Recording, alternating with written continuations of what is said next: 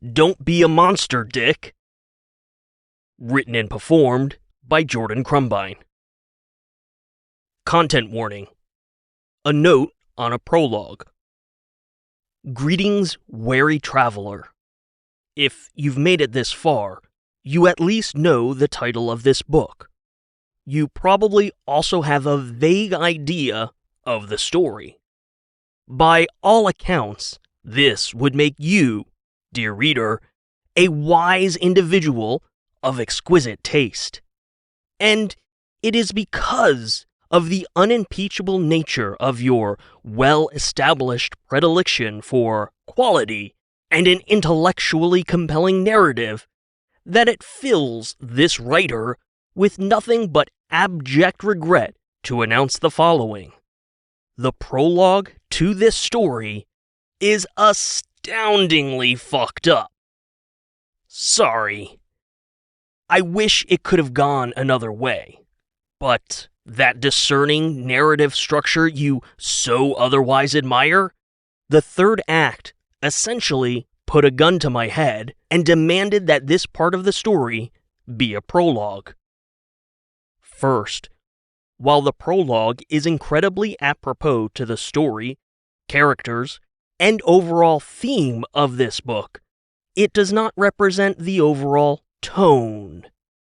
To underline this point, please look at the book's title. That is what represents the tone. The prologue, sadly, is the exact opposite, despite its critical and narrative necessity. Second, content warnings abound. The following prologue contains an explicit scene of underage sexual abuse, gore and dismemberment, and tacky late 80s decor. The story as a whole is rife with even more dismemberment and lots more moments of gore-splattered horror, all while revolving around the American masculine obsession with guns and other penis-shaped objects of destruction. Carry on. Prologue. The first cut. She was lying on her back, staring up at the drop-tile ceiling. She was focused on a particular tile that sported a brown water stain in a distinctive shape. Back when she first noticed the stain, it had made her giggle. Not anymore, though. After everything that had happened since noticing the stain, all she wanted was to think about something else. Anything else. The stain used to be funny, but now it leered at her, silently mocking her hopeless predicament. She could almost hear its laughter, full of cold, ruthless notes of inevitability. In the past, she had run her multiplication tables, recited the presidents of the United States, backward and forward, as well as mentally reviewed the comprehensive structure of local, state, and federal governments, all 50 states and their capitals in alphabetical order, worked on her arguments for debate on why capitalism was superior to socialism, and would often replay the books she had read, recapping the stories page by page. She had methods to disconnect and distract herself from the invasive, inescapable horrors of the present. Unfortunately, she was finding it harder and harder to ignore that thing thrusting in and out of her. It didn't help that her father wouldn't shut the fuck up. A constant stream of bullshit poured from his mouth, muttering incessantly about how sorry he was. Sure. And how this was their special little secret. Fuck off. And if Mom ever knew, it would be the end of the world for both of them. Shut up and finish already. She had heard 100 different variations, all reciting the same themes. She was so special to him. She was so beautiful. Her mother would never understand. He wouldn't be able to protect her if she told anyone. And the big one, they would take her away. Lately, she wondered if that would be such a bad thing. She found her gaze shifting from the stain in the ceiling tile to her father's face, his head craned back above her, moving in time with each thrust. That endless stream of verbal detritus, was it just her father, or were all men incapable of saying anything of importance? Tumbled past a dense, neatly trimmed beard. It was a dark shade of brown that was only just starting to show thin strands of silver. Sweat beaded on his forehead, and his eyes were squeezed shut. They were always closed at this stage of the encounter. At the start of the session, when he was declaring his love for her, his eyes were open, wide, and apologetic. Steel gray irises silently begged for forgiveness she knew she would never offer. Slowly, the lids would droop. It started a little after that first penetration, that violent incursion into the whole of her individuality. And then, thrust by thrust, his eyes would close entirely, as if he couldn't stand to bear witness to this unforgivable act he was so desperate to be forgiven for. As he neared completion, a blissfulness that meant very different things to each of them, his brows knitted together and his eyes squeezed tight. She wondered if he was concentrating. She had heard from other girls at school that most men couldn't last very long. The girls described how boys would concentrate very hard to make it last longer. That hadn't been her experience. It felt like her father seemed to go on and on and on. She wished he wouldn't last so long. The only time he hadn't was when he heard the telltale creaks of floorboards in the house above. Her mother was returning home early, or waking up late in the night for a glass of water. The rhythmic thrusts suddenly became frantic, and that warm wetness came suddenly. Tonight was not one of those nights. His thrusts were long, slow, and deliberate. His eyes were screwed shut, his heady musk mixing with that other distinct stench of their bodies, the odor permeating the claustrophobic basement. He continued to mutter, but she could no longer understand what he was saying. Either his words had turned to gibberish, or a switch had been flipped in her head after hearing the same shit so many times. Her brain had simply given up the effort to translate his sounds into words. Her gaze shifted back to the stain on the ceiling. Yep, it was still there, and still laughing at her, before letting her head roll sideways on the couch cushion so she could see the television. Magic pictures bathed the wood-paneled walls of the basement in electric color. The night's broadcast network premiere of Superman 3 would be right back after these messages. An animated glove sang about authentic Italian taste, ending most of its words with an on-the-nose, "Oh. Oh, what a mealo, hearty and robusto, hamburger helper, now with authentic Italian seasoning." Between commercials for 2 different brands of wine coolers, a car company was advertising a sedan with a new, sexy shape that begged to be driven, just like the woman in the commercial, dancing intimately close to the man. Because when it comes to certain shapes, men can't help themselves. Another pretty woman appeared. "There's someone I want to look special for. Me." But then she immediately contradicted the statement by slathering an expensive lotion on her face so she could look pretty for a job interview. She got the job. Thanks, expensive face lotion.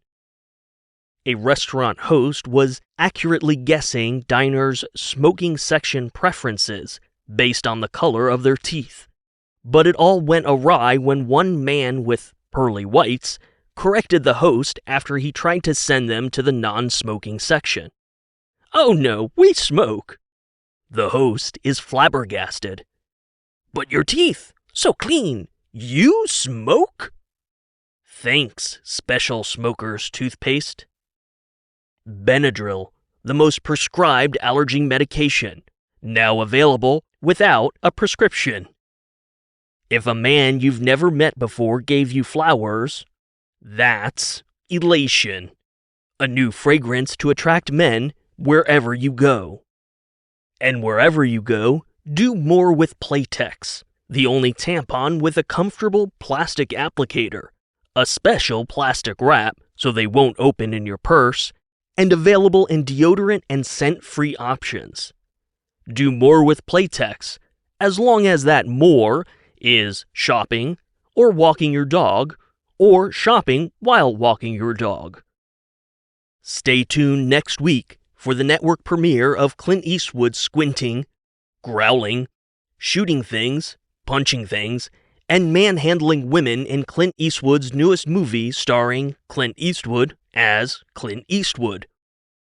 There was a Black & Decker iron commercial where the first woman on screen, waiting for this magical iron to fly in and land on her ironing board, was wearing nothing but a strangely shiny, pink, one-piece bathing suit, which probably made sense in at least one alternate reality among billions. Breakfast under $1 at your local fast food drive-thru, where the sandwiches are large and prices start at 69 cents. It tingles, so you know it's working. Sexy, breathy women selling everything from painkillers to cigarettes to grill cleaners. Sometimes the television helped distract her from the thrusting. Most of the time, it was just background noise. Tonight, she found herself willing a specific commercial to play. She wanted to see it again, believing that perhaps it would be some kind of cosmic sign, the universe telling her, "Yes, do it." She had first seen the commercial a week earlier, although she was sure it had played during one of those many occasions when she was wholly disconnected from her body, oblivious to the world around her. The commercial had wormed its way into her subconscious, and when she first properly noticed it, it was like coming home to an old friend. But wait, there's more! When you order now, you'll also get this matching cleaver. It can split a log and still handle the most delicate of chopping. It even has a built-in meat tenderizer. How's that for a clever cleaver? Order now for the amazing low price of $19.99 and receive a complete set of 13 fantastic Ginsu knives, all with our world-famous 50-year guarantee. The commercial showed those wonder blades cutting through wood, tin cans, and floor tiles. They sliced through watermelon rinds, thick cuts of steak, and thick rubber tubing, all with the effortless grace of a hot knife through butter. This commercial, this lovely old friend she somehow knew so well, inspired an idea. The idea percolated for several days in that very basement, the sound of those beautiful, magical knife blades bouncing off the paneled walls and getting lost in the dense shag of the carpet. Night after night, thrust after thrust, apologetic mumble after pathetic apologetic mumble, the percolating idea began to boil, generating a cloud of steam that filled her head. Her temperature rose until beads of sweat began to pop on her forehead, matching her father's sweaty visage. The cloud of steam carried her consciousness away, across that awful carpet, up the stairwell, through the door, into the kitchen, and there. Yes. Hello, old friends. Christmas. Last year. Just a few months ago. Her father had purchased that set of 13 Ginsu knives for her mother. They were right there, in a block of wood, on the kitchen countertop. Those beautiful blades that could cut through literally anything. At least, according to the commercials. Thrust, thrust, thrust. She blinked, suddenly back on that shitty couch, in that shitty basement, underneath her shitty father. She looked up, past her father's pinched face and his eyes screwed shut, past that mocking stain in the ceiling, and up toward the kitchen, where all those Ginsu knives were just sitting, untouched, waiting.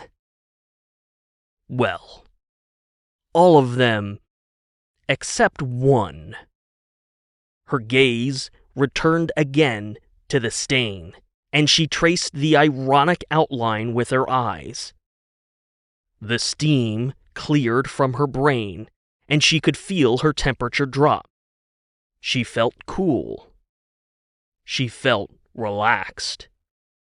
She felt sure.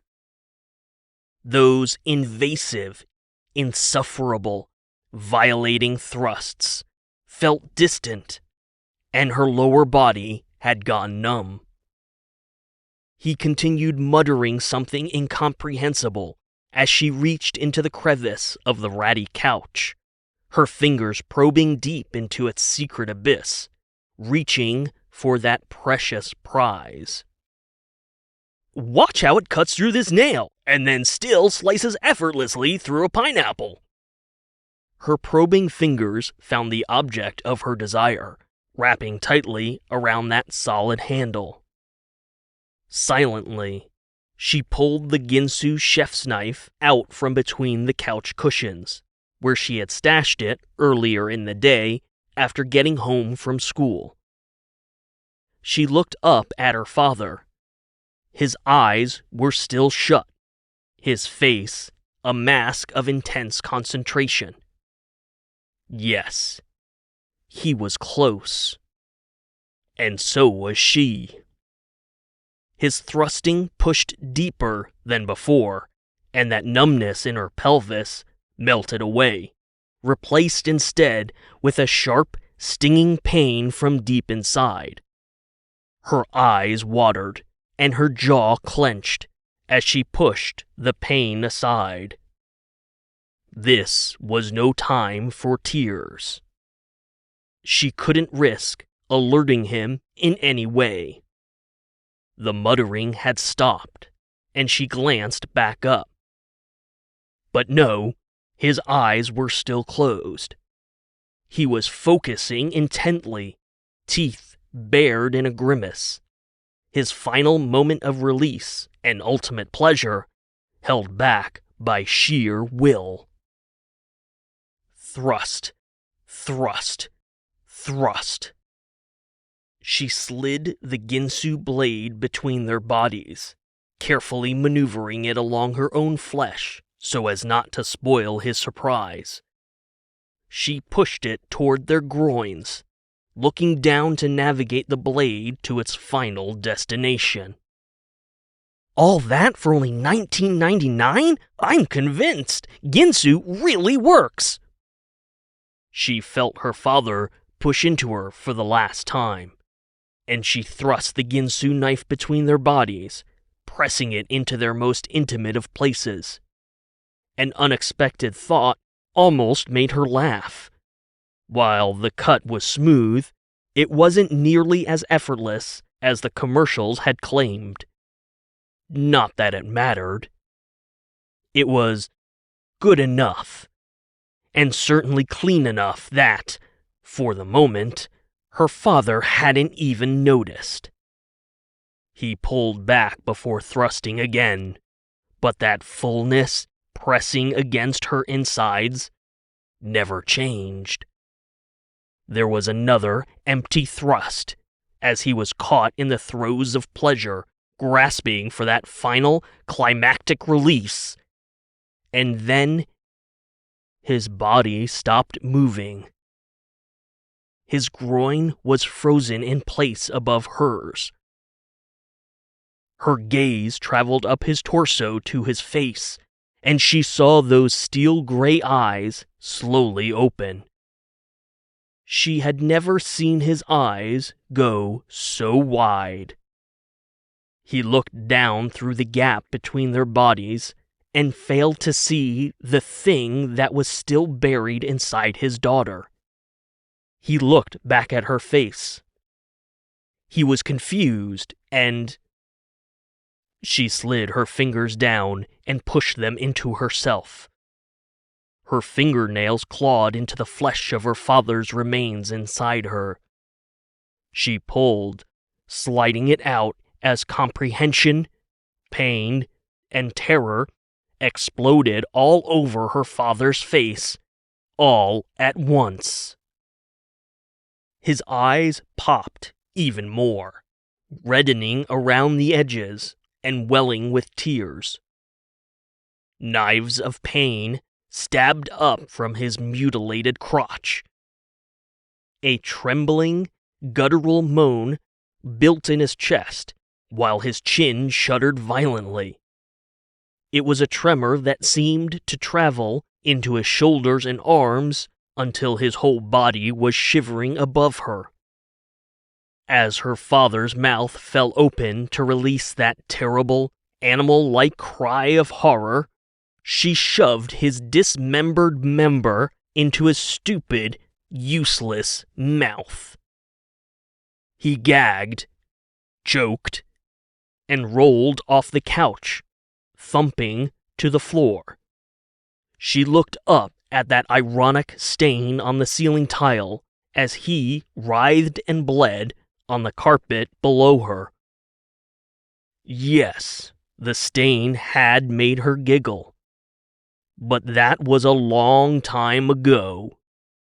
All the humor the stain had inspired had been beaten away with every thrust of her father, until every time she looked up, all she saw was that ironic stain in the shape of a dick and balls, laughing down at her as she was fucked by her father.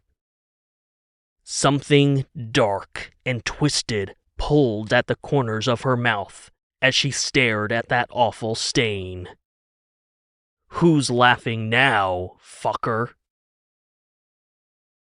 Chapter 1. Richard and Tess. Jesus fucking Christ! Can you believe this shit? I mean, look, here, it's literally a prosthetic nipple, fully erect. We all have to wear these under our tank tops now, as if the tank tops themselves weren't revealing enough. Here, touch it. Richard choked a little as Tess pushed the prosthetic nipple into his face. This wasn't how he imagined Tess would finally offer up a nipple. Something he had imagined far more than he cared to admit. Richard quickly wiped at the corner of his mouth, mopping up a dribble of red wine and hoping she hadn't noticed. He always knew they were in for a long-haul bitch session when she split the bottle of wine between two glasses, pouring a little extra into her own, of course. He poked the offered nipple with the tip of his finger. It was hard and rubbery, just as described.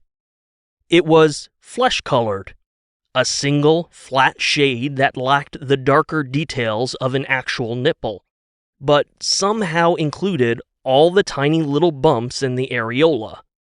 It must have been molded from a cast of a real-life erect nipple. Richard nodded and tried to respond, but only managed to stammer. Yeah. You feel how fucking hard that shit is? Tess continued, oblivious to Richard's awkward shifting on the stool. It is just like a real nipple, and I have to wear that on top of my own. Look, there's a little indent on the back for my real nips. She turned the prosthetic nipple around, and Richard nodded again, confirming the indent on the backside. No, touch it, seriously. She grabbed his finger and pushed it into the little dimple. That's where my nipple goes, and that's what I have rubbing against me during my entire shift, just so assholes can leer at artificial pokies all fucking night long. Richard felt a stirring in his pants and blinked. Yep, that's where her real nipple went inside the fake nipple. But really? Was that all it took to awaken the trouser snake? Sticking a finger into a fake fucking nipple? Sure, it was Tess's fake nipple, where her own nipple had poked, rubbed, and probably gotten erect. But it was still fake. And she offered it to me. She took my hand and made me touch it. Richard swallowed a lump in his throat, took a hearty sip from his glass, and willed the blood to retreat from his penis. He hoped his forehead wasn't getting shiny with sweat, but he could feel it getting warm. You tell me, does that shit really do anything for you? Tess asked, before taking an aggressive sip of her wine. Even though the answer was yes, Richard opened his mouth to respond in the negative. This was his role, the part he was only too happy to play during a Tess Taylor bitch session. It was what his longtime friend needed from him. And even though Richard longed for more, he was content to just be needed. Tess waved a dismissive hand, swallowing her wine before placing the glass back on the counter. Never mind, don't answer that. Of course it does. You have a dick, you're all the same. Richard tried to protest. He didn't want to be lumped in with all the other men in her life. After all, why else was he sitting there? Why else had they been friends and such dependable roommates since college? He tried to protest, but she was just ramping up. Why can't you assholes leave something to the imagination? A little mystery can be exciting too, you know, but no, fuck me, right? Erect prosthetic nipples pointing all over the place and a barely there painted on uniform that's basically inviting every fucking Tom, Dick, and Harry to just fucking, yeah, reach around and start grabbing me like I'm just, Tess stuttered and stumbled, half her wine already gone. A goddamn thing prancing around solely for their amusement and sexual titillation. I mean, sure, it's just a playful pat here and an unintentional brush of the hand there. Richard bristled underneath the stoic mask he had long since mastered for when Tess recapped her day. This was all she needed from him. To listen. But inside, a storm had begun to rage. He was angry at every asshole who ever laid a hand on her, or even looked at her with lust in their eyes. He was angry at Tess for putting up with the bullshit, for lowering herself to work at another low-wage gig waiting tables. She was so much goddamn better than that. Worst of all, Richard was angry at himself for not being able to tell her any of these things. This was his role. This was what Tess needed from him. At least, That's what Richard had convinced himself of after all these years. So he wore his mask, ever mindful of his expression and what the slightest quirk of an eyebrow, the tiniest frown, or a longing glance might convey. "But do you know what happens other times?" Tess asked, those perfectly sculpted eyebrows shooting up aggressively and her stunning blue eyes locking on Richard's with such intimacy that the blood began returning to his penis. She didn't wait for him to respond. "Last night, all I did was turn around, Richard. That was it. I'm serving a table." She swung her arms out, away from the counter, to demonstrate. "And then I turned around." She pivoted back to Richard. "And some inbred, redneck, fucking mullet-sporting douche nut straight up cupped an ass cheek." Richard's mask cracked just a little as Tess grabbed at her hip with her free hand. Fucking douche nuts, indeed. "All I did was turn, and this fucker's hand was right there, waiting for me," she said, cupping a hand out to grab an imaginary ass. "And in case you were wondering if it was all just an unfortunate mistake, oh hey, how did my hand get there?" He gives it a sharp squeeze and a little jiggle before sharing a fucking laugh with his Neanderthal butt buddies. Richard could definitely feel the heat on his face now. He took another sip of wine and tried not to think about other people's hands on Tess's ass. He tried not to think about her ass, but once those perfect curves bubbled up, there was no escaping it. For Richard, everything about Tess was the definition of perfection. From those blonde locks and blue eyes to every gentle curve he could lose himself in forever if just given the opportunity. Curves he had secretly studied in the privacy of his own room across the entire history of her Instagram feed. Curves he knew as intimately as any person could know without ever physically touching them. Fuck. Shit. Richard could feel his dick pressing against his pants. He shifted his weight and crossed his legs tightly, hoping this desperate act of erection suppression wasn't as obvious as it felt. "And you know what I did, Richard?" Tess asked, leaning back as a strange, defeated sadness clouded her flawless, bronzed complexion. "I fucking winked at him, Richard. I winked." She took a long sip, and Richard waited, just like a good listener was supposed to. "The fuck is wrong with me, dude?" Tess asked, staring off into the living room of their apartment. She didn't expect a response, and Richard offered none. "I fucking winked. Then I chuckled. Yeah, I laughed right along with the Cro-Magnon cock gallery, all in the admittedly naive and short-sighted hope that these gene pool rejects would at very least compensate me for my abject humiliation in addition to their blatant misogyny, which, I know, Richard, basically makes me a goddamn fucking prostitute. And you know what happened?" He did. He had heard the story plenty of times before, but he had his role to play and made his eyebrows move sympathetically. No tip? "No fucking tip." Tess shook her head slowly as she spoke. "The boss is putting this new note at the bottom of the bill that makes it sound like we're a goddamn fucking McDonald's, and there's no need to tip the waitstaff." He wanted to say, "Quit!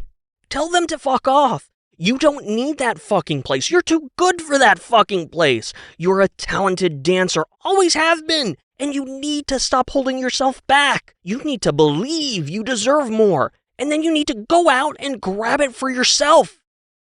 Instead, After it became clear Tess had temporarily ran out of steam, Richard said, Jesus, I mean, Tess, that's, Jesus.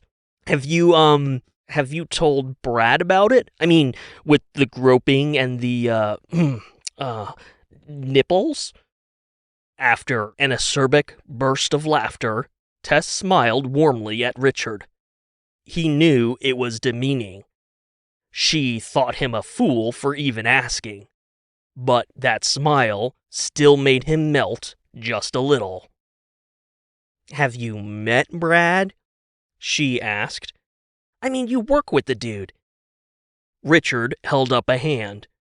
We work at the same place. Brad would blow a fucking gasket if he heard even half the shit that happened at Nips and Sips, she said with an eye roll and a fresh tip of the wine glass. Richard rubbed his eyebrow, that stoic mask dropping in a genuine moment of confusion. Yeah, but he's your boyfriend, Tess, and you've got to be honest with... Richard, dude, I love you. He slipped the mask on just in time. Hearing those words from those lips would be enough to break any mortal man. But you do not understand. Brad would straight up start murdering people, Tess explained. I mean, come on, that's why wine? That's why all of this means so much to me. She lifted those perfect, narrow shoulders in a gesture of total helplessness, making Richard want to wrap her in a protective hug and never let go. Instead, he took a shallow breath and squeezed his leg against his hard-on. I don't know what I would do if I couldn't talk to you about this shit, she said, her face sincere. Richard's heart twisted in his chest. This was what she needed from him. He knew that. Always had. He cleared his throat and struggled to keep the right tone of voice. Well, why don't you, just quit, you know? I mean, with the whole tip thing, right? You're already losing money at an already shitty job. And do what? Tess let out a long, wispy sigh, and Richard forced his gaze back to her eyes. If he stared at those lips for too long, he wouldn't be able to stop thinking about kissing them, which would be the softest, sweetest thing he could possibly imagine. No, she said firmly. I only have to put up with it a little bit longer. Richard had been staring at her eyes, thinking about her lips, and barely hearing what she was saying. On the one hand, it's not like he hadn't heard it a dozen times before. On the other hand, wait, a little bit longer? The mask fell for what he hoped was only a quick second. Richard's eyes blinked rapidly as he processed Tess's words entirely too slowly. Brad is interviewing for that manager position, and when he gets it... What? There's an open manager position in testing and QA? The words came out without any thought. Richard, the ever-patient sounding board, had taken a back seat. Tess swirled the remains of her wine at the bottom of the glass. She hadn't noticed Richard's change in tone, nor did she register his confusion. Yeah, and Brad says it's practically a done deal, so if he gets the promotion, well, that pretty much means, you know. A small smile pulled at her lips, and she looked sideways at Richard, wiggling her eyebrows as if he was in on some big secret. Richard moistened his lips, desperately trying to pull the mask back up. This was a lot of information all at once. He had been looking for growth opportunities at work and had even expressed to his boss a desire to map out a career path. Somehow, he had been oblivious to an open manager position, Wait. Had it even been posted? And what did she mean about Brad assuming the promotion was a done deal? Did that mean Richard wouldn't even get a chance to submit his name?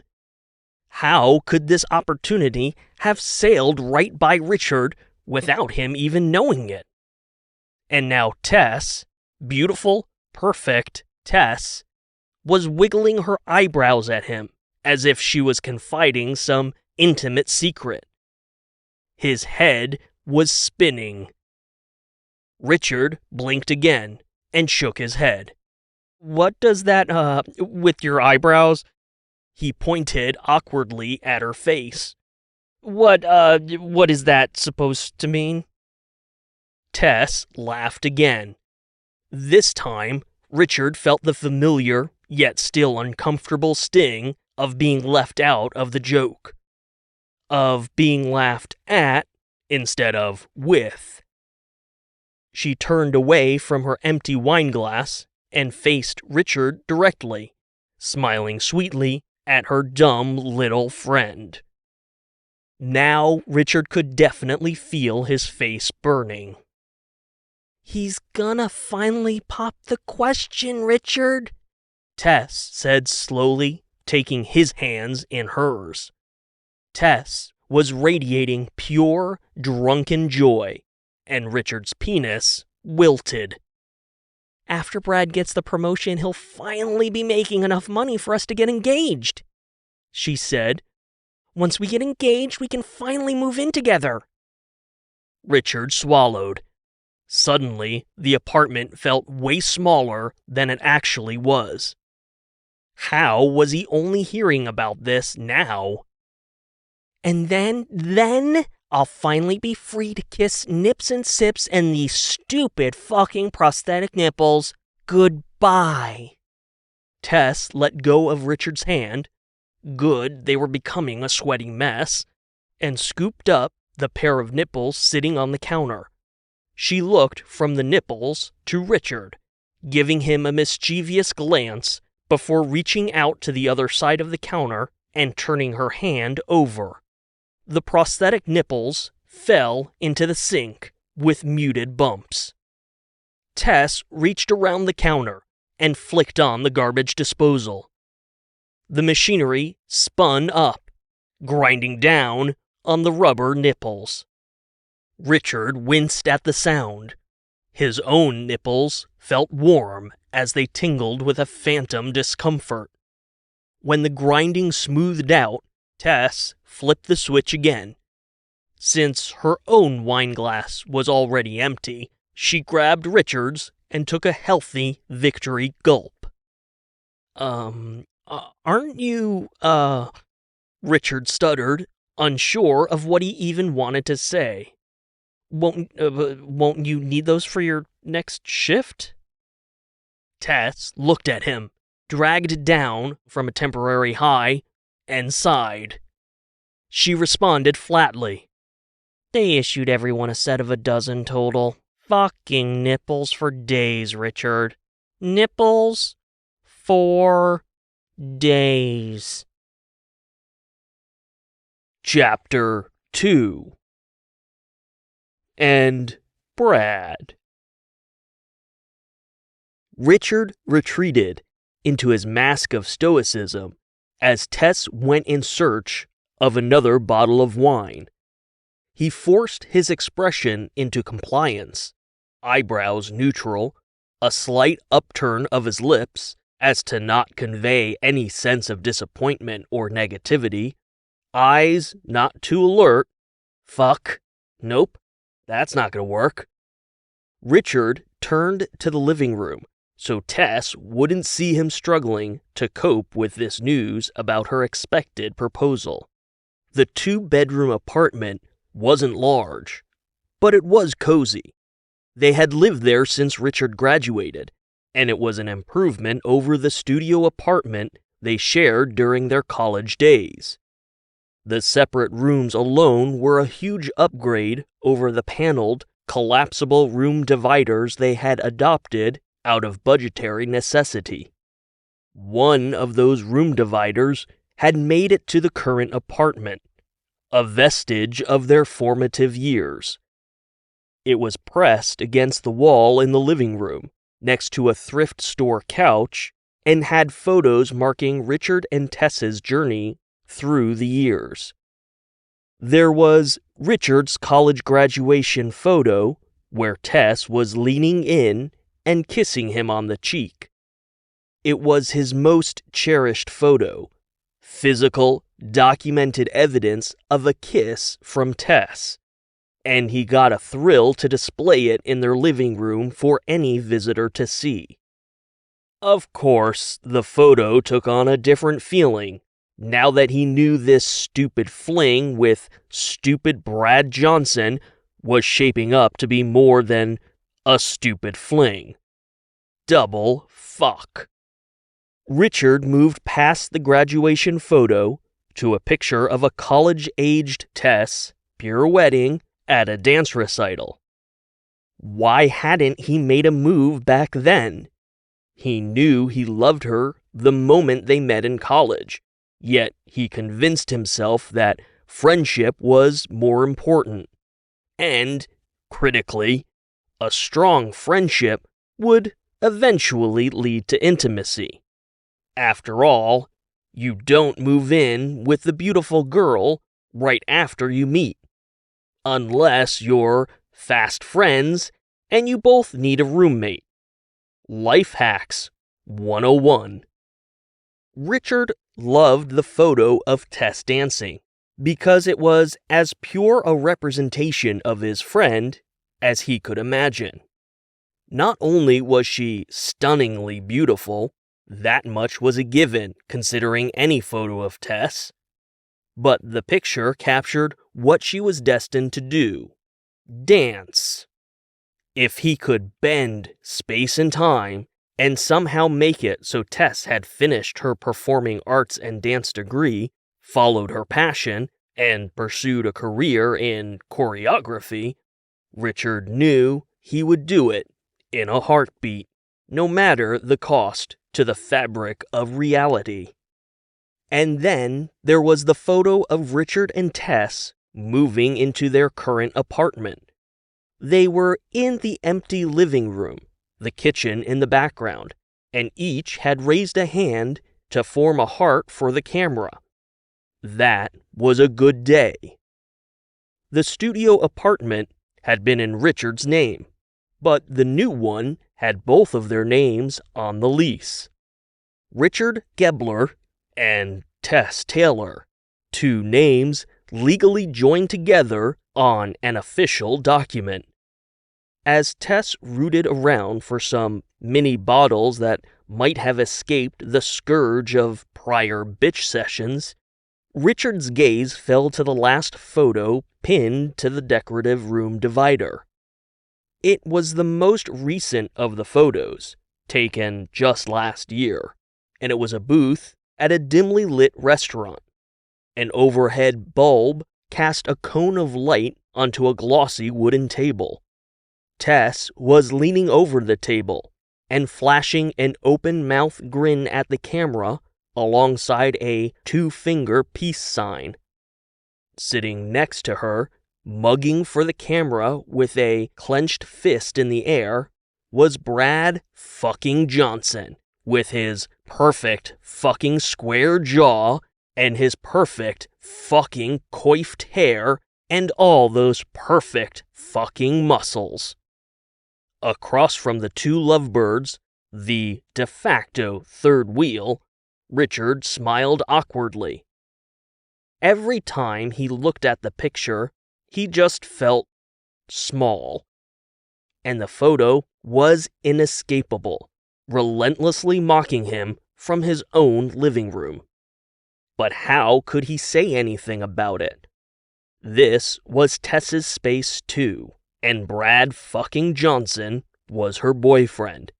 He was the boyfriend she was convinced she would marry because she never finished that performing arts degree and never pursued a career in choreography, and now she worked as a glorified prostitute getting groped and felt up at that shit show Hooters knockoff, Nips and Sips, And worst of all, the deadbolt on the front door clanked, and the sound pulled Richard out of an all-too-familiar obsessive cycle of negative thoughts.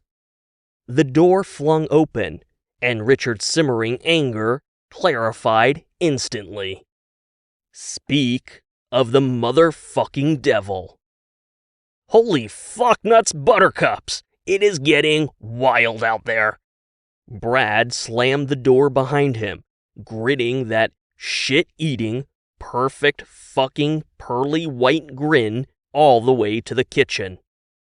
He carried a big brown bag of takeout that he immediately dropped on the counter along with his car keys. Tess looked up from a drawer she was sifting through for rogue booze, and Brad grabbed her by the waist, pulling her close. Richard looked away when he started grinding into her. Babes, seriously, people are coming in from all over for the rally, and it's fucking awesome, Brad said, spinning Tess around the kitchen and groping her as lasciviously as any Nips and Sips dinner guest. Richard coughed and stood up from the counter, stepping further into the living room and away from the invasive presence that was Brad fucking Johnson. He didn't have to see the grin on Tess's face as Brad manhandled her. He could hear it in her giggles, playfully encouraging the perfectly brainless, perfect male specimen to fawn all over her perfect body.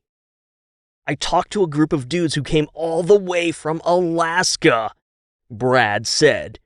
Babes, Alaska! They drove the whole fucking way just so they could bring their guns.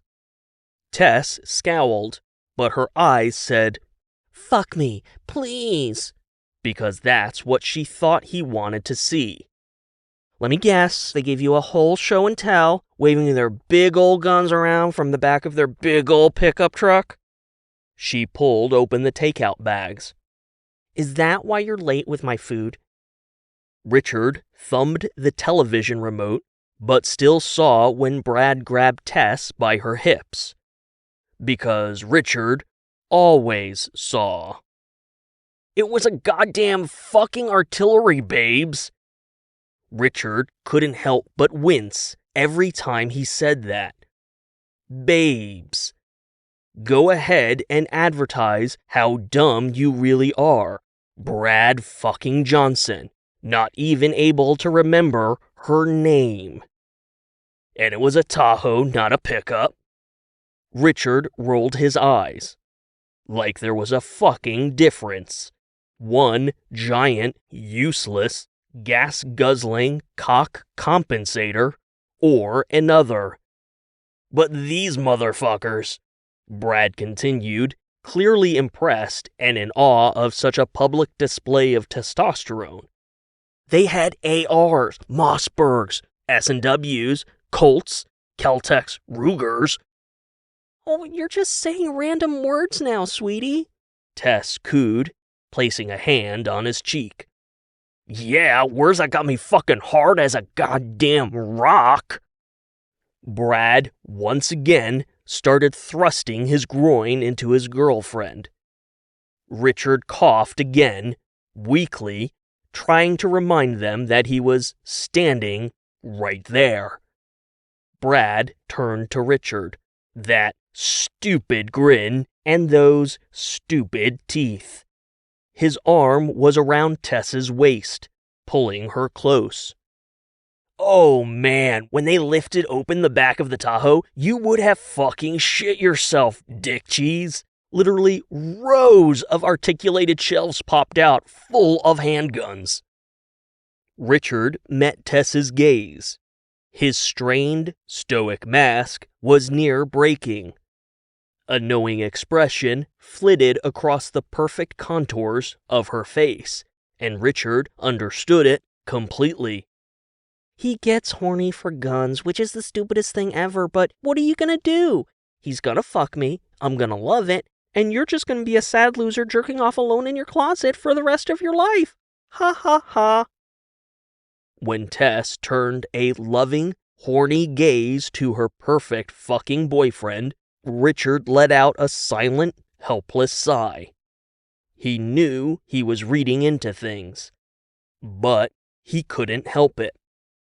It felt like Tess had the gravitational pull of a black hole, and he was trapped in her accretion disk, doomed to lose himself in her abyss. One dude even had a motherfucking bazooka. You should have seen it, babes, Brad said. He had it right in the back seat, and yeah, we swung that shit around like fucking badasses. Brad winked at Richard, and Richard felt his stomach go sour. How you doing, Dickle me Elmo? You keeping my lady entertained while I'm out there being a fucking man and providing? He grabbed the bags of takeout with one hand, scooping Tess close with the other. Richard had to ask him about the manager position in R&D. He had to. Hey, Brad. Come on, babes, Brad said to Tess, pulling her to the bedroom.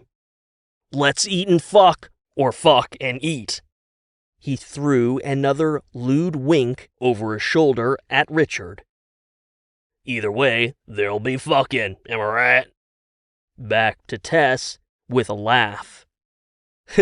I can tell you about all the shit I blew up at work today. A sharp pain shot through Richard's jaw.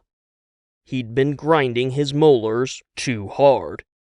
I'm testing this exoskeleton Iron Man armor shit, and these idiots didn't think to put any weapon systems on it. Because it's an exoskeleton designed to give paraplegics mobility. It's not supposed to have weapons, you fucking moron. Richard was plenty familiar with the project. His boss was the one who oversaw it. Of course, he knew more about the exoskeleton project than the meathead who tested it. So I tell him, look, fellas, if you're gonna rip off Iron Man, fucking do it, dudes, Brad said, leading Tess down the short hall to her bedroom. Give me some fucking shoulder-mounted rocket launchers or something. So they did. It was next level epic. Tess seemed pleased with this enthralling tale of turning everything into weapons of mass destruction. See? If you keep coming up with ideas like that, your promotion will be in the bag. They paused in front of her door, and he looked her in the eye. Babes, I am so lucky to have someone like you believing in someone like me.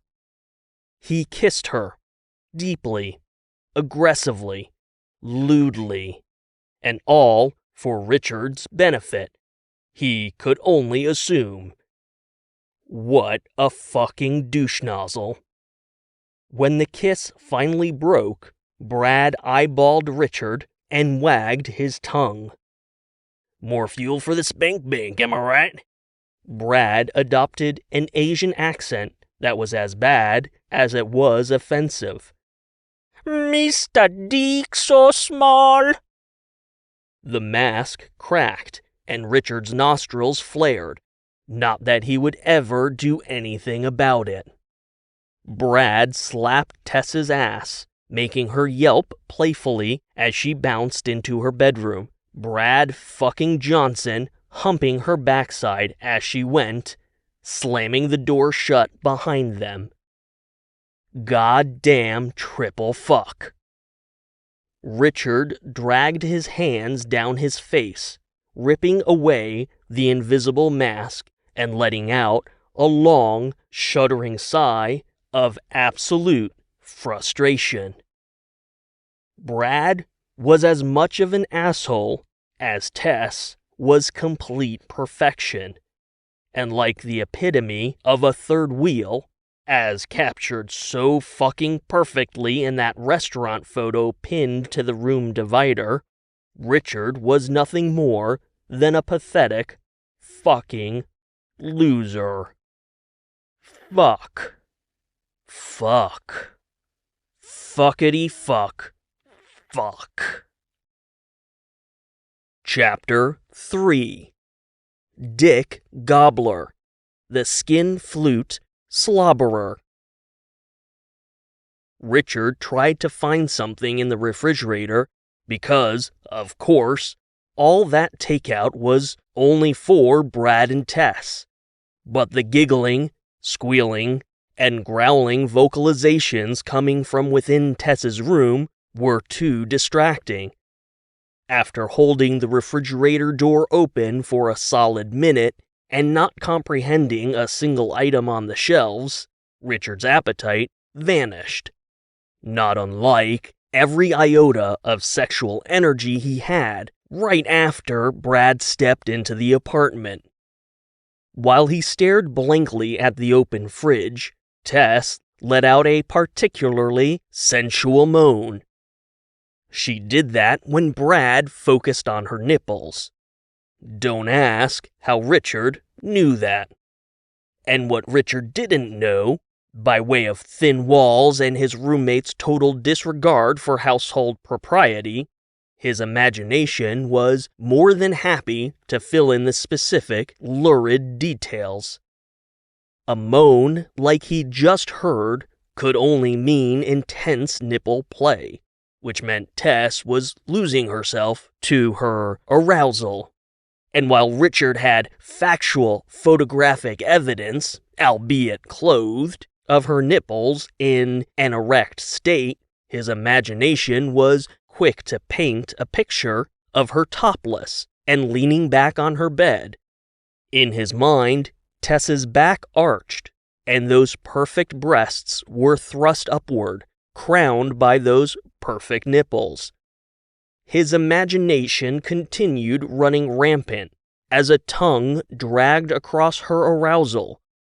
In real life, another moan came from her bedroom. In his imagination, her hand slid down the toned contours of her midriff, a perfect dancer's belly he had already memorized every detail of, thanks to snaps across her Instagram. The hand slipped past the unbuttoned waist of those shorts, reaching for her wetness below. In real life, Brad grunted. Richard pushed a quick breath out his nose before closing the refrigerator door. He couldn't eat, even if he wanted to. He knew they were just getting warmed up, and Brad would be as loud as possible for the sake of being as annoying as possible. This left Richard no other option but to take refuge in his own room at the other end of the short hallway. When the door clicked shut behind him, he leaned against it, closing his eyes and holding his breath. Maybe, just maybe, they'd decide to eat first and fuck never. However, if Richard were in Brad's shoes, shudder the thought, he knew he could have a once-in-a-lifetime culinary experience personally prepared by a James Beard award-winning chef, and Richard would still choose to make love to Tess.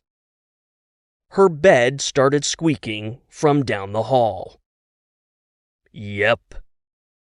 Richard opened his eyes, resigning himself to the inevitable. His room was small but tidy. He went to his desk and clicked on the computer, opening a folder on his desktop containing every single episode of Star Trek ever produced. He navigated to the Deep Space Nine folder and picked a random episode from a random season, turning up the volume just enough to drown out the noises beyond his bedroom. He dropped down on the edge of his bed, trying to focus on the adventures of the space station's crew.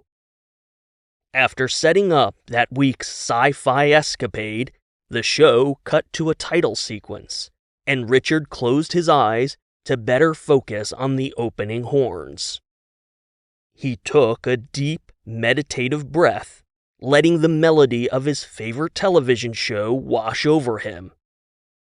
As the horns built to a crescendo, the rest of the orchestra spilled into the theme, and Richard almost felt weightless, transported into the zero gravity of deep space. The hair on his arms stood up, and Richard could feel himself being swept away to the farthest reaches of the Alpha Quadrant, where a wormhole sat in constant reminder of the unquantifiable wonders of the universe, where people were driven by morals, idealism, and ethics, all beyond reproach, where society had moved past the capitalistic bullshit of paychecks and cost of living, and people aspired to the greater good of moving humanity and allied alien cultures, natch, forward. Where a black man could command a space station and a starship, and no one blinked an eye. Where peaceful resolutions are prioritized over violent incursions. Where people were celebrated for their differences. And there, on that station in deep space, the most interesting people were the most unusual aliens, living together in happy, hopeful, peaceful. A sharp moan ripped Richard from his sci-fi reverie.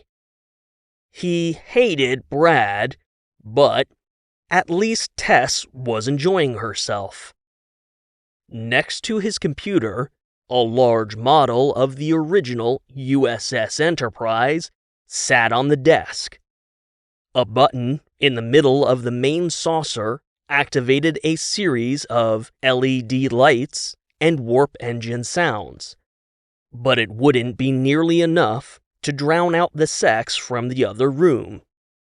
Instead, Richard went to the closet, which he had soundproofed with studio-quality acoustic foam. A minimal wardrobe was pushed to one side of the closet, and on the other, a small table held his music books and his collection of flutes. It was his greatest passion, as well as his greatest shame. If Brad ever learned about Richard's flutes, well, Richard couldn't even fathom the scenario. He was already tormented with too many Brad-related nightmares, and while Brad never had any reason to be in Richard's room, he still wanted to install a lock on the closet door just to be safe. Of course, Tess knew about the flutes, as well as Richard's proficiency with them. After all, it wasn't like he earned a degree in music theory and didn't know how to play an instrument. Richard had always loved the flute.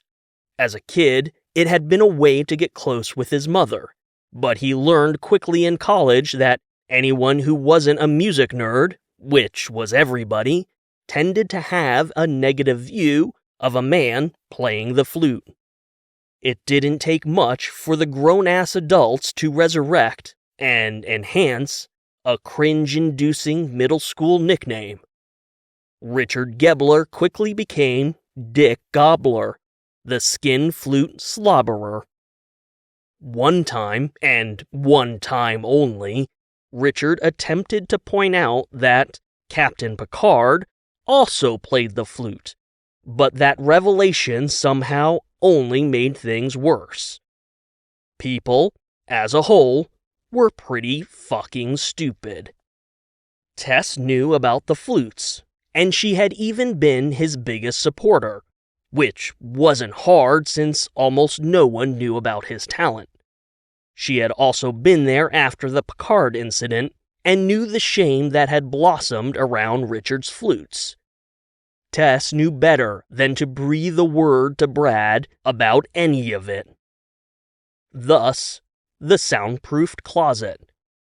And while Richard wouldn't dare attempt to play inside the closet with Brad in the apartment, it was still a refuge against the growing sounds of sex coming from... Oh, fuck, Tess! Oh, off! Yo, your pussy is so wet it's dripping all over my cock! Richard averted his eyes from the entirely too phallic flute standing erect in the closet. Clearly, it wasn't as soundproofed as he thought. This was getting ridiculous. He stepped out of the closet and returned to his bed, lying on top of the blankets. He grabbed large, over-ear, noise-canceling headphones to plug into his phone. Before he could open his music app, a text message was waiting to be read. Richard thumbed the notification. It was from Chuck Kramer, his only real friend at the office. Chuck had about 10 years on him and was in his late 30s. Even though the guy had an astounding amount of life experience, he was perfectly content in his aimless, go-nowhere position as a mail clerk. As far as Chuck was concerned, the job paid well, his cost of living was low, and his hobbies were more important.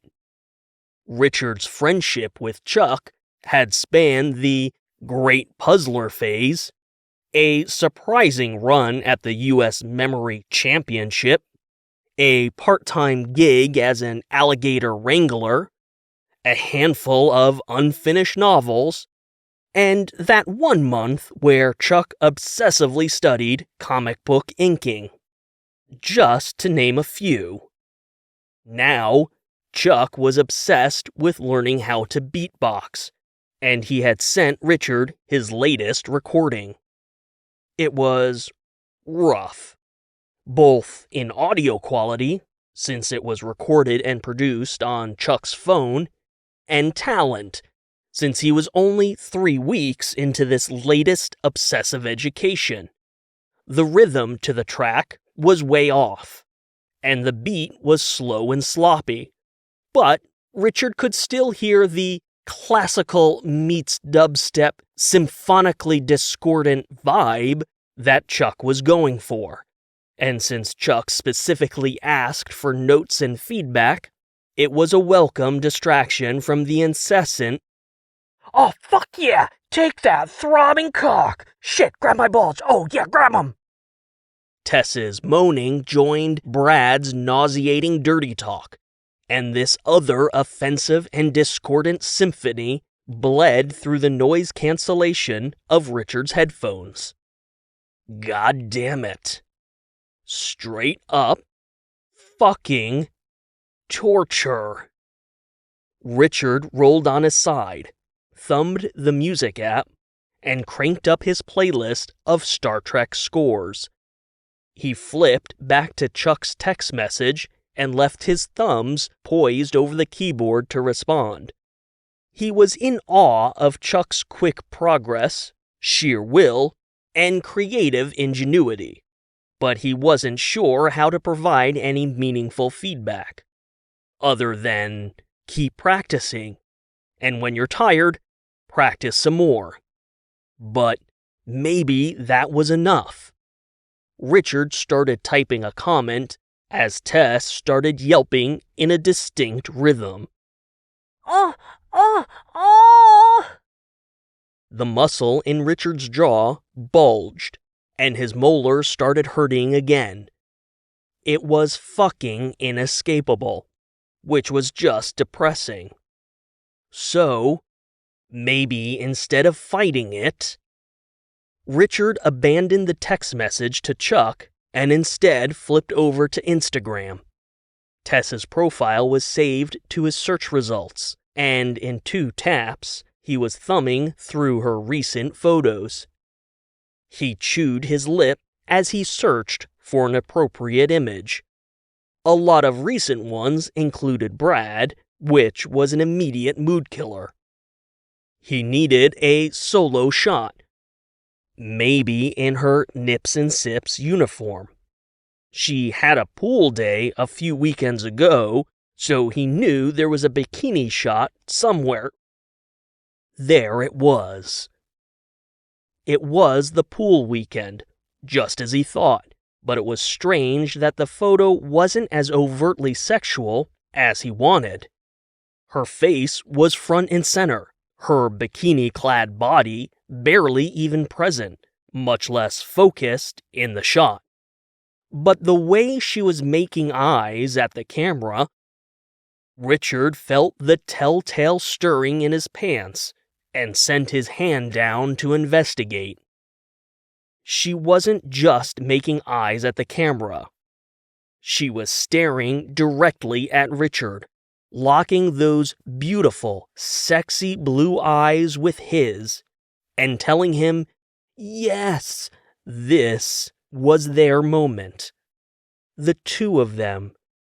Everything he ever wanted, everything he ever needed, was right there in that piercing, sexy gaze. His hand started working overtime under his pants, and Richard found himself lulled into a sense of desperate desire. He pulled his headphones down, letting the sound of the sex next door wash over him. He needed to hear her. Oh, fuck yes! Split me in two with that fucking beast! Oh, fuck me harder! And he did. His fist tightened while his hips began thrusting to meet his grip. Tess's sounds wrapped around his head, and her every breath and gasp encouraged him closer to the edge. And then Brad groaned something loud and obscene. The air was sucked out of the room, and Richard felt his dick wilt in his hand. Oh, for fuck's sake. Richard even failed at being a disgusting, perverted loser. He rolled over, buried his face into his pillow, and screamed. Chapter 4. Dropping the beat. The silence was too good to be true. With his head buried in his pillow, headphones askew on his neck, Richard waited for the inexplicable quiet to be broken.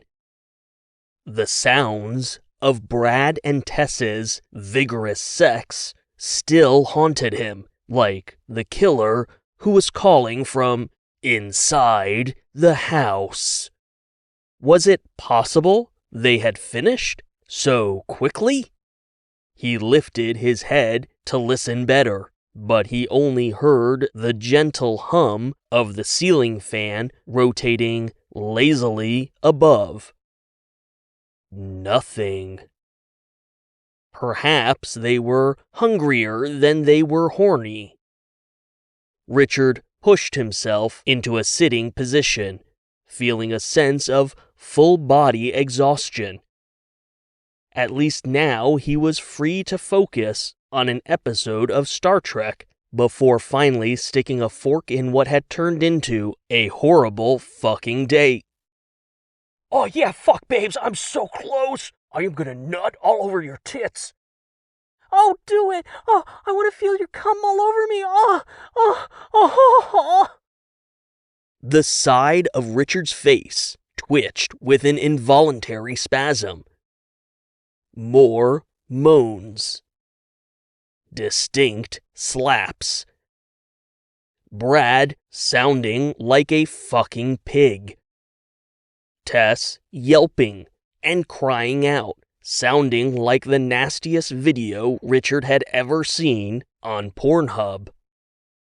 How was it even louder now? Richard's face twitched again, and he felt something around his eye begin to strain. He tried to massage the muscle, but it didn't help. Just like there was no helping his heart. There was nothing worse for a hopeless romantic than listening to the love of your life getting drilled by the biggest, dumbest, most toxic douchebag in the history of douchebags. The real question, and the one Richard couldn't avoid any longer, was why he expected anything different. He was, after all, Dick Gobbler, the Skin-Flute Slobberer, permanent resident of the Tess Taylor friend zone, and glorified professional secretary with zero prospects of career advancement. This was Richard's lot in life. He couldn't even manage to put his love for Tess into words. Why should he deserve anything more than listening to her get fucked in the room next door?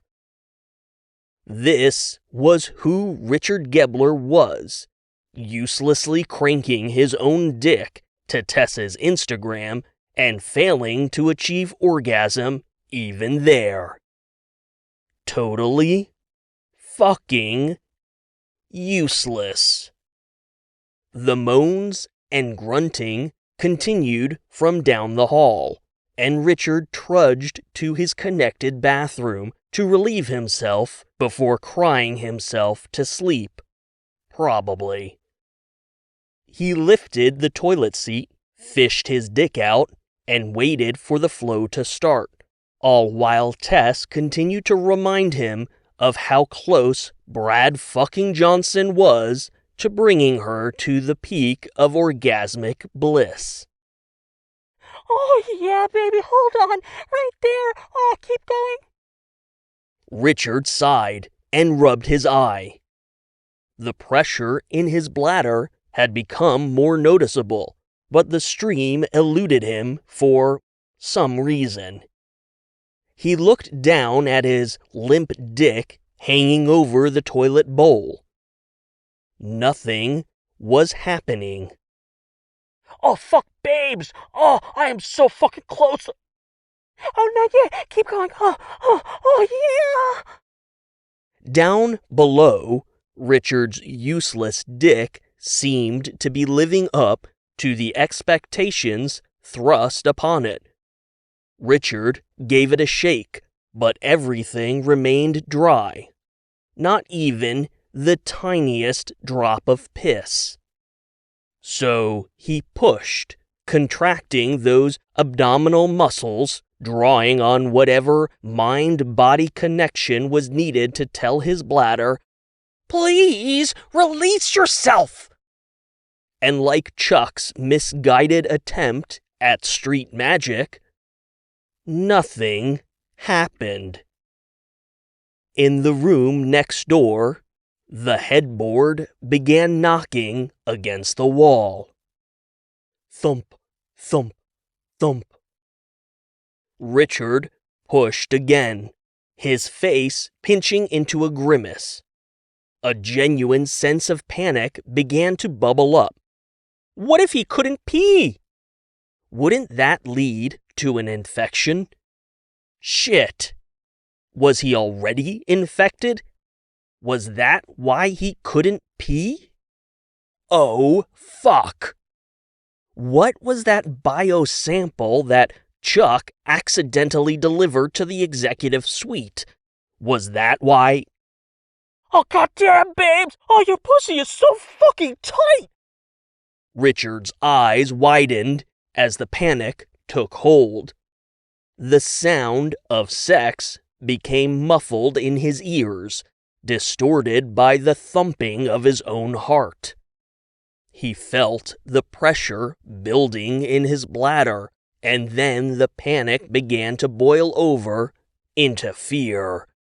Why the fuck couldn't he pee? Oh God! Oh God! Oh God! Richard pushed harder. Oh, fuck! Come on, babes! Richard's dick didn't so much as twitch. He shook it again, the pain in his bladder causing tears to prick his eyes. What the actual fuck was going on? If he could just... Gorgeous!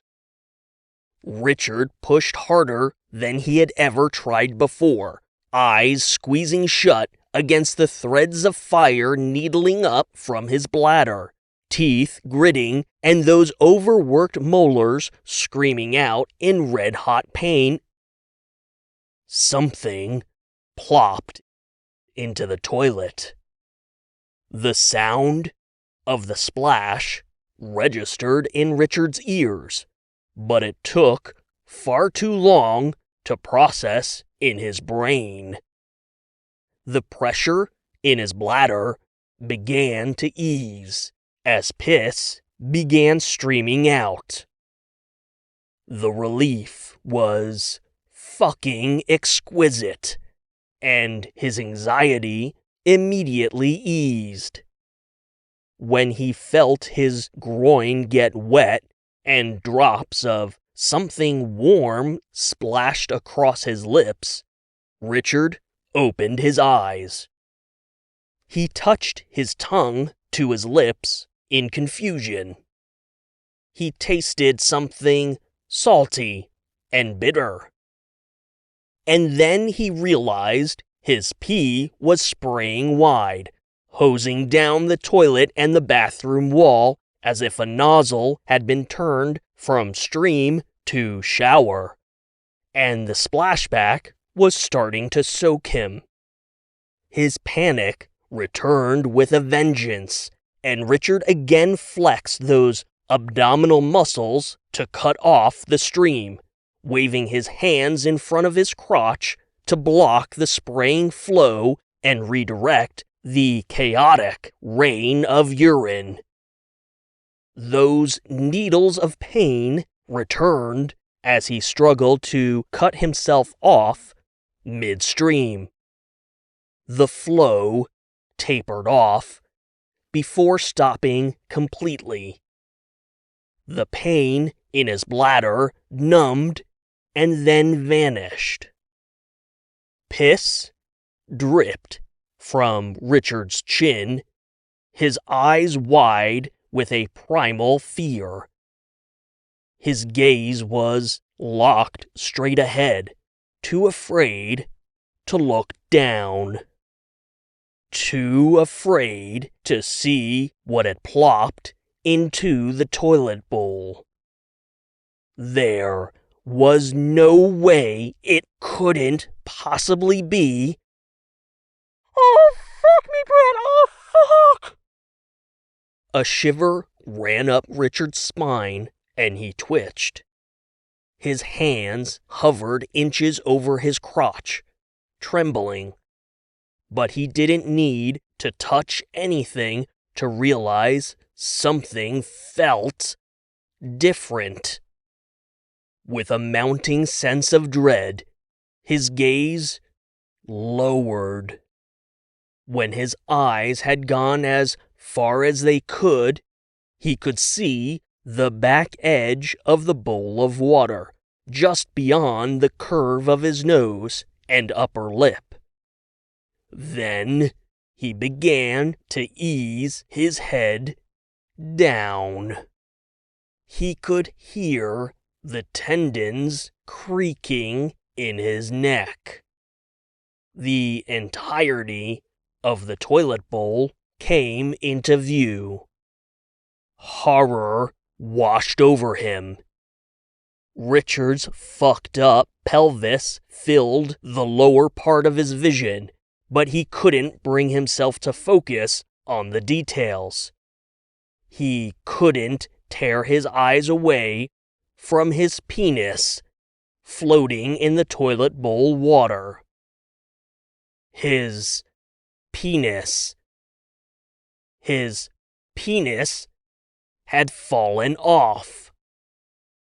His penis was in the toilet.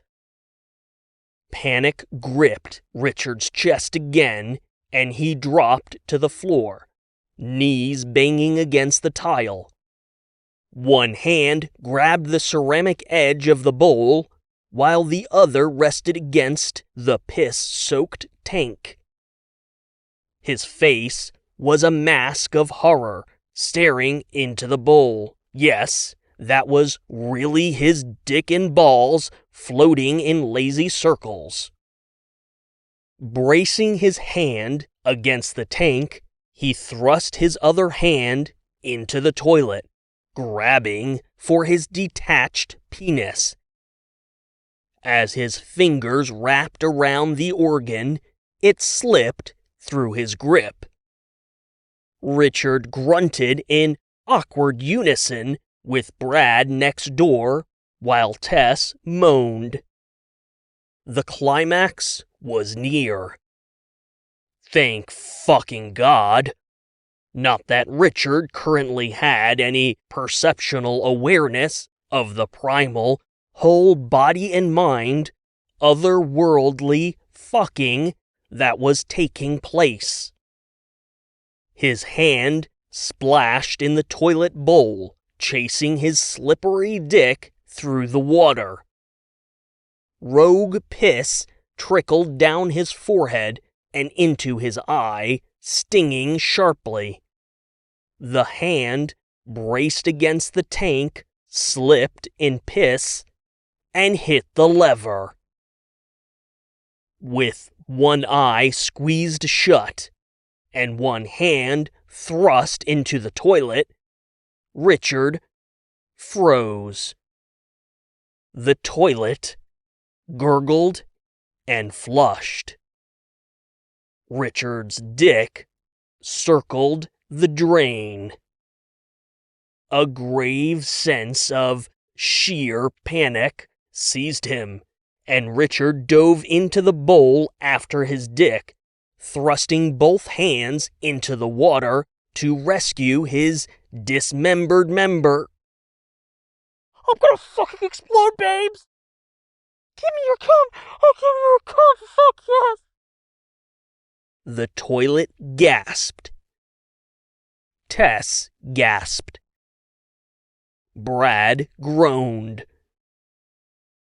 Richard snatched desperately. Fuck! The toilet gurgled and began to refill. Richard's breath came in short, shallow gasps. His eyes stuck wide with traumatic horror. He felt like he had just run a marathon, only to be greeted at the finish line by a firing squad. After a brief eternity, roughly the time it took for the tank to refill, Richard tried to move. Again, he could feel the tendons creaking and stretching as he lifted his shoulder. Then he raised his arm, slowly bringing his hand up to eye level. Clutched in his fingers was Richard's penis, its ballsack swinging indifferently underneath his fist.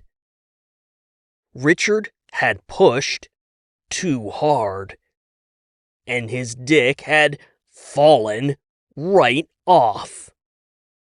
Tess cried out from down the hall, and the sound of her orgasm cut through Richard's own catatonic state. He flinched as Tess came, and his fingers reflexively loosened. His dick slipped, and Richard panicked, grasping tight against the shaft before it could fall. He breathed a long sigh of cautious relief, a storm of confusion whipping up inside him. And then Richard's dick twitched in his hand, its bulbous head twisting back on its own accord, testicles wiggling against the bottom of Richard's fist. Startled, Richard flung open his hand, and the dick splashed back into the toilet. Mother fucker. Chapter 5. And the beat goes on. Brad pounded on Richard's bedroom door, doing absolutely nothing to hide his growing annoyance. "Let's go, little dickard." Just the idea of doing anything with Richard made Brad uncomfortable. He saw Richard as nothing more than Tess's weird, awkward, and effeminate roommate. On the other hand, Tess had pleaded with him to start carpooling with the loser since they both worked at Vector Defense, albeit in very different areas, where Brad's path seldom crossed with Sir Secretariat's, the titless executive secretary. They worked for the same company, but they didn't work together. Brad had made all of these arguments, and more, but Tess had one singular, fuckable trump card that forced Brad's hand. He finally, begrudgingly, agreed to allow the little cunt to drive into the office with him. That is, if the little cunt would get his fucking shit together. Brad banged on the door again. "Hey, Dickard fucking McDicktard! The train is leaving the station, and I swear to God you are not making me late!" Brad turned and leaned against the door, muttering obscenities under his breath. After a great night of sex, food, and comatose level, dead-to-the-world sleep, the morning after was always the worst part of his weekday, thanks solely to Richard Gobbler, the human appendix. And today was even worse, because Brad was scheduled to have his interview for the manager promotion. With any luck, he'd also be testing those new shoulder-mounted missile launchers on the exoskeleton prototype. And with Vector Defense hosting a rally the next day for gubernatorial candidate Nicholas Green, Brad was eager to be available for any internal preparations. Anything that might net him a few minutes of FaceTime with the Second Amendment champion himself. No, that little shitfucker was not going to make him late. Not today. Brad growled in frustration, slamming the back of his head against Richard's door. "Come on, fucker!" The shit Brad put up with for a little bit of snatch. Richard was lying in bed, flat on his back, and stiff as a board. He was wide awake and had his hands cupped protectively over his groin. He was still wearing his work clothes from yesterday. Apparently, sleep was something that happened to other people because Richard was far too busy being frozen in catatonic horror over the fact that his dick and balls had fallen off. And how did that even make sense? Genitals didn't work that way, at least not without an extreme underlying condition. Hours of searching the internet had turned up a handful of infuriating comedy posts, old wives' tales, more information than he wanted to see about testicular and penis castration, and a real-world instance where a guy ignored obvious signs of cancer, which ultimately caused his dick to rot and fall off. Richard's night-long research had covered STDs, lesions, accidental castrations. There was one story involving a man, his gonads, and an industrial printing press. Intentional castrations. The fuck is wrong with people? Broken penises, fractured penises, wild animals biting off penises, penises stuck in an erect state for too long, and penises getting hit so hard they inverted inside the body. A grand total of 0 search results described the complete unit, penis and 2 testicles, summarily separating from the groin, cleanly detaching and leaving the abandoned crotch as smooth as a Ken doll. When he finally mustered the courage for a closer inspection, the only thing Richard found down there was a recessed thumbnail of an opening for his urethra. Richard took a series of rapid, shallow breaths before turning his wide-eyed, glassy gaze to the other side of his room. Sitting on the top of his dresser was a mason jar where he had placed his dick and balls. They sat limp at the bottom of the jar, the head smushed upward along the side, which bent the pliable shaft gently backward. His cupped hands gave his crotch a little squeeze. While his dick had never been the biggest, certainly not while flaccid, the total lack of any discernible package drained the blood from his face and made his stomach want to claw its way up his throat. There was no mistaking it. His dick had definitely fallen off. Bam, bam, bam! Let's go, fuckface! Richard flinched at Brad's banging, snapping back to a cold, depressing, dickless reality. Yes, he still had a job. Yes, he still had to go to work.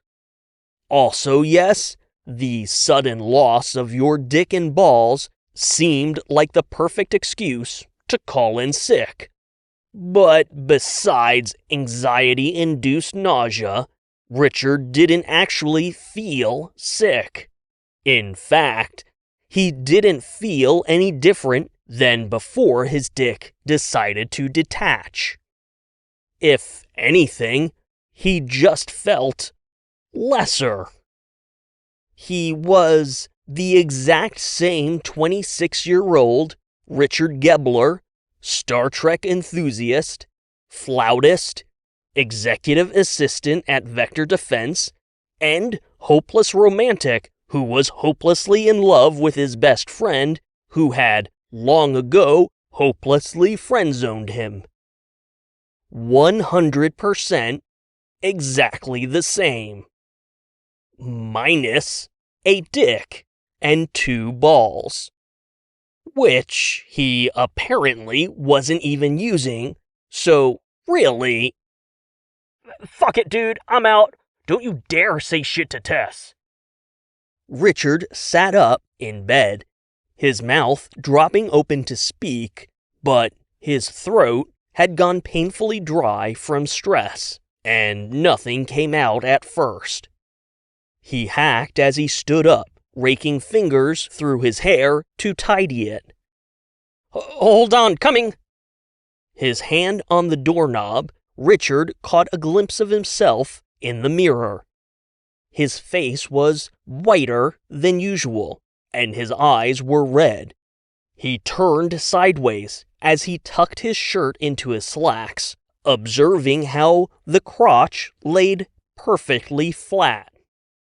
Still, it wasn't like there was much of a bulge in the first place. Surely, no one would notice. He grabbed yesterday's blue tie off the desk and took a deep breath, pulling open the door, slipping through, and shutting it quickly behind him so Brad wouldn't be able to glimpse the mason jar on his dresser. He didn't have to worry, though. Brad was already halfway to the front door. He didn't even turn around, and instead just kept stomping. The fuck is wrong with you, asshole? We leave the same time every fucking morning. What, are you too busy jerking off to go to work today? Richard muttered an apology as he shuffled after him. He pulled the pre-knotted loop of his necktie over his head and tightened it around his throat. When the front door closed behind Brad and Richard, the small apartment fell quiet. Tess was sound asleep, and it was still a few hours before she would begin her day. Behind the closed door of Richard's bedroom, across from the bed and sitting silently on top of the dresser, was the mason jar with Richard's abandoned genitals. The air conditioning unit kicked on, and a gentle breeze of air moved the curtain covering the nearby window. The fabric swayed, letting a shaft of morning light flicker into the room. It cut a smooth line across the dresser, splicing the mason jar. As Richard's penis was exposed to sunlight, it twitched. The opening to the urethra flexed wide before squeezing shut. The shaft straightened its awkward curve, flopping backward where the testicles wiggled briefly in the warm blade of light. Chapter 6. A dick stuck in a dick. Metaphorically speaking. Richard was jammed into the back of Brad's car, and for once in this horrifying turn of events, he was grateful for the lack of testicles in such an uncomfortable, cramped space. It wouldn't have been so bad if it hadn't been for the large duffel bag sitting on top of an equally large cardboard box of personal items. The box had been labeled bedroom, and Richard could only assume it was destined for Tess's room. On top of everything else, the box was so big that it blocked the seatbelt connector. It also wouldn't have been so bad if Richard could have just sat in the front passenger seat, which was as empty as Richard's crotch. And it wasn't like they were stopping to pick anyone else up. Brad just didn't want Richard sitting up front because his car was too cool. Whatever the fuck that meant. Richard knew the Dodge Challenger was expensive and that it sported a supercharged 6.2-liter Hemi V8 that put out 717 horsepower with 656 pound-feet of torque. He knew these details because Brad often repeated them as if they were somehow salient. Like how warp-capable ships couldn't possibly exceed warp 9.99 without breaking the transwarp threshold and therefore existing in all points of the universe simultaneously, or how, in Star Trek The Next Generation, the Federation had imposed a limit of warp 4.7 because higher speeds were causing irreparable damage to subspace. But sure, cars. The things normal people chose to obsess over were fucking weird. Richard also knew that Brad's ridiculous muscle car sported a shade of red branded as Tour Red, because testosterone, probably, and the satin black hood, roof, and trunk graphics package cost an additional $3,500, but the blacked-out wheels came standard. He knew these things because he had researched Brad's car in an attempt to understand just how fucking ridiculous it actually was. Of course, The most critical detail had been impossible to find on the testosterone fetishizing manufacturer's website. He had to lean on a broad internet search to locate the Dodge Challenger's abysmal 13 mile per gallon fuel efficiency. What the fuck was the point of all that power if it didn't get you anywhere? In warp speak, Brad wouldn't be able to get out of the space dock. Richard preferred to take the bus, like he had done for the whole of his life. Unfortunately, he and Brad seemed to have reached a silent agreement on one thing. They would do almost anything to make Tess happy. And for some inexplicable reason, seeing the two of them carpool made her happy. After a while, people tend to find comfort in their own discomfort. For Richard, the deep, unsettling malaise just kept getting worse. Brad gunned the engine, producing a throaty growl that penetrated deep into Richard's chest, further stirring a profound sense of unease. Brad threw the car into a turn a little too sharply, because why not, causing the box and duffel bag to slide across the cramped back seat, shoving Richard into the sidewall. Richard peeled his cheek off the window and cleared his throat. He tried to gently push the box back in place. Brad. Nope. Brad snapped, cutting him off. Rule number 1, Richard. Richard rolled his eyes and sighed, muttering the words in unison with Brad. No talking. Brad slammed the brakes, and the rear end of the Challenger fishtailed slightly as it stopped short at a red light. His head was locked forward, fingers clenched around the custom red-stitched leather and carbon fiber-wrapped steering wheel. Richard could tell Brad's annoyance from earlier had not eased. For the remainder of the commute, Brad said, you should pretend like you're my girlfriend. Well, that didn't make any fucking sense. Brad wouldn't cram Tess into the back seat with all his shit. Unless he would. Yeah, but all this stuff back here. Brad floored the accelerator and revved the engine, making it roar something loud and otherworldly. Richard was effectively silenced. No talking, Ricky Rick fucko. It's bad enough Tess had to open her mouth about us carpooling, but there is no fucking way I'm having you sit next to me. The light turned green, and the car launched forward.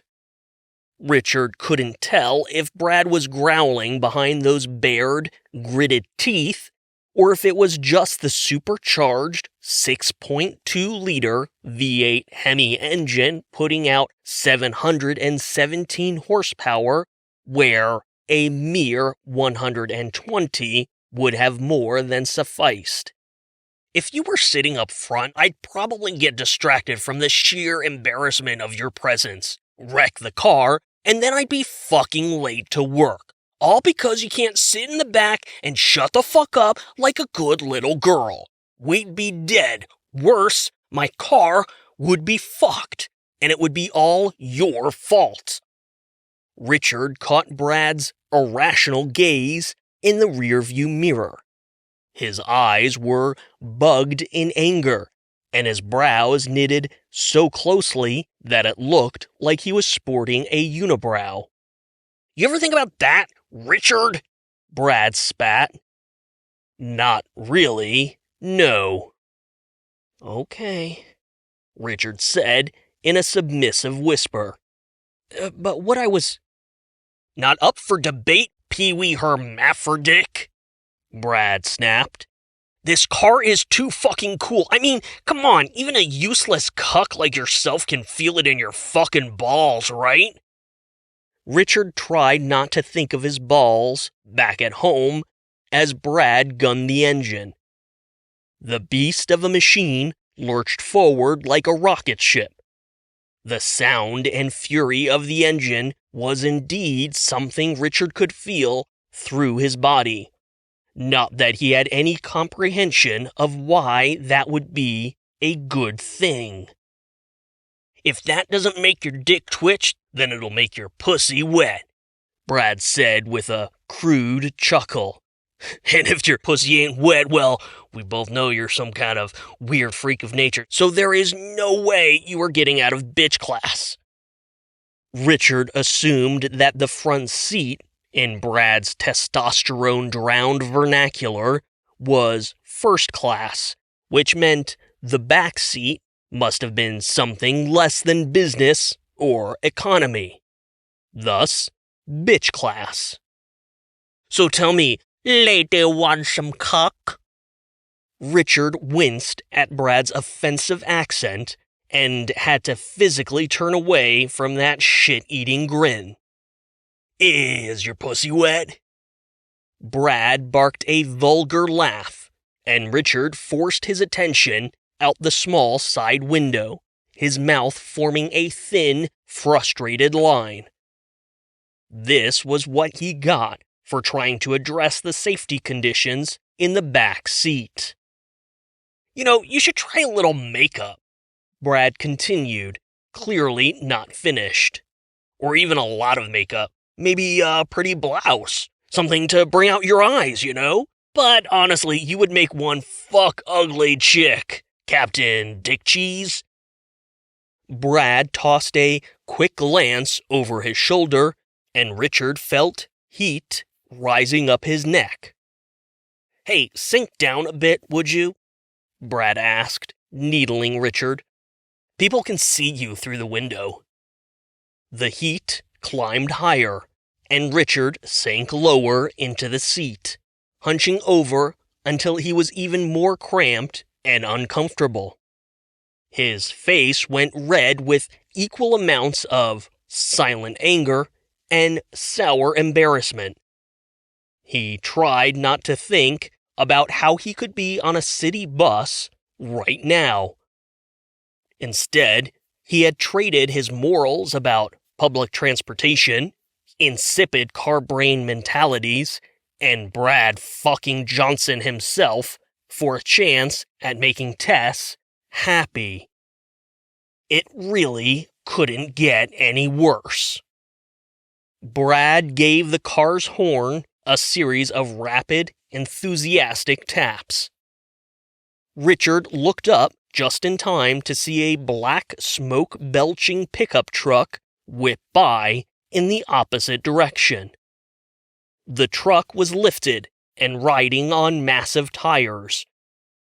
A pair of bedsheet-sized flags were mounted to the tailgate, flapping aggressively in the truck's slipstream.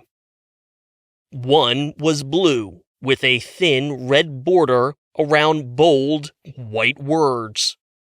Nicholas Green for governor. The other was white, with bold red words over a pair of crossed automatic assault rifles. Ha! Make America shoot straight again!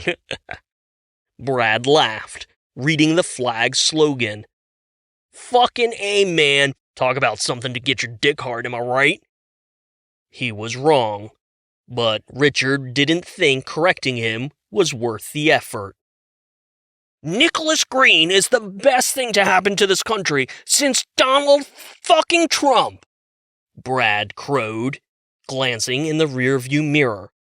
He knew he was pushing Richard's buttons. You know, some people around the office think Dorian King is losing his fucking mind by hosting this rally tomorrow. You hear about that shit? They actually think he should be removed as CEO. Richard was the executive aide to the chief operations officer at Vector Defense, Lorraine Dillon. She shared the executive floor with the CEO, Dorian King, and Richard worked across from Justine Cox, King's executive aide.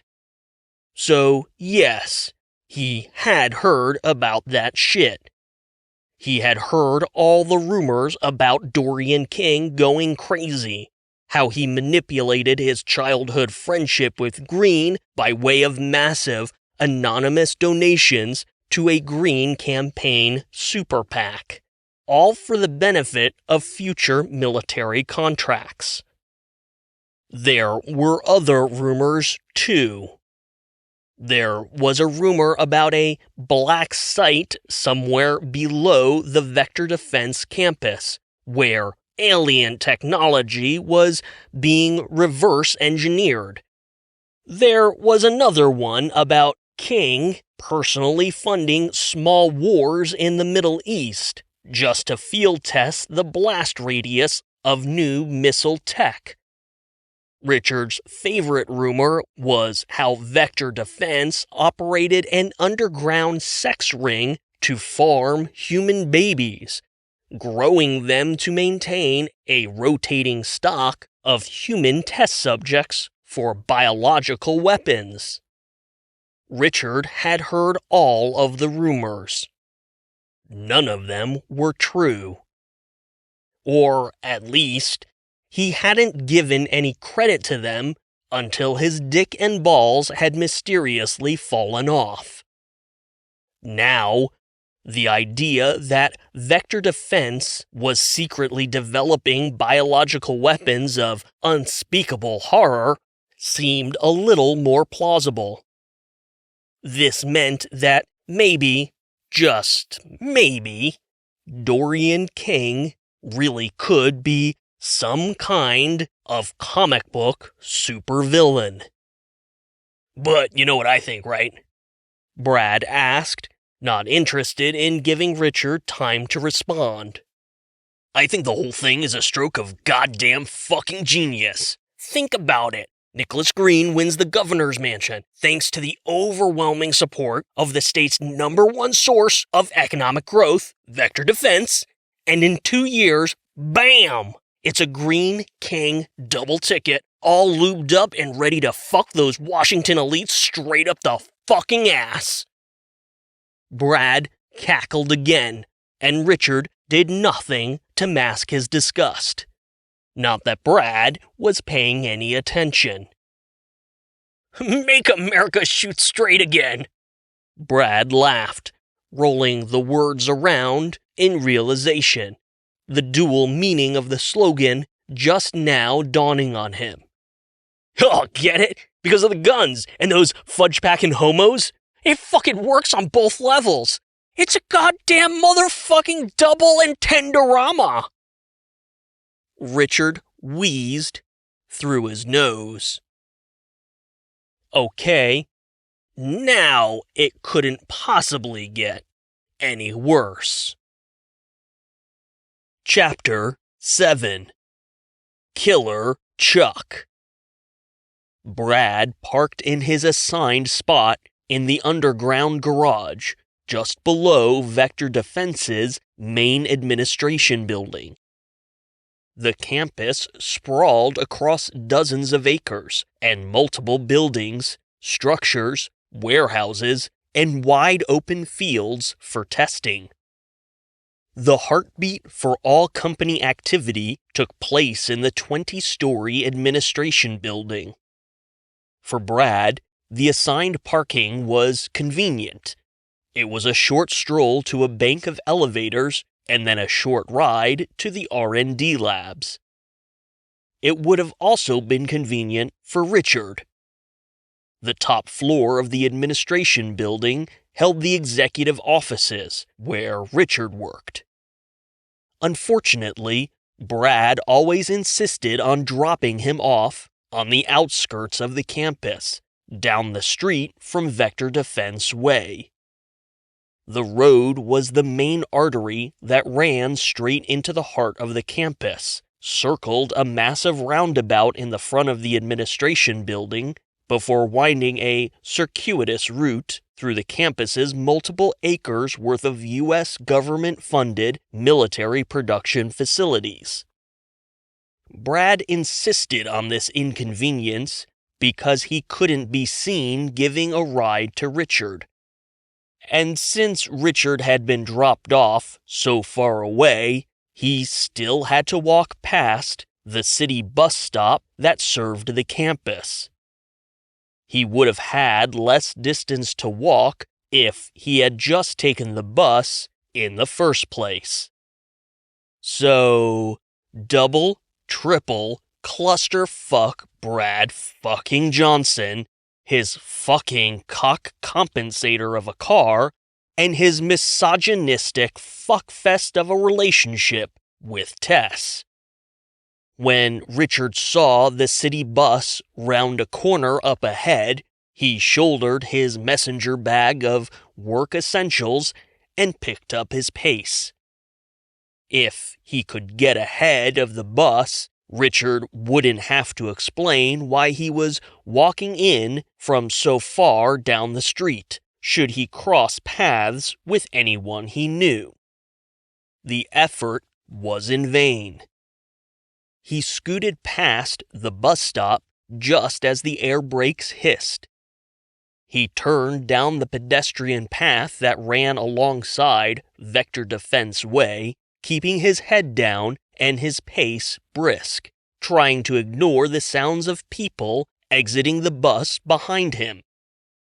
"Yo, Richard, wait up, dude!" He hesitated only briefly, but then kept walking. Richard recognized the voice, but was reluctant to stop and talk, hoping it looked like he hadn't heard his name called. He cursed himself for not remembering his headphones. He wouldn't even need anything to listen to, just pop them on so he'd have a reason to ignore people. Then he heard the distinct sound of shoes slapping against the concrete as the person jogged to catch up with him.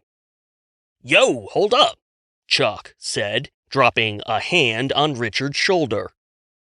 Richard couldn't help but shrink back.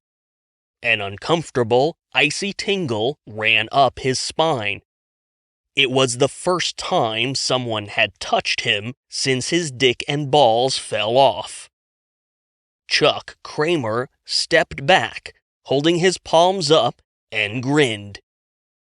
The nearly 40-year-old mail clerk was taller than Richard, and he dressed in mailroom casual, jeans and an untucked dress shirt with the sleeves rolled up. His hair seemed to defy combs, brushes, and gravity, all with equal chaotic abandonment of style. His eyes were bright with an energy Richard hadn't personally experienced in what felt like ages. "Whoa, chill out, my dude," he said. "Just your buddy Chucky. I come in peace. Left my big stabby knife at home and everything." Chuck gripped an invisible knife and repeatedly swung an arc through the air, making the signature psycho sting with his mouth. He then added a bass beat underneath the stinger, rolling a high snare and chopped the air as he beatboxed around the theme. He wrapped it up with a pretty convincing record scratch and a wide flourish of his hands. It wasn't bad.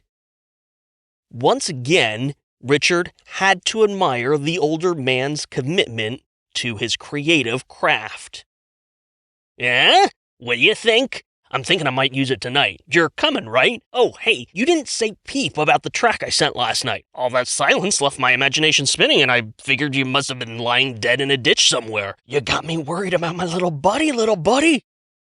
Chuck threw his arm around Richard's shoulder and started walking him down the pedestrian path. That icy feeling twisted in his chest, and Richard felt hyper-aware of his dickless crotch. He shrugged off Chuck's arm as nonchalantly as possible. It's warm, still a lot of walking. Chuck pulled Richard to a stop and grabbed his shoulders, pulling him into a surprisingly intense gaze. Hey, buddy, listen. There is nothing wrong with a couple of pals showing a little affection to one another. He nodded to the campus in the distance, the admin building rising up from a broader base, making it look either like a giant fuck you finger or a particularly chody dick and balls. Don't be letting all that toxic masculine fuckery get in your head, all right? A steady stream of bus commuting Vector employees walked around the two men, having a moment in the middle of the sidewalk. Richard offered a small, awkward smile to them. To Chuck, he nodded rapidly. While he agreed with the sentiment, there was no need to dwell on it. Right, you're right. Now, can we just, Richard tried to twist away and continue down the path, but Chuck held him firm. Oh, no, Chuck said. Something is bothering you, Richard. I can read it all over your face, like it was scrawled on there by a 2-year-old with one of those thick, chunkular permanent markers. What is going on? Oh, was the audio sample really that bad? 'Cause I can take it, so just give it to me straight. It's not. Look, Chuck, your music was, Richard sighed. He wanted to confide in Chuck and tell him what happened, but he had no idea how to broach the subject of his dick falling off without feeling incredibly emasculated. With the touch of another human seeming to have the immediate effect of elevating his discomfort to 11, Richard was frozen with awkward indecision. One fact remained true, though. Chuck was as persistent as he was perceptive, and honesty had always been the best policy in their friendship. Richard swallowed, trying to avoid Chuck's penetrating gaze. Okay, well, maybe he didn't have to be completely honest. Actually, yeah, it wasn't great, your track, I mean. Chuck clapped his hands together in victory. I knew it! You are too good a dude, Richard. No, I need to hear this. Hit me, baby. Tell me everything you heard wrong. Pick the track to shreds. Don't hold back now. Richard shrugged outwardly while breathing a sigh of relief on the inside. Putting aside the quiet solace of saving the de-dicking discussion for a different day, Richard was again impressed by the older man's eagerness to have his art critiqued by someone younger. There were parts that were good. I could tell what you were aiming for sure, but... Too sloppy, right? Richard nodded.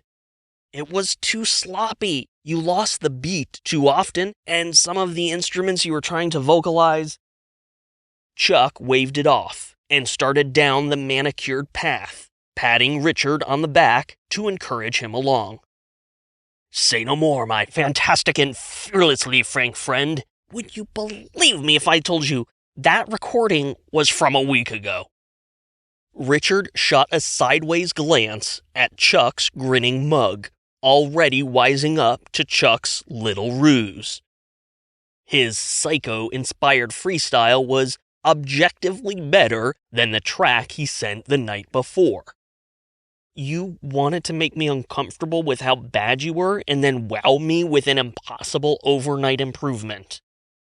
It is all about setting expectations. Richard couldn't help but smile. I'll have to keep that in mind. So I assume you have a current recording of last night's track. Chuck wiggled his eyebrows. It's all about setting low expectations and setting up the grand finale. "You're gonna have to come to the show tonight? Lo siento, mi pequeño compadre." Richard groaned.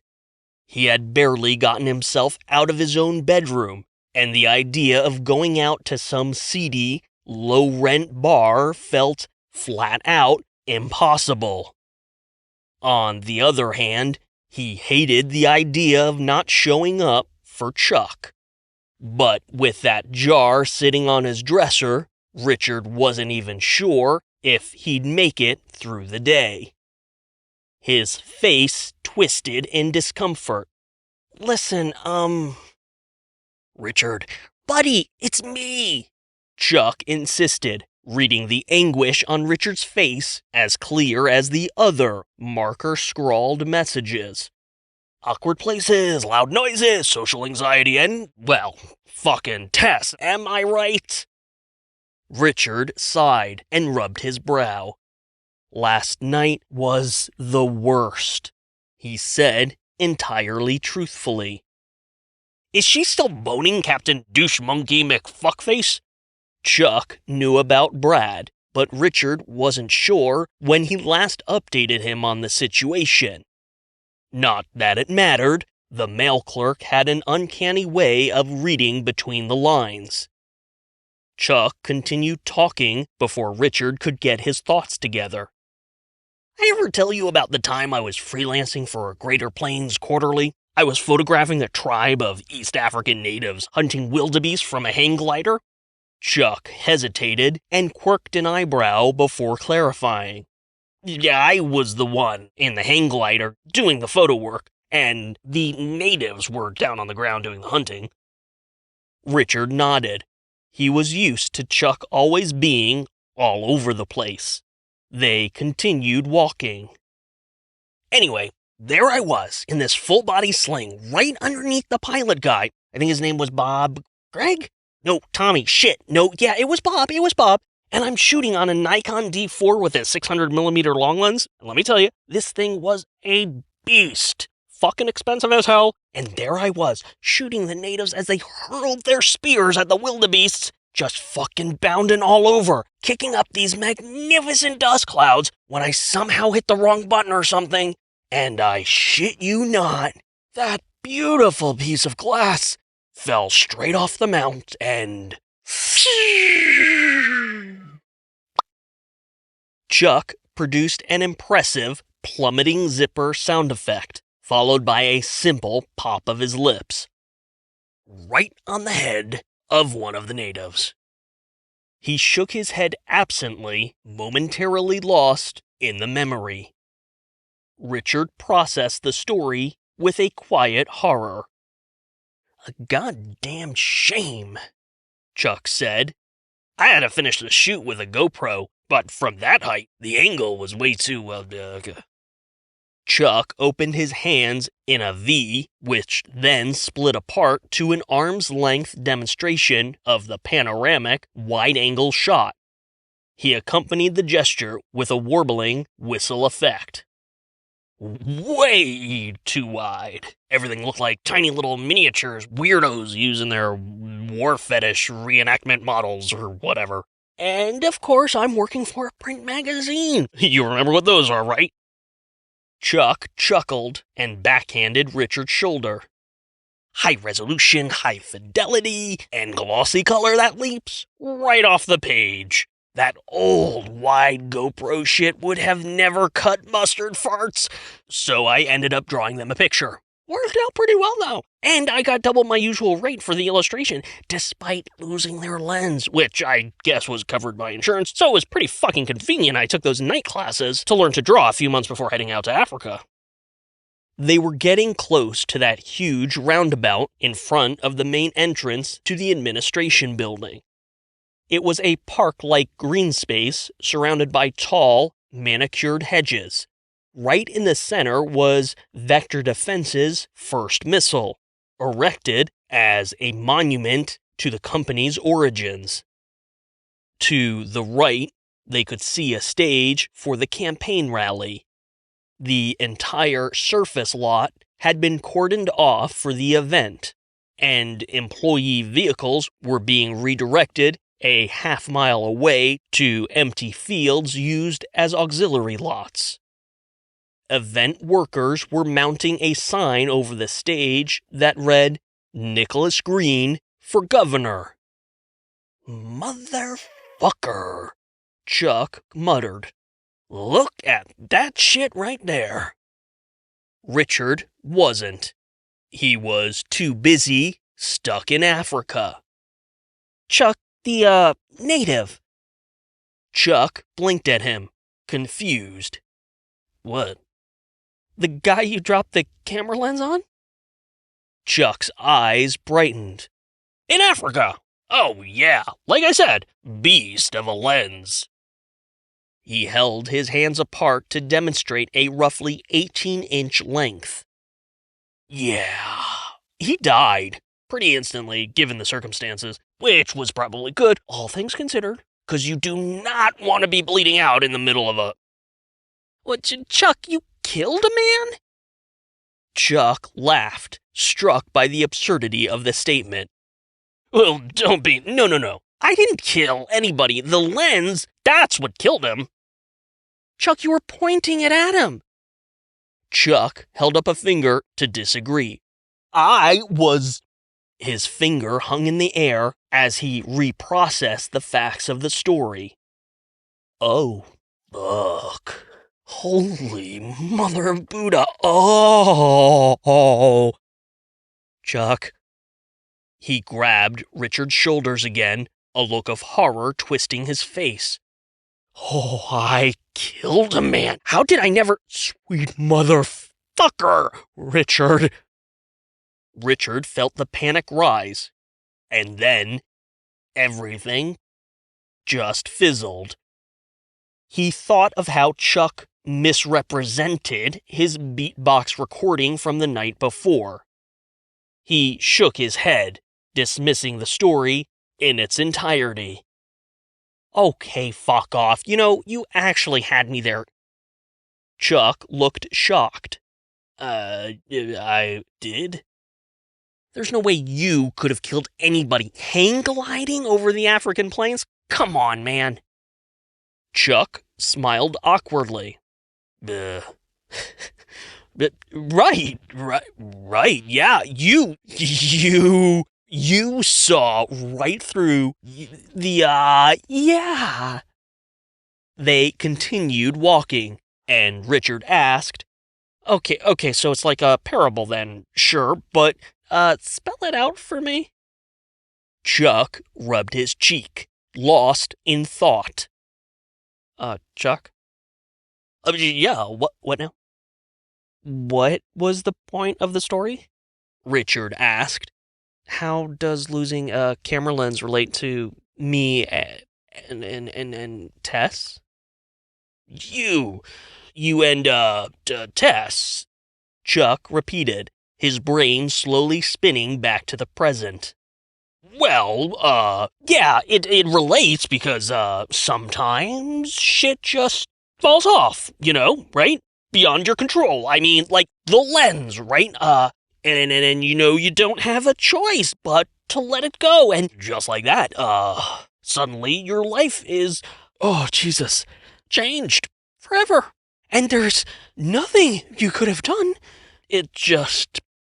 Chuck repeated the plummeting zipper sound effect. Only this time, it was long, depressed, and the plop at the end was wet and flat.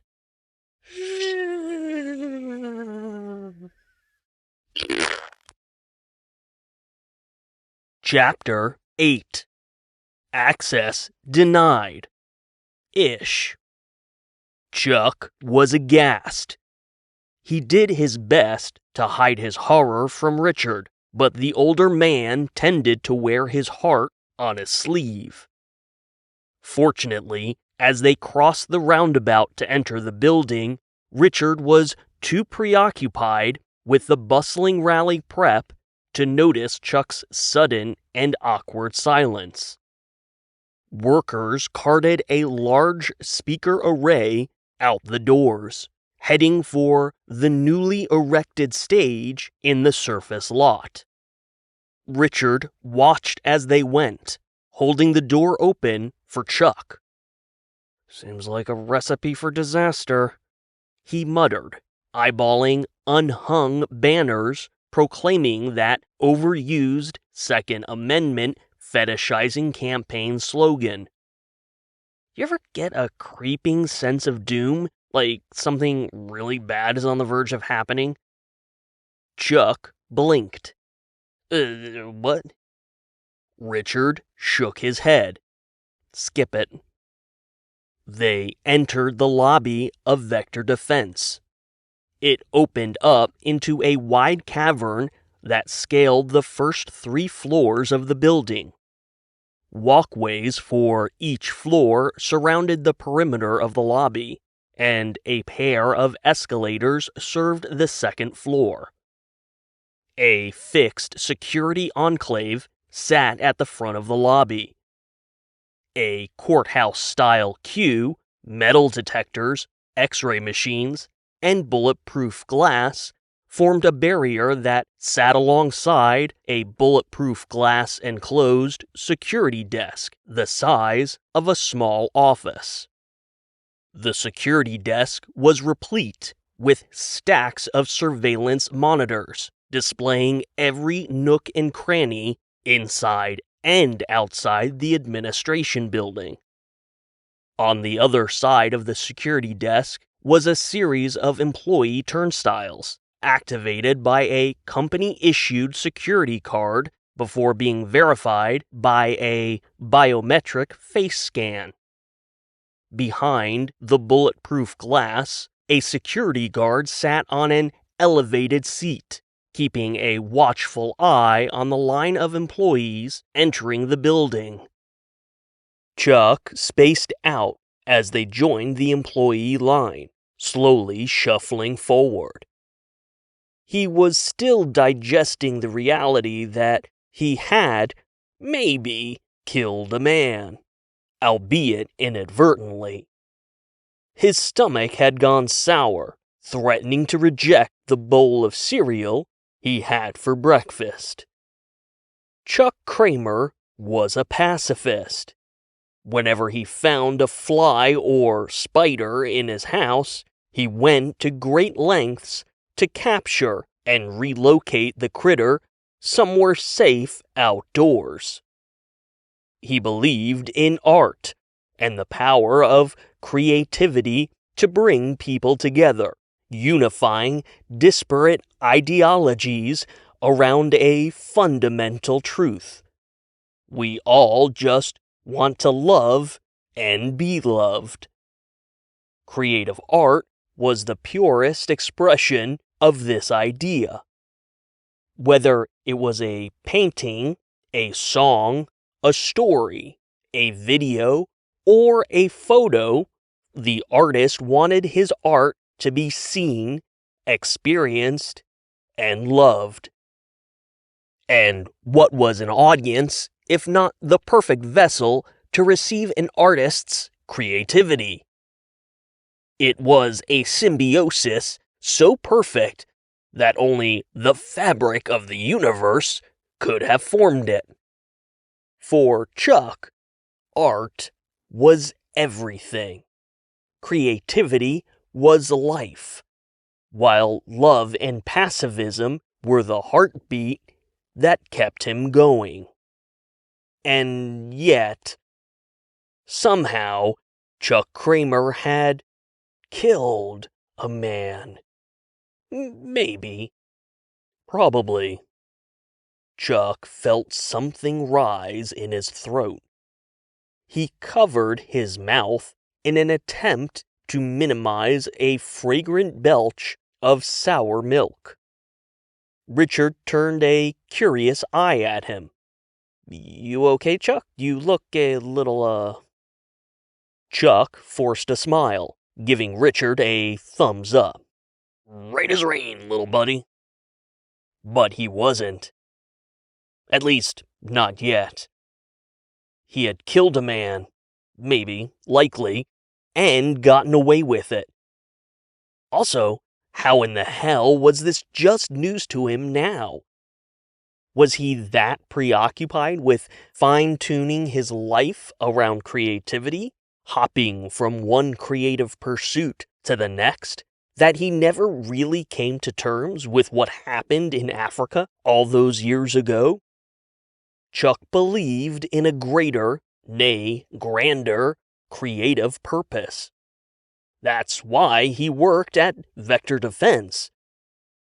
Despite being the literal opposite of an institute of pacifism, Chuck rationalized the low-level mail clerk gig as the perfect day job to facilitate his creative endeavors. The job required little mental energy, so his brain was frequently elsewhere, noodling over this idea or that illustration or another short story. And since the job was at a major military defense contractor, even an entry-level mail clerk position paid a more robust salary than Chuck knew what to do with. He rationalized, at very least, that it wasn't like he was designing the fucking bombs that were killing people all over the world. He was just delivering the mail to the people who did the designing. On the turnaround, Vector Defense was unwittingly subsidizing the creative art of a lifelong pacifist. That was some kind of cosmic, karmic balance. Right? But now that he realized he had killed a man, maybe, definitely, Chuck found himself questioning every single moral and ethical decision he had ever made throughout his entire life. Was Chuck Kramer a good person? Worse, did it even matter?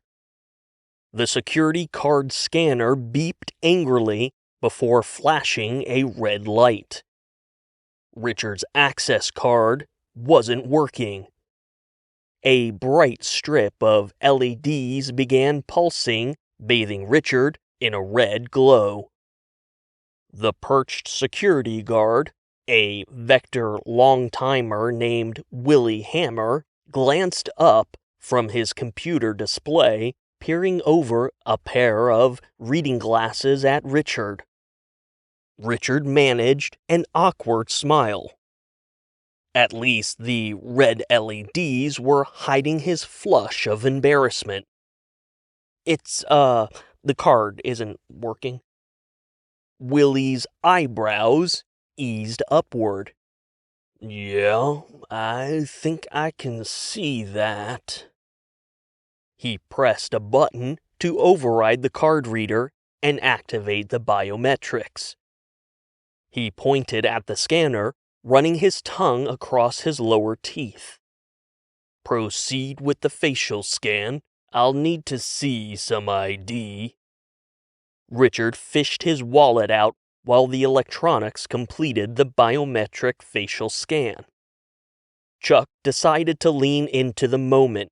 He had never been one to dwell long on the dyspeptic, and this was the perfect exit ramp from his sudden bout of existential malaise.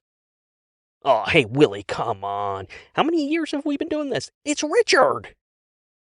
The facial scan failed, and the red lights continued to pulse. Not missing a beat, Willie spoke in a monotone.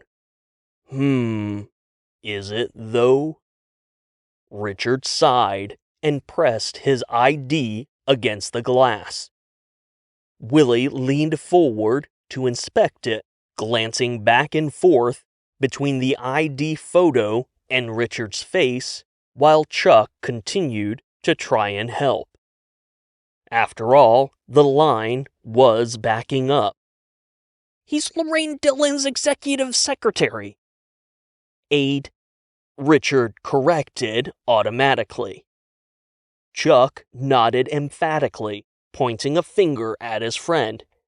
Executive aid. Willie, we've all had drinks together. Willie seemed unflapped, but an eyebrow quirked ever so slightly, betraying his amusement at Chuck's antics. Have we? Chuck shrugged a single shoulder. Well, once. I saw you, I think. It was dark, and we were on the other side of the bar. Okay, maybe we weren't drinking together. The employee line was getting longer behind them. Richard said quietly, "This isn't helping, Chuck." Willie tapped something into his computer. "Sir, this is a major military defense contractor with multiple areas that require high levels of government security clearance.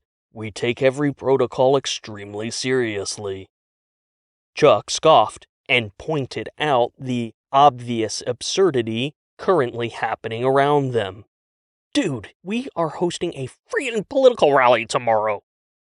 Willie looked up from his computer and met Chuck's eyes with an icy seriousness.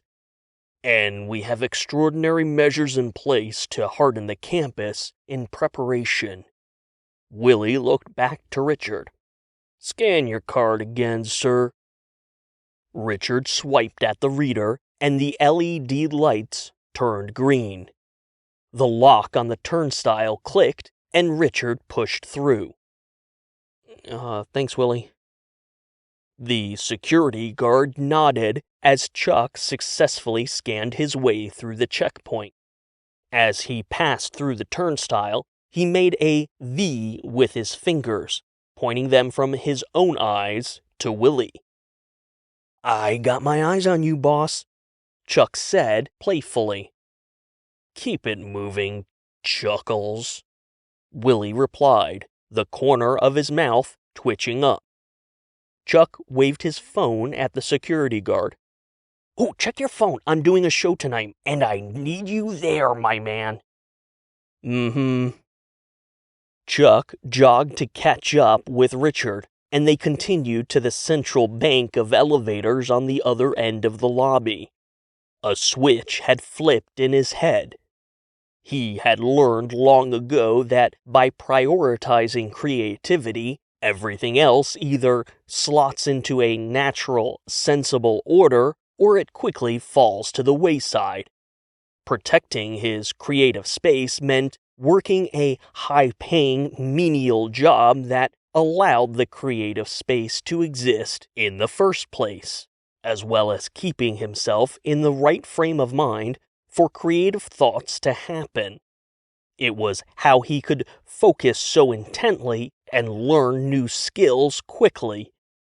The fact that he had, maybe, accidentally killed a man over a decade ago was something he would let his subconscious chew over and eventually inform future acts of creative expression. For now, though, I'm thinking about Justine," Chuck said, remembering that Richard was dealing with his own obsessive relationship issues. "How so?" Justine worked alongside Richard in the executive suite. She was the CEO's direct assistant. "Well, for starters, she's pretty hot." Richard nodded absently. Chuck could practically hear him thinking about Tess. They reached the bank of elevators, and where Richard hit the up button, Chuck tapped down for the lower-level mailroom. "Listen, buddy," Chuck said, making one last effort. "I know you hate the sound of it, but it all comes down to shit, get off the pot, or find another dumping ground. This permanent stasis crap you're subjecting yourself to is unnecessary torture." "And you think I should hook up with Justine?" "Or just rub one out and move on to some cool creative flexing. I know it's in you, Richard, lurking and waiting and clawing to get out." Chuck raked the air with his hand, fingers curved like talons. The elevators dinged. "I don't know, man," Richard said, stepping into his elevator. "It's a lot more complicated." "It's only as complicated as you make it, Sir Richard," Chuck said, saluting his buddy before he slipped into his own elevator. As the doors began to close, "Stay cool, my friend, and stay creative." Richard shuffled to the back of the elevator as it began its slow journey to the executive suite, stopping at random floors to let people on and off. He looked down at his shoes, trying to avoid eye contact, and again he regretted leaving his headphones at home. With his dick. He shifted his messenger bag in front of his crotch and folded his hands underneath. When he was sure he looked casual enough, he pressed his fingers into his crotch. Yep, definitely no dick there. Richard already felt like he didn't have the mental bandwidth to process anything substantive, and here came Chuck with this left-field proposition that Justine might somehow be a worthy substitute to Tess. It was absurd, not only because Richard had never once even considered his coworker that way, but how could any woman even come close to replacing the perfection that was Tess Taylor? Worse, how could Chuck even presume such a swap in romantic prospects would be no big deal for him?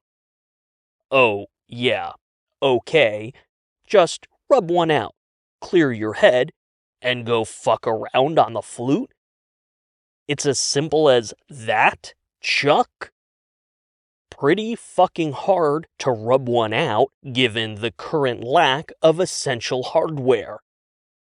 It's a little bit more complicated than you know, Chuck.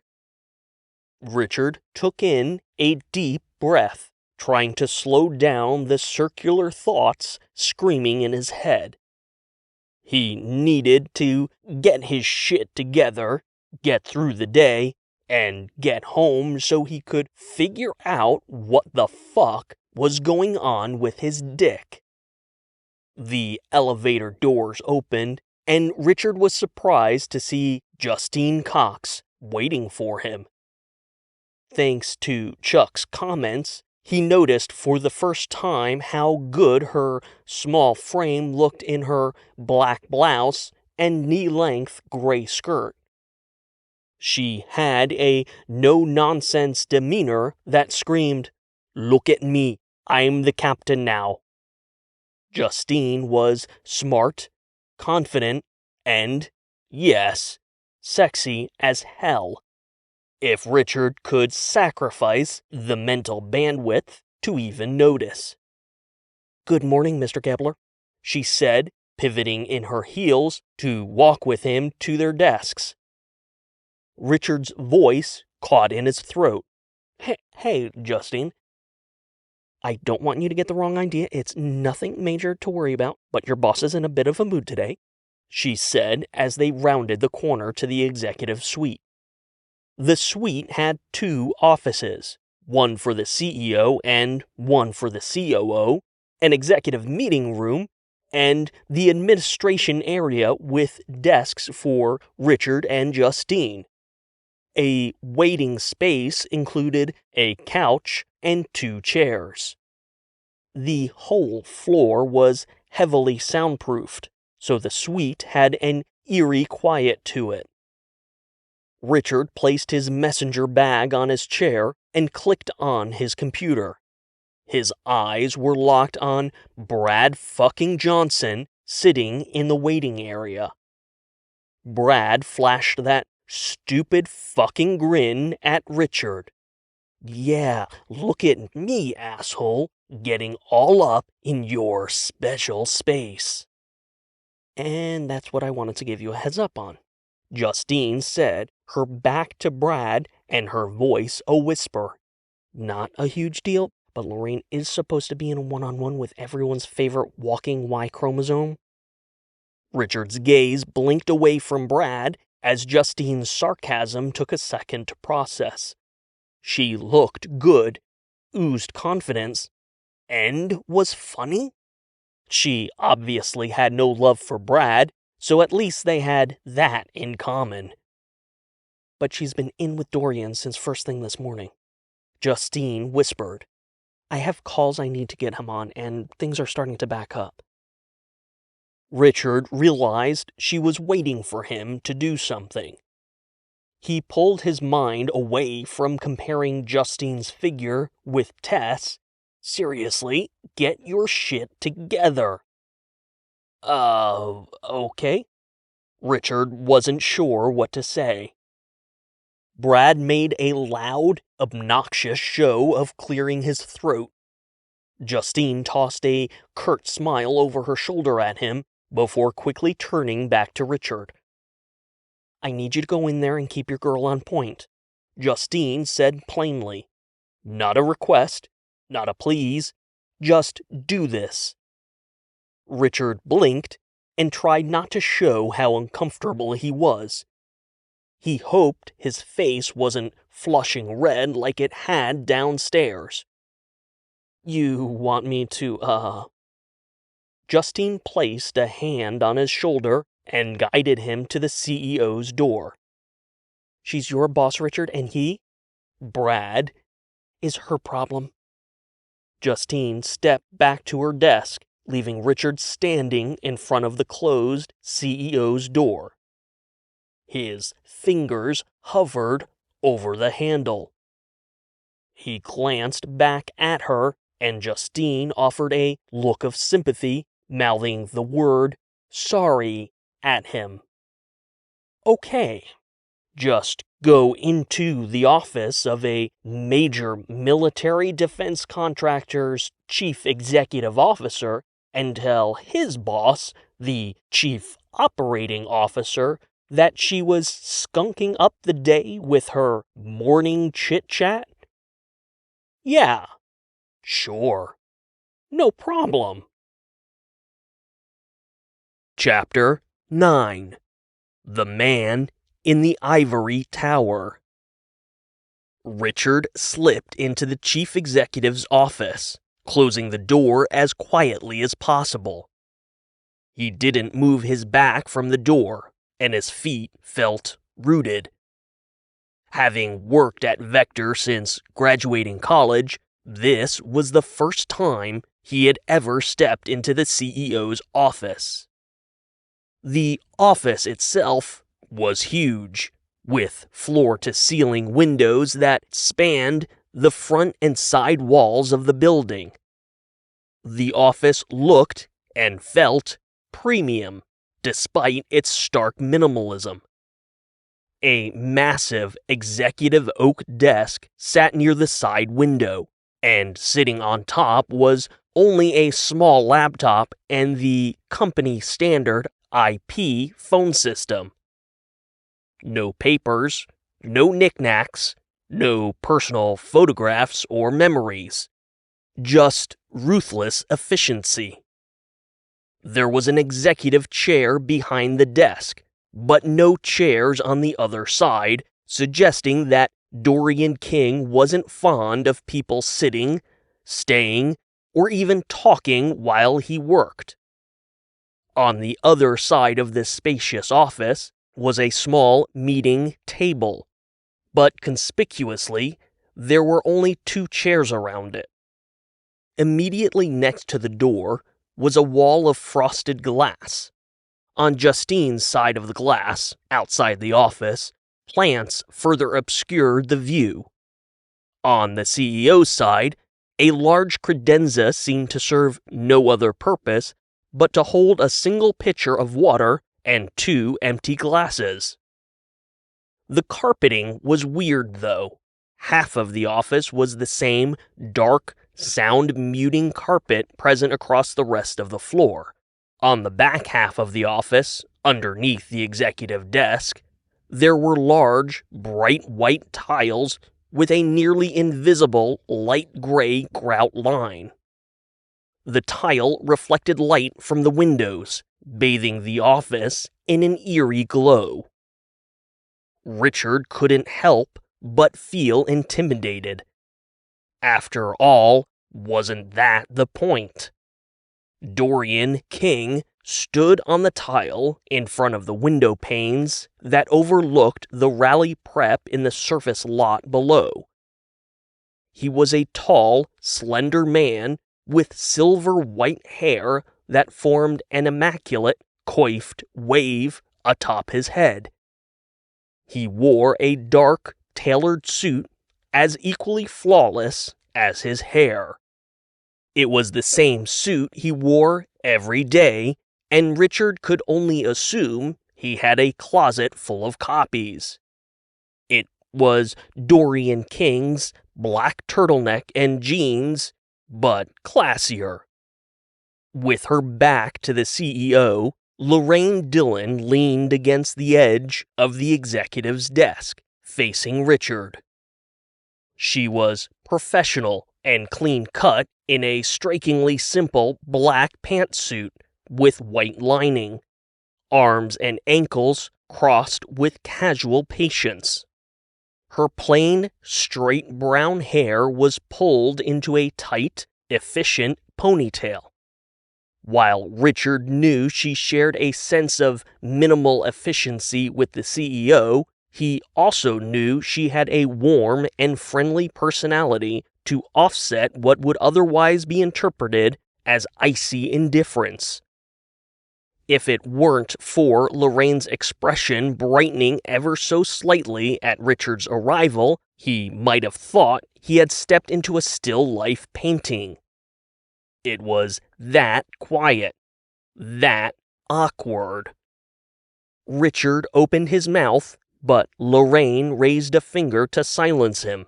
She smiled as she did so, letting Richard in on the secret. She knew exactly how absurd this looked. And Richard had no reason not to implicitly trust this woman. She had plucked him directly out of the college internship program while she was still a vice president in finance. Richard learned the ropes of Vector's business and the double, compounded, red-taped hell of corporate and government bureaucracy, while Lorraine quickly climbed from finance to the executive suite, where she assumed the essential second-in-command position of Chief Operations Officer.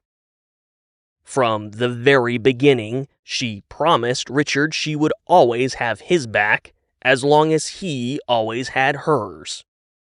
"I've always hated this view."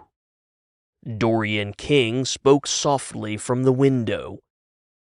The rally preparations were immediately below, but a good chunk of the campus and its facilities sprawled across the impressive vista. "It's the best view in the building, that's why it's yours." Lorraine spoke patiently while looking at Richard, her amused expression saying, "Get a load of this guy, right?" "Your office has a view of the lake," Dorian replied, his tone flat and monotonous. "My office is smaller." It wasn't.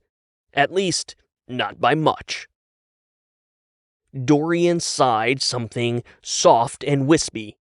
For a moment, Richard almost thought this powerful, much-feared CEO was sad. Except that didn't make any sense. "Look, I think we can put this whole thing to rest right now," Lorraine said, her gaze not moving from her aide. "Richard, you're aware that Dorian and Nicholas Green were childhood friends, correct?" Richard felt his already rapid heart rate jolt uncomfortably. Why the hell was she dragging him into whatever psychotic, supervillain machinations Dorian King was engaged in? Of course he had heard about the history between King and Green. Richard had seen the archival video of the two pint-sized moguls playing cowboys and Indians. And, of course, all the rumors and rampant speculation that Dorian King had gone entirely off the rails. After all, the man was hosting a political rally on a partially government-funded military defense contractor's campus. This was the whole reason Lorraine Dillon had made such a meteoric climb in the company. Someone had to act as the guardrails to Vector Defense's visionary, albeit unstable, founder-in-chief. It was 50 shades of fucking absurdity. Richard opened his mouth to respond, even though he had no idea what to say. Dorian King pivoted on his heel, and suddenly Richard could feel what he could only describe as a soulless, indifferent gaze settle upon him. Richard's eyes darted to his feet, and, if he still had them, his gonads would have shriveled. In the brief moment Richard had glimpsed Dorian King's face, he was struck by the man's steely gray eyes, that inhuman coif of hair, a face so neutral and lacking of lines that, if not for the fact that he was standing right there, Richard might have thought Dorian King was a computer-generated image, existing not within reality, but instead solely within the uncanny valley. Now, looking at his shoes, Richard felt his throat tighten, cutting off his non-existent words. As she promised all those years ago, Lorraine Dillon had Richard's back, despite dragging him into this uncomfortable situation in the first place.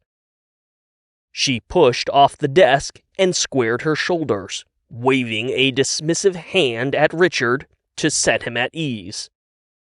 "Of course you know," she said, forging ahead with an authoritative tone and level of confidence Richard could only fantasize about.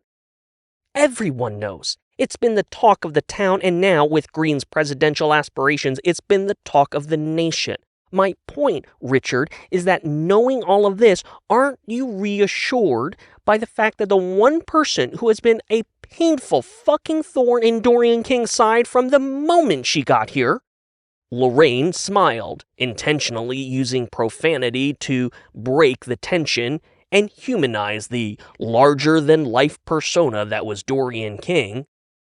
"Aren't you reassured to know that I have personally and thoroughly vetted every detail about this rally to ensure it's in the company's best interests?" Richard had slowly looked back up. Dorian King didn't look like he had moved a muscle. Not even a strand of that perfect hair had shifted. Richard's brain felt like it was on the verge of short-circuiting, but Lorraine's slow nodding seemed to be an encouraging prompt. Richard started nodding a little too vigorously. "Yes, correct. I mean, the rally itself." Lorraine held up her hand again to cut him off. For the first time since Richard had entered the office, Lorraine turned to face Dorian King. "This is what I'm talking about, Dorian. Everything is going to be just fine. Your reputation will remain untarnished because it is your reputation, your relationships, your connections that have primed this company for explosive growth over the next decade." Dorian King's face could have been carved from stone. His empty gaze never strayed from Richard. After a long silence, he said, "Who are you?" Lorraine laughed, sparing Richard the awkwardness of responding. "This is my executive aide, Dorian. You've met him dozens of times. He sits right across from Justine, just outside your door."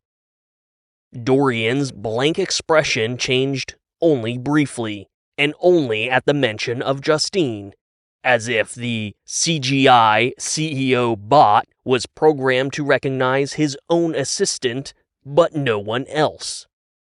The brief glimpse of humanity evaporated as quickly as it appeared.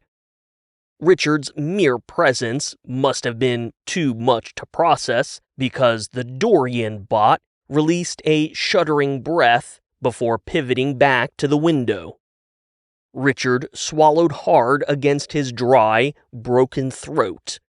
He raised his wrist toward Lorraine and tapped it with his index finger. She nodded in acknowledgement. "Look, Dorian, I'm already behind schedule," she said, starting toward Richard and the door, crossing the threshold from cold, antiseptic, and unreal tile, and into the warm, comforting embrace of a carpeted, grounded reality. "I think we can all agree that Nicholas Green will be our next governor. In the long run, hosting his rally will help keep us relevant, especially as Lockheed keeps getting more entwined with the current administration. Even if people can't understand that now, they will later." With his back to them, Richard couldn't see Dorian's expression, but he had no doubt it hadn't changed. Lorraine touched Richard's shoulder and nodded at the exit. There was nothing else left to do here. Richard pulled open the heavy door and held it for his boss, quickly following her and breathing a sigh of relief once the door shut behind them.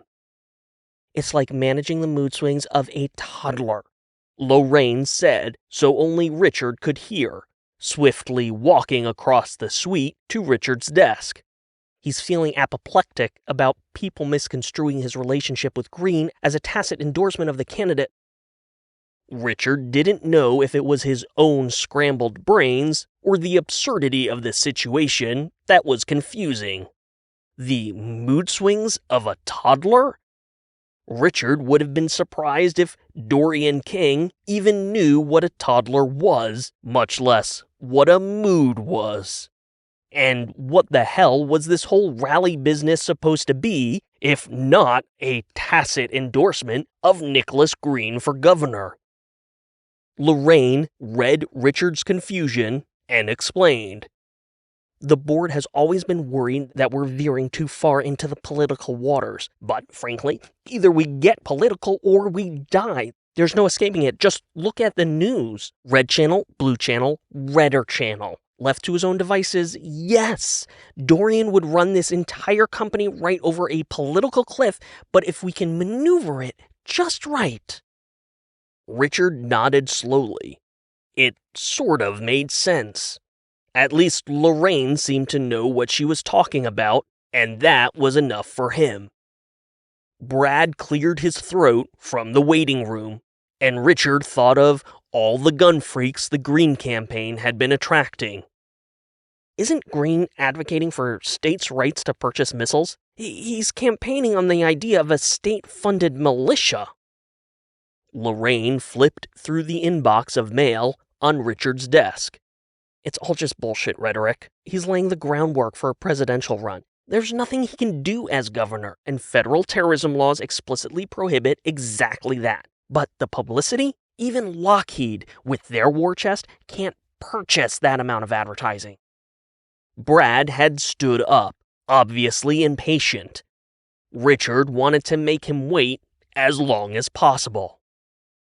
Lorraine, I wanted to talk to you about that manager position." "And you," Lorraine said, pushing open her office door. "But after Brad. Give me 5 minutes and then send him in." She closed the door behind her, and Richard struggled to overcome his disappointment before turning to face Brad. Brad held his hands apart and waited to hear what was going on. Richard sat down at his desk. "Well?" Brad pressed. Richard rubbed his mouth. "She'll see you in 5 minutes." "Really?" Brad said, as if no one could ever have a reason to postpone talking to him. Then he shrugged and sat back down, grinning that stupid fucking shit-eating grin. He glanced over at Justine and winked.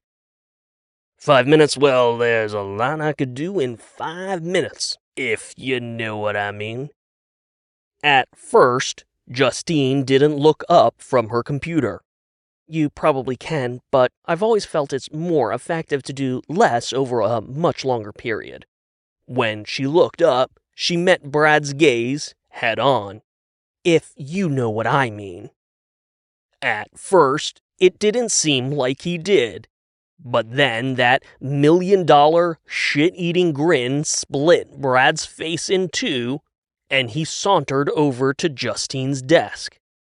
You hear about the missiles I got them to add to the exoskeleton suit? I'm supposed to be testing them later today. I have no doubt you'll be testing your missile quite vigorously, Justine said, once again focused on her computer.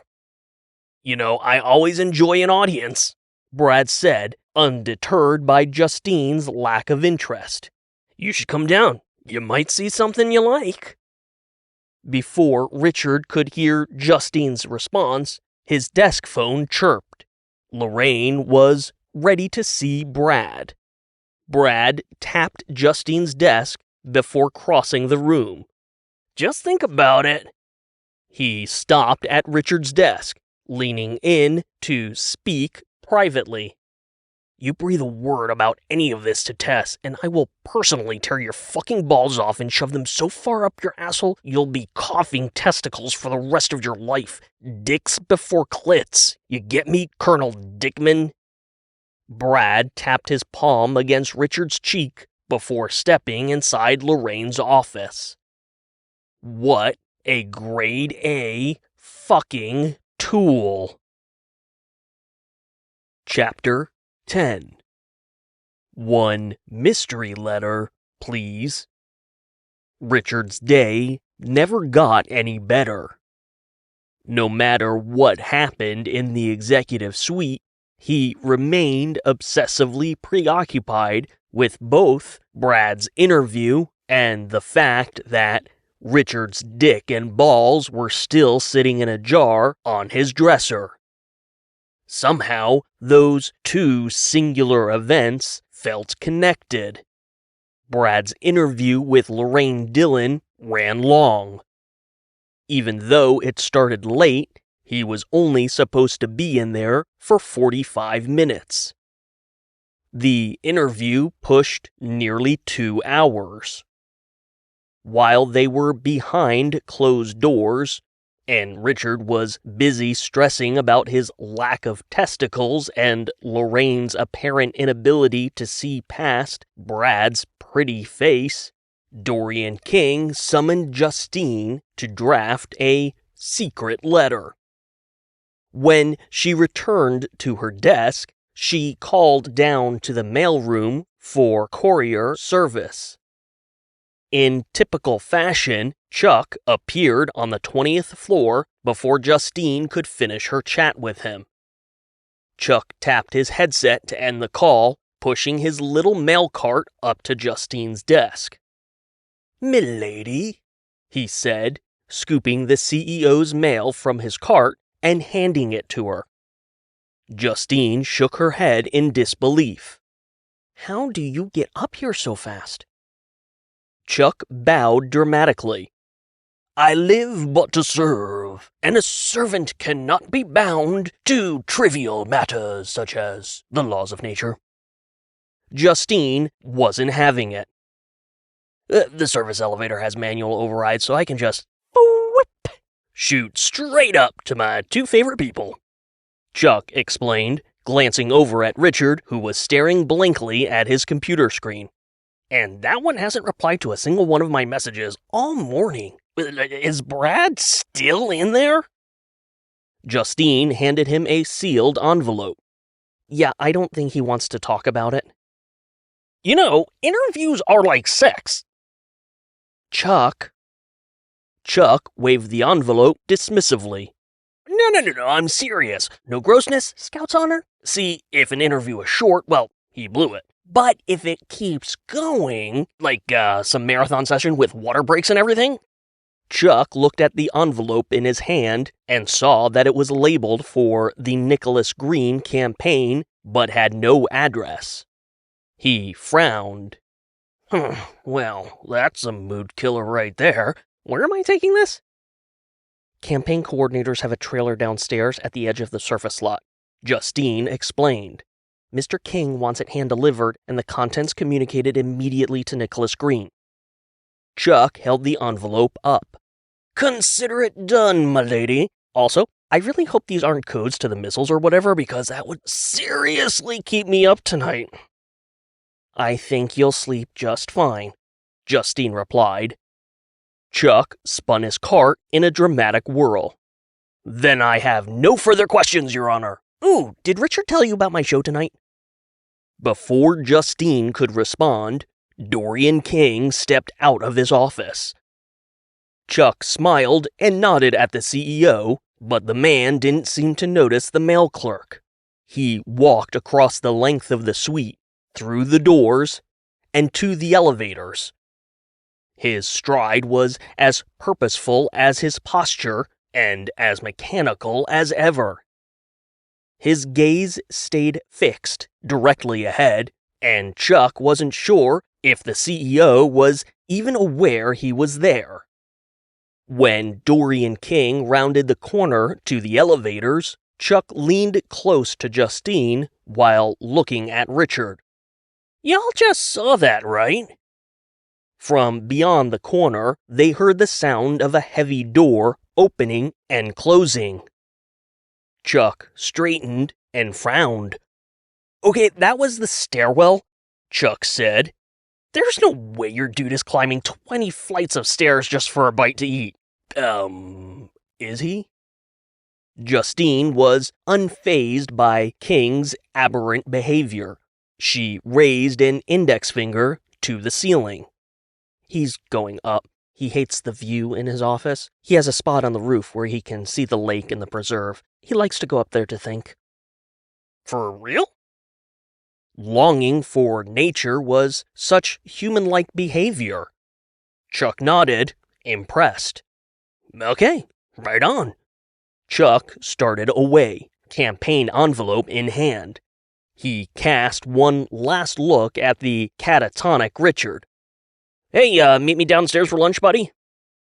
Richard grunted after a few pregnant seconds. Lunch was a long way off, and Brad fucking Johnson was still in Lorraine's office. By the time Brad stepped out of his marathon sex-like interview with the COO, grinning that perfect fucking smug smile as if he had just jizzed gallons, Lorraine was already late for her lunch appointments and had a stacked afternoon that would keep her firmly out of Richard's reach. In other words, Richard never got so much as 30 seconds to discuss the manager position with Lorraine. It would have to wait until tomorrow, if at all. Richard continued to ignore Chuck's messages on the internal instant messenger, skipped lunch. He had a couple of granola bars in his bag, but he didn't have much of an appetite since his dick fell off, and was grateful when 5 o'clock came and went without any word from Brad about carpooling home. Instead, Richard took the bus, ignored the world, and sank deeper into his depressing, dickless hell. When he got home, Tess had already departed for her shift at Nips and Sips, and Brad had planted himself in the living room watching some loud, dumb movie with lots of explosions. Richard didn't say a word as he slipped into his room, grabbed the headphones he regretted not having all day, and crawled immediately into bed. Fuck absolutely everything. Chapter 11. The Invasion. Richard must have fallen asleep, because when he woke up, it was dark out, and his headphones had been knocked askew. Something moved nearby. Richard froze, face down in bed. There was another subtle shift of fabric, and he instantly knew this was what had awoken him. Fear crept up Richard's spine. Someone else was inside the room. He blinked to focus his eyes and saw the jar sitting on his dresser, but the noise was coming from the other side of the room. Carefully, cautiously, Richard turned his head as silently as possible. When the other side of his darkened room came into view, he first saw his bedroom door cracked open, a sliver of light bleeding in from the living room. Richard's heart thudded in his chest. Someone was definitely in his room, and Richard was trapped in his bed without anything he could use as a weapon. There was that shuffling again. Richard's gaze fell on his closet as another kind of horror gripped him. The closet door was open. The light was on. Losing all sense of caution, Richard sat bolt upright in bed, eyes wide with sudden knowledge. Someone was inside his closet, with Richard's flutes. He swung his legs over the bed and stood. After 2 silent steps, he reached for the closet door handle. Richard's fingers wrapped around the knob. His lips pursed and his breath came in short, shallow gasps. Somewhere deep in the left side of his brain, a tiny voice kept repeating, "No, it can't be. No, it can't be. No, it can't be. No, it can't be. No, it can't be." Richard flung the closet door open and screamed. Surprised and caught completely off guard, Brad screamed too. He was fiddling with one of Richard's flutes, which leaped from his hands as he flinched in shock. Brad proceeded to awkwardly juggle Richard's secret flute. Richard could imagine no greater terror, and that was while being keenly aware of his dick and balls in the jar right behind his back. Brad would only have to push past him to see. Wait, had he already seen? Jesus fuck, man! What the hell are you doing in my room?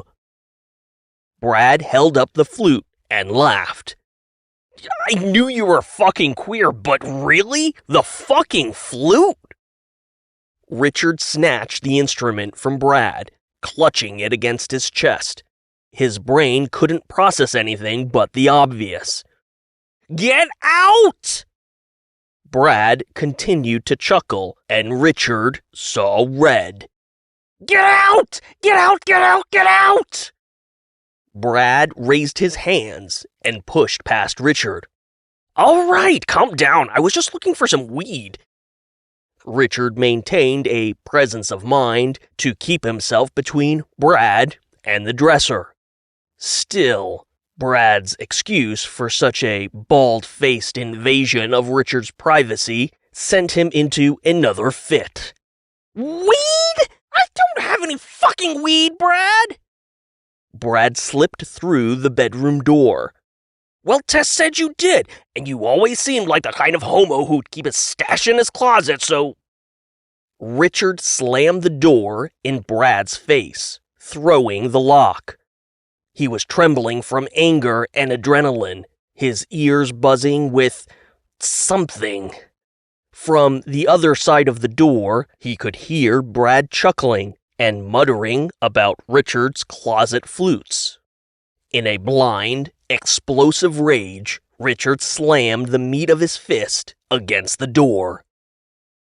Fuck! There was more laughter from the other side as Brad returned to the couch. Another movie started playing. More loud music and explosions. Hot, shameful tears trickled down Richard's face. He was livid with fury and felt as equally emotionally castrated because he had no place to put that fury, nowhere to expend it. He hit the door again with only a fraction of the force of his first strike. Then again, softer still. Fuck! Fuck! Fuck. The hatred was like a toxic virus, choking out all other logical thoughts. It started with Brad for all the obvious privacy-invading reasons. Then it moved to Tess. How fucking dare she even suggest he smoked weed, giving Brad a reason, any fucking reason, to invade his room. He hated Vector Defense, but he hated Lorraine Dillon more for saying she had his back and then never giving him the time of day for a real opportunity to grow his career. He hated Chuck Kramer for inexplicably having his shit so together and everything so fucking figured out. He was a goddamn creative Zen master who, in 3 fucking weeks, had turned into a better musician than Richard ever was. Most of all, Richard hated himself. He hated that he had fallen in love with the flute and pursued his music degree in the first place. He hated that he couldn't be honest with Tess. He hated that all he could do was watch as the manager position sailed right by him. He hated that he felt so goddamn fucking helpless. The trickle of tears became a steady stream, and Richard collapsed into his bed. He pulled the covers over himself, curling into a fetal position. If Richard Gobbler could just wink right out of existence, that would be just fine. On the dresser, Richard's dick twitched inside the mason jar. Testicles wiggled in some kind of psychic sympathy. The bulbous head smushed up against the glass in Richard's direction, its shaft flexing and bending, pushing the head higher. After stretching past its full, flaccid height, the penis teetered back from the glass wall of the jar, wavered, and then plopped forward. Richard's meat hit the glass with a soft whoop. The jar rocked gently before settling flat. His head under the covers and his back to the dresser, Richard thumbed his phone and cranked the volume up on his Star Trek playlist. The headphones did their job, drowning out the world and whisking Richard away to seek out new life and explore strange new worlds. Because, literally, anything was better than this world. The tears had all but stopped. Richard wiped the wetness from his face, cursing himself for such a childish reaction. Still, the hotness of his embarrassment left him too warm under the bed covers, and Richard folded the blankets down after only 2 tracks in the playlist. He took a deep breath of fresh, cool air just as the Deep Space Nine theme swelled to its melody. Between the fresh air, the perfect orchestral swell to a beloved piece of music, and the rustling of bedding around the noise-canceling headphones as he rolled onto his back, Richard didn't hear when the mason jar tipped and rolled over the front edge of the dresser, thudding softly to the carpet below. Off in the stars, Richard wondered how his fellow flautist, Captain Jean-Luc Picard, would handle someone like Brad. But he couldn't come up with anything. Picard would never have allowed himself to be bullied into that position. A better comparison might have been the Doctor on Voyager. The emergency medical hologram would have no doubt concocted a genius ruse to defang Brad. Or maybe Quark on Deep Space Nine, who would have probably just stolen Brad's latinum before blowing the asshole out the airlock. The truth was, Star Trek offered no solutions to Richard's Brad-shaped problem. Because the problem wasn't Brad. It was Richard. Because Richard couldn't boldly go. He couldn't fire at will. He had no desire to explore strange new worlds. Richard was no hero, not even of his own life. And if he really wanted things to get better, maybe he needed to give up on the idea that he deserved something better. Something moved underneath the blanket. Every thought, negative, obsessive, depressive, vanished completely from Richard's brain. Something had moved underneath the blanket. He reached up to his headphones and pulled them down to his neck.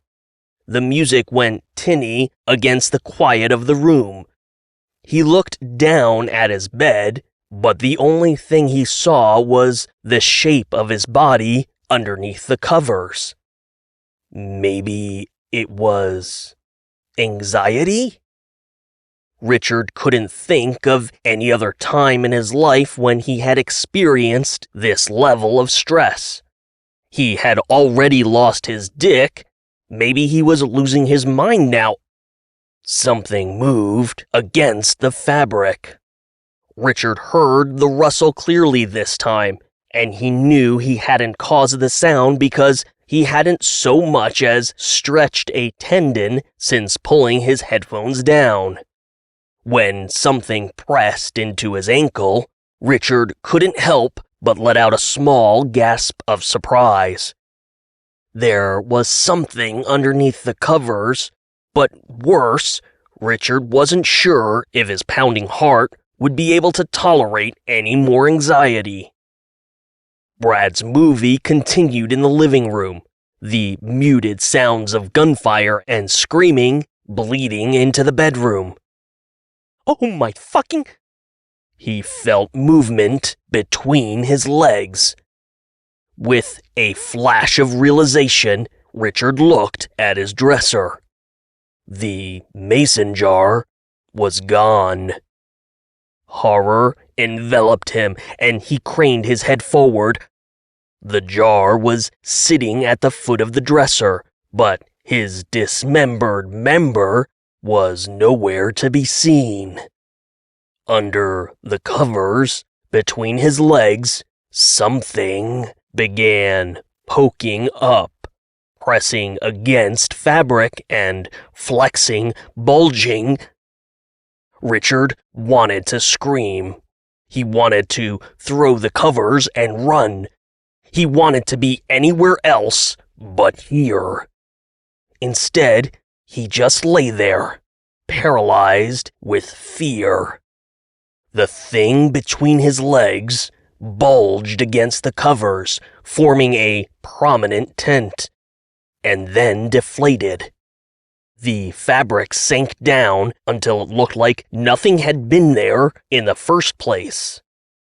Richard could feel a warmth between his legs, but he wasn't sure if it was the thing, his own nervousness, or if he had peed the bed. Very, very, very slowly, he lifted the edge of the covers and peered down the length of his body. So far, everything looked normal. Maybe he was losing his mind. Richard's penis sprung up in the darkness between his legs, tenting the covers and coiling aggressively. It bulged and flexed in the darkness, making a high-pitched, hissing, spitting noise.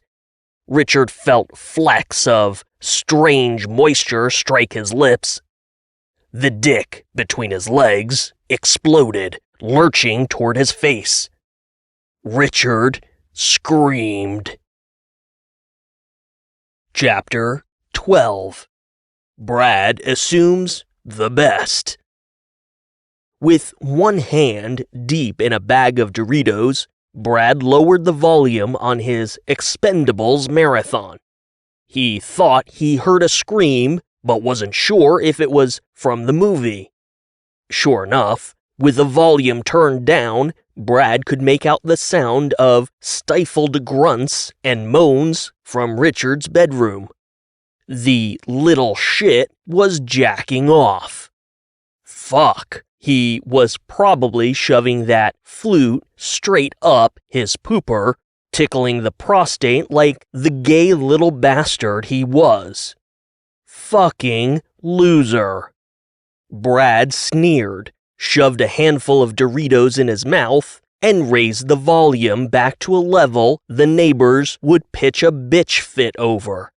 He chuckled as he thought about that stupid flute. The turd had a whole collection of them in his closet. Tess had let it slip that Richard played, but had sworn Brad to secrecy. That was fine for a while, and Brad enjoyed having such an embarrassing piece of intel on the dickless fuckwad. But intel was only good if you used it. With that big promotion at Brad's fingertips, and the energy around the rally juicing him up like a weightlifter on steroids, Brad felt confident he could finally drive a wedge between Richard and Tess and excise that little flute fucker out of his life once and for all. It was almost too perfect. Because, of course, he wasn't looking for weed in Richard's closet. Brad needed to see the flute with his own eyes. He needed to know his plan would work. Brad tipped his beer, found it was empty, and got up for a replacement. As he passed Richard's bedroom and the grunting and moaning became more audible, Brad pounded the door with his fist. Hey, Dickles, don't jack it too hard or it'll just fall off. Chapter 13. A dick in the crotch is worth 2 in the... What the actual fuck? The room felt like it was tilting around him. Richard stumbled to his knees, throwing his hands forward to brace himself against the ground. He felt woozy, like the time he nearly sliced off the tip of his thumb while opening a can of corned beef. He had felt a brief sting of pain, and then, after an impossibly long moment, blood had begun to ooze out of his thumb. At the time, his stomach felt like it had collapsed in on itself, and he could feel the blood draining from his face, down his arm, and right out his thumb. Now, as his vision swam and his stomach threatened to rebel against him, not that there was much to purge after a day of no appetite and subsisting on 2 granola bars, Richard could feel his whole body breaking into a cold, clammy sweat. He rubbed the back of his hand against his eyes, blinking rapidly in an attempt to focus his vision. His mouth had gone sandpaper dry, and his head was starting to throb. Something was very wrong. After several deep breaths, he grabbed the edge of the bed and pulled himself to his feet. The room wasn't feeling any more stable. With one hand stretched out in front of him, Richard took 2 cautious steps toward the bathroom. The carpet beneath his feet did its best impression of a stormy ocean, causing Richard to stumble before his outstretched hand found a surface. Richard clutched the bathroom door frame and held tight, pausing to catch his breath. His mouth formed a small O, while his cheeks puffed in and out, in rhythm with the pulsing pain in his head. He reached his other hand through the doorway and fumbled for the light switch. When he found it, a yellow light illuminated the bathroom, and black spots danced in his jello vision. Yeah, something was definitely wrong. Richard straightened his hunched back and staggered into the bathroom, only to immediately keel over again as an inexplicable tightness seared behind his belly button. He caught himself against the vanity, fingers gripping the edge of the sink. Richard nudged himself forward until his elbows rested on the counter and just stared at the metal plunger in the sink drain. He stayed like that for a while, until 3 drains resolved into 1. When the worst of the queasiness eased, he pushed up from the vanity, straightening slowly in front of the mirror. His face looked perfectly normal. His shirt was untucked and damp with sweat. He took a step back and looked down. His pants were in tatters, shredded to pieces, dangling in frayed strands from his waist. The entire crotch was gone, and in its place was Richard's penis, right back where it belonged. Kind of. The cock hung limp between Richard's legs, but it no longer looked like his lifelong, constant companion he had been so intimately familiar with. This new penis was as thick as his wrist, veiny, and hung to mid-thigh. And even though the penis was limp and flaccid, the veins pulsed, while the shaft throbbed with the same cadence as the pain in Richard's head. The testicles were heavier, meatier, and not the least of Richard's mounting concerns. Instead, what bothered him the most was the strange, thick tendrils that stretched out from the base of the cock, wrapping around Richard's pelvis, worming down his taint, across his puckered asshole, and wrapping around the curves of his butt cheeks. They formed a tentacle-like harness that kept the cock mounted to Richard's groin. Worse, the tentacles were moving. He could feel them shifting, snaking, and pulsing against his skin. It made him think of the first time he had been intimate with a girl, and unfamiliar hands began touching him, only this was way, way more uncomfortable. He poked at the cock with his finger, and the cock twitched angrily. Somehow Richard could feel it. The pressure of his finger, the twitch of the cock, a heavy pull against his crotch. This slab of squirming meat was mounted to him, but it was also part of him. Was it because, despite whatever this thing had mutated into, it had originally been Richard's own perfectly normal, perfectly average dick and balls? The reality of a mutant monster cock sprouting pulsating tentacles that wrapped around his pelvis finally settled in Richard's brain, and the panic came swiftly. It was attached to him. He grabbed the unit with both hands, passively acknowledging how much shaft there was to spare, and yanked at the hideous thing between his legs. The cock twisted violently in his hands like an eel that refused to be held, and he felt it, both the tight grip of his fingers and the painful pull against his groin. It was like the cock had suctioned itself into Richard's Ken doll crotch, and now Richard was suddenly filled with rage as he struggled against the twisting, squirming monster cock. But it wasn't his anger. Or rather, it was his rage, but it started in his cock. "Get off me!" Richard hissed, giving the tentacled beast an abrupt, forceful pull. That uncomfortable tightness behind his belly button flared into a white-hot pain, and Richard doubled forward, releasing his grip on the cock. He breathed through the pain, begging for it to subside as the beast dangled between his legs, edging closer to his knees. Slowly, the bulbous head of the cock puckered and flexed, nudging against Richard's hairy flesh. Richard could see a thick vein throb along the shaft, and, yep, the penis got even longer, stretching past his knees. The bulbous head poked and tapped at his flesh as it descended. Richard watched with wide-eyed horror as the penis stretched to the floor, the cockhead probing around his feet. And as the cock lengthened, the girth thickened in a tangle of pulsating veins and throbbing ridges. For the first time, Richard became aware of an unfamiliar voice buried deep in the back of his head. It wasn't saying anything specific, but instead embodied something of an idea.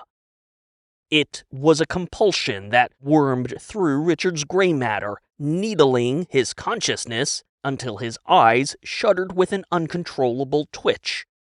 He could sense this presence in his head had a kind of direct psychic connection with the monster cock between his legs. It was powerful, intoxicating, a kind of confidence and sheer strength Richard would only ever fantasize about, if he were even prone to such fantasies to begin with. For the first time since his penis fell off, Richard felt whole. Only now he felt like something more. Wait, fuck off, no. There was a massive, mutant penis leached to his crotch, and it was fucking moving! Had he been exposed to radiation? Was that what caused his penis to fall off in the first place? But what kind of radiation turned a cock and balls into a mutant monster with a mind of its own? Richard felt the panic rising again. Were the rumors about the alien bioweapons true? Was his penis going to kill him? Could he even go to the hospital? How would a doctor even treat whatever the fuck this was? As quickly as the panic rose, that presence in Richard's head seemed to consume it, greedily devouring it like a lion tearing into a fresh kill. Where Richard felt panic and anxiety, the monster cock was simply power. Richard's breathing and heart rate slowed, and his panic shifted to curiosity. Richard bent over to take a closer look at his malformed mutant member. As if mirroring his own curiosity, the monster cock twisted, the shaft bending like an octopus's tentacle, corkscrewing upward and sending a fist-sized mushroom head to meet Richard's inquisitive gaze. The sudden movement startled Richard, and he couldn't help but let out a startled yelp. He jerked up and backward, his arms windmilling behind him, and all the while that bulbous, monstrous cockhead rose up to meet him, hovering just inside his field of view. Between the flailing arms and the shock of the very alive monster cock, Richard lost his balance and fell backward. With a stunning display of agility, the monster cock lurched forward.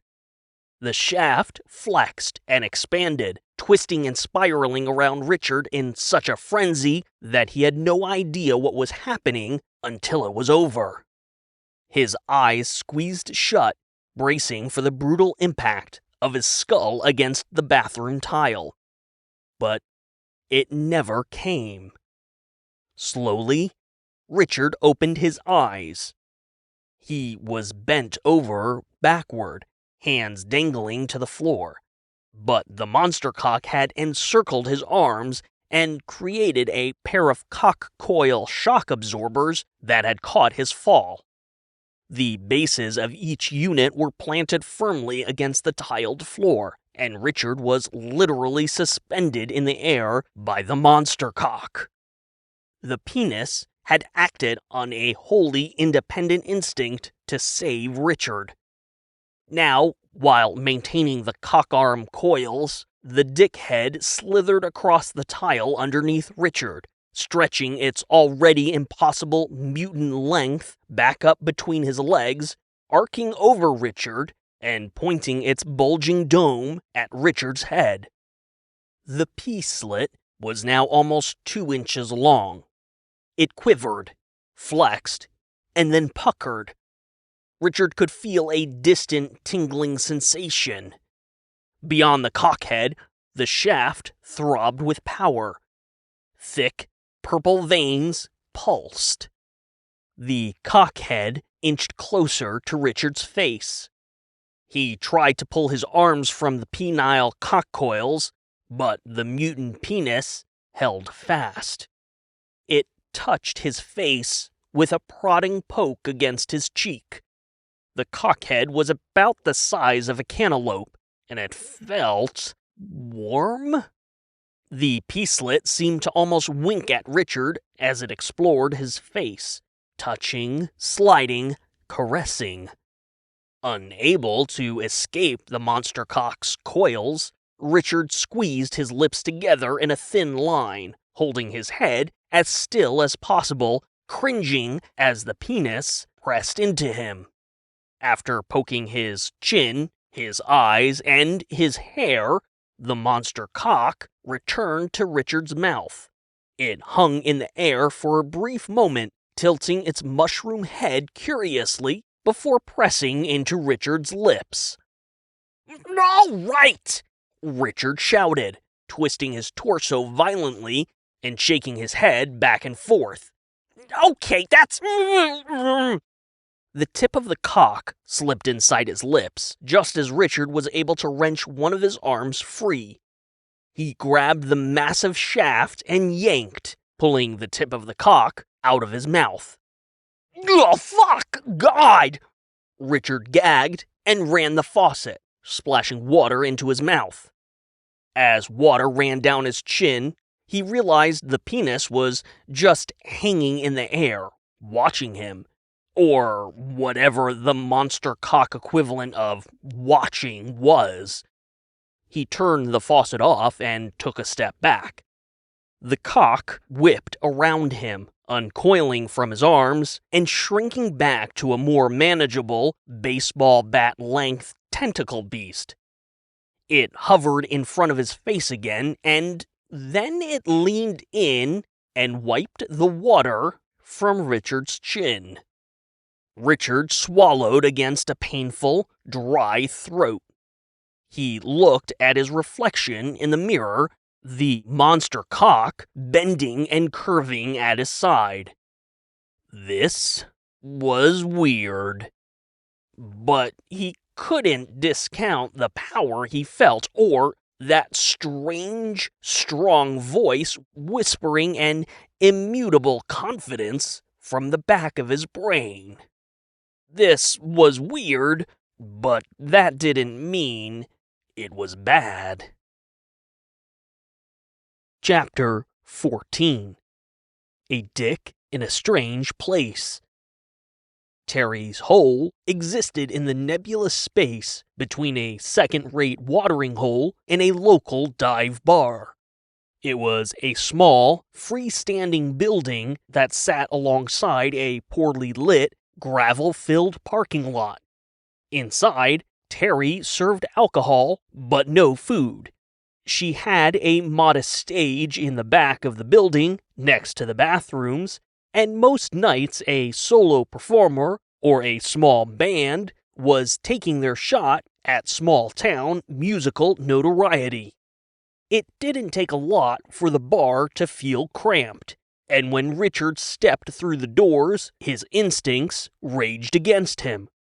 It was dimly lit, the air reeked of cigarettes, and Chuck's beatboxing thumped excruciatingly loud. Small spaces? Check. Loud noises? Check. Too many people? Double check. Anxiety twisted in Richard's gut. He stood at the entrance of Terry's hole and immediately wanted to turn on his heel. Would it be so bad to pretend that he never left his apartment in the first place? The monster cock squirmed in Richard's pants. It had retracted to a more manageable size, more akin to a thick can of energy drink than its previous baseball bat, and larger proportions. It formed a prominent package that was somewhat less than discreet, if anyone cared to look at Richard's crotch in the first place. The cock picked up on Richard's anxiety, and that wordless voice bubbled up in the back of Richard's head. On the one hand, Richard's first instinct was to tuck tail and run. On the other, the monster cock provided an instinct completely foreign to Richard. Get in there and fuck some shit up.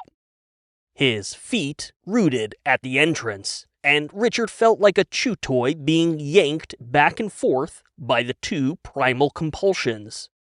The stalemate was broken as soon as Chuck spotted him. He gave Richard an enthusiastic wave as he held a microphone to his lips, laying down a dubstep-inspired wobbling bass line for his tabletop loop station. Richard felt himself nod in Chuck's direction. There was no backing out now.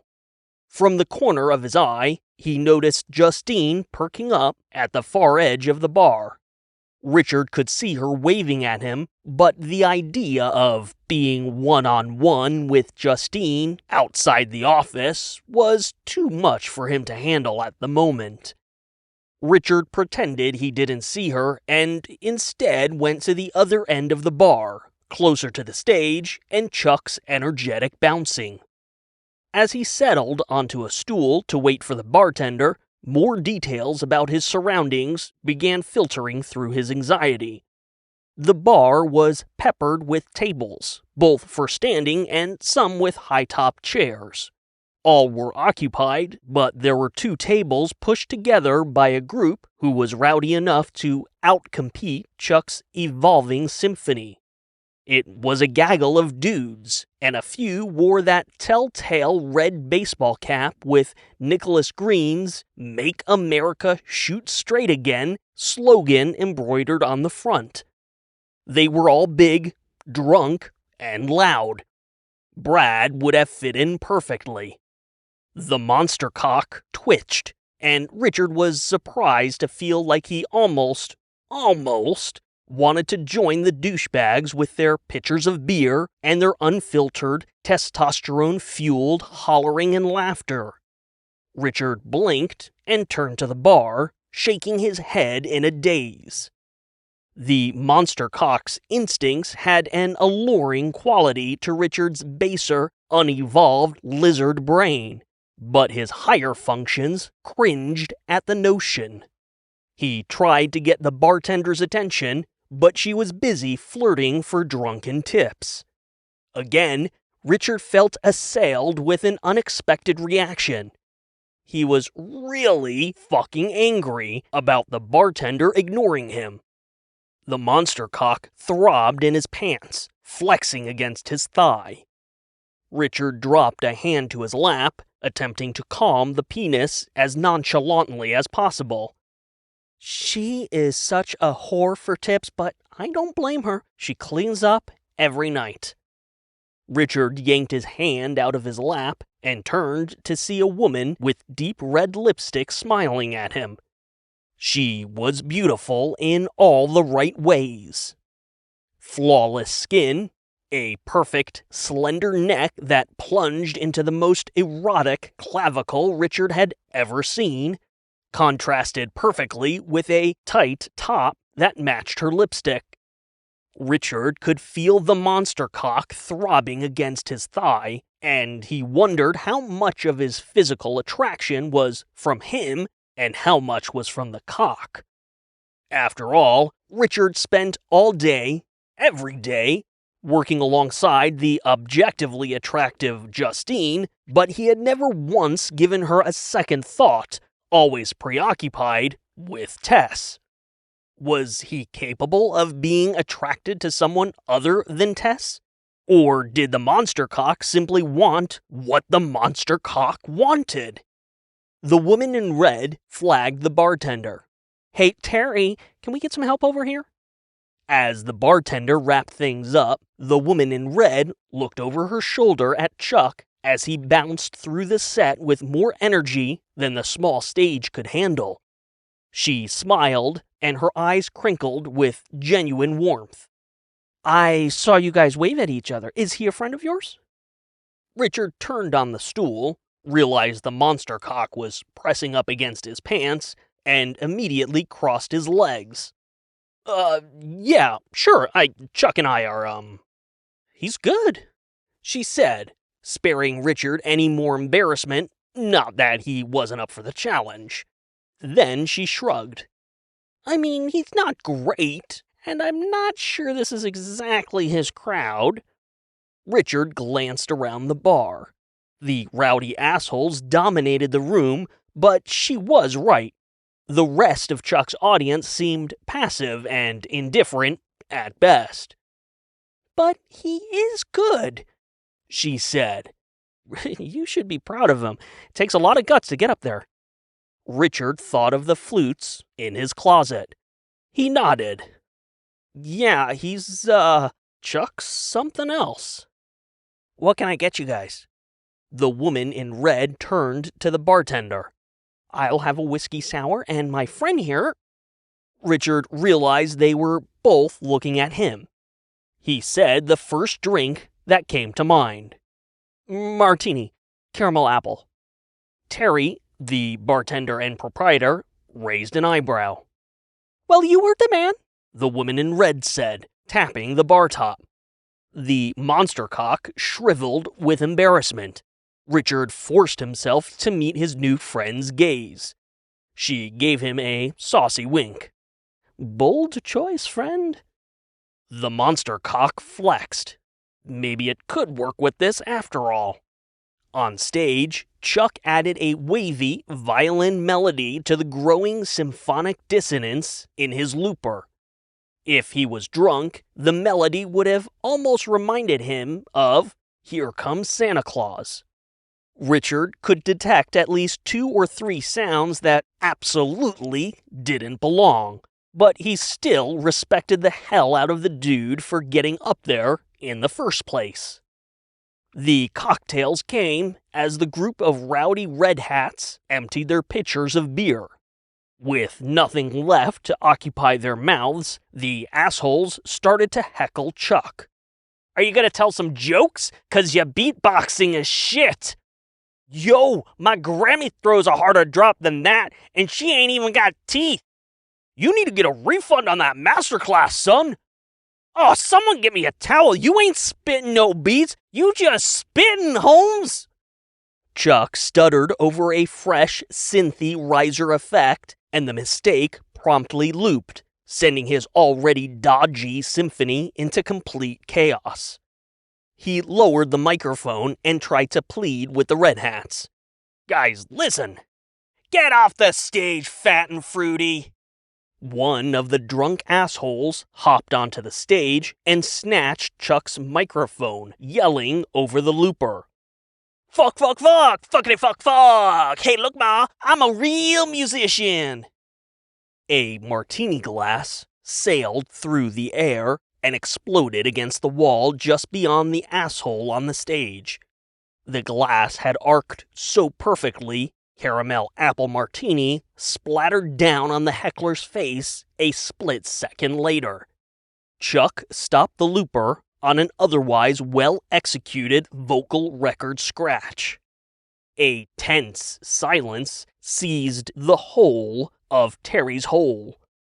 Well, except for Justine, whose sip of beer went down the wrong pipe. She coughed sharply, stifled the second one, and her eyes watered as she watched what happened next.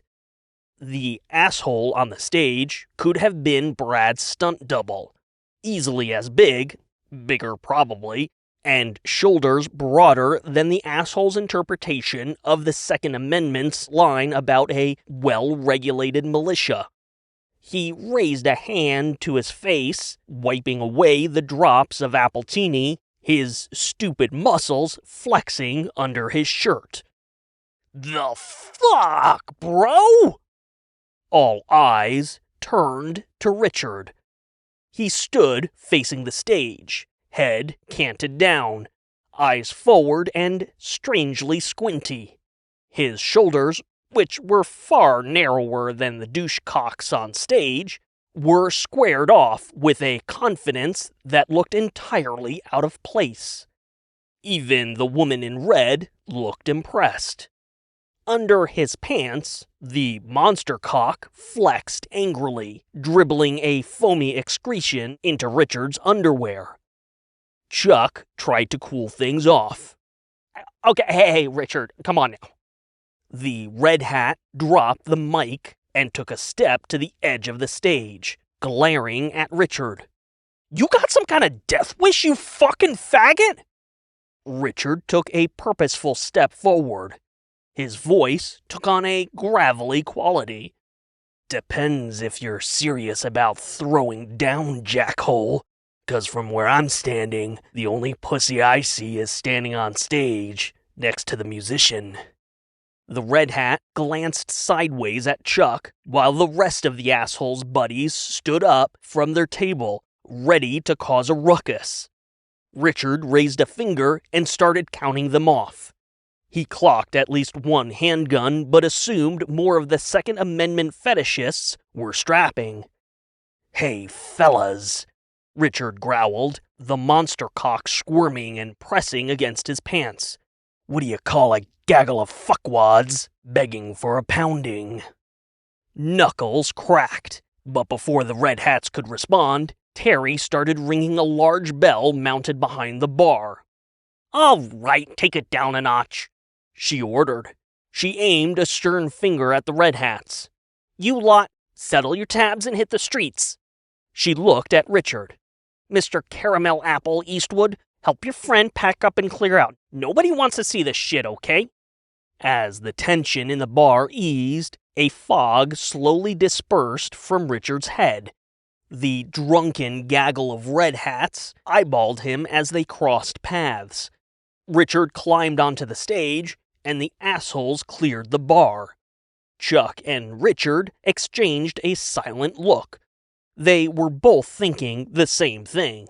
What the fuck just happened? Justine scurried onto the stage to help Chuck. She and Richard both forgot their whole, "oh, I never saw you" pretense, and instead were too flabbergasted to actually help pack up Chuck's gear. Justine raked her fingers through her hair, her eyes wide with shock. Richard, holy shit, that was... I know, Richard whispered, afraid to draw more attention to himself. Chuck unplugged his pair of floor speakers and packed the looper, microphone, and cables into a foam-lined carrying case. He gave the case to Justine before shoving one of the speakers at Richard, lifting the last one himself. We really need to skedaddle before Terry rings that bell again, Chuck said, hopping off the stage and starting for the exit. Justine followed close behind him, while Richard hesitated, locking eyes with the woman in red, still sitting at the bar. She smirked at him, less mocking and more admiration, and offered him a two-finger salute before turning back to her whiskey sour. Richard drank in her profile one last time, baffled that a woman of such cool composure, beauty, and self-assuredness would even talk to a person like him. Just beyond the woman in red, Terry gave Richard the evil eye, gesturing for the door. He sighed, hefted the speaker's weight, and hurried after Chuck and Justine. Just outside, Richard found them loading up Chuck's old minivan. While Chuck pushed the last speaker into the van, Justine was staring slack-jawed at a Toured red Dodge Challenger with a $3,500 graphics package that had blacked out the hood, roof, and trunk of the vehicle. "Is that Brad's car?" she asked. Chuck glanced over his shoulder. Brad came? Well, I didn't see him inside. Richard rubbed the back of his neck. Chuck and Justine turned to him slowly. He smiled something bashful. I might have borrowed it? Chuck started laughing. Richard was full of surprises tonight. Borrowed? Or stole? Justine asked. Richard lifted his shoulders. He had no idea how to explain the fact that a mutant monster cock was latched to his groin, and he shared some kind of psychic connection with the beast. A connection that seemed to encourage Richard to engage in risky, extreme, and definitely out-of-character behavior. Nice car, faggot! It was the last sound any of them wanted to hear late at night in a poorly lit parking lot. Gravel crunched as the drunken, rowdy Red Hats stepped up behind Richard, Chuck, and Justine. "So tell me," one of the assholes said, "what do you call a gaggle of fuckwads begging for a pounding?" Richard had nothing to say because he had no idea what the punchline was. When he opened his mouth inside the bar, the words just fell out without any thought. It was a world-class monument to the summit of Mount Stupid. And now those words had come to kick Richard and his friends right in the fucking ass. So goddamn stupid. More gravel crunched. Every last one of the Red Hats had stuck around for the after-party. Inside Richard's pants, the monster cock pulsed and throbbed, squirming against its confines and twisting to break free. Richard's eyes widened as he felt the penile tentacles clench around his buttocks. Adrenaline spiked his heart rate. With a wrenching, tearing fury, the monster cock raged. Chapter 15. The striking Cobra-Like penis monster thing. The old sodium lamps were already too dim for the gravel parking lot. The flickering, stuttering yellow light waxed and waned, giving Chuck's eyes no chance to adjust to the darkness. As the drunken hooligans attacked, the lights repeatedly plunged the lot into total darkness, making Chuck rely on quick flashes of light and the constant crunching of gravel to know where the next attack was coming from. He felt Justine by his side, their arms brushing in the darkness. He wondered if this was perhaps the pacifist's penance for accidentally killing a man in Africa a decade earlier. A cosmic, ironic twist, for sure. And although Chuck was peaceful by nature, that didn't mean he wasn't above throwing down to defend his friends. He had killed a man, after all. Gravel crunched in a flurry of unseen activity. As the assholes swarmed, Chuck lost sight of Richard. Yellow light flashed, and Justine grabbed his arm, pointing. "Gun!" she hissed. One of the assholes was reaching for a strapped handgun, and Chuck knew if the guy got it free, the fight would be over before it even started. Without a second thought, Chuck dropped his chin and threw himself into a bum rush as the fucker unholstered his weapon. Richard was distantly aware of Chuck slamming into one of the hecklers. Oh hey, it was the one who jumped on stage! And Justine chasing after to help him. He was only passively aware of the poor lighting, and with Chuck and Justine handling the one brawler, he was even less aware of the 7-to-1 odds he now faced. The only thing Richard was fully aware of was that he had never felt so powerful. The monster cock exploded up from the waistband of his pants. Like earlier in his bathroom, it grew to impossible lengths, rapidly coiling while in constant motion around his arms and legs. Richard couldn't tell if the monster cock was guiding his movements or if he was guiding the cock. They worked together in a kind of seamless symbiosis, seeking out attackers like one of Vector Defense's missiles, and striking like, well, a goddamn cobra. "Suck my cock, faggot!" Richard squinted dramatically in the darkness, not that anyone saw, and growled a snappy response. "You first, motherfucker." That voiceless whisper in Richard's head told him to duck, and he dropped backward while throwing a cock-coiled hand behind him to brace his fall. Almost instantly, the coil sprung, pushing him back up. His fist launched forward, and the monster cock slither-snapped around his arm, supercharging Richard's punch. At the last second, the head of the monster cock slipped in front of Richard's fist, absorbing the force of the blow. The cock head rammed into the attacker's head, sending a red hat flying in the darkness. The dude spun a complete 360 before collapsing to the gravel. Richard stared at his balled-up fist, the monster cock twisting its coils around his arm and throbbing with anticipation. The corner of Richard's mouth lifted.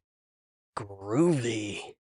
There was a flickering flash of yellow before the lot once again plunged into darkness. 3 more red hats bellowed in a drunken rage before piling onto Richard. Chuck couldn't stop thinking about Africa as he struggled to get on top of the asshole pulling at the gun. Justine dropped her whole body on the red hat's other arm, and still the fucker was squirming under them with a kind of drunken super strength. Yes, Chuck felt he needed to alleviate his guilt about Africa and the innocent, good guy native. His soul needed something to balance the scales, and this red-hatted fucker, he was definitely a bad guy. On the other hand, maybe if Chuck could forgive the red hat for bringing a firearm to a bar, heckling, and attacking him and his friends, perhaps that would... "Rot in hell, you fat fucking fudge packer!" The asshole spat, snapping his teeth at Chuck's face. Chuck grunted in frustration, wondering why this asshole was making it so hard to be a good person. He tightened his fingers around the red hat's wrist and started slamming his hand into the gravel, trying to knock the gun free. "Chuck!" Justine hissed, sliding side to side as the fucker twisted his arm. Chuck kept slamming the gun hand, wincing as gravel bit into his own fingers. "Hang on!" Blam! Richard and the monster cock sent 2 of the attackers flying. Their bodies literally careened through the air, one crashing into a windshield of an old Volvo, and the other slamming back first into a telephone pole. Before the bodies even hit the ground, the last 2 assholes leaped into the fray. Richard spun in a circle as the monster cock twisted around his extremities in a blur, blocking hits and supercharging Richard's own punches and kicks with lightning speed. He had this. Richard fucking had this. An arm suddenly wrapped around Richard's neck, catching the end of his cock shaft in the chokehold and pressing the basketball-sized cock head into Richard's face. In the darkness, the attacker thought the shaft was Richard's arm, not that it mattered, as he squeezed the chokehold as hard as he could. The other red hats pounced, punching furiously at Richard. As stars began exploding across his vision, blam! The chokehold loosened instantly, and the attacker stumbled sideways into gravel, clutching his foot. Richard gasped for air, and the monster cock pulsed with fury. The voiceless whisper screamed in Richard's head, raging against these fucking cunts, these assholes, these stains of useless fucking smegma waiting to be wiped from existence. Richard had no idea what happened next. Ah! Chuck bellowed and slammed the gun again, finally knocking it free of the Red Hat's grip. It scattered across the gravel, just out of reach. An explosion of pain raced up Chuck's fingers, and his grip on the asshole's wrist loosened. The guy twisted his arm and pulled free, his hand shooting up and latching firmly onto Chuck's throat. Chuck's eyes popped as he gagged. Justine flailed against the psycho's impossible strength, gravel cutting into her knees. "I'ma murder the shit out of you and then ass-rape your little girl, you fat fucking faggot!" Chuck saw his own personal fireworks show as Justine's struggles faded into the background.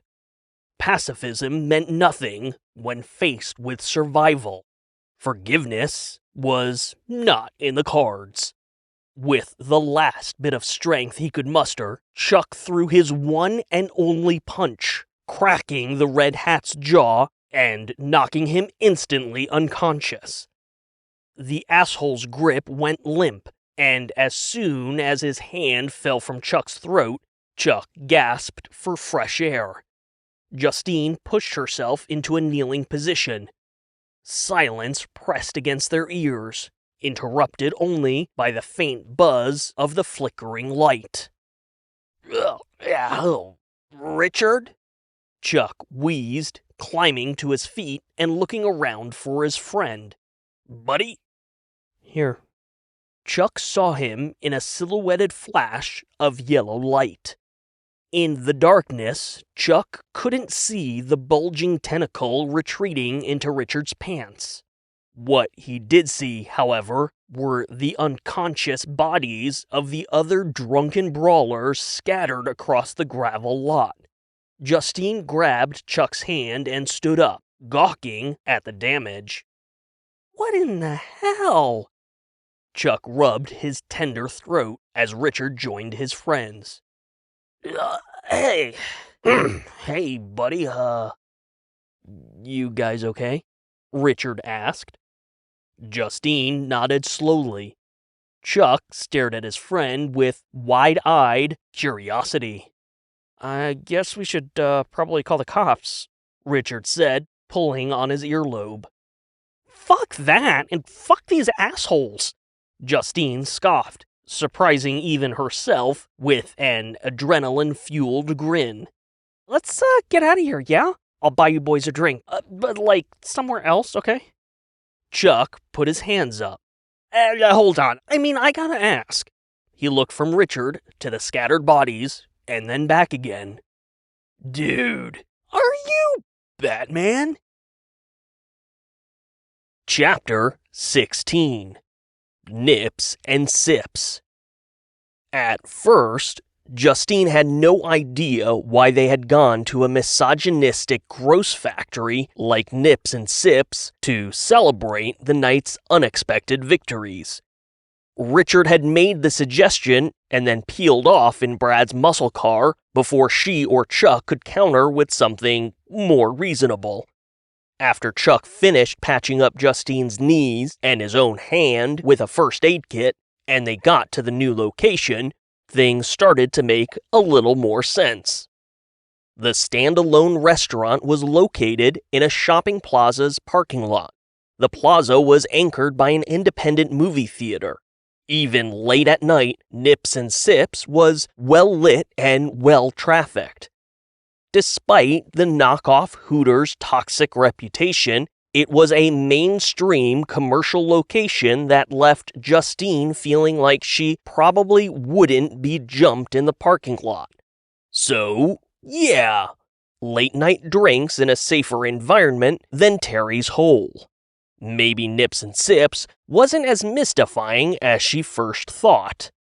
On their way inside, Justine glanced at the movie theater's marquee.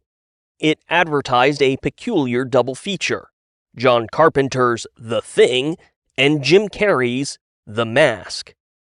The lights around the marquee blinked, and Justine could see people at the concession stand inside. Entering Nips and Sips, Justine's gaze was immediately drawn to the hostess's ludicrously large and extremely erect nipples underneath her thin, white-ribbed tank top. She couldn't help it. They were right there. The hostess had a pink name tag with her name printed underneath the restaurant's logo. Not that Justine paid any attention to the name tag when those nipples were practically giving a standing ovation, probably for their own impressive performance. Justine appreciated a good pair of sexy nips as much as the next person, but this took a running leap over the line and dropped a grenade in its wake. Fucking gross. When she tore her eyes away, she saw that Chuck was having the same magnetic reaction, but Richard seemed indifferent. He was scanning the pink-themed dining room, cluttered with risque pin-up memorabilia and a massive, ostentatious aquarium taking up a whole wall, and he had been oblivious to the nipples screaming, begging, for attention right in front of him. The hostess scooped up a handful of menus and started into the dining room. "Right this way, guys." Can we sit over there?" Richard pointed to a series of booths in the opposite direction. The shouting nips got quieter as Justine watched the hostess confer with a seating chart, chewing over the apparently complicated request. After an interminable moment, she nodded enthusiastically and led the way. Justine watched Chuck's eyes widen as he studied the curve of the girl's exposed butt cheeks underneath those absurdly short pink shorts. Richard, as before, remained oblivious. As they walked to their table, Justine followed Richard's gaze to a tall blonde carrying a tray of drinks. She wore the same white tank top and pink shorts as the hostess. It took Justine only a second longer to make the connection. While Richard had told her plenty about his roommate and obsessive love interest, Justine had only bothered to look her up once about a year earlier. She took one passive scroll of Tess's Instagram feed and then promptly forgot about it. Tess Taylor was little more than another copy-paste, basic blonde white bitch obsessed with perfect makeup, perfect boyfriends, and perfect photos for social media. Every picture on her Instagram was the same carefully curated bullshit Justine had seen on hundreds, thousands of other feeds. Aside from her figure, Justine had no idea what Richard saw in Tess, and she couldn't help but think less of him for harboring such a high school infatuation. And then, like the Instagram feed itself, Justine promptly forgot about the whole thing. But there she was, the object of Richard's ultimate desire. A fucking nipply waitress at a gross Hooters knockoff. Justine liked Richard more than she ever let on. It was hard not to. They worked in close proximity all day long, every day. They shared the highs and lows of work, life, and most everything in between. Justine was 2 years older than Richard and had more real-world corporate experience than he did. After all, while he was getting a fancy college education, Justine was putting her high school diploma to work in Vector's mailroom, working diligently to offset her father's back surgery and subsequent medical bills. Justine never had money for college, time for romance, or friends to socialize with. She was too busy working, and eventually her dedicated work ethic carried her all the way to the executive suite and Dorian King's office. When Richard showed up alongside Lorraine Dillon, she had been about as indifferent to him as he was to their hostess's ridiculous nipples. When Lorraine arrived, Justine instinctively didn't trust her, and that distrust extended to the people Lorraine had brought up with her. But after a few weeks, and after spotting a scale model of Deep Space Nine's honorary starship, the Defiant, hidden under Richard's computer monitor, the new boy had begun to look a little more interesting. He was soft-spoken, sensitive, and had a sharp creative instinct that belied a more extraordinary, untapped talent. Richard was good to look at, fun to talk to, and the best thing to happen at Vector Defense since Justine started working for Dorian King. But sometimes Richard made it really hard for Justine to not dismiss him as just yet another dick-packing fuckwad. Of course, Richard noticed every single detail about the hostess. After all, it was hard not to. Those outfits left little to the imagination, and the whole business model of Nips and Sips was based on how horny they could make their customers. So, yes, he noticed. But the hostess wasn't why he had suggested the restaurant. She was little more than a cheap imitation of Tess's Nips and Sips clad perfection. Not that the monster cock knew any difference. Not that the monster cock cared. It vibrated in Richard's pants, twisting down a leg and throbbing until a drop of liquid warmth ran down his thigh. Puerile thoughts materialized in his brain, begging to bend the hostess over the railing, pull that thread of pink fabric aside, and split her in fucking two. He wanted to chew on those nipples, never mind they were prosthetic, and fuck her until she exploded, spraying a massive nut all over her cleavage until Tess came over and, in a fit of jealousy, began slobbering all over his monster cock while the hostess peeled down Tess's shorts. They were sat at a booth, and Richard took the side across from Chuck and Justine. He was grateful for the coverage of the table as the monster cock bulged and squirmed, eager for any kind of action it could get. "Bryce will be over in just a second to get you started with drinks," the hostess said, handing them menus. "Enjoy!" Richard couldn't hide a flash of disappointment. He had seen Tess serve the table behind them, so he thought they were in her section. "First round is on me, my friends," Chuck proclaimed. He raised a bandaged fist and shook it in the air. "Tonight, we celebrate!" He immediately winced and held his hand to his chest. "Yeah, but gently." Justine twisted in the booth to face Chuck, intentionally turning away from Richard. He was so preoccupied with staring at Tess. What the fuck did he think would happen? Was she going to suddenly notice him, drop to her knees, and start blowing him? Disappointed in Richard and this predictable turn of events, Justine shoved all thoughts of her colleague aside, focusing instead on something that had bothered her since they departed Terry's hole.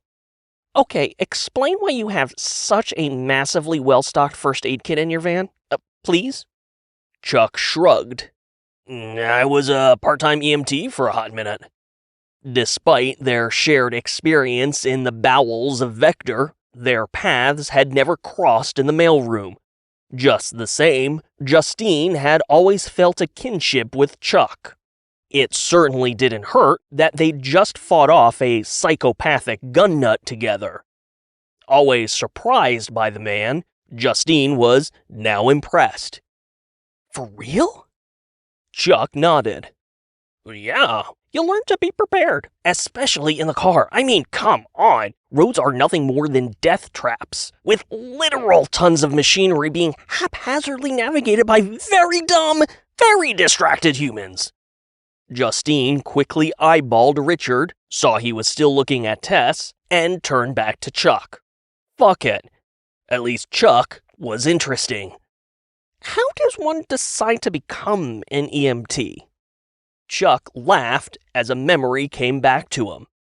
Oh, I was so concerned about trying to balance my scales after Africa, but maybe I already had a little karmic credit stored up. Interesting and utterly mystifying. What the hell was he talking about? Justine chuckled. On a good day, I usually understand about half of what you say, but right now, you have completely lost me. Richard was barely listening. He was too busy scanning the dining room.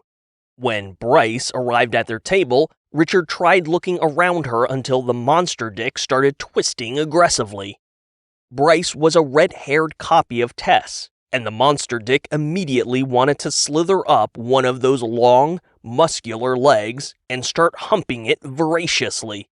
Richard dropped a hand underneath the table, pressing it hard into the pulsing penis, only to be rewarded with an explosion of tingling pleasure radiating up from his crotch. Hey, you with us, buddy? Richard swallowed and looked at Chuck. What? Chuck grinned and pointed at the waitress. You wanna tell her what you want? Richard blinked, confused. Chuck raised his eyebrows. To drink. Richard cleared his throat and pointed at Chuck. I'll have what he's having. Chuck handed his menu to Bryce, putting on a silly voice. And I'll have what she's having. Justine laughed. The waitress looked confused. Richard continued searching the dining room for Tess. When Bryce departed, Richard caught a glimpse of her pink-clad ass cheeks, and the monster cock pressed harder against his pants. Chuck and Justine continued their conversation. It was a few years after Africa. What were you doing in Africa? Justine asked. Yeah, another story, he said, waving it off. But after Africa, I was on the freeway one day when I saw a motorcyclist get cut off by some asshole in an SUV the size of a small tank. There was a multi-car pileup, and right when you thought the guy in the motorcycle was gonna be okay, kablammo! His leg gets severed clean off, right above the knee. Holy fuck! Justine breathed.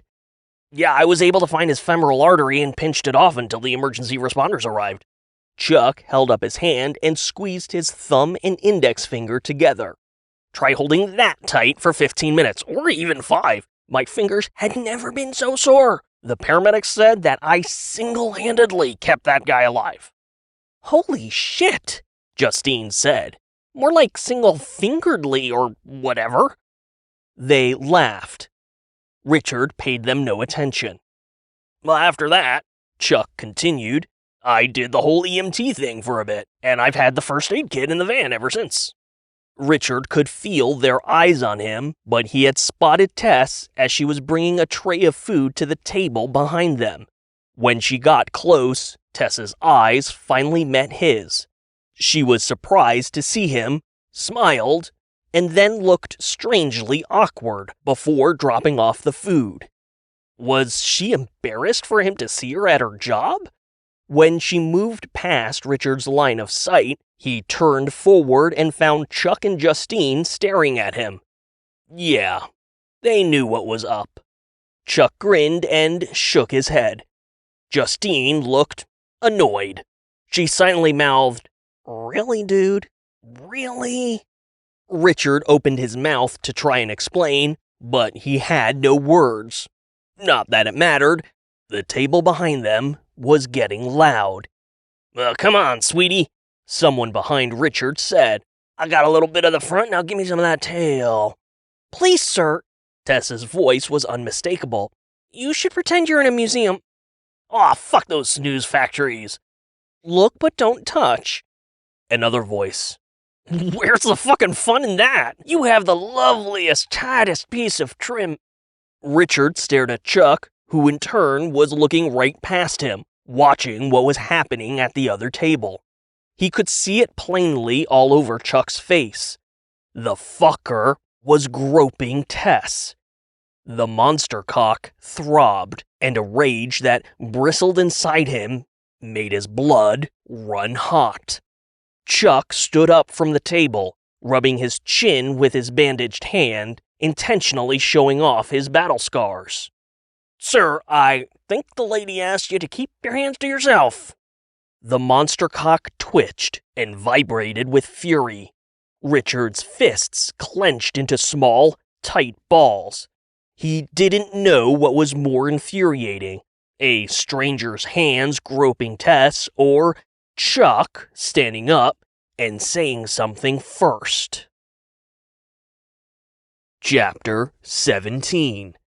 Nips and Sips and Monster Dick Tips. Richard twisted in the booth to get a better look at the table behind them. They might as well have been carbon copies of the Red Hats from Terry's Hole, which made Richard recall Brad's observation that morning. How was it possibly still the same day? The Nicholas Green rally was attracting Second Amendment gun freaks to the city like fucking flies to shit. There were 4 guys at the table. They were all big, both with muscles and sheer size, and one was even wearing that stupid "Make America Shoot Straight Again" red hat. The one in the hat was popping his eyes at Chuck, begging him to make a move. The one sitting next to the red hat, he wore flannel with the sleeves ripped off, pulled a large black semi-automatic pistol from under the table and nonchalantly placed it between pints of beer, almost as if it was the most normal thing to do in the world. Beers, wings, and handheld death machines. The red hat flashed a grin at Chuck. "You got anything you'd like to add to the proceedings, Tubby?" Richard turned around in time to see Justine pulling at Chuck's wrist. Chuck's lips were pressed together tightly, biting back anything that might escalate the situation. Slowly, he sat back down, meeting Richard's steady, blank gaze. From the other table, "Yeah, that's what I thought, you beta cuck snowflake!" Chuck hissed quietly through clenched teeth. "I fucking hate these gun fetish assholes. No manners, no respect, just unchecked, unfettered, toxic masculinity. Everywhere we fucking go, I just wanna..." Justine rubbed Chuck's shoulder. "Let it go. We already got lucky once tonight. No need to push it, right, Richard?"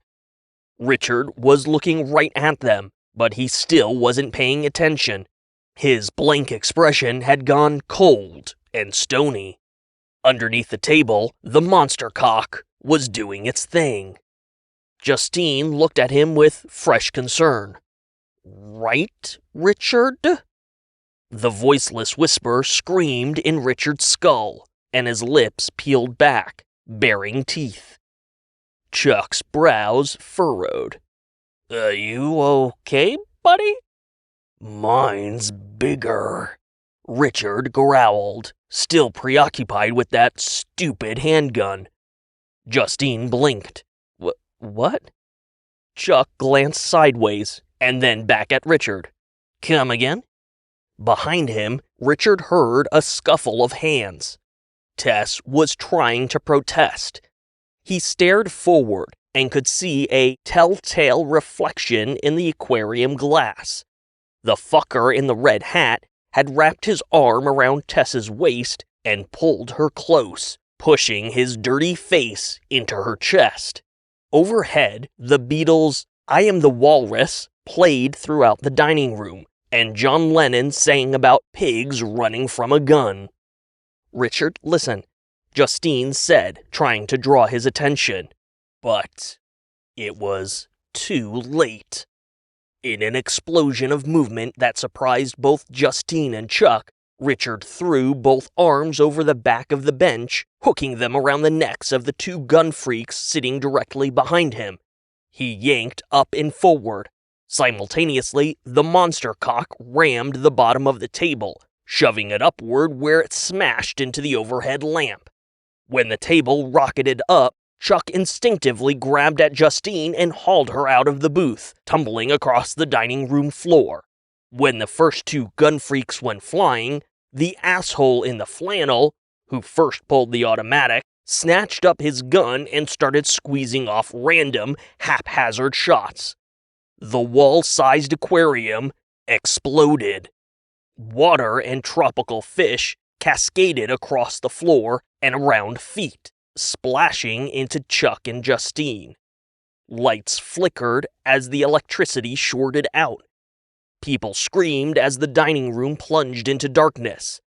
Something began sparking, and the pin-up paraphernalia on one wall went up in flames. Smoke began to fill the dining room as diners scrambled for the exits. All the while, Richard attacked. The asshole with the gun kept firing, and an errant bullet hit something in the kitchen. An explosion erupted, sending flames pouring out from the kitchen pass-through and licking across the ceiling. As nips and sips burned around him, as Chuck and Justine grabbed for Tess and joined the rush to escape the growing inferno, Richard was aware of none of it. They touched his woman. They groped her. They violated her. He was going to tear them limb from limb. He was going to fucking murder every last one of them. After the first two assholes flipped onto the ground and the cock-launched table crashed down on them, Richard spun around, leaping over the back of the booth. The monster cock sprang into action, and there was nothing, not even the slightest hesitation from the logical part of Richard's brain, to hold the beast back. It snap-coiled around his arm as the asshole with the gun tried to track Richard in the flickering glow of the fire. The monster cock bulged with tensile strength, whipping out and knocking the remaining two gun freaks out of the booth. "Shoot it!" the red hat screamed, splashing through the puddles on his hands and knees. "Shoot it!" Richard let himself go, giving his body to the raging instinct of the monster cock. More gunfire. Smoke and haze filled the building. Notably, the emergency sprinklers never kicked on, letting the inferno rage unchecked. Feet splashed in the water, and the first two assholes Richard had hooked with his arms got back up, only to be struck down again as the growing monster cock snaked across the water and swept their legs. They splashed down, and the cock, bulging to the girth of a massive anaconda, plunged through the smoke at one of them, coiling up his leg and yanking him into a bank of flames rolling out of the kitchen. "Whoa! Fuck! Below!" More shots were fired, but Richard was moving with an uncanny speed as he darted in and out of the smoke and flames. The monster cock pinned down the second asshole's leg while whip-coiling around the other leg before it finally... A primal fear gripped the man. "Oh God, no, please!" The monster cock ripped the man's legs apart, splitting his pants and tearing skin until muscle and bone snapped apart. Gore splattered, and the man's scream came to a gurgling stop as his pelvis ripped in two like a human wishbone. The guy with the gun watched as his friend's guts spilled into the water. A fish gasped for air, flopping against the fallen man's cockeyed, flaccid penis, pointing in an impossible direction. The man in flannel's fingers went numb from shock. The semi-auto slipped from his hand as he stared, frozen with horror. The emergency sprinklers finally kicked on, and as the water splashed onto his face, the man in flannel came to his senses. He spun on his heels to run for the exit, only to come face to face with Richard. He reeled back in fright. "God damn it, what the fuck, man?" The massive monster cock slithered up and around Richard's torso.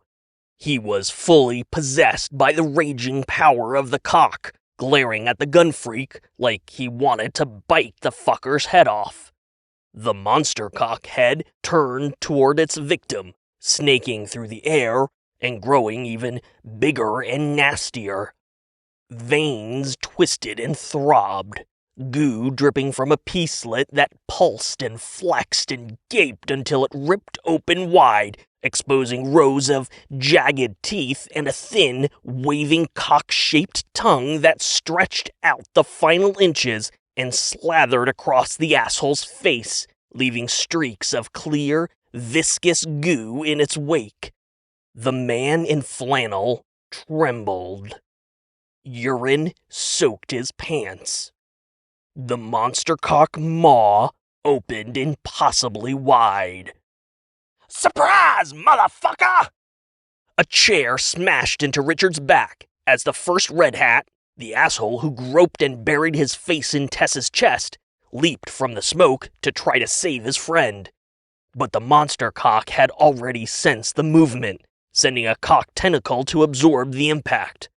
The chair exploded into splinters, but Richard didn't so much as waver. The bulbous, gaping maw of the monster cock head swung its massive girth toward the red hat. He stumbled in the water, realizing just how badly he had miscalculated. "Oh, fuck!" Justine, Chuck, and Tess stood at the edge of the parking lot, apart from the cluster of diners and employees. They watched as smoke poured from the entrance of Nips and Sips. Emergency sirens rose in the distance. "Did Richard make it out? Is he still in there?" Tess asked, panic edging into her voice. Neither Chuck nor Justine knew how to respond, especially after Terry's hole. They had no frame of reference to even begin to understand what was going on with Richard. Maybe he was Batman. A large window exploded as something unwieldily crashed through it, hitting the pavement with a splat, bouncing once, and then rolling to a stop at Tess's feet. It was the body of the asshole who groped her. Singed. Wet. Headless. Blood squirted from the ragged stump of his neck. Tess screamed. Chapter 18. A dick thrusting in a dick, metaphorically speaking. The supercharged 6.2-liter V8 Hemi engine growled a deep, throaty roar, and the Tour-Red Dodge Challenger lurched forward, launching off the on-ramp and exploding onto the freeway like a rocket ship. With the windows down and the wind slamming against his face, Richard let out a whoop as the power of the muscle car vibrated up from his legs and made his asshole tingle.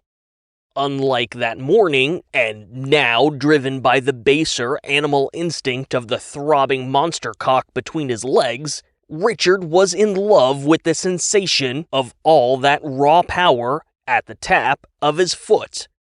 It was late, and the traffic on the freeway was sparse.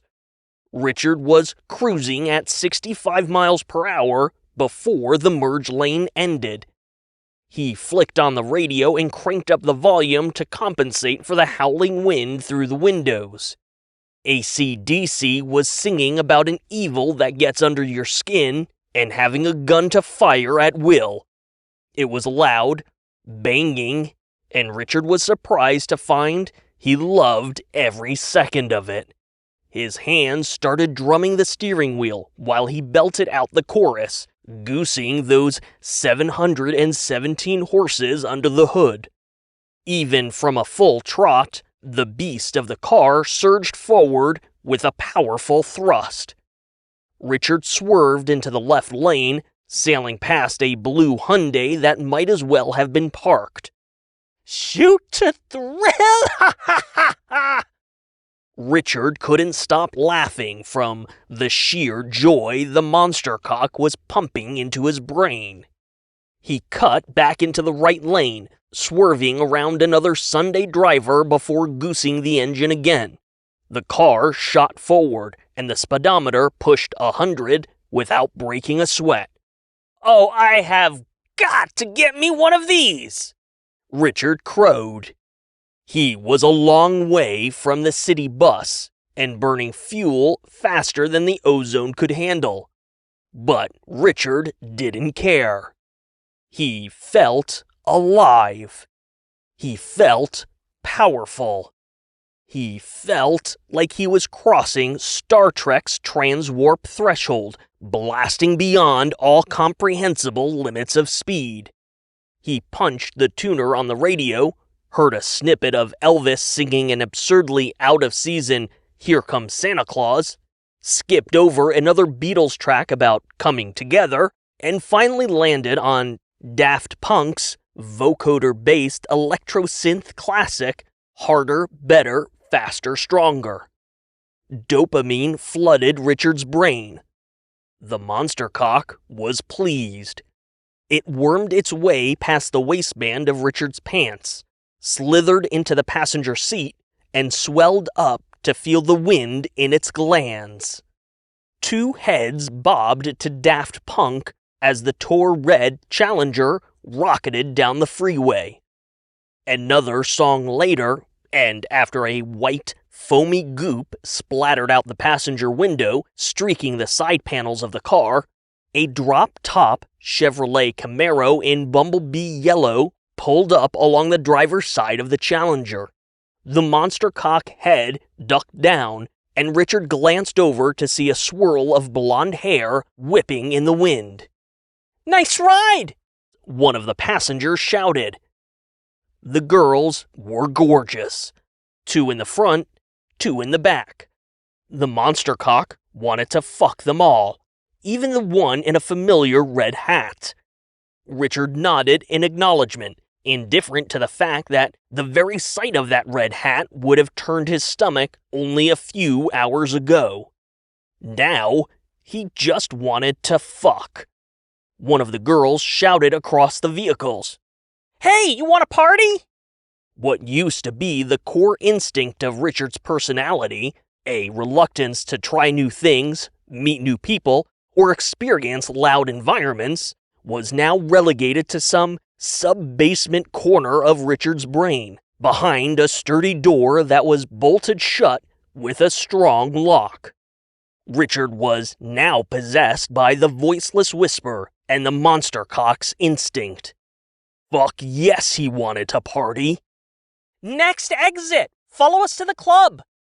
The girls in the Camaro pulled ahead before veering onto the off-ramp. The monster cockhead bobbed up as Richard followed behind them. A bright purple neon sign for the Coco Bang Bang Lounge, a pair of smoking guns were animated with purple neon lines, came into view. The monster cock leaked its excitement onto the leather passenger seat. The yellow Camaro pulled into the nightclub, but Richard found himself stuck in some kind of mental ditch. Even though he flicked the turn signal and had every intention of following the girls to Coco Bang Bang, he never slowed down. The monster cock whipped its massive head at Richard, its pee hole splitting apart, baring those hideous, snarled teeth. "What the fuck was he doing?" Deep in that sub-basement of his brain, Richard's original self pounded on the locked door, cheering this sudden, daring escape from the monster cock's animalistic desires. Gripping the wheel until his knuckles turned white, Richard ignored the raging, foaming cock in the passenger seat. He resisted an overwhelming compulsion to slam the brakes, spin the car, and backtrack to the club and all that perfectly fuckable tail. The cock leered, thrusting itself at Richard, expressing its frustration the only way it knew. Richard flinched, but didn't turn, focusing instead on the road ahead. Calm the fuck down. Richard wasn't running. He wasn't giving into his original self. He was simply acknowledging the universal truth known to every player, every night, at every nightclub in the history of ever. A 24-hour payday loan sign loomed in the distance. The monster cock snapped one last snarling hiss before settling down, conceding this universal truth. Richard grinned. You can't make the scene if you don't have the green. Chapter 19. Superdick, Superhero. Gary tapped an emulated image of an old Nokia phone. It was pixel accurate right down to the simulated green scale display. A blocky line representing a snake slithered across the tiny screen, made a hard left, and gobbled up 4 small pixels that looked nothing like an apple. The snake grew a little longer and continued to travel across the screen. Gary was in his late 40s, graying, and perfectly happy working the 3rd shift at the payday loan store. At this hour, he was the only one in the store, perched on his tall clerk chair, safely settled behind the 1-inch thick acrylic bulletproof window that separated him from the lobby. Foot traffic was sparse at night, and once it got really late, Gary would only see a handful of customers. Honestly, it was perfect. Plenty of time to scroll his phone or work on a snake high score. He could play whatever music he wanted, as long as he was mindful when a customer came in, and there was no one around to give him any shit. The snake got even longer, gobbling apples as Frank Sinatra crooned about a young fool who could never win because of something under his skin. It was a quiet night, which was precisely how Gary liked it. The door chimed, and he quickly swiped to pause the music as Sinatra was singing about trying to wake up to reality. He scooted his chair up to the teller window and looked up to see a burly man in all black wearing a rubber Donald Trump Halloween mask. He carried a very empty black duffel bag and, yep, a blacked-out single-barrel shotgun. Gary sighed and turned back to his phone and the pixel snake. This was the 3rd time just this week. And why were they always wearing Donald Trump masks? Gary had to wonder if it was actually the same group of would-be robbers, giving it the old college try after each prior buddy failed to successfully knock over the payday loan shop. It always ended the same. Cops were called, reports filed, insurance claimed, acrylic window replaced. There were extra panels in the back storage, and it took about 10 minutes to swap out the window. Tonight's asshole stepped over and rapped his knuckles against the bulletproof window. Gary didn't look up from his phone. "Fuck off," he said, completely uninterested. "If you leave now, I don't have to call the cops." Gary looked up when he heard something slap against the window. It was a small, gray brick stuck to the middle of the window with a glob of adhesive. A random electrical contraption was stuck into the brick, and a small red light blinked ominously. Outside the movies, Gary had no idea what a real brick of C4 looked like, but he had no doubt that was exactly what he was staring at. "Oh, fuck!" The window was bulletproof, but Gary was pretty sure it wasn't plastic explosive proof. The door chimed again. The asshole in the Donald Trump mask bolted. Gary cursed again and tumbled out of his chair as he tried to dismount, scrambling across the floor for what he hoped was the safety of the back room. After parking underneath the glowing 24-hour payday loan sign, the monster cock slithered back underneath his pants, and Richard stepped into the store. He wasn't entirely sure what he planned to do, Richard had never taken a payday loan before, and he wasn't particularly interested in opening an account. He hadn't come with the intention to rob the store, but at the same time, he didn't intend to not rob the store. He had no plan, no thought, and was only focused on the fact that he needed money.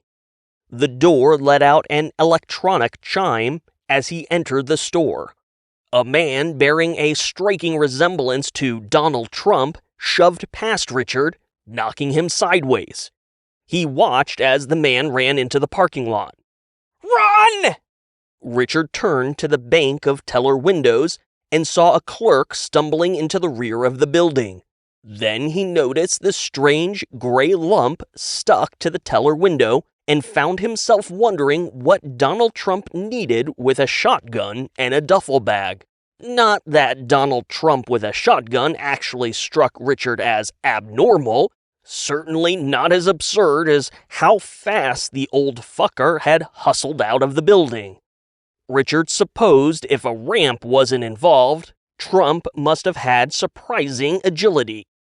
A shockwave ripped through the store as the lump of gray stuck to the teller window erupted in an explosion that split the acrylic window. In the instant between Richard noticing the explosive and questioning Donald Trump's surprising agility, the monster cock sprung into action. Maybe the cock processed the shotgun and duffel bag faster, or maybe it sensed the chemicals inside the explosive, or maybe it just possessed an innate ability to recognize destruction and act in self-preservation. Whatever the case, the monster cock exploded out of Richard's pants and ripped a check writing counter off the wall, swinging it as a shield just as the C4 detonated. The counter took the brunt of the explosion, cracking in two while still in the tensile grip of the monster cock. The ground shook violently under Richard's feet, and he ducked down, covering his head with his arms. One of the street-facing windows blew out from the shockwave, and something crashed outside. The monster cock released both halves of the check-writing counter, and they hit the ground with a banging clatter. The cock snaked back into Richard's pants as he lowered his arms to survey the wreckage of the payday loan lobby. Dust was settling, and the last functioning overhead fluorescent, in the front corner of the lobby, kept winking on and off. A gaping hole sat in place of the teller window. The clerk peered out from around the damaged wall to the back room. Glass and debris crunched behind Richard, and he turned to see Donald Trump stomping back into the store. Trump fired into the ceiling, and even after the explosion, the shotgun retort still pierced Richard's already ringing ears. Trump single-handedly pumped around as he marched toward the gaping hole, tossing the duffel bag through. Trump screamed, his voice strangely muffled and distorted. He leveled the shotgun at the clerk. Richard rose to his feet, finally realizing that the man with the shotgun was not, in fact, a surprisingly agile Donald Trump, but instead, just an asshole in a cheap Halloween mask. The monster cock realized that the fucker was about to get away with all the cash, and those girls were right down the street, eager pussies dripping and begging to be wowed and plowed. Gary had pissed his pants. This was the farthest thing from a quiet night imaginable, and he was pretty sure the damage would take a little more than 10 minutes to repair. This was not what he signed up for when he volunteered for the third shift. The asshole gestured with the shotgun, and Gary nodded rapidly, stepping out from behind the crumbling wall with his hands in the air. "Oh, yeah, okay," Gary rambled, snatching up the duffel bag. The man said something, but he spoke in a low tone, muffled by the cheap Donald Trump mask. It didn't help that Gary's ears were still fucking ringing from the explosion. He shook his head, panicking. I'm sorry, what? "Not Donald Trump," repeated himself, and Gary wiggled a pinky in his ear. In a moment of frustration, the asshole pulled the mask up over his head, holding it at his side as he glared at Gary. "I said, where's the safe and you have the combination?" Gary looked from the shitty Donald Trump mask to the armed robber's plainly visible face. He swallowed a painful lump in his throat, suddenly gripped with the grave understanding that his life was likely over. At first, the armed robber didn't understand Gary's dramatic and sullen change of demeanor. He followed Gary's gaze to the Trump mask before realizing he fucked up by revealing his face. The robber's shoulders slumped, and the mask fell to the ground. "Ah, fuck!" The shotgun swung up to Gary's face. The third shift clerk squeezed his eyes shut as his bowels evacuated. He heard the click of the trigger and the immediate explosion of the shotgun firing. Then, he felt a sprinkling of dust rain down on his head. With lightning agility, the monster cock arced over the armed robber's head, snap-coiled around the barrel of the shotgun, and yanked it at the ceiling right as the trigger was pulled. The cock continued to twist down the shotgun as it simultaneously held it firmly over the robber's head. The cock coiled around the man's hands, pressing them painfully into the stock of the shotgun and binding his arms together as it slowly corkscrewed toward the rest of his body. As the beast coiled down, the armed robber slowly inched up, lifting into the air by the tensile, penile strength of the monster cock. The tips of his toes left the ground, and he turned slowly in the air as the cock looped him like a giant python. The turning shaft tightened, and the bones in his arms creaked. He yelped in pain, his feet pedaling in the air. The slow spin of the robber's body finally brought him face to face with Richard, and he saw that the monster cock crushing his arms originated from Richard's pants. "What the fuck are you?" The monster cock clenched. Bones snapped. The armed robber screamed in agony as flesh tore underneath jagged bone. Still, the monster cock tightened. Richard stood stoic, fists balled at his sides. He had never felt so powerful. He had never felt in such total control. He squinted with that Mr. Caramel Apple Eastwood affectation and answered the thug's question. "I'm a superhero."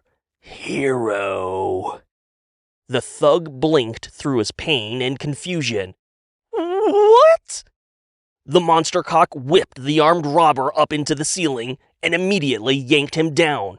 The shattered bones in his arms were smashed to smaller pieces as the cock repeatedly whipped the thug up and down, slamming him into the ceiling and then the ground over and over and over again. Wham! Wham! Wham! Wham! Wham! Wham! Wham! Skin flayed open. Blood splattered. Gore spilled. In a final, spinning flourish, Richard twisted, and the monster cock hurled the thug into the last intact window. He smashed through the plate glass and bounced across the parking lot like a broken, fucked up rag doll before finally skidding into the middle of the street beyond. Richard peered through the busted window as the thug wheezed and rolled in the distance, trying to get his useless arms to push himself up. Instead, the flesh tubes of shattered bone only elicited cries of agony, and he flopped forward onto a face wrecked so bad that even a cheap Donald Trump Halloween mask wouldn't have improved it. After another excruciating twist, the man managed to haul himself into a sitting position and was immediately run over by a city bus. Richard winced and felt his stomach turn sour. As the monster cock slithered back into his pants, the voiceless whisper pointed out that the fucker probably deserved it, trying to rob a payday loan shop with military-grade explosives. Richard turned around and found the clerk thrusting a very full duffel bag at him. "Here, take it, please," the clerk mumbled, dropping the bag to the ground and scooting a wide berth around Richard. I promise I won't tell anyone. Shit, fuck, look, I don't want to die. I don't even like this fucking job. Richard pivoted as the clerk circled around him. When he reached what was left of the main entrance, the clerk hesitated a moment, waiting to see if Richard or the monster cock would make a move. After another moment to bolster his courage, the clerk bolted out the front of the store. Richard kept turning around in the wreckage of the payday loan shop. He was alone. He squatted down and unzipped the duffel. It was full of stacks of cash. Well, all right then. Who knew being a superhero could be so profitable? Richard hefted the duffel and stepped out to Brad's car. The initial explosion had knocked the large payday loan sign from its post, and it crashed into the back of the Challenger, smashing the rear window, caving in the trunk, and no doubt fucking up the rear suspension. Brad was gonna be pissed. As Richard walked to the driver's side, the monster cock snaked out and rolled the sign off the trunk. Richard tossed the bag into the passenger seat and climbed in, the monster cock slithering in around him. When he pulled out of the parking lot, the rear bumper scraped across the ground, catching the discarded Donald Trump mask. The mask was dragged into the street, and the pavement reduced the cheap rubber to shreds before the mask's remains tumbled free, scattering across the road like so much useless garbage. Chapter 20. Self-Aware Dick. The Challenger stopped at the valet station outside the Coco Bang Bang Lounge and Nightclub, and Richard climbed out, tossing the keys to the attendant. "Be gentle with her," Richard said as the short attendant eyeballed the dragging bumper and the extensive damage to the rear window and trunk. "And don't be afraid to get a feel for that engine. If it doesn't make your dick twitch, it'll make your pussy wet." The attendant handed him a ticket, and Richard realized he had no idea if the person in front of him was male or female. From deep in his brain, Richard's original self cringed behind that locked door. On the surface, the monster cock's instinct had taken complete control, and Richard waved a hand over the attendant's androgynous figure. "Or, whatever it is you've got going on down there." "Sir," the attendant said with a well-practiced tone that strongly suggested Richard shut the fuck up. Richard held up his hands. The monster cock twitched in sexual anticipation. Even though there was sure to be plenty of pussy inside, the monster cock was plenty interested in whatever the valet was packing in their tight little package. "Hey, I don't judge, but that engine? Woo! Hold on to your butt, you know what I mean?" "Sir?" "Yeah?" The attendant pointed to the entrance to the lounge. "You should go now." Richard pointed his fingers at the valet and winked. Deep in his brain, his original self screamed something muffled and distorted behind the heavy, locked door. Who the fuck was this asshole controlling Richard's body? Richard stepped up to a massive set of deep purple doors, only to be stopped by a bouncer in a tight black t-shirt.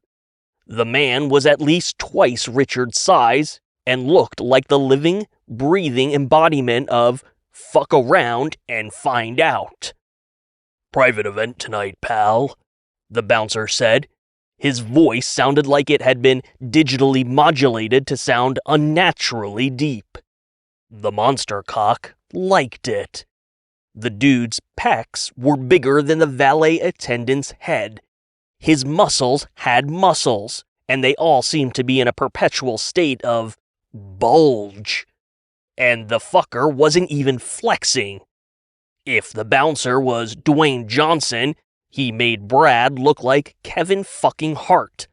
He looked like he was sculpted by Michelangelo if Michelangelo sculpted homoerotic male bimbo fantasies. The monster cock really liked it. Richard wrenched his eyes away from the bouncer's impossible physique and glanced at the parking lot. A large black Tahoe sat near the building. A magnetic sign clung to the door. Green for governor. Because, of course, the gun fetish party would be getting nasty at Club Coco Bang Bang the night before the big rally. The Green Party, right? Richard asked, turning back to the bouncer. Yeah, those are my people. The bouncer didn't look impressed. If you're not on the list. Richard opened his mouth and the words were right there. There was no forethought, no plan, but there they were, bolstered by a confidence that shouldn't have existed. I'm not on any list because I wrote the fucking list. I'm Green's special liaison to Vector Defense for tomorrow's rally. Richard gestured to the doors. I just want to ensure our future governor is properly enjoying everything our city has to offer. The bouncer continued to look unimpressed. The monster cock was losing patience. It could easily split God's perfect man in two, both sexually and literally, and they'd have all the access to the nightclub Richard wanted. Look, Richard said, digging a hand into his pants and grabbing a thick bulge. Vector Defense is extremely committed to ensuring Green has a positive experience no matter where he goes. Richard withdrew a massive wad of $100 bills, peeling a few off the top. Because a happy candidate is a happy, productive governor deeply invested in the economic prosperity of our humble little city.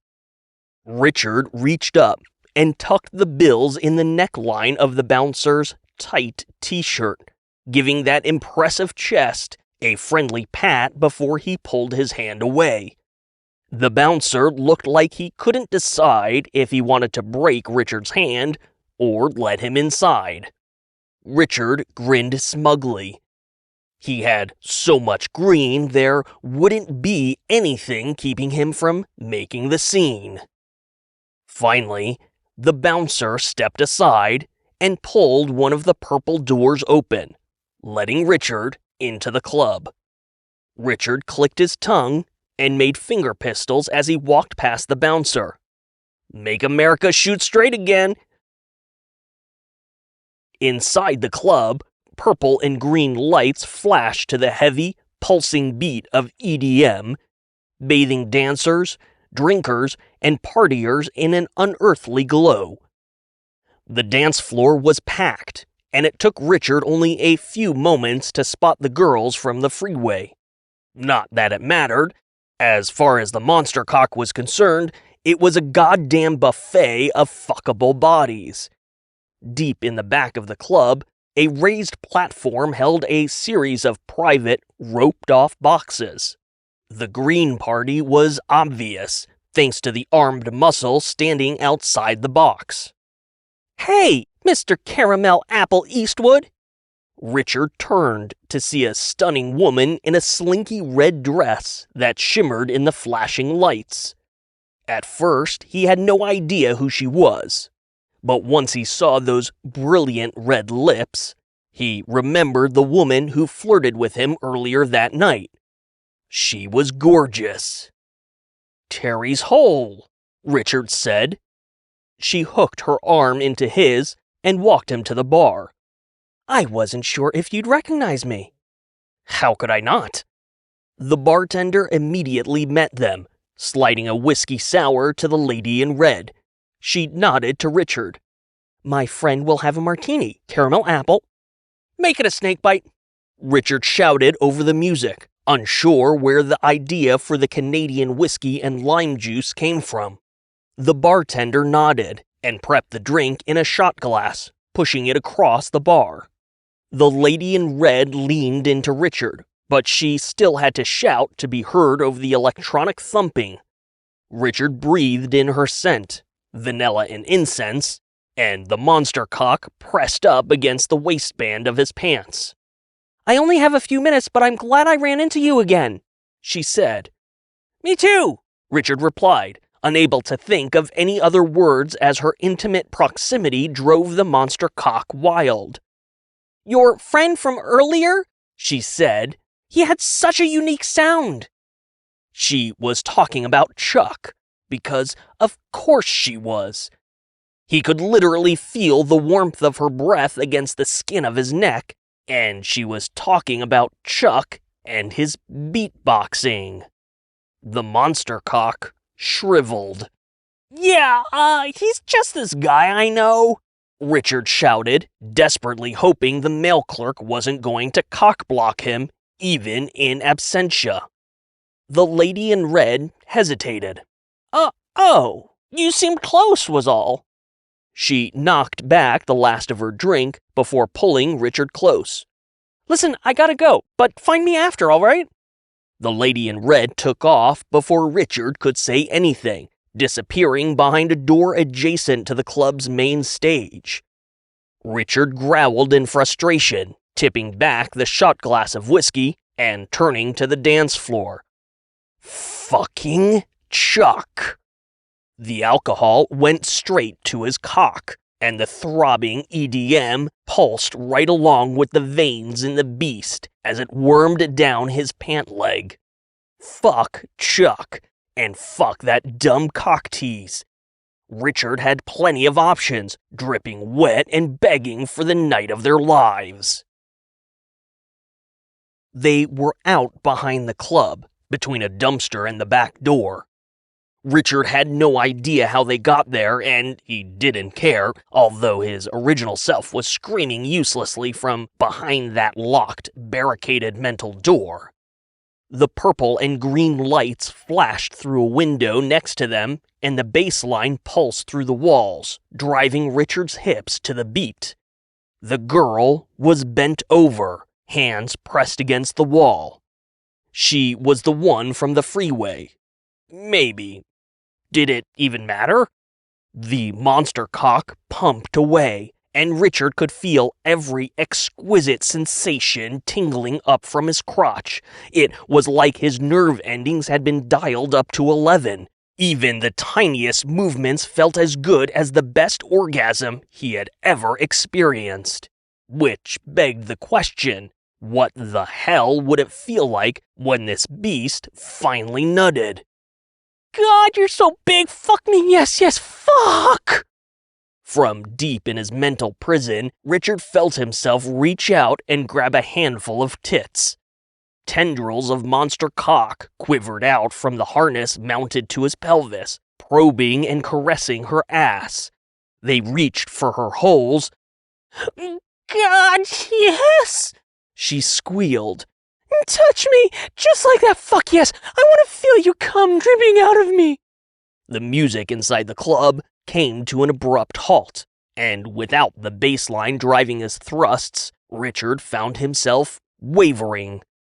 The monster cock had been entranced by the beat, and without it, the mutant member suddenly had to find its equilibrium. Don't stop, keep fucking!" The tendrils pulled back in frustration.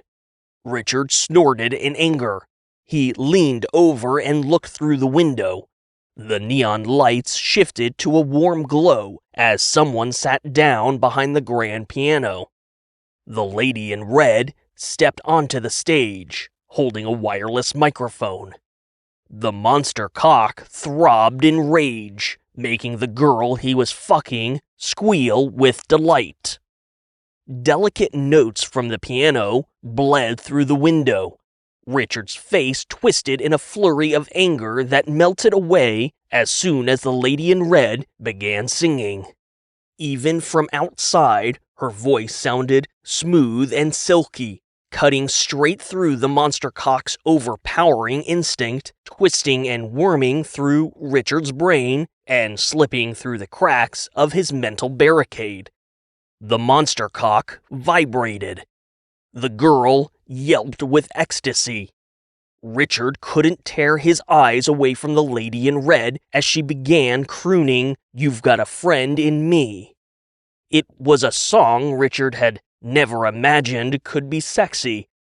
Yet the lady in red's voice turned it sultry and longing. Every word, every note, every gentle and precise movement of her hand and hips, the red dress shimmering brilliantly under the stage lights, and those intense emotional notes coming from the piano. Richard's original self had never loved something so purely, so complete. The monster cock fucking hated it. Richard pulled out of the girl while his mutant member raged and flexed, making a loud pop when the tip finally broke free. The girl collapsed in exhaustion against the dumpster, but Richard didn't notice. He was too busy stomping through the back door. The lady in red was crooning something angelic about friends who stick together when one drunken asshole set off a cascade of angry hecklers. "Hey, I'll be your friend if you get on my dick! Put the real music back on! Can't fucking dance to this shit! Where's the fucking bass at? Fuck you! Show us your tits! Got a mic for you right here!" The lady in red tried to finish her song. Richard was frozen in place, just inside the door. He was torn between two straining instincts. His original self was flailing against the barricaded door, desperate to hear more of the lady in red's soothing vocals, and to shout down any man, woman, or beast that dared heckle her. But the monster cock, that driving instinct of pure fury, it just wanted the electronic music back. The bass line, the compulsive beat, the darkness, the wet pussy, the fucking and squealing and the pleasure and the coming and the... "Get off the stage, you useless fucking cunt!" The piano stopped on a final, discordant chord. The lady in red stood in silence, microphone in hand, trembling almost imperceptibly. People began turning in the quiet, looking for that final heckler. Everyone looked, except for the lady in red. She already knew exactly who it was. She was looking right at him. Richard's chest heaved up and down, and the monster cock shrunk back as more and more eyes turned to him. That impossibly deep voice spoke up, suddenly right beside Richard. "Goddamn liaison, my ass!" Powerful hands grabbed Richard's narrow shoulders and dragged him out the back door, shoving him hard. Richard tripped over his own feet and fell into the pavement. "Get the fuck out of here before I call the cops." The monster cock bulged and twisted, rising up and arcing over Richard's body, swelling to its most massive mutant girth. It coiled, yanking Richard to his feet before whip-snapping to face the bouncer. Even with all his size and muscles, a primal fear flashed across the bouncer's face. Before he could make a move, the monster cock blasted forward, encircling the bouncer and squeezing its coils until bones creaked. That mutant peacelet gaped open, splitting that bulbous glands to reveal its jagged maw. It craned up and over the bouncer, leering down over the man's head, goop dripping and splattering onto his bald dome. The cock twitched, about to snap off the bouncer's tasty little head with a single, violent bite, and... Richard grabbed at the massive shaft that twisted out from his crotch, digging defiant fingers into the alien flesh. He felt a distant pain course up from his crotch, but he ignored it because it didn't matter. Richard, his original self, couldn't take it anymore. Yanking at the mutant monster cock with every ounce of strength he could muster, Richard Gobbler screamed bloody murder. Chapter 21. Refractory Period. After slipping through the front door, Richard replaced Brad's keys in the bowl by the entryway, carefully placing them back underneath a scrap of mail. He then quietly navigated through the dark apartment. He held his breath as he tiptoed to his bedroom, letting it out only when the door was safely closed behind him. He flicked on the overhead light and glanced at the bedside clock. He'd have to be up and out the door for work in just a few hours. In the connected bathroom, Richard turned on the light and stared at his reflection in the mirror. He was confronted with the image of a man who had more in common with the Brad next door than with the unique individual Richard thought of as his original self. Aggressive, misogynistic, dismissive and indifferent, violent. And how the hell had he transformed into the very same heckler he had confronted and told to shut up at the start of the night? Fuck, his last comment to the lady in red was worse than anything Chuck's hecklers had shouted. Richard felt sick. He looked haggard and tired. His eyes were puffy and red, hair completely askew. His shirt had a tear in it from the Coco Bang Bang Club, and he could see dried blood underneath. He undid and dropped his pants, revealing the gently undulating tentacle harness. The flaccid monster cock unfurled, dangling to Richard's knees. He could tell it was satisfied. It had gotten all the action it desired and was genuinely spent. The voiceless whisper was a silent, happy mumble. While the monster cock's instinct flooded Richard's brain with a powerful sense of contentment, that same sense of satisfaction allowed his original self to finally break free from its mental barrier. Richard was overwhelmed with shame and embarrassment. Every exhausted line on his face, every tear in his clothing, and every scuff and scratch across his skin was an instant replay of every awful moment of the night. From hurling that first martini, to beating the shit out of the Red Hats, to robbing the fucking payday loan shop. When his eyes fell to the dozing beast between his legs, he remembered every single body the monster cock tore into, dismembered, and every skull it ripped from such vulnerable necks. The monster cock twitched happily as each victim circled Richard's brain. Richard had killed those people. Worse, there was a part of him, a dark, shameful, secret part, that had cheered on the monster cock's violent retribution. After all, every single one of those assholes had it coming. Didn't they? Richard might not have thought himself a violent, murderous, misogynistic asshole, but the monster cock seemed to have recognized that secret, buried self and shoved it right into the brightest of spotlights. Bile rose in his throat, and Richard dashed to the toilet, vomiting something green and black. He gagged, coughed, and hurled again, his head suddenly pounding as a foamy green goop trickled down his chin. No, Richard wasn't a murderer. He wasn't a thief. He wasn't a bad person. He couldn't accept that.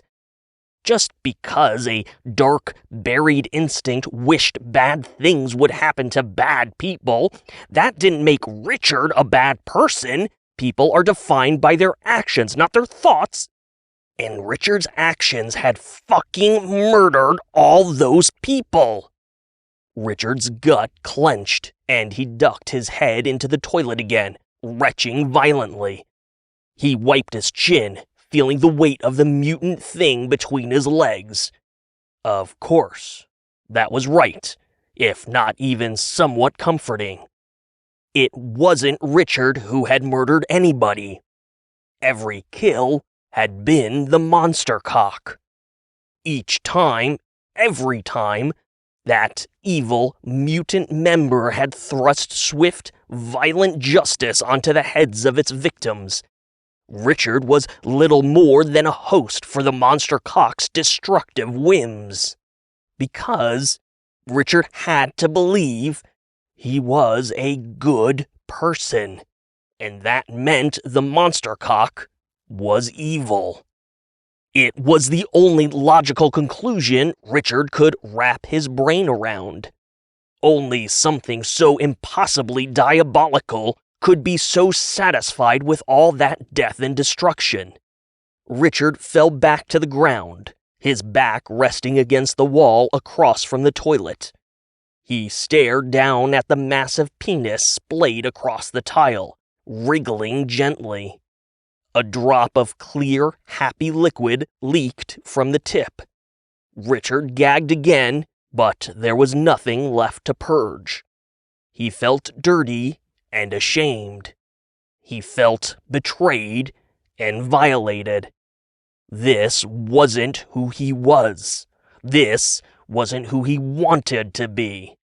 His head began to throb again as the anger boiled over. Richard grabbed hold of the thick shaft between his legs. It was warm, solid, and he could feel the fingers of both hands as they wrapped around the cock, the sensation coming from his penis in a distant, unsettling, phantom-like way. His fingers moved to the base of the shaft. His jaw clenched as he gave it a firm yank. The monster cock's sense of satisfaction evaporated as it became aware of Richard's intentions. Richard pulled at the cock, yanking it forcefully from his pelvis.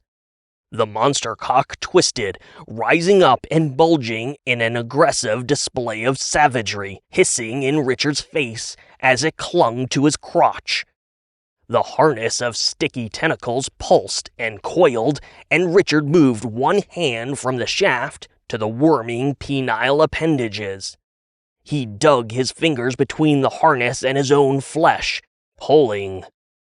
That demonic, tooth-filled monster cock maw split open, growling and spitting at Richard from inches away. Richard kept yanking and tugging, forcing himself to ignore the monster cock's threats. Despite whatever had turned Richard's penis into such a monster, it was still his dick and balls, and he refused to be controlled by it for even a second longer. "Get the fuck off me!"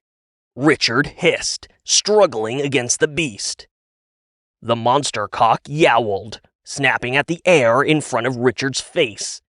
One by one, the tendrils of the harness slipped free, quivering and shrinking back as they peeled away. Clear, foamy excretion splattered across Richard's face. The shaft was writhing so violently it felt like an eel convulsing in a seizure. He grabbed it with both hands, struggling as he rolled across the tile, banging into the vanity as both man and cock waged a primal battle for dominance. The voiceless whisper screamed in Richard's throbbing head. He slammed the cock head into the tile, pinning it down and punching it repeatedly. The last of the penile harness tendrils slipped away. The voiceless whisper went silent, and the cock went limp in Richard's hands. It started to shrink, coils retracting and that massive girth evaporated. With an unsettling, muted pop, the suction cup base of the cock released itself from Richard's Ken-doll smooth groin. Richard pushed himself to his knees, clutching his dismembered penis in his fingers, balls dangling just below his fist.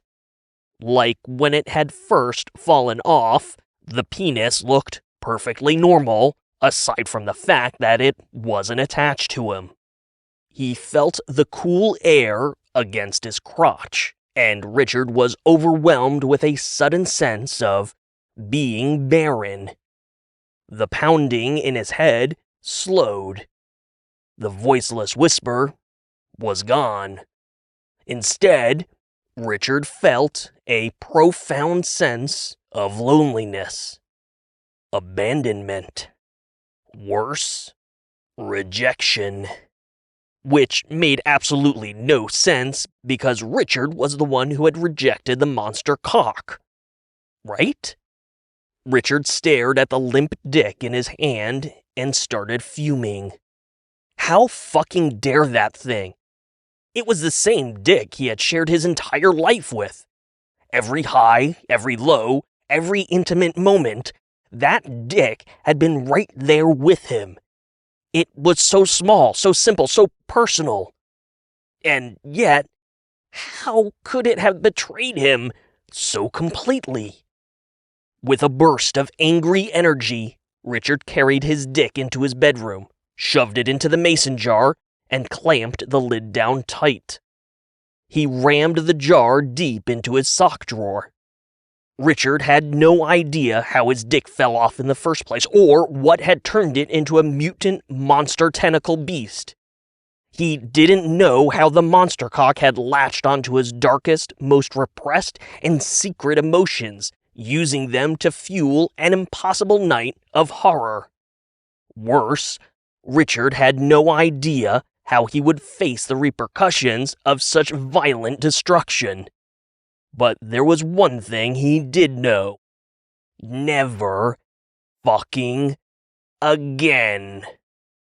Richard slammed the drawer shut before crawling into bed. He passed out almost as quickly as his head hit the pillow, blissfully escaping the toxic nightmare that had become his waking reality. Chapter 22. A Dick in the Wind. When Brad started pounding on the door, Richard was sure it had to be a dream. He had just fallen into bed seconds ago. "Let's go, you flute fucking cock gobbler!" Brad shouted. "If you want to ride to work, the train is leaving the station!" Richard pried his eyes open and looked at the clock. It wasn't a dream, and a new day had dawned. It was already past time to go to work. He rolled over and groaned. After everything that had happened last night, how was it possible that the painfully normal, day-to-day inanity of work was still a thing? Work, with Justine sitting across from him all day. Work, with Chuck down in the mailroom constantly pinging him on the company instant messenger. Work, with Brad and that goddamn manager position. "Come on, fucker!" Brad said, ramming the door hard enough that a picture bounced on the wall. "I don't want to be late for the rally!" Richard groaned again. The fucking rally. Nicholas Green and his rabid Second Amendment acolytes. If the past was Prologue, and the Red Hats from last night were a taste of things to come at the rally, Richard didn't need any other reason to stay in bed. On the other hand, Richard knew that Lorraine wanted all hands on deck for the rally, and if he called out today, of all days, he might as well kiss goodbye any shot he probably never had at the manager position. The rally was important to Lorraine, and maybe a monster-cockified Richard Gobbler would have no problem leaving her in a lurch, but Richard, as his original self, had no choice but to drag his ass out of bed and to the office.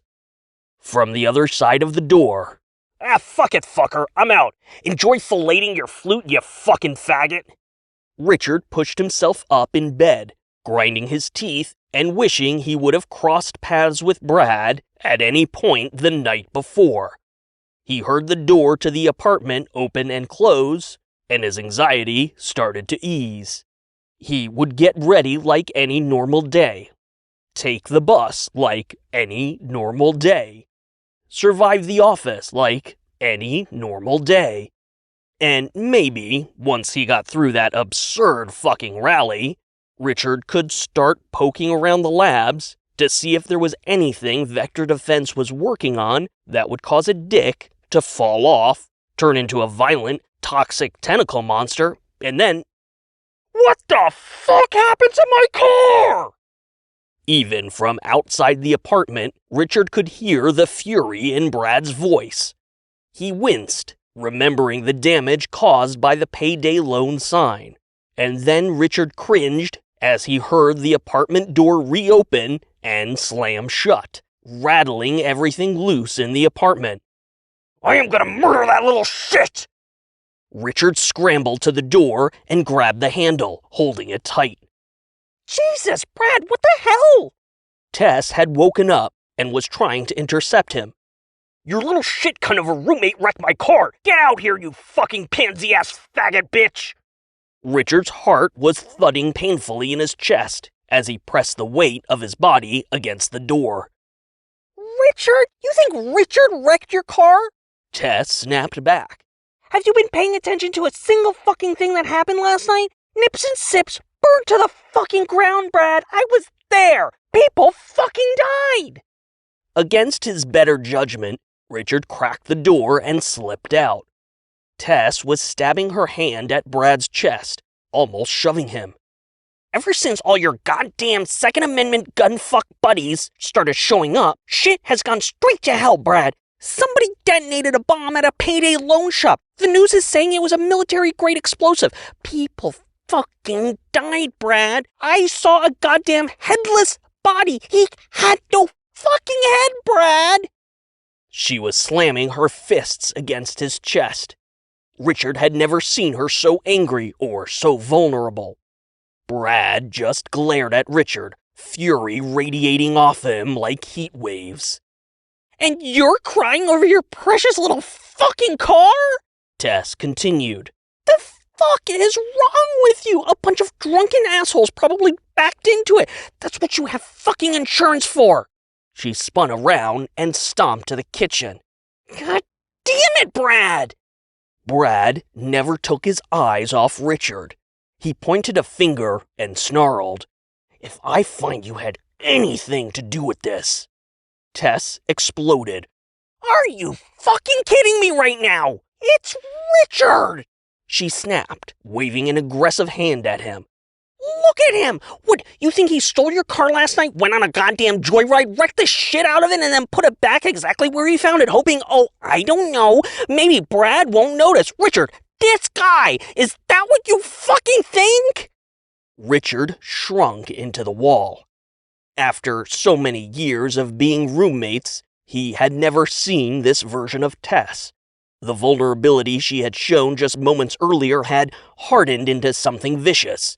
Worse, Richard couldn't help but feel emasculated. Did she really think that little of him?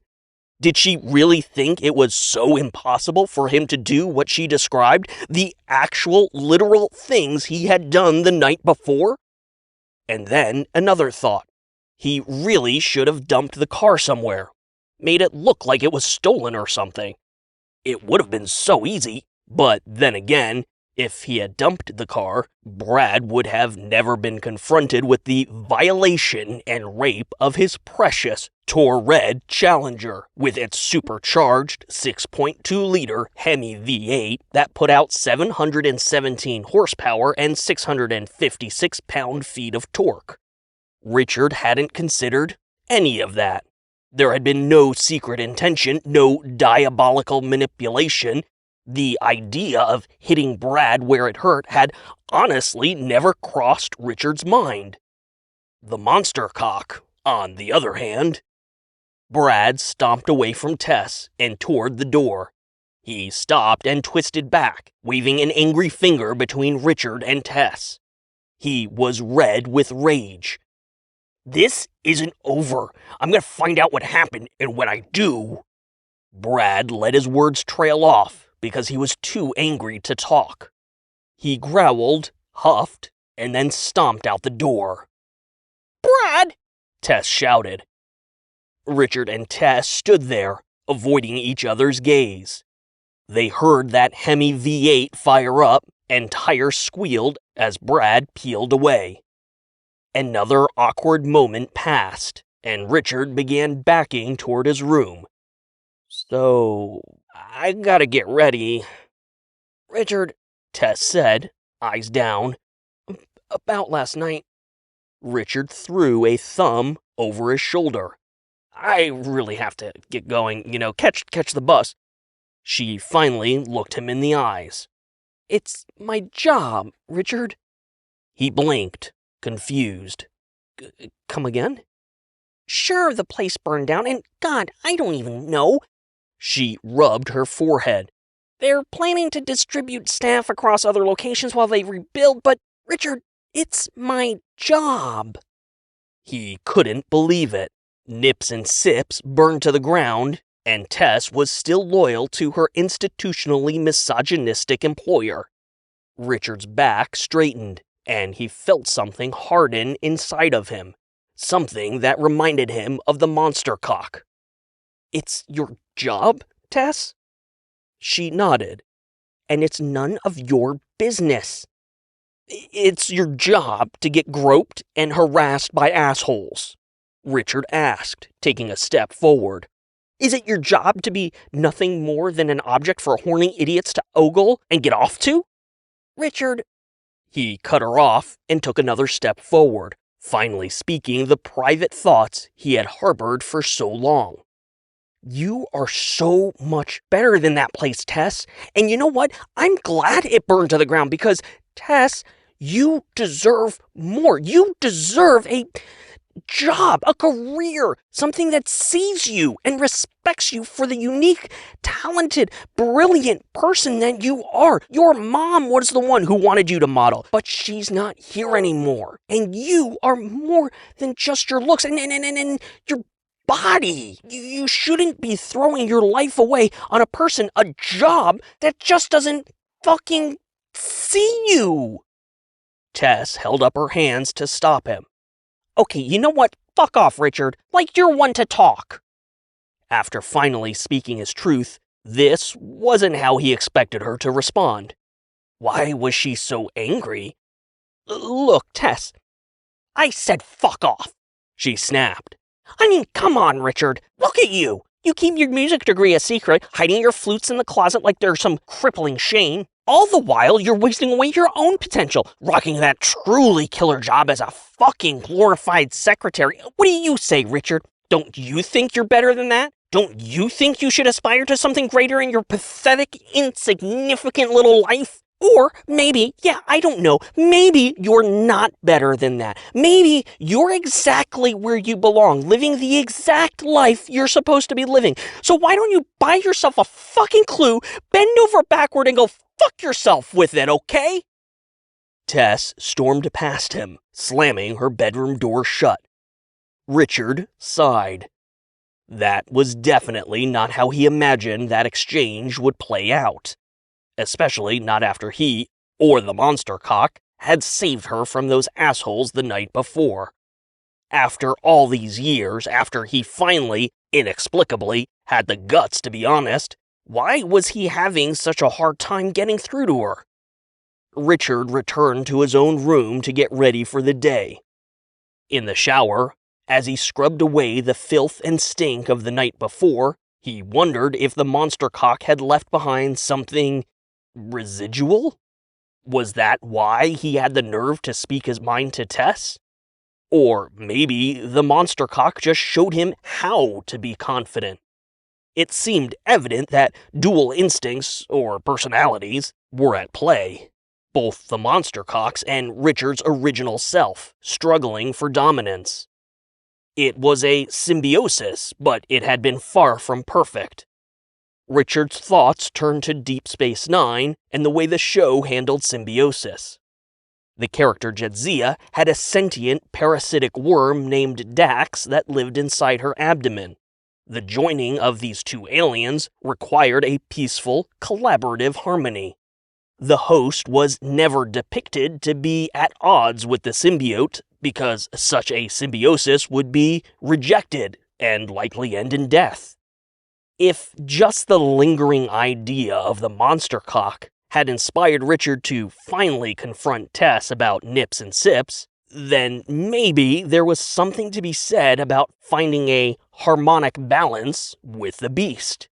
After all, the monster cock was still Richard's dick and balls. He'd rather have it than not. And maybe, last night could be chalked up to a learning curve. Maybe Richard had as much to learn from the monster cock as the monster cock had to learn from him. Maybe, if he tried again, Richard could find a way to harness the monster cock and better control its baser, more violent instincts. Maybe true symbiosis was still possible, and all the good he had glimpsed last night, the power, the strength, the confidence, maybe Richard really did have a shot at becoming something better. Wrapped in a towel, Richard returned to the dresser. He was full of nervous trepidation, fearful of the fiend he had transformed into the night before, but optimistic about what he could accomplish if he could just strike the right balance.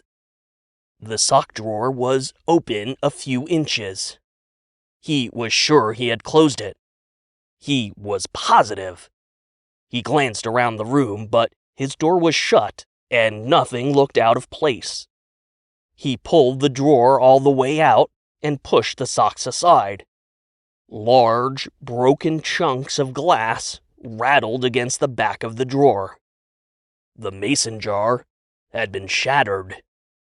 Richard's eyes went wide as he processed the horrifying turn of events. This was the second time he had lost his dick. He yanked the drawer all the way out of the dresser, turning it over and dumping the contents on the ground.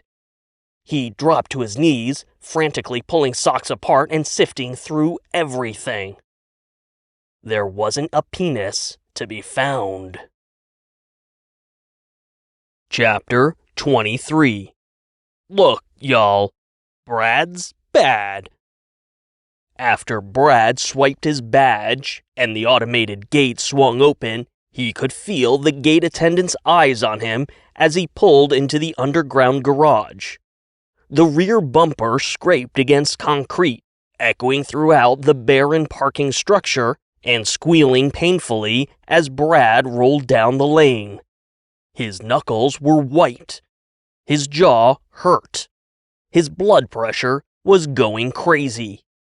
And yes, insurance would probably cover most of the damage. Anything else would be absorbed by the pay bump he expected with his promotion to manager. But there was still Richard. Fucking Richard. Brad had no doubt Richard was responsible for wrecking his car. Somehow, some way. A pit in his gut assured him it was all Richard's fault. It didn't matter how improbable, and Brad was desperate to pound the little shit's face to a pulp for it. At first, he wondered if Richard had figured out what Brad was doing, why he discovered Richard's closeted flute fetish, and how Brad was planning on using that information. Brad had correctly assumed Richard hadn't always been so ashamed of his flutes. After a bit of deep internet sleuthing, an old Yahoo directory listing revealed a .edu email address, which eventually led him to a forgotten MySpace profile. Brad found precisely what he was looking for. The MySpace profile's very existence suggested Richard was oblivious to it. And if he was oblivious, that could only mean Richard had no idea what Brad was up to. Somehow, Richard wrecking Brad's car had nothing to do with Brad's plan. It was just some kind of preemptive strike by an idiot savant. But it didn't matter. The internet never forgot, and soon, neither would Vector Defense. Brad cut the engine, grabbed his bag of work gear, and climbed out. The dragging bumper left a red scrape across the concrete, leading right to the parked Challenger. Brad fumed again before grabbing the dislodged bumper with both hands and yanking. It took some effort, twisting and pulling until the last of the bumper came free. He shoved it through the busted rear window and took off for the elevators. Yes, his insurance would cover most of the damage. But that didn't lessen Brad's fury, both at Richard and Tess. She was the reason this happened after all.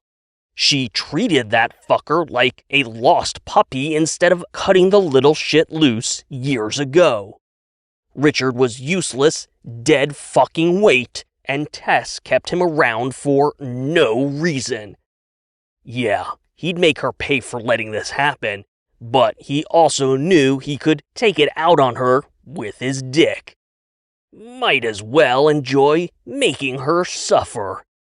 At the elevators, Brad punched the up arrow. He took a deep breath to lower his blood pressure. This morning, he would deal with Richard once and for all. Tonight, he would deal with Tess, whether she liked it or not. That Hemi V8 engine had barely begun to cool off when the bumper sticking out of the busted rear window shifted. If anyone had been watching, it would have looked like the bumper was settling into the back seat. But then it moved again, turning gently as if a weight had suddenly been added to it. A few moments later, something small and fleshy came into view, caterpillaring up the bumper and out of the back seat of Brad's red Dodge Challenger. After it cleared the rim of the broken window, Richard's flaccid dick and balls dropped from the bumper, plopping onto the scratched and dented surface of the trunk. The little mushroom head craned up, got a quick sense of its location, and continued to caterpillar to the edge of the trunk, just over the rear wheel. It wormed over the edge before losing its grip on the panel. The penis fell the rest of the way to the cold concrete below. Plop. Temporarily stunned, Richard's dick laid flat for a long moment. Slowly, it began to arch its shaft. It was pliable and resilient, twisting back into action and lifting that mushroom head into the air. It rose up, shook off the fall, and started worming its way to the elevators. Chapter 24. Don't be a dick, just look up. Fresh-faced, messenger bag over his shoulder, and depressingly de-dicked, Richard stepped off the bus and hurried down the winding pedestrian path that ran alongside Vector Defense Way. He remembered his headphones today, although he didn't really need them as a tool to get people to leave him alone. Richard was running so late that only a few Vector employees were walking in with him. He glanced at his phone, hoping he didn't miss a message from Lorraine, but he had already crossed into Vector Defense's cellular dead zone. His phone wouldn't get any data until he connected with the work Wi-Fi in the administration building. While the employee footpath was quiet, the campus was bustling with activity. The closer Richard got to the surface parking lot outside the administration building, the more his anxiety escalated. He didn't have anything playing on his headphones, so he could hear the music coming from the stage. As he rounded a corner on the path, he could see the lot was already half full for the rally that afternoon.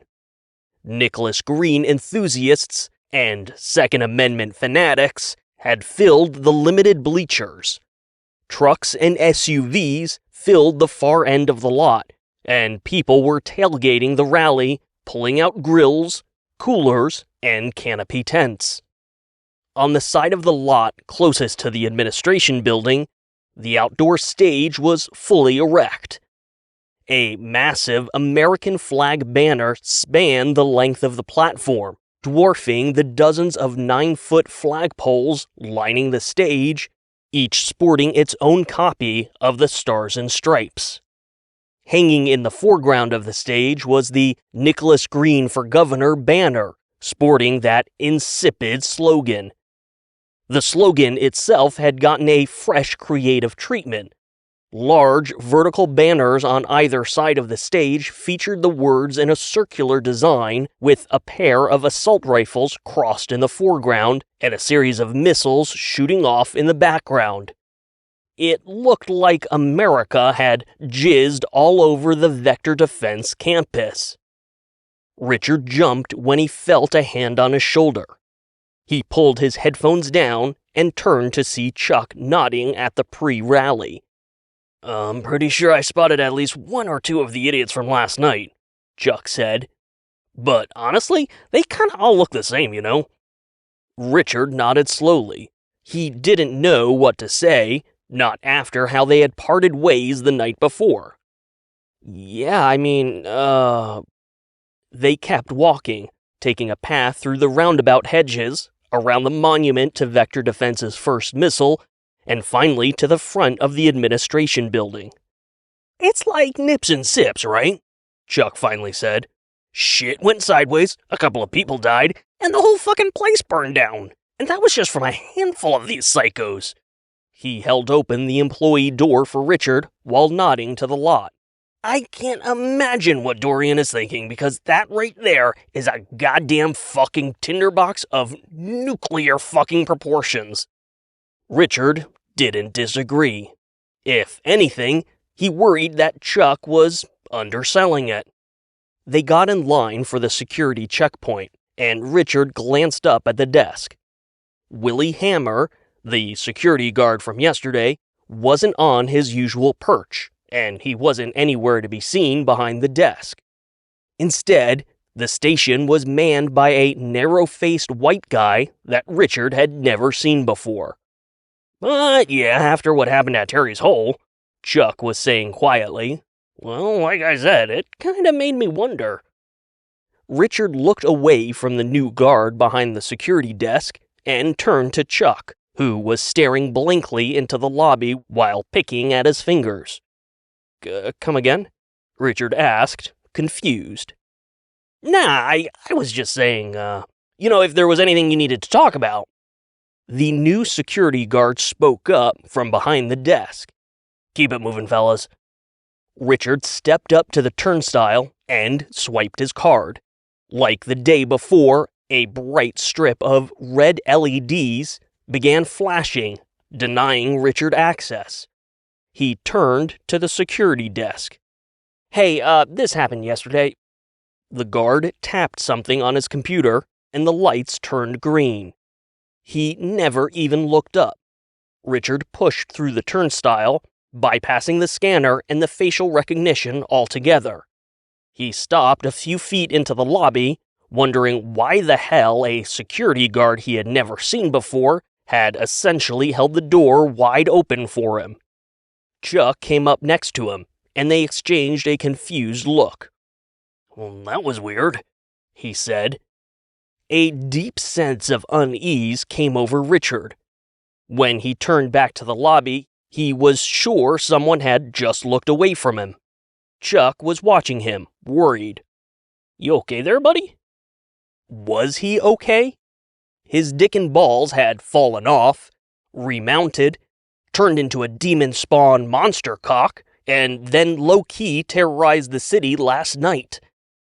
Now, he was once again dickless, walking into the heart of a nuclear-level tinderbox with sketchy security and an overwhelming feeling that people were staring at him.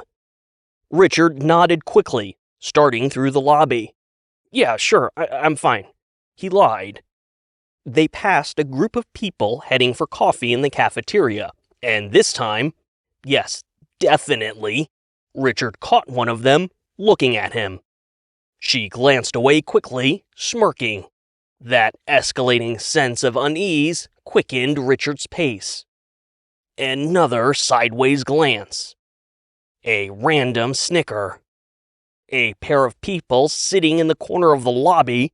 One of them was definitely pointing a finger at Richard. "Dude, are people staring at us?" Chuck asked. Richard couldn't respond. His mouth had gone painfully dry. Did they know? Did they know about his dick? Did they know it had fallen off? Did they know about last night? They rounded the corner for the elevators when both of their phones buzzed with notifications. Their devices had connected to the Vector Defense Wi-Fi, and data was once again flowing.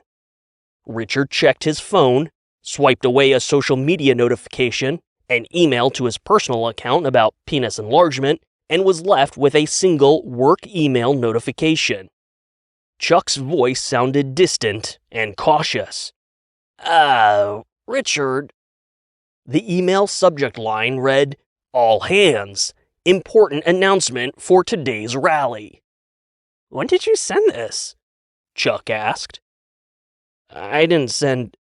Richard looked at the outgoing email address, and yes, the message had been sent from Richard Gobbler's account. It was his signature at the bottom of the email.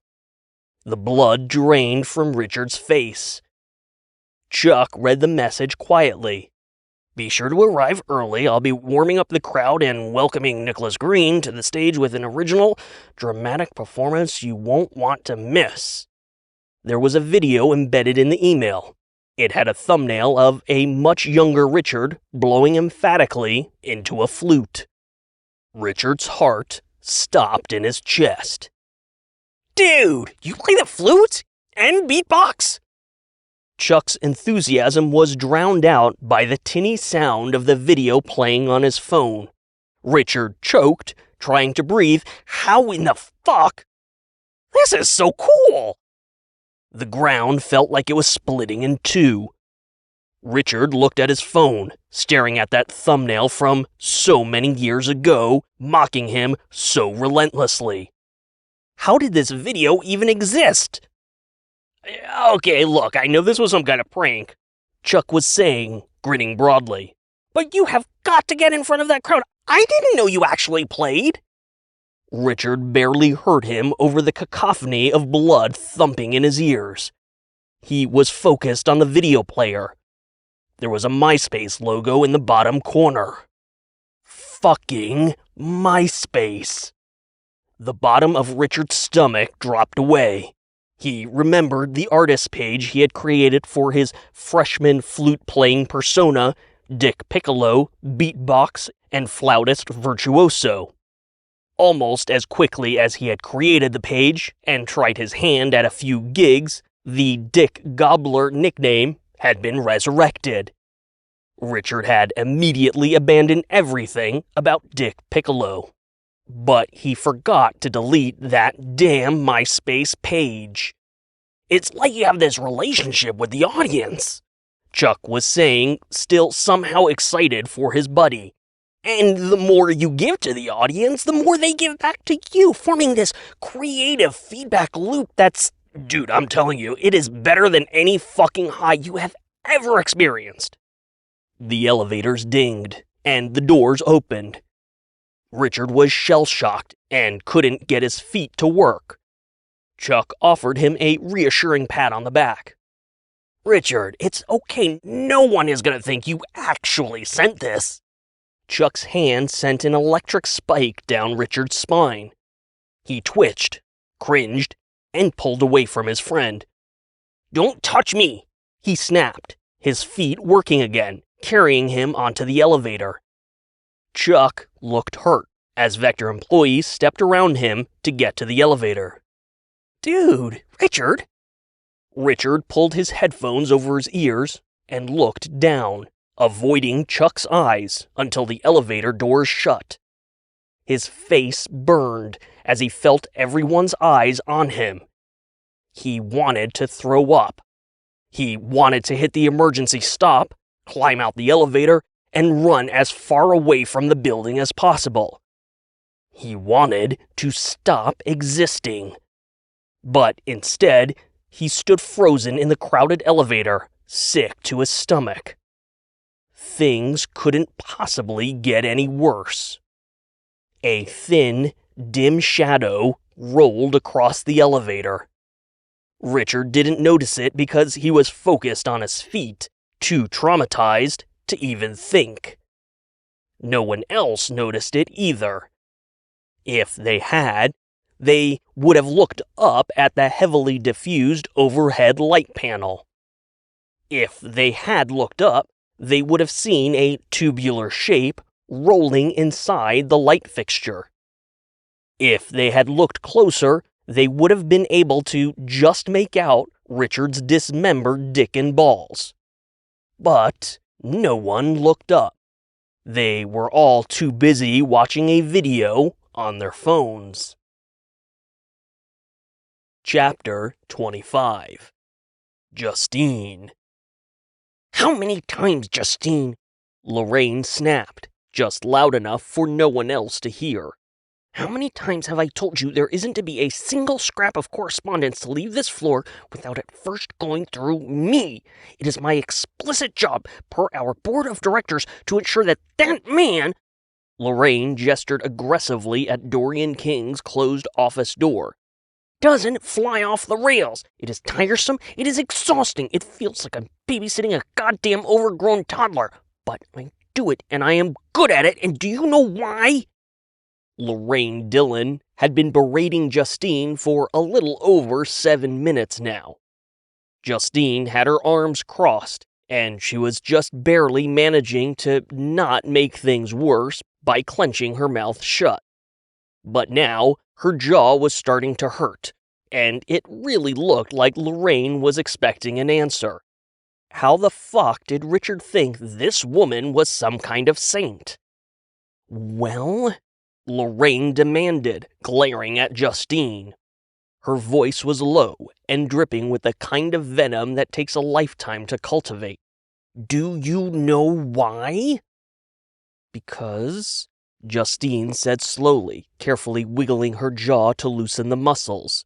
You look at every single scrap of correspondence. Exactly. So I'm sure you can begin to wrap your head around the problem here. Mr. King explicitly requested the letter to be delivered directly and immediately to Nicholas Green. Lorraine's eyes flashed with a fury that chopped Justine's words off at the balls. I don't care if he asked for it to be hand-delivered to the fucking Pope, she hissed.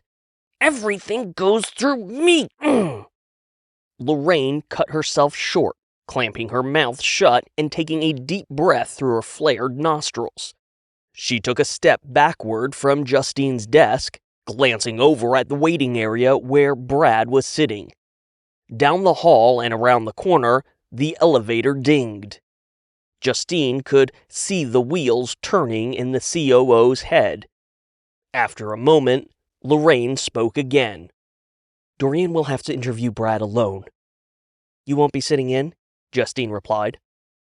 Lorraine's nostrils flared again, not that anyone but Justine noticed. No, Justine, I'll be too busy trying to clean up this fucking train wreck you just sat back and let happen. She pointed a condescending finger at Justine's face. Make sure Dorian talks to him, and don't you dare breathe a word about the rally until I have this buttoned up. Are we clear? Justine desperately wanted to sock this bitch right in the teeth. She worked for Dorian King, not Lorraine Dillon, Countess of Cunt Castle. And despite popular opinion, and despite the rally downstairs, Justine was pretty sure, strongly hoped, Dorian King was not the Machiavellian, power-hungry CEO everyone wanted to believe he was. But if there was one thing she had learned over her years at Vector Defense, you didn't survive the executive suite without being strategic, political, and ruthless as fuck. Richard stepped around the corner. Lorraine glanced at him before turning her steely gray gaze back to Justine. Now do your fucking job before I have Richard do it for you. It was a threat, loud and clear, for Justine's ears only. Without waiting for a response, Lorraine stepped into her office, slamming the door behind her. Justine avoided Richard's gaze as he sat down at his desk, pulling his headphones down. She was sure he was going to have questions for her. Hell, she had questions for him after that stupid email, and Nips and Sips, and Terry's hole, but she was so fucking furious at Lorraine, Richard's mother, the perfect leader, Dorian King's brilliant fucking heir apparent, that she didn't trust herself to open her mouth. Without looking at either Richard or Brad, Justine quickly got up from her desk and started for the exit. Hey, if you need to talk, Brad said, offering a manufactured sympathetic gaze. Or whatever, he added, wiggling his eyebrows. Justine kept her eyes forward and refused to acknowledge the cheap pass. She rounded the corner and slipped through the restroom doors across from the elevators. When the door clicked shut behind her, she let out a long, quivering breath. She just needed a minute. She just needed to center herself. She just needed to scream. After calling out to Justine, and Justine totally ignoring him, Brad turned back to the little shit who finally decided to show up to work. From the look of him, Richard had definitely seen the email. Or maybe not. The fucker pretty much always looked like a wet, limp noodle, depressed by his own existence. To be honest, Brad wasn't sure if having the flute fucker's greatest shame exposed to everyone he knew would actually change Richard's demeanor. Before he could pursue the thought any further, Lorraine Dillon's door reopened, and she stepped back out. She looked far calmer than when she had gone in, but Brad preferred the red-hot aggressive version of the COO he had glimpsed moments earlier.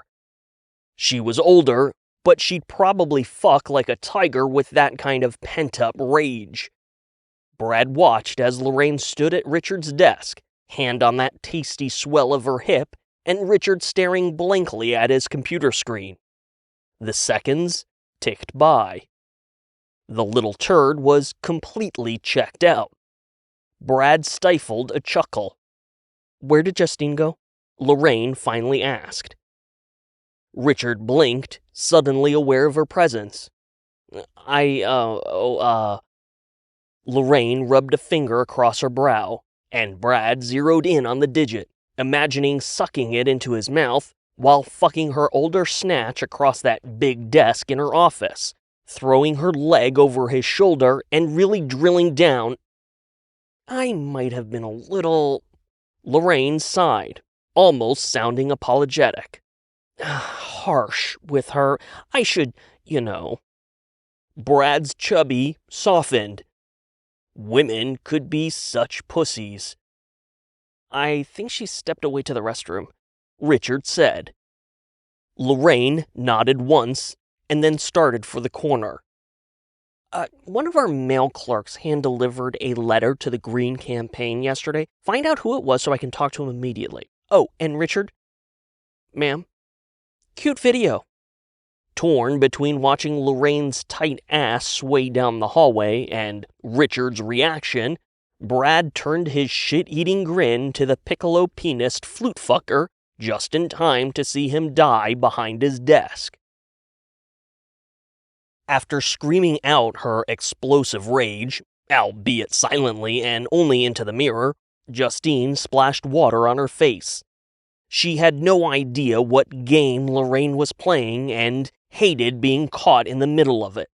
Nevertheless, Justine still trusted Dorian King, and because of her position as his aide, she knew the standoffish CEO better than most. So no matter how much Lorraine Dillon huffed and puffed, Justine still answered to Dorian King and Dorian King alone. He would get her back. Probably. Maybe. Justine splashed another handful of water on her face. Her head jerked up after she thought she heard another splash from behind her. Hunched over the sink, water running from the tap, Justine decided it must have been an acoustic anomaly, or at very least, it was her stress rage playing tricks on her ears. After dabbing the water from her face, she slipped into one of the two stalls. All that running water, after all. Lorraine Dillon stood outside the women's restroom, her palm pressed against the door. She was collecting herself, running scenarios through her head, and intentionally thinking humble, compassionate thoughts. Plain and simple, Lorraine had fucked up. Justine was too close to Dorian King, which meant she wouldn't see things from Lorraine's perspective as easily as, say, Richard. It was imperative to keep Justine as an ally, even if that meant chomping down on a thick slice of humble pie. And it wasn't like she hadn't done worse to accomplish even less for this company. Lorraine pulled her eyebrows together in a display of sympathetic concern before pushing through the door. She stepped lightly, keeping her heels from echoing off the tile. Whoomp! At first glance, the restroom was empty. Then a soft thud drew Lorraine's attention to the one closed stall door. There was another bang against the wall, and then a high-pitched yelp. What the fuck? Jesus! Hey! Lorraine started to say something, but then the banging resumed. The door to the stall rattled as something thumped against it. Curious, Lorraine bent over, looking under the gap. She saw Justine's feet in front of the toilet, shifting and skidding across the tile as she struggled with something. Ah, fuck! Damn it! Get off of me! Whoa! Hey! Wham, bam, bam! Strange, fleshy protrusions looped and twisted under the gap, and Lorraine's eyes went wide. The latch on the stall door snapped as the banging and thudding continued. Lorraine jerked up and began backing to the door. Something long and spindly whipped into the air above the stall, quickly followed by another pair of those inexplicable tentacles. From inside the stall, Justine whimpered softly. The stall door creaked as it slowly inched open. Whatever this was, it wasn't part of any of the scenarios Lorraine had gamed out. Whatever this was, it definitely didn't call for sympathy and humility. As silently as she entered, Lorraine ducked out of the restroom. Chapter 26. Justine +1. The sound of heels striking tile was bold, confident, and purposeful. Richard looked up from his web search about recalling a company-wide email and saw Justine step around the corner as she returned from the restroom. In an instant, Richard's crippling anxiety melted away. It was the way Justine held herself, the assured right angles of her narrow shoulders, the definitive step in her stride. Her chin canted upward at an imperceptible degree, and her eyes were locked forward. There was something completely foreign and yet somehow totally familiar about her. Like the day before, Richard found himself truly noticing and appreciating Justine's figure. She was shorter than Tess, more compact with a darker complexion. Her eyes were piercing and confident, drawing Richard in with their intensity. Unlike yesterday, Richard was surprised to feel a deep sense of appreciation to this woman he had worked across from for so many years. That attraction, a powerful and almost spiritual kind of desire and familiarity, overwhelmed Richard's debilitating shame while sending something warm and tingling through his extremities. Was this what attraction felt like without an erect penis stealing blood from his brain? Or was this something else altogether? Was this love? And then Brad fucking Johnson opened his mouth. He winked lasciviously at Justine. You ready for that talk now, babes? Babes. That's what he called Tess. How the fuck did this asshole get away with being so shitty? Justine stopped between her desk and Richard's. She seemed to consider something for a brief moment before turning decisively toward Brad. Justine stood directly in front of him as he sat on the edge of the couch. She crossed her arms and looked down at him. Brad's gaze took a leisurely stroll up her body before his head craned up to meet her eyes. Richard could tell the asshole was breathing her in and getting off on her near-intimate closeness. Double-ass shit-fucker. After the onset of such a profound sense of attraction, Richard wasn't surprised he felt jealous of Brad. What did surprise him was how he kept finding himself in situations to be jealous of this misogynistic jackhole for fuck's sake. You want to do something? Justine asked, dropping a hand to touch Brad's cheek. Brad leaned closer. Oh, you know it. Fuck Tess, right? Justine said, fingers caressing down that perfect, square jawline.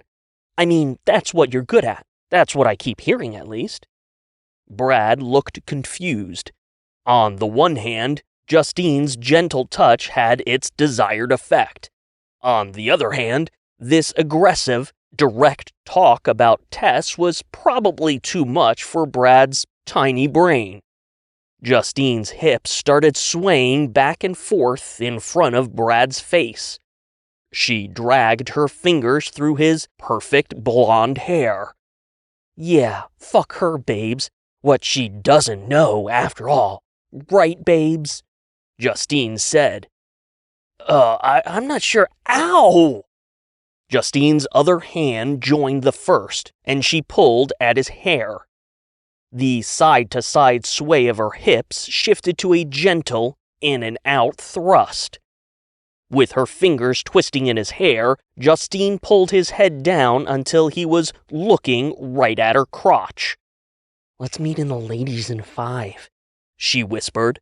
I'll help you forget about whatever you want, babes. She was wearing a black knee-length skirt, and the color had helped obscure the prominent bulge. Now, Richard watched as Brad's eyes went wide, and a mask of putrid disgust seized his face. Yo, someone call for a little mailroom expertise? Chuck asked as he stepped into the executive suite, throwing down a rapid snare and a hi-hat beat, immediately followed by a trumpet that weakened and wavered as soon as Chuck saw what he had stepped into. Ugh! Brad shoved Justine away by the hips, immediately yanking his hands back as if he had touched something toxic. He shot up from the couch, scooting away from Justine. That's... He gagged. Get away from me with that thing! Aw, Jesus fuck! You're a goddamn tranny! Richard's brain short-circuited as he stared at Justine in disbelief. The reality of what happened was as plain as the gently undulating bulge underneath her skirt. Justine had found Richard's missing dick. But how was that even possible? Justine lifted a shoulder, indifferent to Brad's hostile, and wholly expected, display of transphobia. Just another unevolved caveman who jacks off to things blowing up. Whatever, no skin off my dick, babes, but you have no idea what you're missing. Brad screwed his face up and choked. Ugh, I ain't missing dick. Fuck, what is wrong with you? Justine shot an up nod at Chuck. Hey, you want to make out? Chuck silently pointed at himself in confusion, glancing quickly around the suite for executive eyes. Sure? I mean, yeah, totally. Justine turned back to Brad, who had pressed himself awkwardly against the wall. See, Brad, you should be more like Chuck. And then Richard watched as Justine grabbed the front of Chuck's shirt, pulling him in for a deep, passionate kiss. The bulge in her skirt throbbed. Brad squirmed and gagged again. The mail clerk? Richard swallowed hard, transfixed as Chuck pressed his own crotch into the bulge in Justine's skirt. Even Chuck was getting more action with Richard's own dick than Richard himself. Brad held a hand over his eyes. Aw, come on! Justine's desk phone buzzed, and she pulled away from a mystified, but happy, Chuck. She bumped his shoulder with her fist. Not bad, thanks, pal. Chuck blinked, almost in a daze.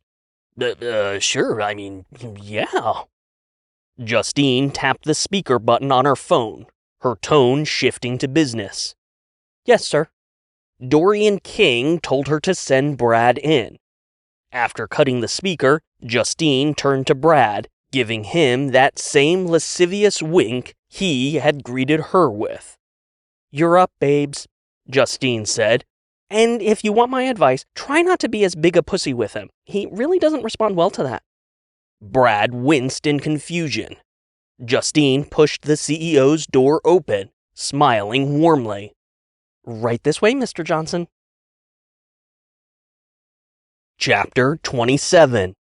The Return of Dick Piccolo? After Brad and Justine disappeared behind Dorian King's door, Richard and Chuck looked at each other. Neither knew what to make of what just happened, much less what to even say. Chuck fumbled, stepping over to Richard's desk while waving a finger in the air. You saw that, right? Of course, Richard saw it. He also saw the dick Chuck was so eagerly grinding up against. Richard's dick. A mutant monster cock that had developed its own personality, complete with unique compulsions and desires that had apparently led Richard's dick right into the crotch of Justine Cox. At first, Richard had thought his anxiety had peaked, but then he found himself jealous of both Brad and Chuck for the attention Justine had shown them. The fact that it was Richard's own penis latched onto Justine had a strange way of nullifying his overactive emotions. Listen, buddy, about earlier downstairs, Chuck said. Richard's eyes dropped to the desk. He couldn't look at Chuck, not for what he had to say next. He mumbled, "My penis fell off." Chuck wasn't sure he heard Richard correctly. I'm sorry, what? Come again. Richard knew he had to tell someone, and if anyone deserved an explanation, it was Chuck. If anyone had the wherewithal to actually help Richard through his inexplicable de-dicking, and the monster cock and Nips and Sips and now Justine, it had to be Chuck. Richard set his jaw and looked up, meeting Chuck's confused gaze. Chuck, it fell off. Before Chuck could process what Richard was trying to tell him, Lorraine Dillon pushed into the executive suite. Her eyes were bright and alert and eager? "Is she in with Dorian?" Lorraine asked, holding her office door open. Justine, Lorraine clarified. "She's in with Dorian?" Richard nodded. "Just now, with Brad." Lorraine stared off into the distance, mulling something over. She definitely looked eager, distracted. Slowly, her eyes gravitated to Chuck. "Who the hell is this?" Richard and Chuck exchanged a quick glance. Where was her head at? Had she seen Justine tease Brad before kissing Chuck? Worse, had she seen the bulge? This is Chuck," Richard said. "The mail clerk you asked to see?" Chuck gave a small wave and an awkward smile. I was the one who delivered the letter to the Green campaign yesterday." Recognition flashed in Lorraine's eyes, and her whole demeanor shifted as if she just remembered she had something important to do. She crooked a finger at Chuck. "Right. Get in here. I want you to tell me everything that happened after Justine gave you that letter." Chuck followed the COO into her executive office, giving Richard one last, "Well, here we go," shrug before the door closed. And then Richard was alone with nothing but his thoughts. Dickless and alone. With his dismembered member attached to its new best friend a few feet away in the CEO's office. And what in the hell was up with Lorraine's forensic reconstruction of that damn letter? "Hey, Richard." He jumped in his chair, startled by the unexpected voice. Tess stood at the entrance of the executive suite, holding a small object in her hands. Richard stood up quickly. "Tess, why are you—" She held up her hand. I'm sorry. I didn't mean to surprise you. Brad called and told me what you were doing and that the two of you, made up." Richard choked.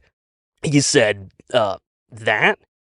"And listen, we both said some things this morning, some harsh things, but things that friends should, I don't know, we should be able to say those things to each other, right? We need to be able to say those things." Tess had never once been to the Vector Defense campus. Richard didn't even know how she got into the building without security calling up to him.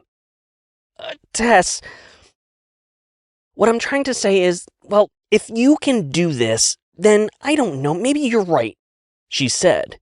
Maybe there is something more for me than Nips and Sips. Maybe I do deserve something better." She lifted her head, giving Richard a small, sweet smile.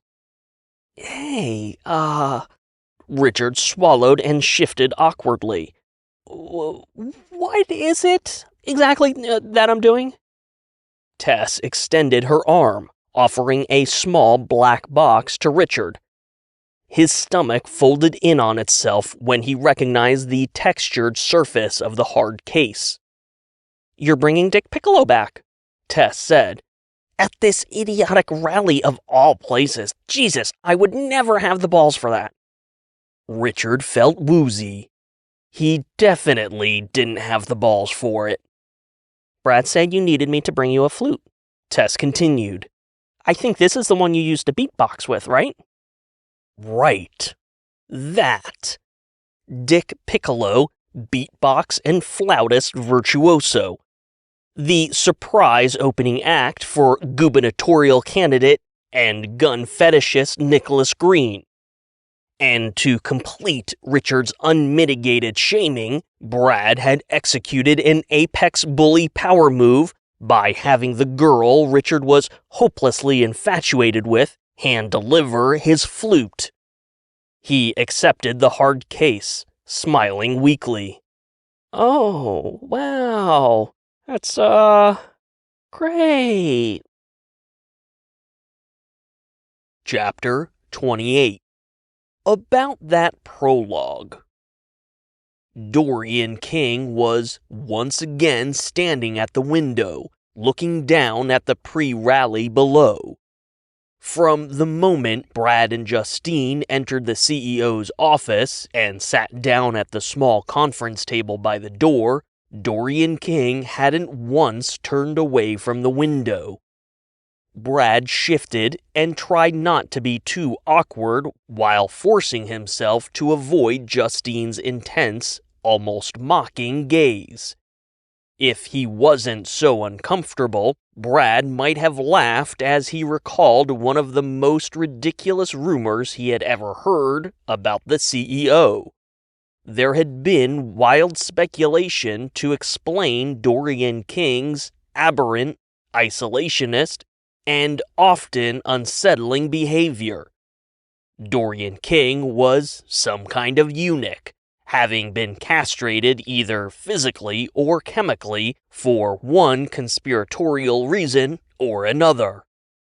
Brad's favorite reason, or at least the one that made Dorian King somewhat relatable, was that the man intentionally castrated himself to eliminate any potential offspring who might challenge his power and authority over vector defense. It removed all romantic interests so that he could focus solely on business. The whole idea had been absurd, right up until Justine started thrusting her cock in Brad's face. Suddenly, the coincidence of a castrated executive employing a girl who sported all the functionality the CEO lacked, well, it didn't seem like that much of a coincidence anymore. Those two freaks of fucking nature deserved each other. Ms. Dillon is very impressed with Mr. Johnson's record, Justine said, flipping through pages in Brad's file. She's recommending he be passed over for the manager position in research and development. At first, Brad was too preoccupied with Dorian King's icy demeanor. Sir, I think the real-world field experience I can bring to management. Justine's words finally sank in, and his head whipped around in shock. Wait, what? She's not recommending me? Since when? And what the hell am I doing here? Justine gave him a small, curt smile. Brad wanted to punch her in the face, but he didn't want to get her cock-sucking trans germs all over himself.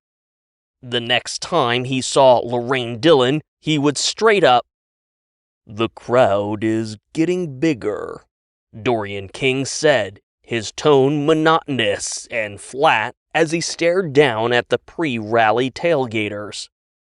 Brad was mystified. What?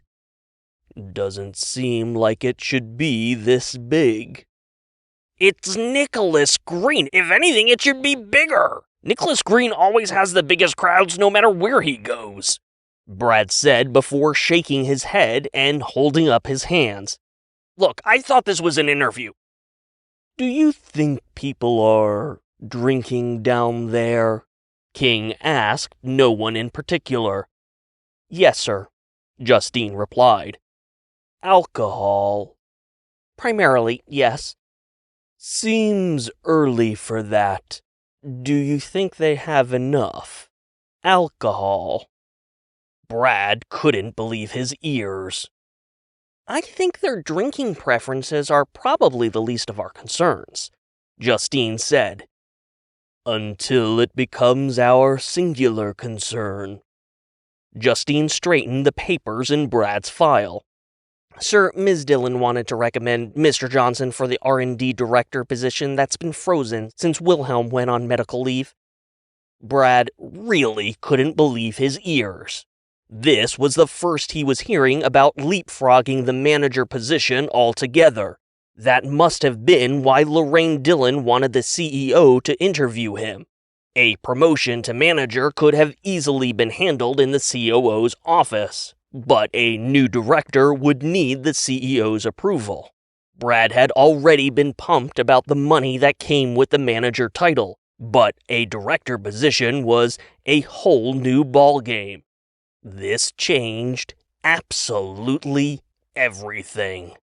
Fuck repairing the Challenger, he'd just buy a new one, along with finding a new apartment. Or, fuck it, buy one of those starter homes everyone gets an adulting boner over. And fuck Tess, right along with her dumb little lapdog, Richard. Brad could easily find another girl, one with far less baggage. After Tess left, Richard had been pulled into the COO's office alongside Chuck. Despite working as her personal executive assistant, Richard could count the number of times he had been in Lorraine Dillon's office on one hand. She treated the space as her sanctum, rarely allowing anything casual or informal to occur behind the door. As Lorraine explained it, her job was to make extremely complicated decisions, and she needed a calm space away from the pressure and chaos of those decisions.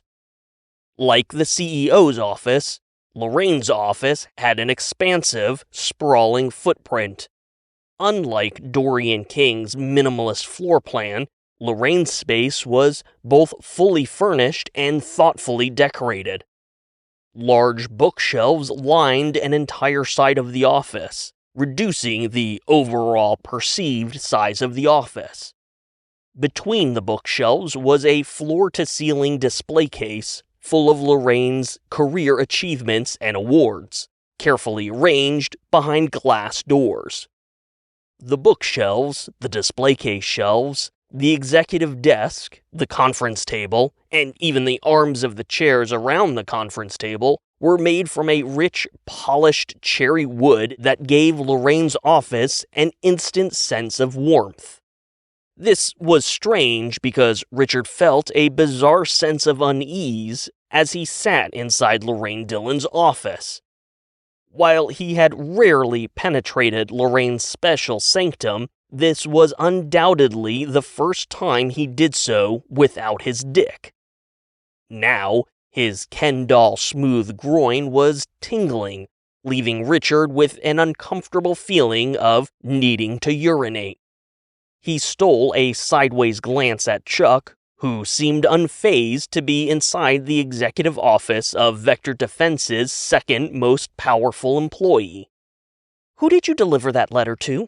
Lorraine asked from behind a desk that was best described as organized chaos. The campaign has a temporary office trailer parked at the far end of the surface lot," Chuck explained. "I walked the letter out, and inside the trailer I put it directly in the hands of Nicholas Green's campaign manager, Cassidy McMasters." Chuck stood from the conference table and stepped over to Lorraine's desk. Richard marveled at how casually he conducted himself, as if he didn't even know how rare it was for someone of his stature to be in her office. He handed her a piece of paper. It was a mailroom courier receipt that was date-stamped and signed by Chuck and Cassidy McMasters. Lorraine glanced over the receipt. "Did you see or did Justine tell you what was in the letter?" she asked without looking up from the paper. Chuck shook his head. "Nope. I got my signatures and then hoofed it back to the mailroom for rounds. Couldn't even tell you if they opened it." Lorraine placed the receipt flat on her desk before looking from Chuck to Richard. She was nodding gently and had a distant look in her eyes. "You both know Justine fairly well, is that correct?" Chuck stepped back to the conference table, turning quickly to hide his reddening face. Had Lorraine seen the kiss? "I'm not exactly sure what you mean," Richard said. Lorraine smiled warmly. Everything about her was warm. "You work across from her. You spend all day together. You?" Lorraine nodded at Chuck. "I see you up here a lot, which suggests a familiarity with both Richard and Justine, so tell me about her." Richard and Chuck exchanged another quick glance. Chuck was definitely concerned about what Lorraine had seen. The kiss, the grinding, or nothing at all? For Richard, the out-of-character, monster cock-inspired sexual dalliance was barely a footnote to the dozens of anxiety-inducing thoughts racing through his head. If Lorraine had her sights set on Dorian King's job, was she scouting Justine, who was already at the height of her administrative career, as Lorraine's new executive assistant? Was Justine the hot new model, complete with a powerful sense of confidence thanks to Richard's own penis? And Richard was now little more than last week's stale, smelly leftovers? Did Lorraine Dillon somehow know his dick had fallen off, and now, after all these years working together, he wasn't useful to her anymore? Was Richard about to lose his job just as swiftly as the manager position had sailed right by him? Worse still, the tingle in Richard's dickless crotch was getting more uncomfortable. "There's another pickup truck," Dorian King said softly, staring down at the rally. "In the last 7 minutes, 42 vehicles have arrived." Brad blinked. "You've been counting?" "What kind of message is this sending?" Brad was getting frustrated. Was this nutjob planning to interview him for the director job, or was he going to keep jerking his useless balls off to the rally downstairs? Brad looked at Justine, but she seemed to enjoy the CEO's preoccupation. Brad quickly calculated that if the job interview was now for a director-level position, maybe Dorian King was testing him. Best to play ball, land the job, and then find a way to screw over King Eunuch when there were fewer stakes in play. Brad cleared his throat. "Well, sir, if I can be blunt, the message is that Nicholas Green is a close friend, both to you and Vector Defense. And since Green is clearly on a path to the White House, the message continues to be that Dorian King is committed to doing whatever it takes to ensure a long-term, profitable relationship with the government. Considering Green's stance on a state militia and states' rights to defend themselves, this places Vector Defense in an ideal position to ensure an equal relationship with every state government inside the Union. The message, sir, with all due respect, is that we're here to fucking win." When Dorian King didn't so much as flinch at Brad dropping the F-bomb, Brad felt confident he was pretty close to the mark, if he hadn't hit it dead on. Bolstered by King's non-response, Brad chose to press forward. This might be the only shot he would ever have to prove he deserved the director job. "And if I might add, Mr. King," Brad said, leaning forward, "I have personally been leading the testing on the exoskeleton prototype. Our engineers were reluctant to add munitions to the design, but I convinced them to add shoulder-mounted missile launchers.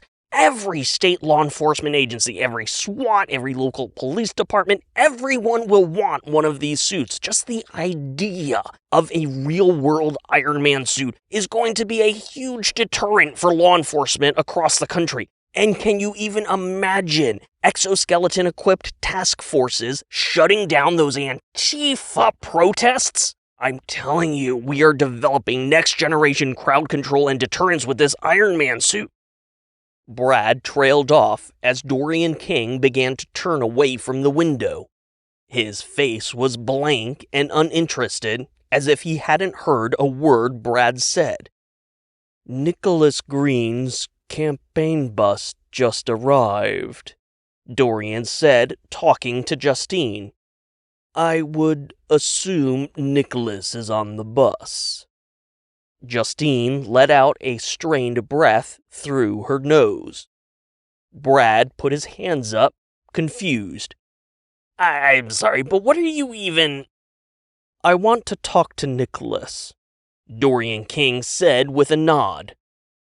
Justine stood up. I'll get it set up, sir. Maybe he didn't get the letter. It's a possibility, but... Dorian nodded. But perhaps he ignored it. Just the same, I don't want him to think it was anything personal. Let's do a face-to-face.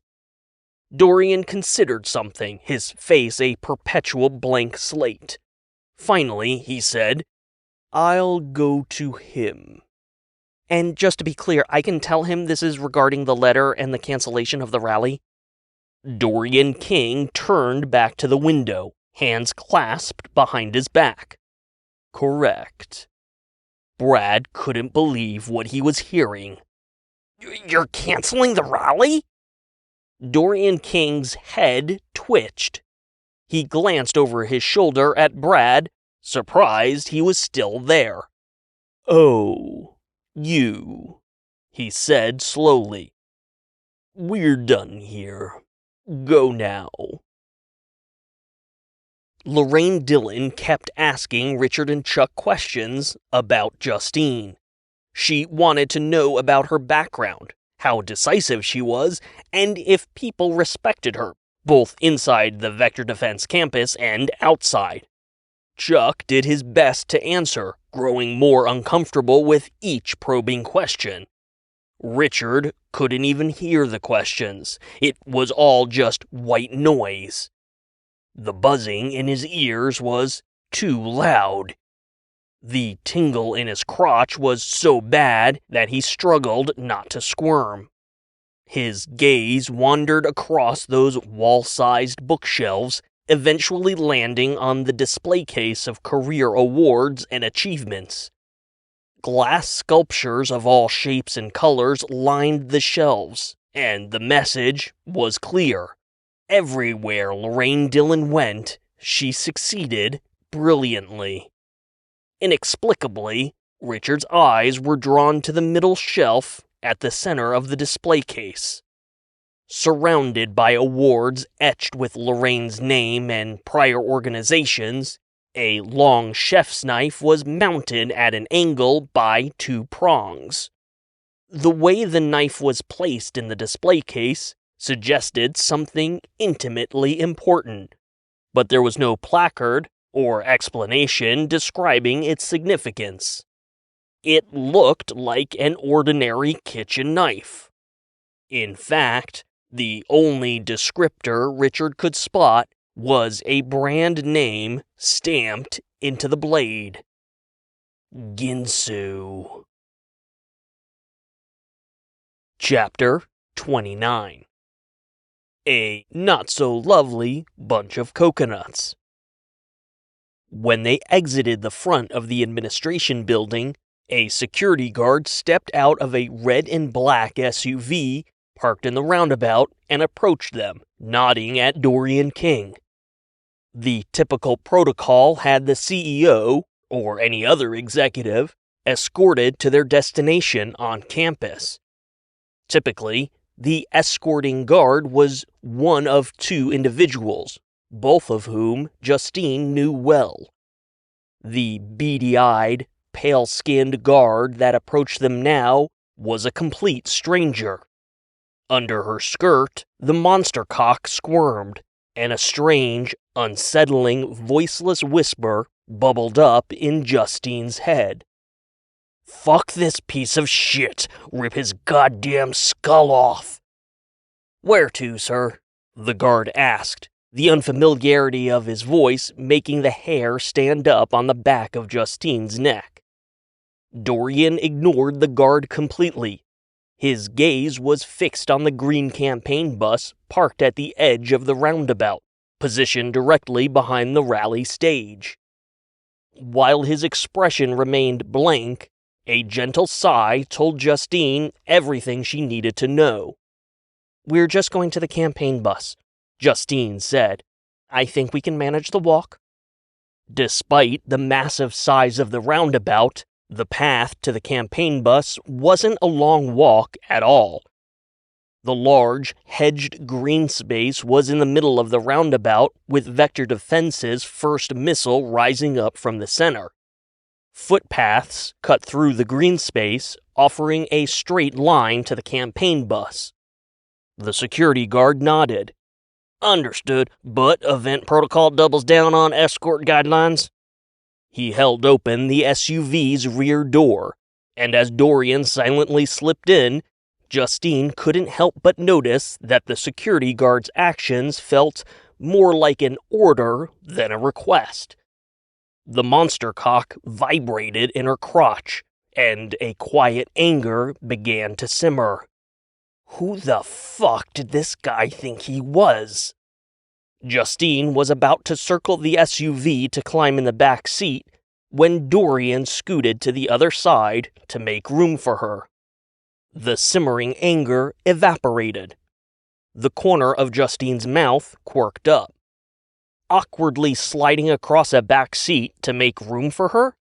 It was almost cute. Yes, Dorian King was quiet, standoffish, peculiar, and vastly misunderstood.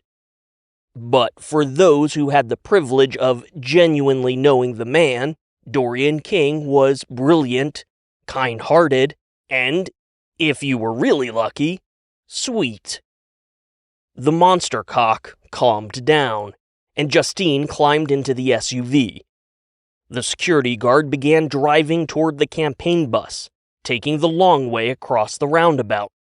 Justine stared out the window at the green rally sprawled across the surface lot. Even inside the SUV's sound-dampened interior, she could hear the thumping of the party music and the rabble of the crowd. They were the assholes from the night before, but multiplied by hundreds. Red hats were everywhere. Second Amendment enthusiasts tailgating for their hero, day drinking, chanting, and celebrating. An old song sprang into Justine's head, and she had to stifle a giggle. Yes, this nauseating gathering of toxic, dumb assholes was indeed a lovely bunch of coconuts. The monster cock pressed into Justine's thigh. She could feel its veins pulsing against her skin. The voiceless whisper in her head agreed with her musical observation, and Justine agreed with the monster cock's primal instinct to fuck their shit straight to hell. Dopamine flooded her brain as something leaked from the tip of the monster cock. It felt warm against her skin. It felt good. Justine felt good. The security guard stopped in front of the campaign bus, climbed out, and held the door open for Dorian. As Justine slid out of the SUV, the campaign bus door exhaled, swinging open to reveal Nicholas Green. The gubernatorial candidate looked like a schoolyard bully, all grown up. He looked like a man who turned daddy's money into more money that was promptly spent on bullying people into doing whatever amused him. He was tall with broad shoulders, sporting a well-fed gut expertly hidden underneath a tailored, shiny blue suit. Blonde, perfectly coiffed hair, an impossibly strong jawline, piercing blue eyes. If Justine squinted, Nicholas Green almost looked like an older, bigger version of Brad. Why the hell did all of these assholes look exactly the same? Nicholas Green's arms spread almost as wide as his TV-perfect grin, displaying immaculate pearly whites. Dorian King, my old friend, come! Dorian's mouth flattened into a thin line, and Justine could only imagine what was racing through his head. She knew the two men went back to childhood, but she suspected they were anything but old friends. Justine imagined that Nicholas Green, schoolyard bully, probably picked on Dorian, bullying him while simultaneously convincing his own twisted, narcissistic brain that was what real friendship looked like. Justine followed Dorian onto the campaign bus. Between all the gold inlays and the proximity to Nicholas Green's overwhelming cologne, she immediately wanted to throw up in her mouth. She had expected the front of the bus to be a mobile campaign command center, but instead, it was a luxurious lounge that was roomier than it looked, thanks to a hydraulic slide-out that expanded the interior. It was bright and golden, and 3 large televisions played conservative 24-hour news channels. 2 of Green's adult children sat in leather recliners, while the third leaned against the kitchenette counter. Not one looked up to acknowledge the person hosting their campaign rally. Their heads were down, thumbing their phones, no doubt trolling Green's liberal opponent across social media. Justine was vaguely familiar with them. The dumb one ran Green's casino empire. The dumber one ran the shooting ranges, which started as an attraction inside the casinos before growing into its own business under the Make America Shoot Straight Again brand, allowing the campaign to capitalize on the tightly integrated synergy. And the girl used her 7.5 million Instagram followers to push a fashion line featuring clothing that had an annoying tendency of disintegrating after one use. That earworm about a lovely bunch of coconuts started twisting again in Justine's head. Nicholas Green handed Dorian a can of Diet Coke. Dorian, my friend, I can't tell you how much it means to me, you letting us hold this rally here. My base, they're fired up, my friend. They love what this place represents. And I'm telling you, starting right here, right now, we're going to chart a path to greatness. From Nicholas Green to Dorian King by way of this beautiful business you've created, all the way to Washington fucking D.C. Justine wasn't sure if Dorian heard a word Nicholas Green had said. He was holding the can of soda, staring at it like it was an object from another dimension. Dorian rotated the can, studying its detail before finally handing it off to Justine. "I don't drink this," Dorian said softly. Justine handed the can of soda back to Green, who watched the whole exchange with the superiority of a man observing monkeys masturbate at a zoo. "He doesn't drink this," she repeated. Green clicked his teeth and set the soda on the counter.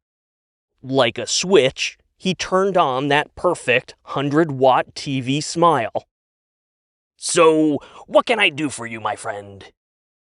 Dorian spoke in his quiet monotone. "The rally is cancelled. I sent a letter yesterday." Nicholas Green displayed absolutely no surprise, nor any indication that this was news to him. He shrugged and smirked, which only made the monster cock pulse with a compulsive desire. "I don't know anything about any letter," Green said. "But have you seen that crowd? They're here for you, Dorian, just as much as they're here for me. Now, I don't know much about the business of blowing things up, but when you have a crowd of fired-up, enthusiastic supporters foaming at the mouth and begging for more, the very last thing you want to do is tell them no. You follow me, Dorian? We cannot tell all those beautiful people out there just to go home." Dorian gave Green the most perfunctory blink Justine had ever seen. "They don't have to go home," he said without an ounce of awareness. "They just can't stay here." Green couldn't tell if he was joking. After a moment, he cracked into that awful smile again. "Oh, Dory, my friend! You almost had me there." "Leave," Dorian said. "Your presence here sends the wrong message. I have corrected the message by canceling the rally and having you leave. Now you can leave." His business concluded, Dorian turned to exit the bus, but Green grabbed his shoulder. Dory! Dory! Green said. This whole thing, I don't understand. First you agree to this whole shindig, and then, what's all this about sending the wrong message? I thought we were on the same page, my friend. What about all the donations? Confused, Dorian glanced around the shiny interior of the campaign bus. There were no answers to be found. Donations? Dory! Justine spoke up. There's a political action committee that's been dumping millions into Green's campaign. Dorian was still confused. What does that have to do with me? Vector Defense reallocated a large portion of its annual political donations to the PAC in question, Justine explained. Dorian shook his head, mystified. Why would we do that? Justine lifted her shoulder, trying to ignore the looming presence of Nicholas Green. Sir, everyone just assumed it was at your request. No. Dorian muttered, his eyes darting back and forth, looking at nothing specific. No, that would not be the right message at all. The monster cock swelled against Justine's thigh, and its profile became very prominent against her skirt, if only for a brief moment. The dumber Green boy glanced up from his phone at precisely the wrong moment, catching an eyeful of Justine's unit. The monster cock had somehow sensed the shift in Nicholas Green before Justine. Dory, my friend! Nicholas Green exhaled, oozing a calm confidence that reeked of duplicity. Don't even worry about it. It'll be just like old times. I'll take care of everything, don't you even worry. He patted both of Dorian's shoulders and immediately stepped off the bus. With their father on the move, the Green kids pushed past Dorian and Justine, scurrying after their financial teat. Dorian blinked that perfunctory blink, scanned the bus, still found no explanation for anything, and proceeded to blink again. The monster cock twisted. Sir, we should probably, Justine nodded to the door. Dorian looked like he was in a strange daze. Right, yes, of course. Stepping off the campaign bus, Justine spotted the Green clan climbing the rear ramp that led to the rally stage. She didn't know what he planned to say to the crowd, but she was pretty sure it wasn't going to be a mea culpa. She broke into a jog, while Dorian meandered slowly behind her. Chapter 30. The dick that lit the match that set the world on fire. Elton John had finished crooning Rocket Man, and Tom Petty was now singing about how he wasn't backing down. Nicholas Green stepped onto the rally stage and moved directly to the podium behind portable walls of bulletproof glass. In light of Petty's recurring anti-war sentiment, Justine spared a quick thought for irony. Rallying a bunch of mouth-foaming coconuts over a state's right to weapons of mass destruction probably wasn't what Petty meant as he encouraged people to stand their ground. She stood in the stage wing, watching as Green, flanked by all those American flags, adjusted the microphone. Someone turned Petty down, and Green spread his arms wide, bathing his rabid followers with that megawatt smile. The rowdy red hats fell silent, turning their full attention to their ideologue-in-chief. The monster cock pulsed along with Justine's heartbeat, the voiceless whisper screaming to rip off Green's head before tearing into the red hats. Justine took a deep breath as she heard Dorian King step into the stage wing behind her.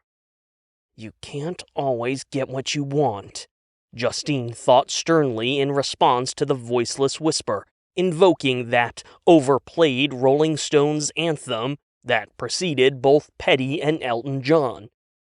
She replayed the lyrics about still getting what you need, and the monster cock dribbled a little bit of warmth against her thigh. Fine. "Hello, my friends," Nicholas Green said, his voice amplified with booming resonance across the surface lot. The rallying red hats erupted in whoops and cheers.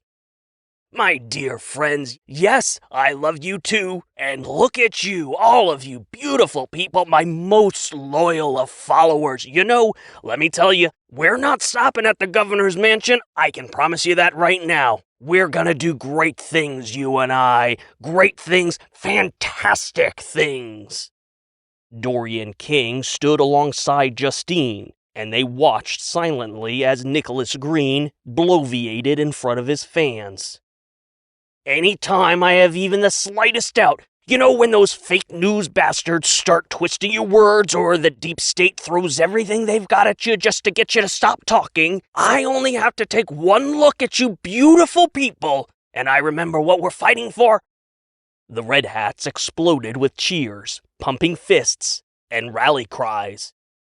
"Because my message," Green shouted over the crowd, "is your message. The message of the people, and we're going to take this message to the whitest of all houses, yeah, you know what I'm talking about, and we're going to win this thing no matter who stands in our way, and we're going to win bigger than anyone has ever won before because our message is strong and our message is clear, and yes, god damn it, our message is powerful."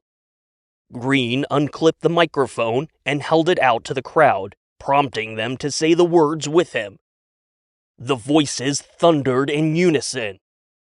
"Make America shoot straight again!" Green nodded as he returned the microphone to its clip. That's right. We're gonna keep things so straight that my opponent, Crooked Carl, and his alphabet soup, limp-wristed supporters are gonna run home and cry on the internet while we're busy out here fixing our beautiful state, and then, yeah, I see you, and then the country. Because we are taking this message all the way to the White House, my friends. Yes, sir, Lord, massa. Those blue states will be drowning in liberal tears once our message goes national. But you know what? You know who doesn't believe in the message of the people? You know who doesn't shoot straight? Justine's stomach sank as she finally realized Nicholas Green's game plan. She glanced at Dorian, who was as blank-faced and oblivious as ever. "Trust me, you're gonna be just as surprised as I was," Green said. "It's almost beyond belief, but I assure you, my old friend the CEO of Vector Defense and the host of this very rally, Dorian King, does not shoot straight. No, he certainly doesn't, and I can only assume he wants to cancel this rally, our rally, because he is afraid of our message. Dorian King, little Dory Dum-Dum I used to call him when we were kids." Green turned and gestured to Dorian. "He's right over there, hiding in the shadows, too scared to face you, but let me tell you, this guy right here, oh, he was always scared back in the day, and I guess things haven't changed a whole hell of a lot, have they, little Dory Dum-Dum? Just one big scaredy cat, right? Oh, and tell me, what's the other word for cat?" The crowd started shouting, "Pussy," and Green flashed that megawatt smile. That's right, yes. Well, you all said it, not me." Green gestured again to Dorian. "Dory, come on, step on out here with me. We're just chatting with some old friends, and I think they'd really like to hear from the horse's mouth why you want to cancel the rally." Green paused for a thoughtful moment. "Or the cat's mouth, as the case may be, right?" In an uncharacteristic move, Justine wrapped her fingers around Dorian's wrist. She didn't think he would step out onto the stage, but she felt it important to remind Dorian that he wasn't standing there alone. She was pretty sure they had never physically touched before, and she was surprised that Dorian had no reaction to her grabbing his wrist. Oh no, little Dory Dum-Dum doesn't want to come out and play? Green said, the crowd hooting and hollering and demanding that Dorian step out. No, it's okay. The big kitty doesn't have to come out if he doesn't want to. Yes, Dorian King and Vector Defense will have to answer for this, for canceling our rally, for putting their foot on the neck of our First and Second Amendment rights, for using the iron fist of his corporation to squeeze the life out of this campaign and crush the voice of the people. But what little Dory Dum-Dum doesn't understand is that he has no power. Real power now. Real power doesn't belong to people like him or even me. It doesn't belong to corporations or the military or military-industrial complex that little Dory Dum-Dum is so comfortable suckling at the teat of.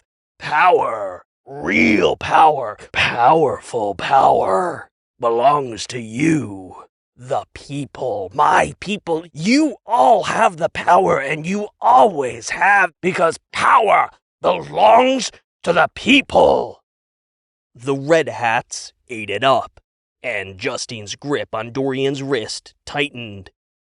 The monster cock was throbbing in anticipation, twisting down her thigh and flirting a little too close with the hem of her skirt. Gunshots started going off, and Dorian turned a curious eye to the crowd. That sinking feeling in Justine's stomach turned sour. There was no way Vector Defense Event Security Protocol would have allowed anyone onto the campus with firearms. Which could only mean that whoever had been making all those campaign donations behind Dorian's back must have fucked up today's event security, which would also explain all the unfamiliar security staff Justine had seen since arriving that morning. More gunshots rang out, and Nicholas Green turned toward Dorian and Justine, giving them a smarmy, shitty grin. Justine took a step backward, pulling at Dorian's arm. I don't know, Green said, adopting an acidic tone of bemusement. You know, I really don't know. Little Dory Dum-Dum wants to evict us. He wants to kick us out for having the guts to stand up for what we believe is right. But I don't know. I think you all might have something to say about that. And even though Nicholas Green kept talking, the crowd drowned out his booming voice. Justine pulled at Dorian's arm again. Sir. Dorian didn't turn away from Green. His face was still expressionless. Run. Chapter 31.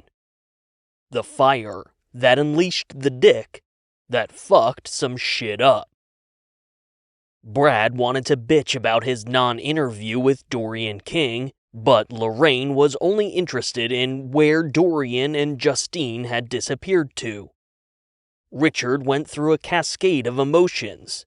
Snitches get stitches, and Brad might as well have tattled on the teacher when he explained that Dorian and Justine had gone downstairs to cancel the rally.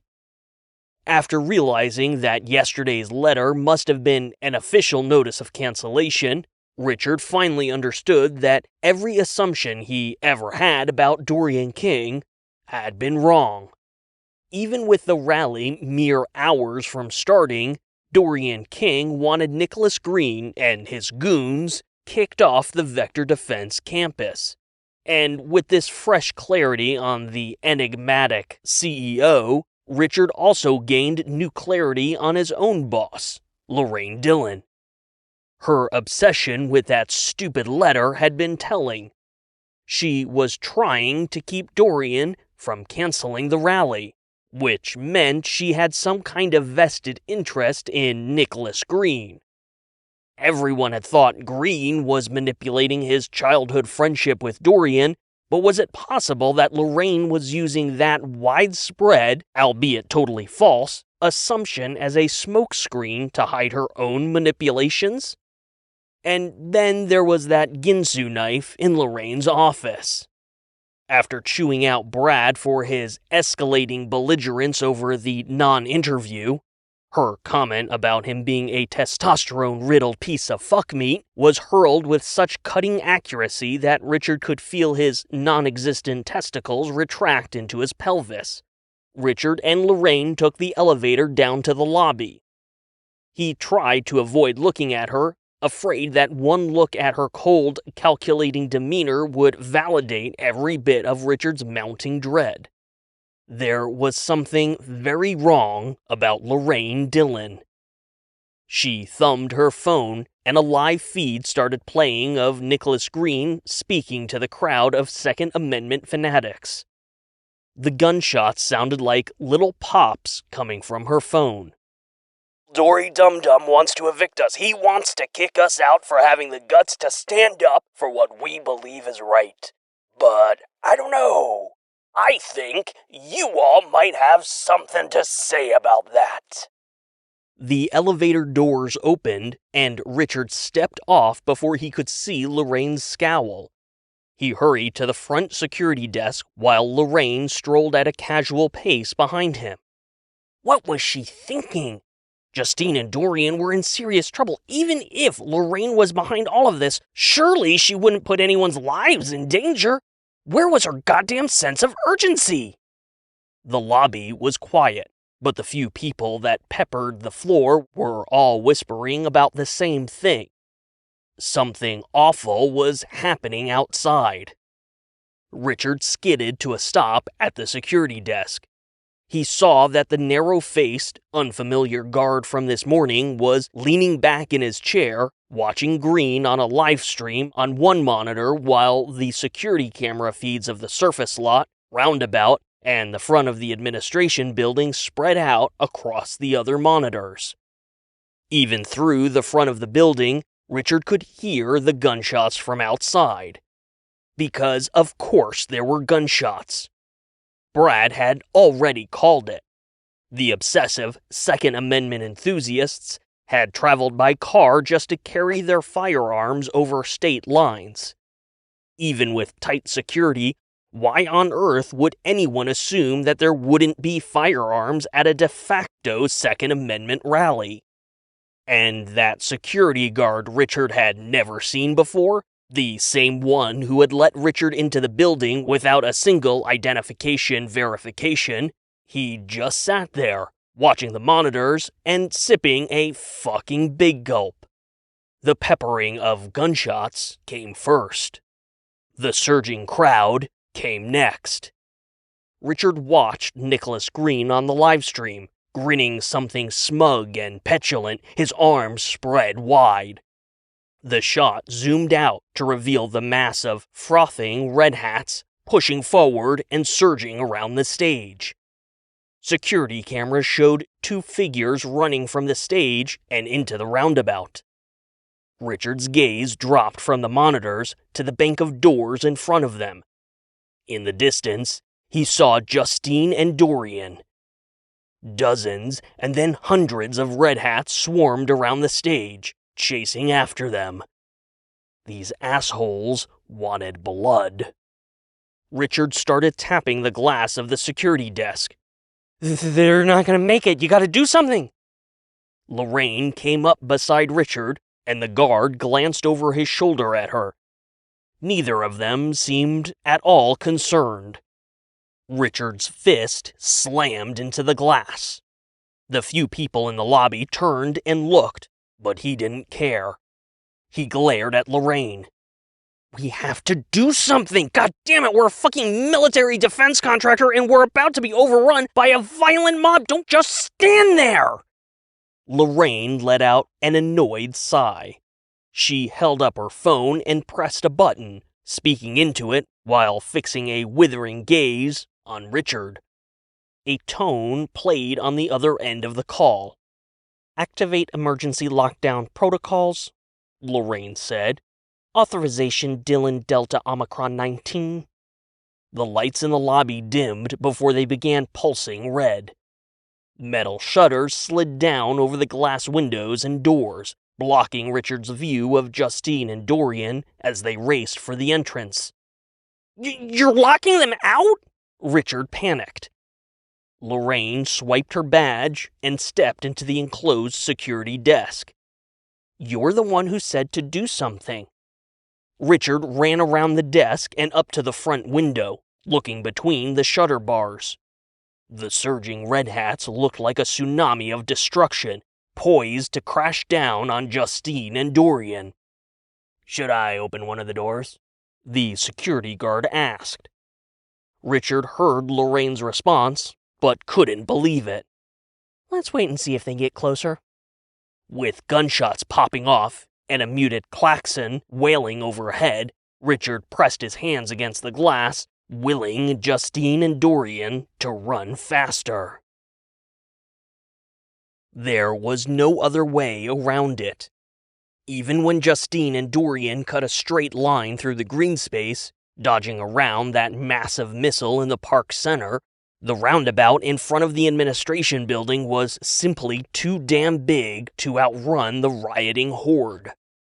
The beady-eyed security guard who had insisted on driving them to the campaign bus had conveniently disappeared, although Justine suspected he would have been useless against the surging Second Amendment fanatics. Justine slowed her pace to match Dorian as he huffed behind her.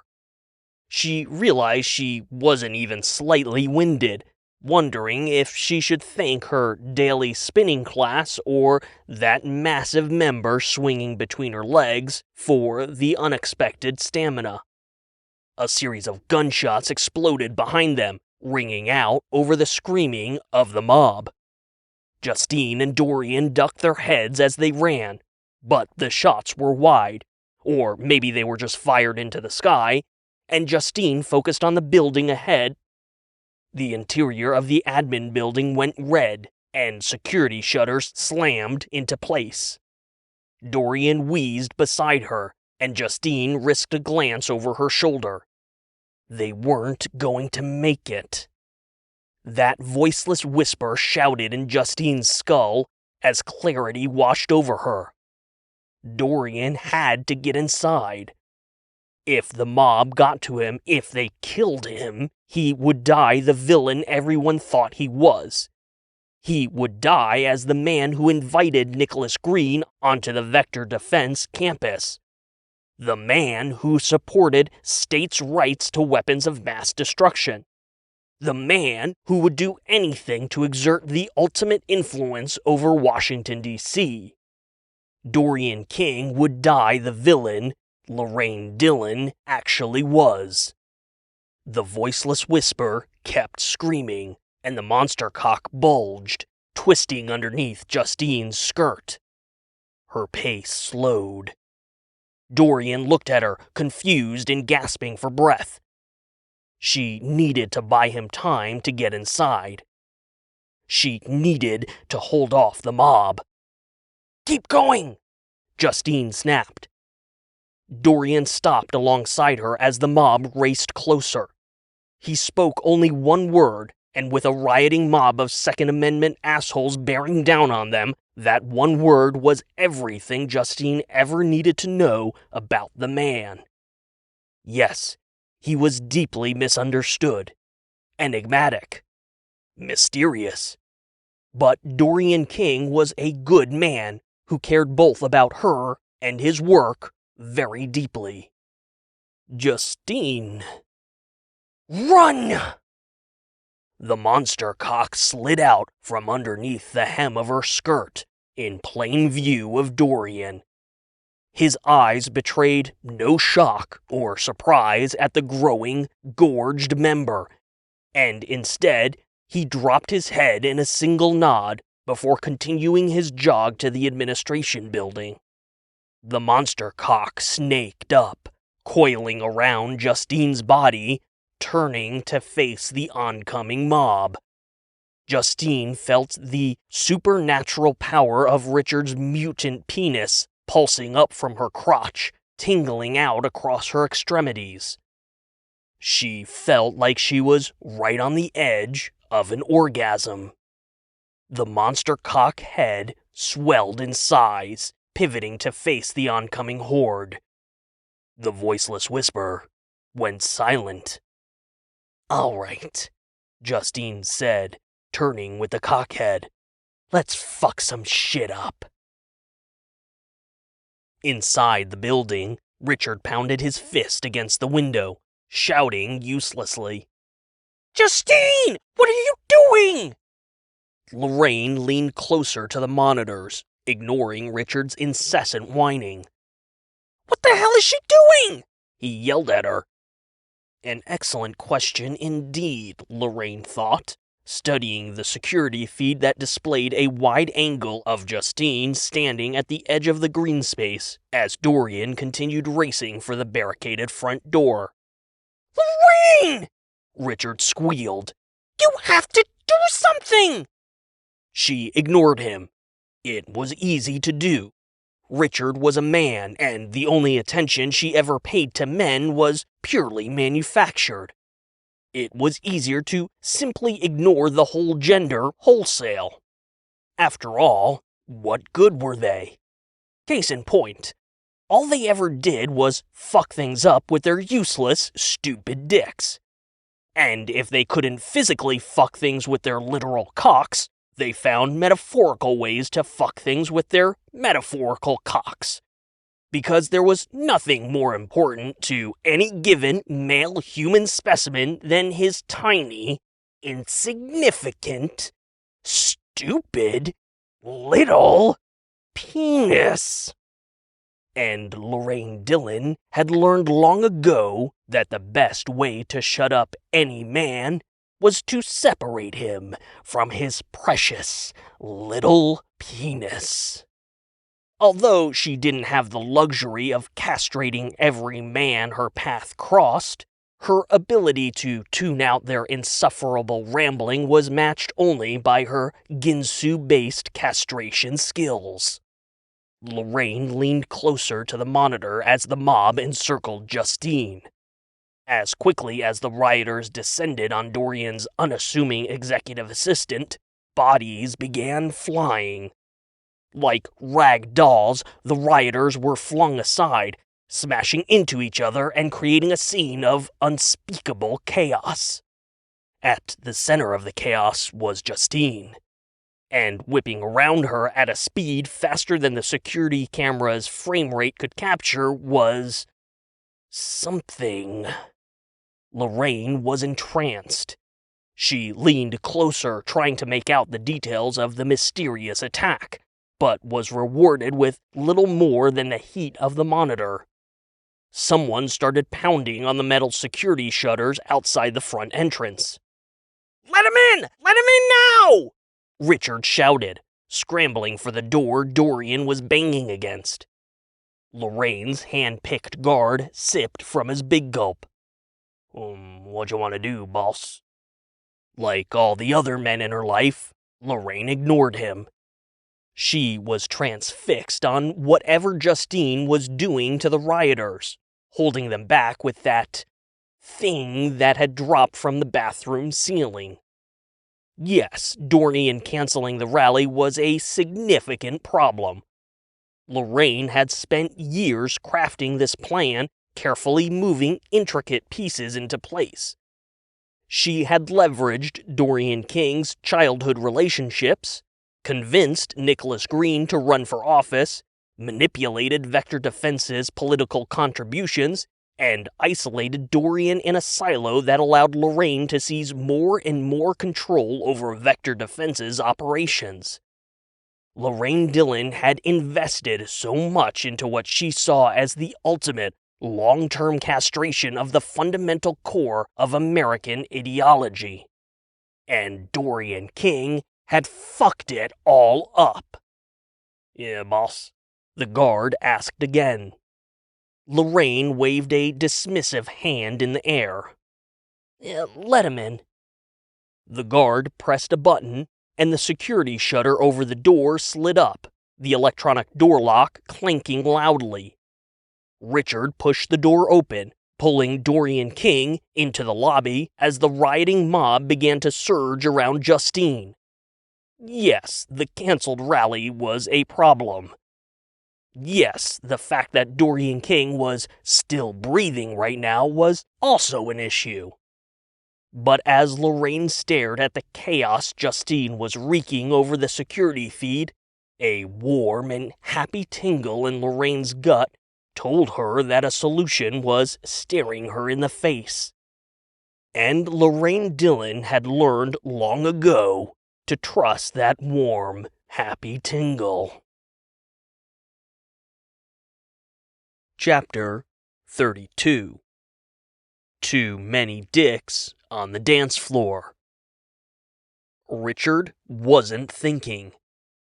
If he had been, he would have realized that while the Red Hats in the roundabout were the immediate threat, there were even more Second Amendment enthusiasts just outside the campus.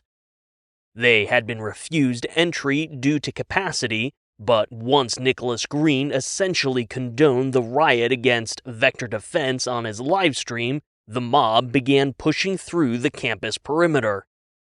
If Richard had been thinking, he would have realized that despite Star Trek's best effort to convince people otherwise, the needs of the one do not, in fact, outweigh the needs of the many. If Richard had been thinking, he would have realized that even if he had a dick and balls, mutant monster cock or otherwise, the sheer number of rioting Red Hats was insurmountable. If Richard had been thinking, he would have realized that Justine was fucked, plain and simple. But Richard wasn't thinking. Instead, once Dorian King was inside, he slipped out the door and started running toward the green space and the mass of surging bodies surrounding Justine. He ran as hard as Kirk would have run to Spock, and in another second, the first few rioters ran past him, heading for the main entrance. Another clanking of metal. The doors locked and the shutters closed behind him, summarily locking them all outside. Fucking Lorraine. A shoulder slammed into Richard, and he jostled sideways as more and more people streamed around him. He felt like a trout swimming up a particularly violent, gun-wielding stream. The incoming rioters had split, diverting themselves around the hedges surrounding the green space and streaming through the roundabout to the front of the administration building. That left only the unlucky group that had followed Justine and Dorian into the center of the roundabout. Ahead, through the chaos and over the hedges, bodies started to fly, slamming into each other as Red Hats cried out in surprise. If Richard had been thinking, he would have heard horror and pain underneath the surprise. With one final push, Richard stepped over the curb, past the hedges, and into the green space, just as a wide spray of blood splattered across his face. Richard froze. The space in front of Vector's first missile was a scene of bloody carnage. Bodies were piled on top of each other, some breathing, most were not, and random limbs and gore were scattered across the grass. Standing in the middle of it all was Justine. Her back was to Richard, and her legs were spread wide, pulling her skirt taut. Sensing Richard's presence, Justine craned her neck, looking over her shoulder. Something twisted and flipped a body in front of her, and a familiar beast-like tentacle slithered back to Justine, disappearing underneath her skirt. Richard hadn't been thinking. And then, like it was Christmas fucking morning, his brain lit up with more thoughts than it could process.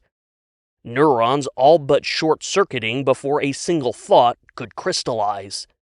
Not only was Justine in possession of Richard's dick and balls, but she could also wield it with far greater control than he ever had. "You shouldn't have come out here!" Justine yelled as the rioters streamed and screamed beyond the hedges. She grabbed Richard's arm. "When they realize they can't get into the building, they're going to turn back this way." Richard stuttered, his brain still misfiring. With the whole, how did... A harsh, grating sound filled the air, and they both turned to the missile. A 5-foot panel at the base had been pushed aside, and Chuck was leaning out from inside the missile. "Let's make like a DJ and drop the motherfucking beat, my guys!" Chuck hissed, waving them over. Richard and Justine exchanged a confused look. Richard pointed at Chuck. "Is there a secret passageway underneath the missile?" "Did your boss put it there?" Justine asked, needling Richard. "Did yours?" Richard responded. Chuck was getting impatient. "Guys, let's go!" Chuck climbed out from the base of the missile to let Justine slip in first. When Richard ducked into the missile, he found a narrow spiral staircase that led about 24 feet underground and into a wide, brightly lit concrete corridor. Chuck slipped into the missile and closed the hatch behind them. He spoke as he descended the staircase. "We should be safe for the moment.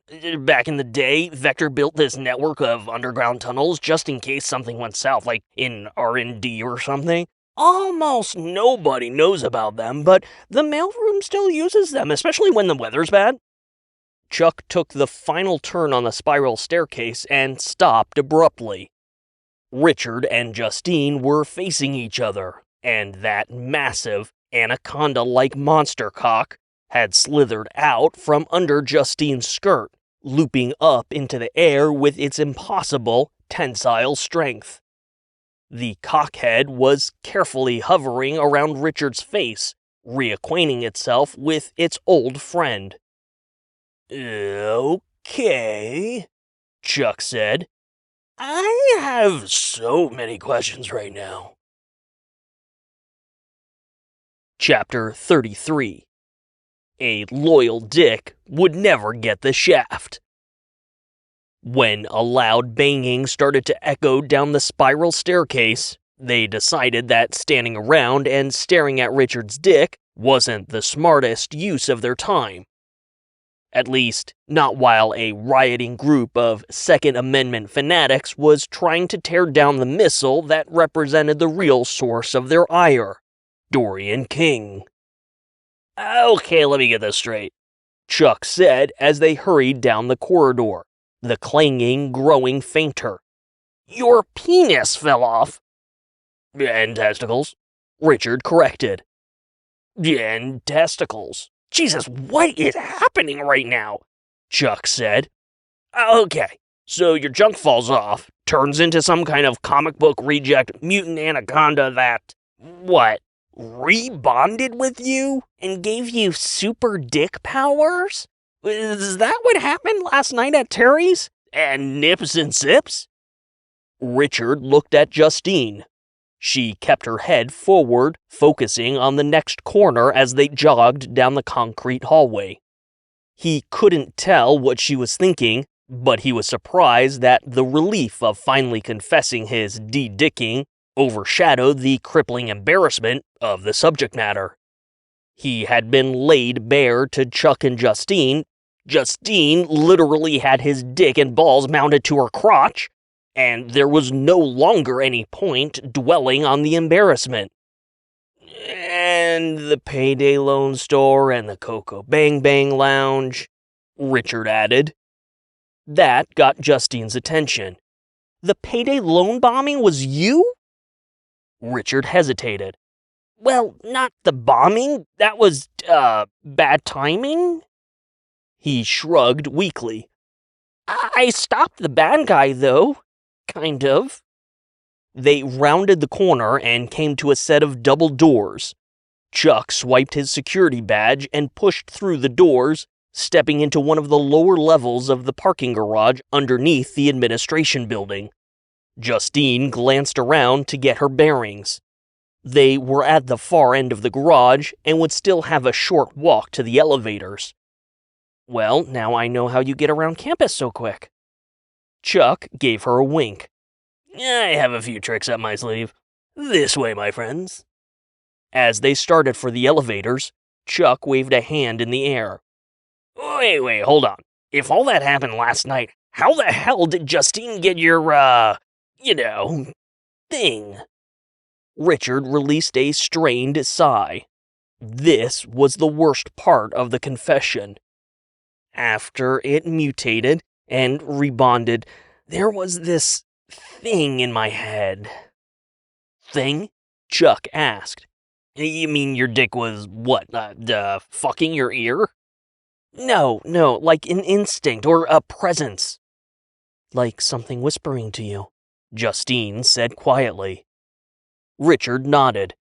Except, I don't know, it was compulsive and angry and violent and it made me... They stopped in front of the elevators. Chuck and Justine turned to Richard as he struggled for words.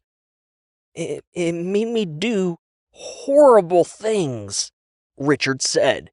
I didn't want to do those things. I didn't want to be that person. Chuck was shaking his head, confused. You're telling me that thing? He gestured at Justine's squirming crotch underneath her skirt. Has a mind of its own? I mean, yeah, Richard said. But it's more than that, Justine said, a distant look in her eyes. Or less? I don't know. It's like it exists as its own thing, but at the same time, it's nothing without me. Justine met Richard's eyes for the first time since the spiral staircase. In that moment, Richard had never felt more intimate with another person in his entire life. His heart quickened, and his empty crotch tingled. As if it could sense Richard's vitals, the monster cock bulged and flexed underneath Justine's skirt. Did you feel that? Justine asked. Like it somehow needed you just to function, to be complete? Richard swallowed hard, nodding rapidly. Yeah, that, was a thing that I felt. Chuck pointed a finger between the two of them. That doesn't explain how Justine got your dick. Also, think about it. Why did this instinct or whatever, why did it make you Captain Toxic Man-Child, but meanwhile here's Justine literally cooler than she's ever been? Richard scratched his head. I tore the dick off last night and... Chuck cringed at the imagery. The words, my man! And this morning it was missing. I think it must have followed Brad into the office. Chuck nodded.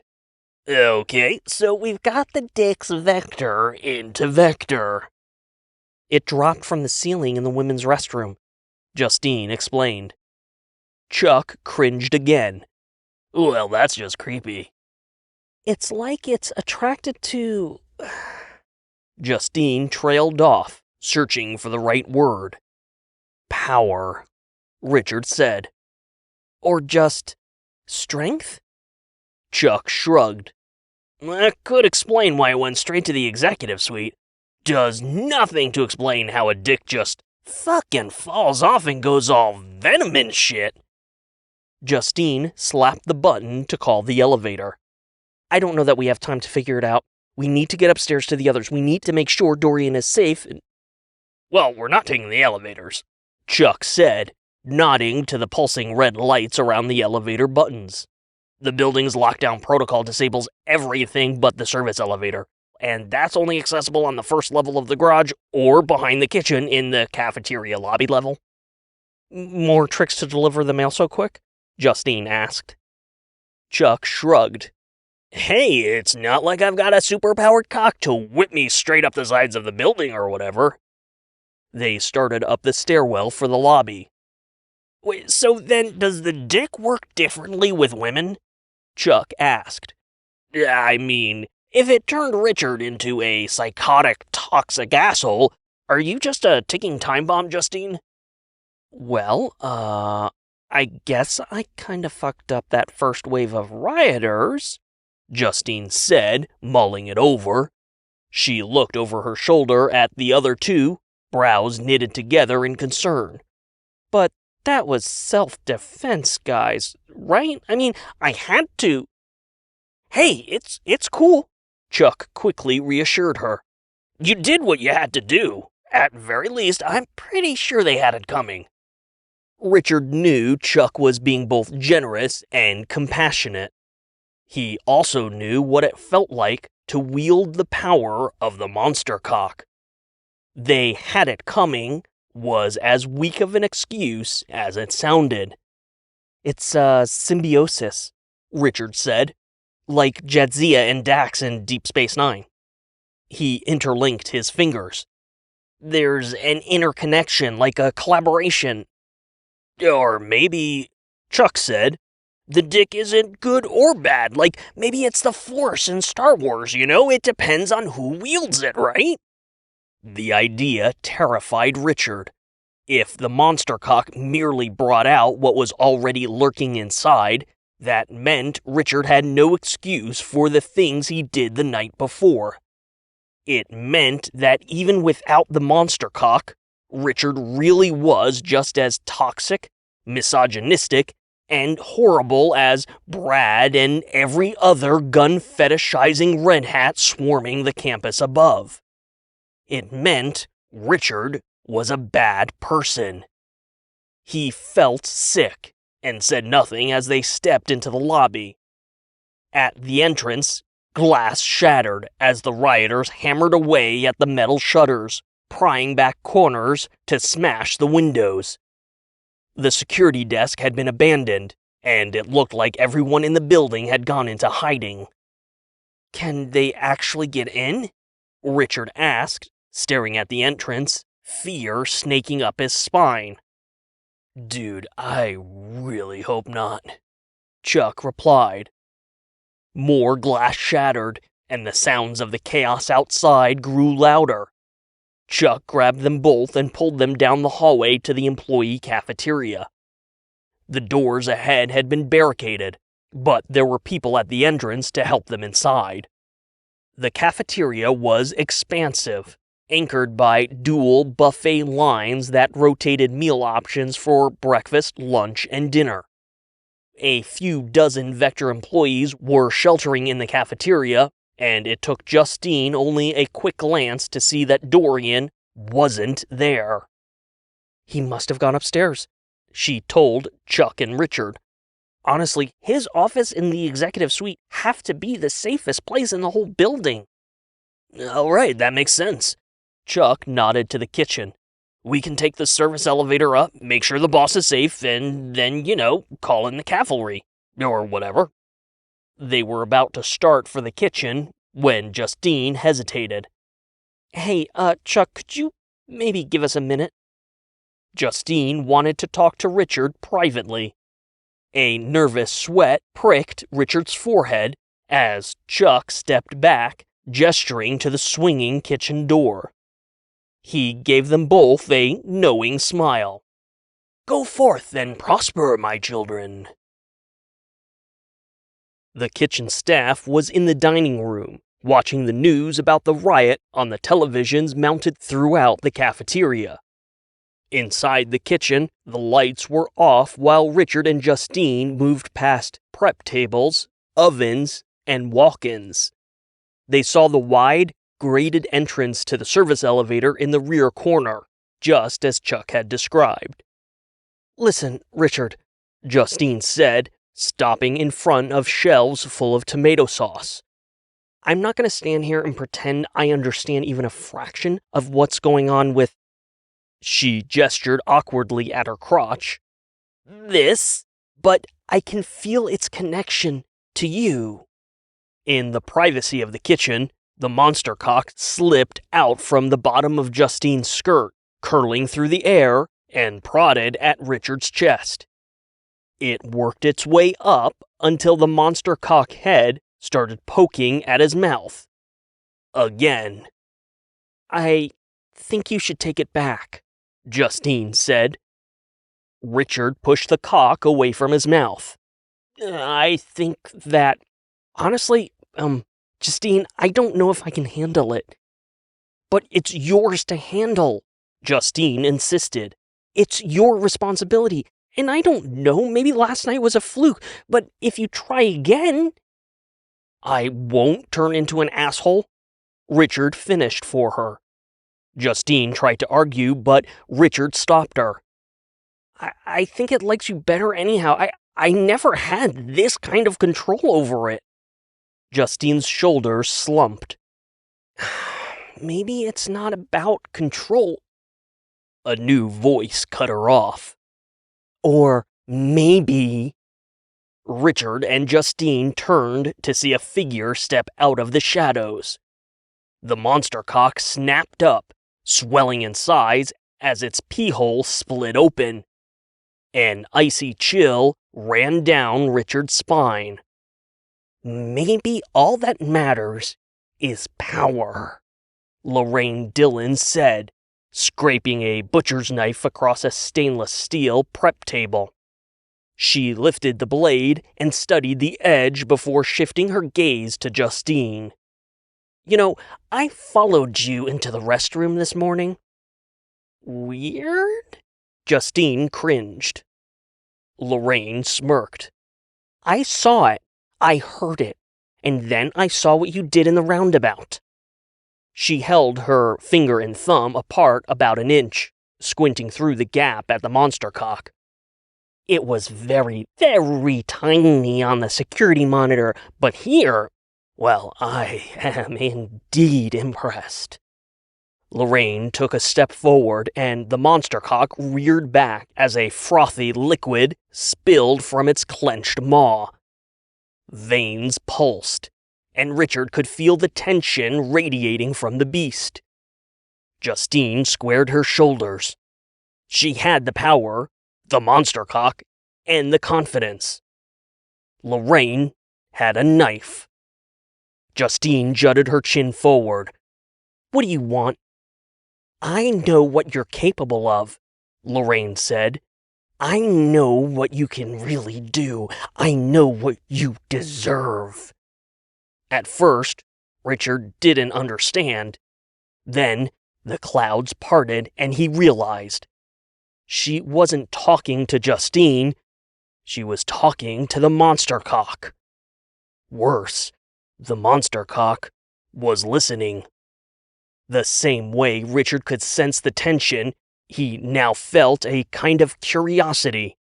Lorraine took another step closer, and the monster cock stretched out to close the distance. Richard, I'm not sure I've got control over this thing, Justine hissed. Lorraine reached out her hand, caressing her fingers down the side of the massive glands. Oh, you are different. Different indeed. Lorraine, please, Richard said, his voice shaking. You don't know what this thing really does. You don't know how it works. It's a cock, Lorraine snapped. It fucks things. That's what they all do. They fuck things and they fuck things up. The monster cock flinched back at Lorraine's vitriol. She responded instantly, cooing at the beast to draw it closer. But you, dear, yes, you're very special. You fuck things in ways that make other cocks look like paper fucking straws. The monster coiled around Lorraine's arm, slithering up to her head. For her part, Lorraine showed no fear, and if Richard had been anyone else, he might have found the scene almost erotic. Justine tried to reason with her. Lorraine, I don't know what your plan is. The same that it's always been, my dear, Lorraine said, stretching her other arm out as the monster cock coiled lazily around her, almost exploring her body. Power, control, by any means necessary. Justine twitched and felt something pulling at her crotch. Richard?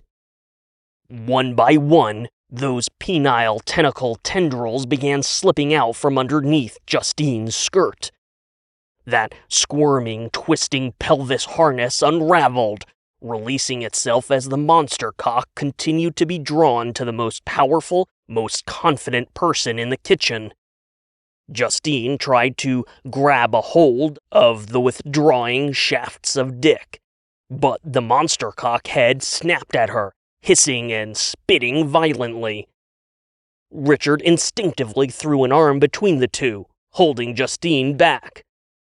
"Richard! Stop! You can't let it—" Lorraine grinned. "Diabolical.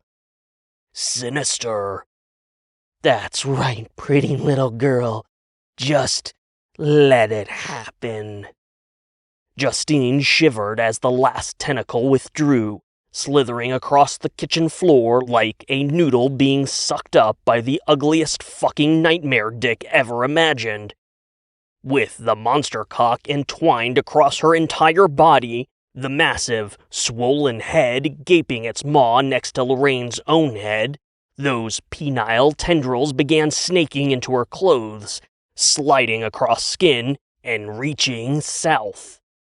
"This rally," Lorraine said, trying to focus as the sensations from the monster cock became stronger, "was a beautiful, brilliant tinderbox.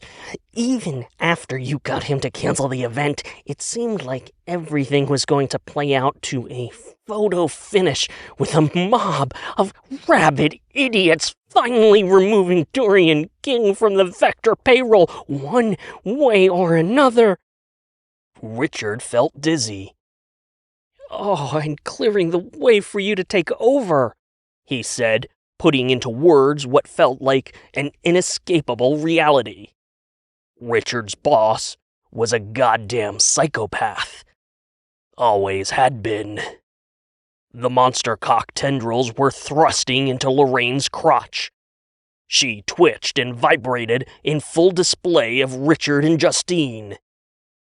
"And just like that," Lorraine said, her voice hitching from the sensations, "you and your stupid cock fucked everything up." She turned and caressed the cockhead again. "Because that's what you do, isn't it?" The tendrils pressed and squirmed, and Lorraine let out a small moan. She bit her lower lip as her eyelids drooped shut. "If it wasn't for you," she whispered to Justine, "Dorian King would be dead right now." Lorraine quivered as the monster cock finished bonding with her, harnessing itself to her crotch. She let out a long, satisfied sigh. But, you know what they say." Lorraine's eyes flashed open. "If you want something done right, you've got to grab the cock by the shaft and do it yourself." Lorraine grabbed the monster cock under its glands and hurled it forward. Its maw split open, knife-like teeth catching the light and rabid foam splattering everywhere. The monster cock lunged for Justine's small, perfect, vulnerable head. Chapter 34. But didn't she already have massive balls? For the second time that day, Richard acted entirely on instinct.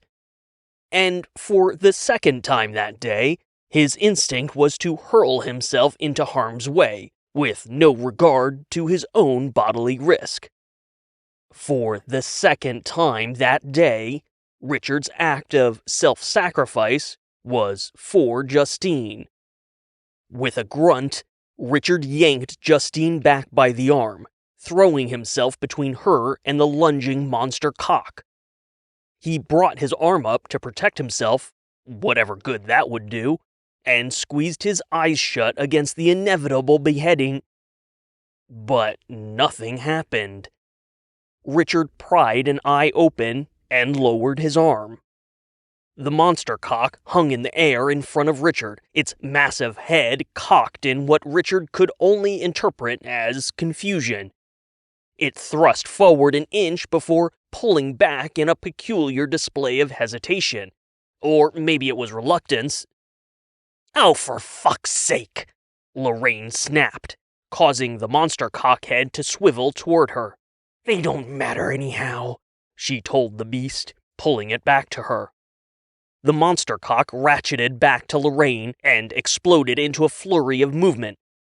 It whipped and coiled around her extremities, stretching and swelling until Lorraine lifted up into the air, supported by bulging, coiled tentacles of cock. It was like that stupid fucking exoskeleton suit that Brad wouldn't shut up about, but with one massive mutant cock. Lorraine bobbed in the air, elevated several feet off the ground. She cackled at the sheer absurdity of the situation, drunk off the power that surged up through her crotch. "Ugh, ha ha! Now this," Lorraine laughed, "is the only way to get dicked."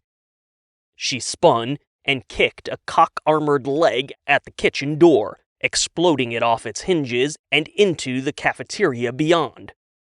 Lorraine stomped through the doorway, monster cock-equipped arms smashing into the surface around the doorframe and knocking out huge chunks of wall. "Look alive, motherfuckers!" she bellowed, stomping through the cafeteria and swatting away the people in her path as if they were nothing more than pesky gnats. Richard and Justine stood in the wrecked doorway, watching as Lorraine tore apart the barricade in front of the cafeteria entrance, smashing the glass in the doors before ripping them off their hinges. "I think all that dick might have gone straight to her head," Richard whispered. Justine shook her head. "Or she's always been this crazy. She's just very good at hiding it." Chuck jogged over to them as Lorraine stomped out of the cafeteria. She smashed tiles and light fixtures as the monster cock whipped her down the hall, turning for the elevators. "Well, that's a fucking plot twist," he said. I thought you guys were gonna, Chuck made an awkward gesture with his hands, probably suggesting Justine was supposed to give the monster cock back to Richard. "How the hell did she get it?" A loud explosion rang out from the front of the lobby, and the cacophony of rioting red hats spilled into the building. Justine grabbed the front of both Richard and Chuck's shirts and pulled them into the kitchen. "No time! We gotta get to the service elevator." "Hey, wait a sec!" Justine didn't.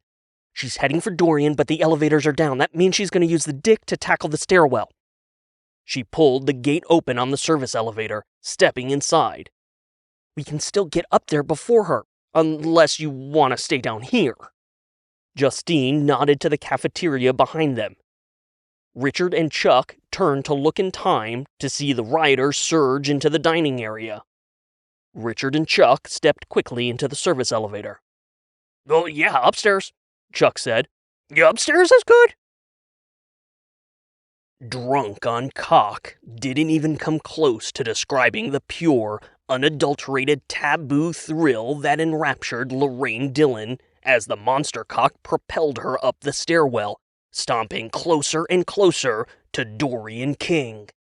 The monster cock instinct pressed firmly into Lorraine's brain, making itself comfortable in the hate and rage-filled memories of her past. That basement. That awful wood paneling on the walls. Those stupid fucking commercials. Her father mumbling his apologies as he thrust in and out of her young body.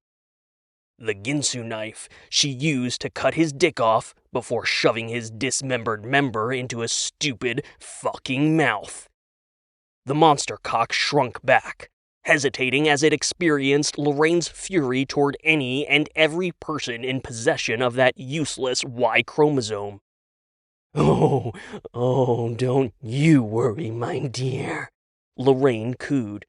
We are going to do great things, you and I, because you're not like the others. You're better, stronger, superior. The monster cock instinct pressed on the memory of the Ginsu knife.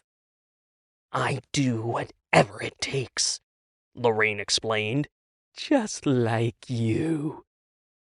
She reached up, and the monster cock reluctantly stretched out beyond her hand, looping the railing one flight up. With a confident push against the monster cock instinct, Lorraine went flying up the stairwell.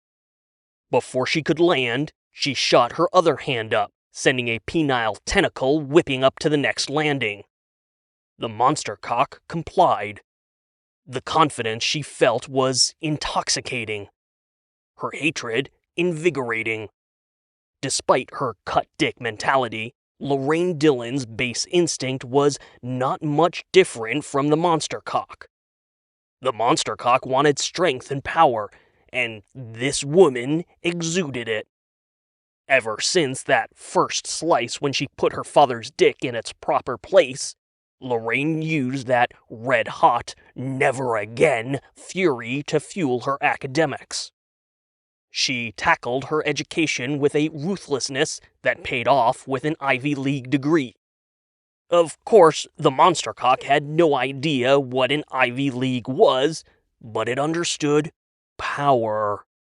If the monster cock had an olfactory system, it would have been able to smell it in the air. After graduation, Lorraine found herself murdering it at an elite hedge fund in Manhattan. Literally.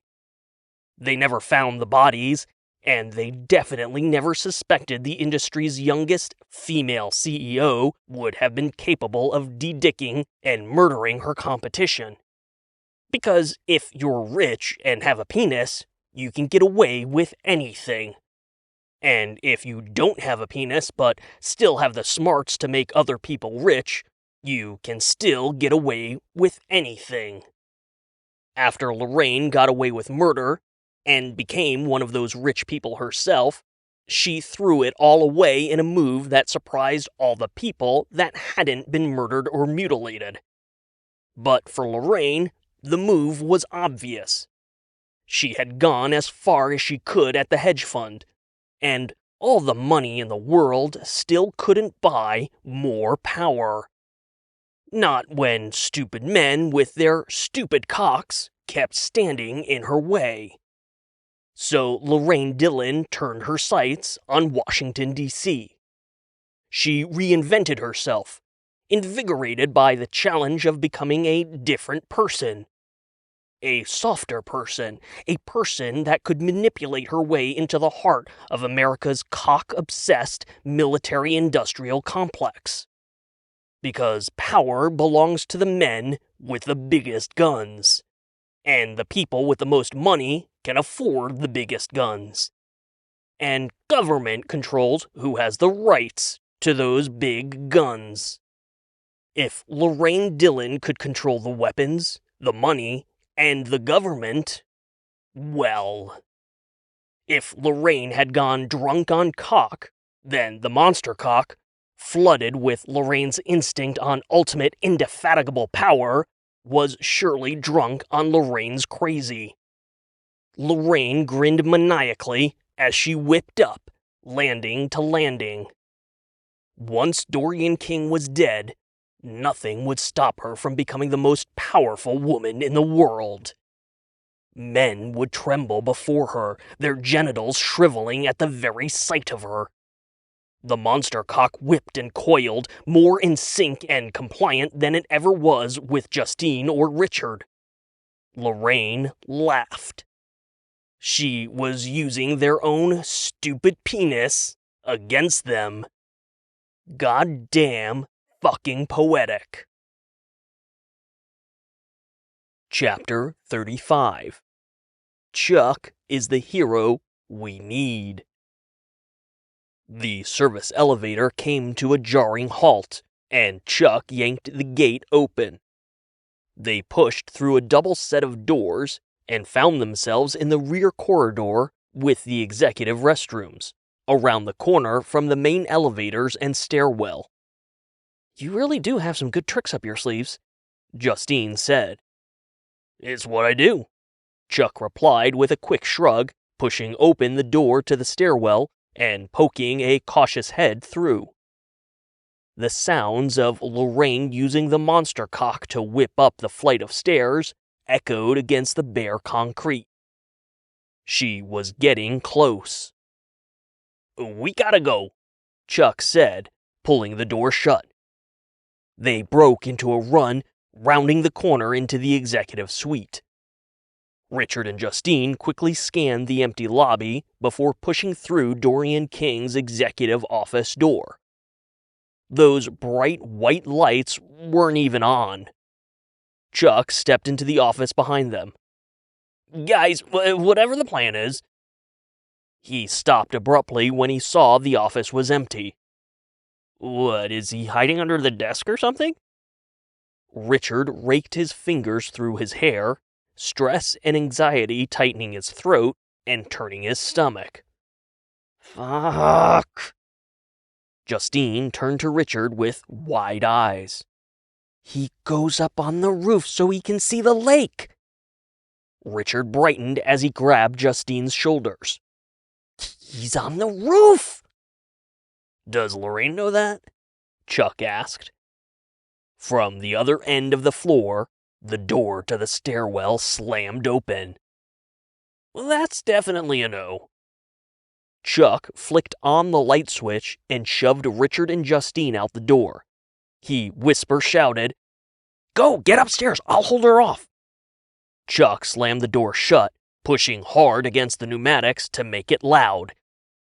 Richard grabbed Justine's wrist and yanked her across the floor to his desk, where they dropped out of view right as Lorraine came smashing around the corner, using the monster cock to explode the windowed wall into the executive suite.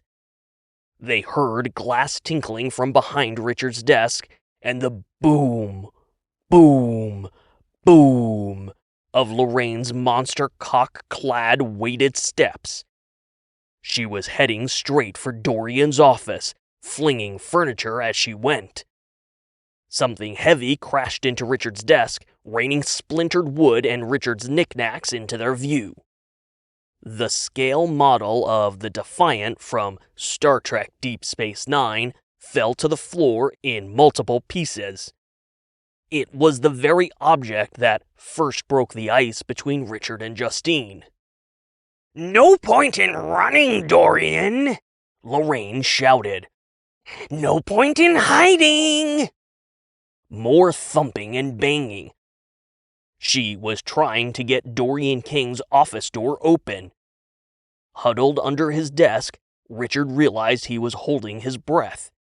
When he finally breathed, gently, he realized, pressed up against Justine, that she smelled good. And even though they shared a peculiar intimacy because of the body-swapping monster cock, he had never been as close to her as he was now. If he had a dick, it would have definitely gotten hard. Richard opened his mouth to whisper something, but Justine clamped her hand over it, shaking her head and pointing to the exit. Richard nodded, conceding that now might not be the best time to confess his attraction.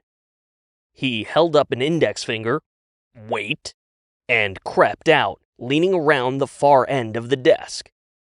Whatever Chuck had done inside Dorian's office, it was working. Lorraine was focused on the door, hammering away at it and ripping out chunks of the wall, screaming and ranting as she went. Richard gestured for Justine, and they dashed out from the safety of the desk. They scampered across the floor, avoiding shattered glass where they could, and slipped around the corner, pressing their backs against the wall, while they breathlessly waited for Lorraine to notice their escape behind her. But she was too busy trying to get into Dorian's office. "How long is it gonna hold?" Richard whispered. "Those doors are bulletproof and fireproof," Justine said. Richard turned to her. "The dick protected me from a military-grade explosive last night." Justine grimaced. "I'd be more concerned about the window. It's bulletproof, but once she realizes she can't get through the door, she's gonna start on the window. Richard's fists were clenched in frustration. God damn it, Chuck! He growled quietly. Justine touched his shoulder. Dorian has to have protocols for this kind of thing. Monster penises? Richard interjected. Riots! This is still a major weapons manufacturer for the military, she said. Dorian will know what to do, okay? She looked from Richard to the stairwell door in front of them. After Lorraine had smashed it open, it hung from its bottom hinge. Anxiety wrapped its fingers around Richard's heart, which seemed to be thumping in time with Lorraine's attack on Dorian's office door. Okay? Nothing had been okay since his dick fell off. And somehow, everything kept getting worse. Which was wild to think about, considering penile dismemberment had been the worst possible thing Richard had ever experienced when it happened that first night. But then the monster cock happened. Then Richard realized he had always been one small, ugly step away from being no different than the toxic assholes who invented Dick Gobbler, the Skin-Flute Slobberer. Then Nicholas Green happened, which pulled the curtain back on Lorraine Dillon, the one person Richard had always implicitly trusted. She had been the bad guy the whole time. If Richard had missed something so obvious, what else was he too stupid to figure out? Okay? Justine pressed again. Richard turned back to her, meeting her eyes and finding himself immediately drawn into her intense gaze. Her eyes were wide and bright, focused with determination. They weren't chastising, but instead inviting him. We can do this together, and if you've got my back, then I've got yours. No, nothing had been okay since his dick fell off. Yes, Lorraine wielding the monster cock was straight-up nightmare fuel. Justine slipped her hand into Richard's. It felt soft, and her skin was cool. His fingers tightened around it. Finally, Richard nodded. Okay. Richard and Justine pushed off the wall together and ran for the stairwell, racing for the roof. Chapter 36. Chuck versus the Monster Cock. After throwing the bolt on Dorian King's office door, Chuck dragged the credenza from the window to barricade it, just as Lorraine and the monster cock started slamming into the door. The first impact was so intense, Chuck fell backward on his ass in surprise. Wham! Wham! Wham! Wham! The window vibrated in its frame, and the credenza shifted a half-inch from the sheer force of the blows. But the door held. It wasn't much, but he figured it should be enough to buy Richard and Justine a few minutes to get up to the roof. Importantly, Lorraine and the monster cock believed it was Dorian King in the office, not Chuck. With a modicum of reassurance that the door was holding, Chuck scooted back and climbed to his feet. He started moving through the office, looking for additional lights to turn on, but the brutally minimalistic CEO had nothing but the bright white overheads. In fact, there was nothing in the sparse office Chuck could use to draw attention or even use as a weapon. Something massive impacted the door, and Chuck heard the distinct sound of wood splintering. No point in running, Dorian, Lorraine screamed from the other side of the door. No point in hiding. Chuck mumbled to himself as he circled Dorian's expansive desk. I mean, staying alive kind of feels like a valid point. He sank into the executive chair behind the desk. It was overstuffed, plush, and probably the nicest thing Chuck had ever sat in. He traced his fingertips across the grain in the leather. "A long way from Africa indeed," he muttered. Lorraine and the monster cock pounded against the door, unleashing a violent fury. Chuck's heart thumped in time with the impacts, and he could feel it beating all the way up in his throat. He placed his hands flat on the empty surface of the desk, taking several deep breaths to calm himself. After what he had witnessed at Terry's hole, nips and sips, and the reveal of Lorraine's apparent psychopathy, it was no mystery to Chuck how this would end. And after grappling with the existential dread of what had happened in Africa, Chuck had to believe the karmic balance of the universe wanted him in Dorian King's office. Right here. Right now. It was just a question of when. Lorraine and the monster cock would get through the door. And when they did, Chuck knew he would have to do something to slow them down, giving Richard and Justine a chance to get to the roof and figure something out with Dorian. His finger began tapping the desk, his nervous energy finding a beat that went strangely well with the heavy, bone-shaking impacts Lorraine was making against the door. Chuck sucked in a shaky breath as he thought about the parking lot outside Terry's hole. He beat the shit out of that red hat with the help of Justine, a clear violation of his pacifistic beliefs. Chuck knew it was justified. Both he and his friends were in immediate, potentially mortal danger. If he couldn't or wouldn't defend himself in the face of imminent death, what kind of man would that make him? What kind of human would that make him? Chunks of the wall crumbled from the impacts, and Chuck wondered if that same logic applied here. The cold reality was that no matter what he did to fight against Lorraine and the monster cock, Chuck wasn't getting out of this office alive. On the other hand, putting up a fight might buy his friends a few precious minutes. On the other hand, Chuck already felt the weight of guilt for violating his pacifistic principles, both last night and unwittingly in Africa. And the idea of meeting this monster cock of rage with even more violence felt counterintuitive on a deep, profound level. The proliferation of nuclear warheads was a strange way to find peace, but mutually assured destruction had been an effective outcome, at least right up until the moment it wouldn't be. However, the problem with this logic was that Chuck didn't possess a mutant monster cock to counter Lorraine's. If these were going to be his last moments on Earth, Chuck decided it wouldn't matter much what kind of man he was, and certainly not what kind of human he was.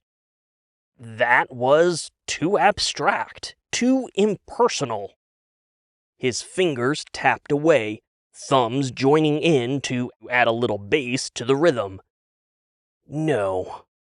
The only thing that mattered, really mattered, was what kind of Chuck he was going to be. The pounding against the door stopped, and Chuck's fingers froze. He held his breath in a silence that seemed to stretch out to infinity. Chuck had always thought his brain would be spinning a mile a minute in a situation like this, racing to think all the thoughts he would never be able to think again. But Chuck's head was as quiet as the office, and he had never been so completely terrified. Richard's desk crashed through the window, sending large chunks of the thick, frosted glass exploding inwards. Without thinking, Chuck dropped behind Dorian's desk, hiding underneath it. "Playtime's over, Dorian," Lorraine said, her voice loud and clear as the monster cock climbed her through the wrecked window. "Come out and face me like a man, if you even have it in you." Chuck realized the overstuffed executive chair was slowly turning from when he slipped out of it. He reached a shaking hand out from under the desk to stop it. Not that there was any place else in the open office to hide, but Chuck still hoped she hadn't noticed. "A coward to the very end, then." Chuck's breath hitched as he felt the vibrations of the monster cock stomping closer to the desk. He knew she was talking about Dorian, but the barb still stung. Chuck had been a lot of things in his life, almost more things than he could count, but a coward hadn't been one of them. A coward didn't forego a career for creative self-expression. A coward didn't hang glide over the plains of Africa for a photo. A coward didn't stand up for his friends. A coward didn't get on stage and reveal his most intimate, creative soul to perfect strangers. A coward didn't... The protective shield of Dorian King's massive executive desk lifted into the air over Chuck, exposing him to Lorraine. She hovered several feet off the ground, suspended in a twisting, writhing nightmare of penis tentacles as she scowled down at Chuck. The monster cockhead hovered next to Lorraine. It cocked in confusion. "The fucking mail clerk?" Lorraine snapped. The tentacles holding up the desk responded instantly, hurling the desk through the exterior window. Lorraine craned down to Chuck. "Where is Dorian?" Chuck opened his mouth to answer and realized he was strangely calm. Even with the horror of Lorraine and her throbbing, dripping monster cock poised to eviscerate him, his heart was finally beating normally. This was it. This was Chuck's moment to be the very best Chuck that ever chucked. "Answer me!" Lorraine roared. The monster cock head split open, echoing her fury with a spitting, foaming hiss. So, he answered. Chuck's lips came together, and he made a long, drawn-out, reverse zipper sound effect. Both Lorraine and the monster cock jerked back in confusion, but the zipper sound kept going.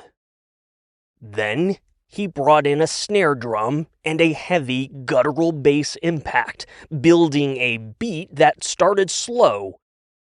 After a perfectly executed inward tongue roll, Chuck accelerated the rhythm and looped in a trumpet-based melody that sounded an awful lot like Eye of the Tiger by Survivor.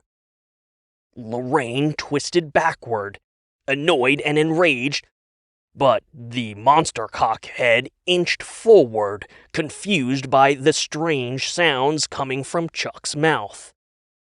"I don't have time for these games!" Lorraine screamed. Chuck didn't stop. He wasn't even paying attention to Lorraine. She was just another heckler. The monster cock, on the other hand. Chuck hadn't been on stage very much, but he knew when he had someone. And the monster cock received every creative beat and inflection Chuck could muster. In return, the cock sent back an unspoken, nearly invisible enthusiasm that only encouraged Chuck to keep going. The creator and his audience, a perfect symbiosis. He amped up the growl bass, playing with a bit of theremin while moving his head in and out to the rhythm. The monster cock started mirroring Chuck's movements with its own head. Lorraine's feet sank to the floor as the monster cock was mesmerized by Chuck's beatboxing. She ground her heels in, pulling at the cock. "If he's not here, he has to be on the roof. Let's go!"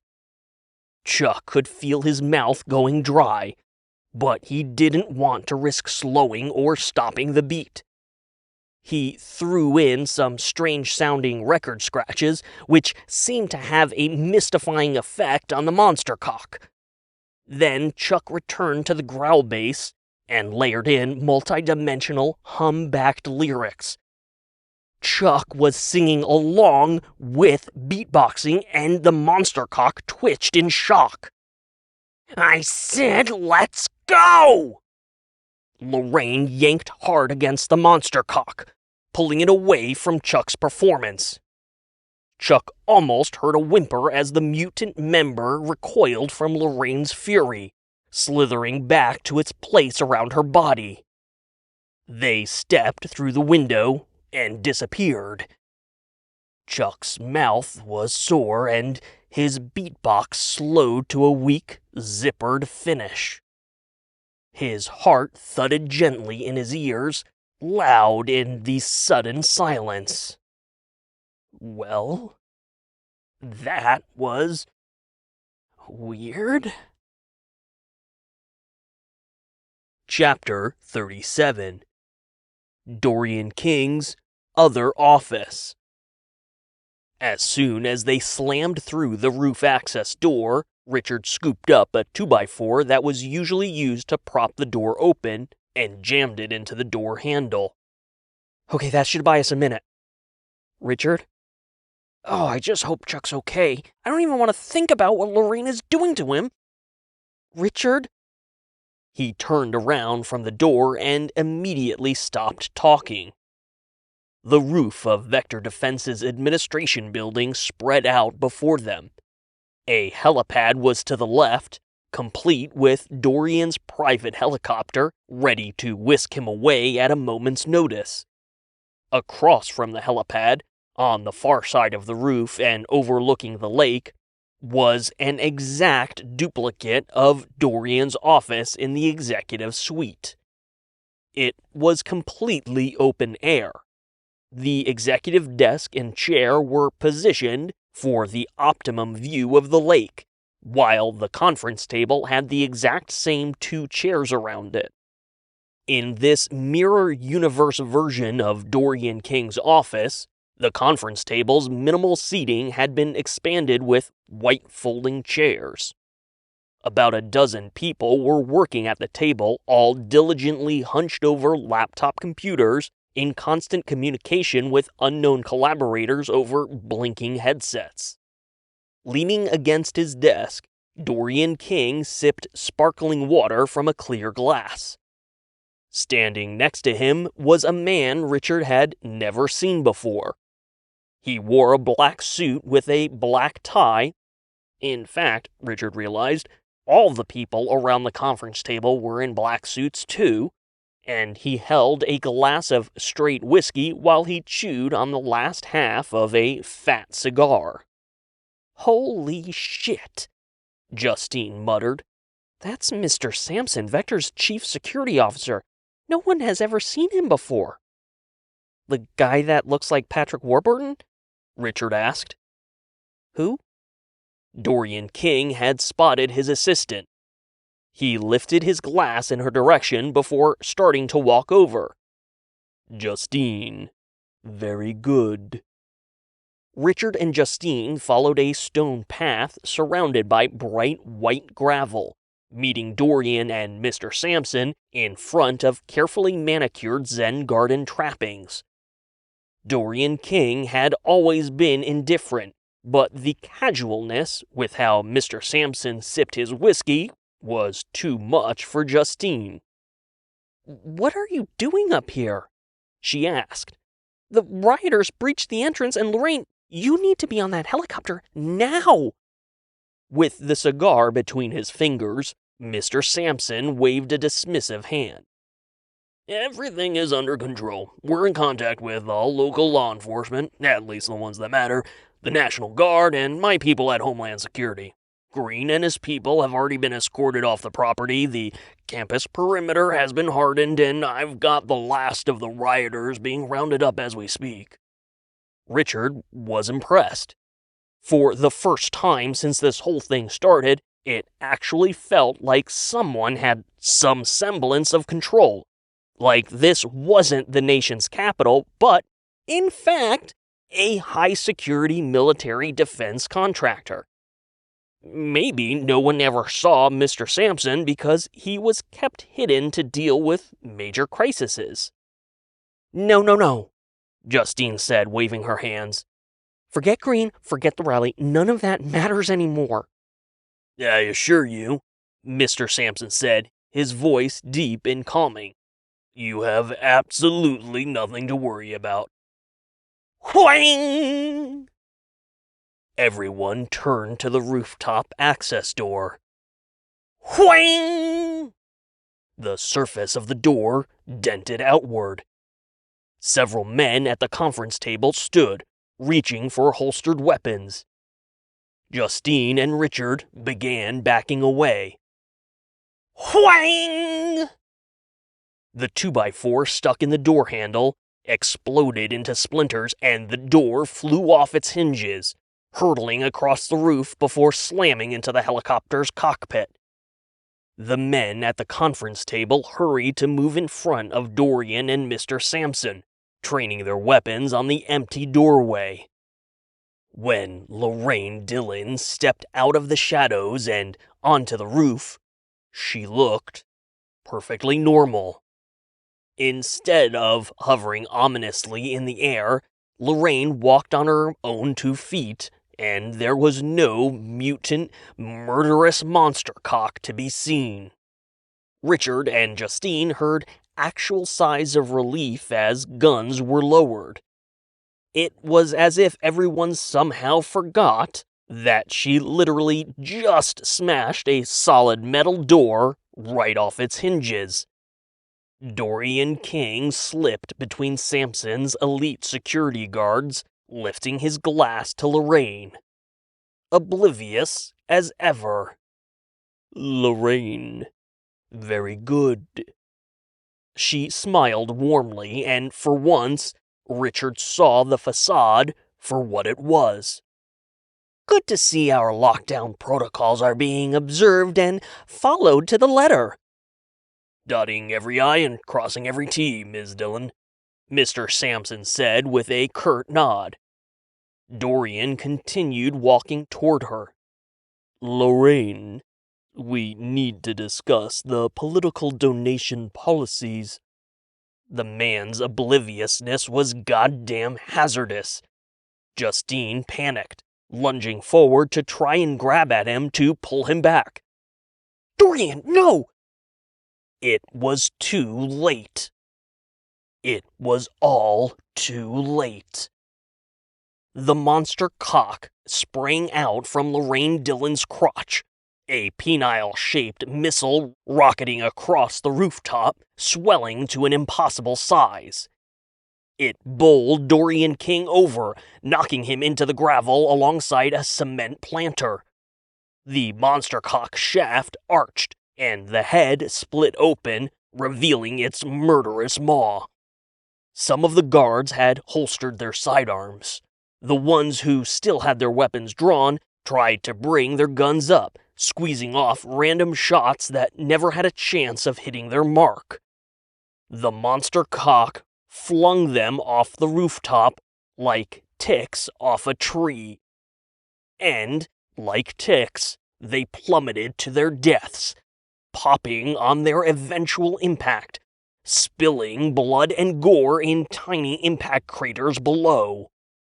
The men struggling to draw their weapons were next. One went flying to join his colleagues. Another lost his head.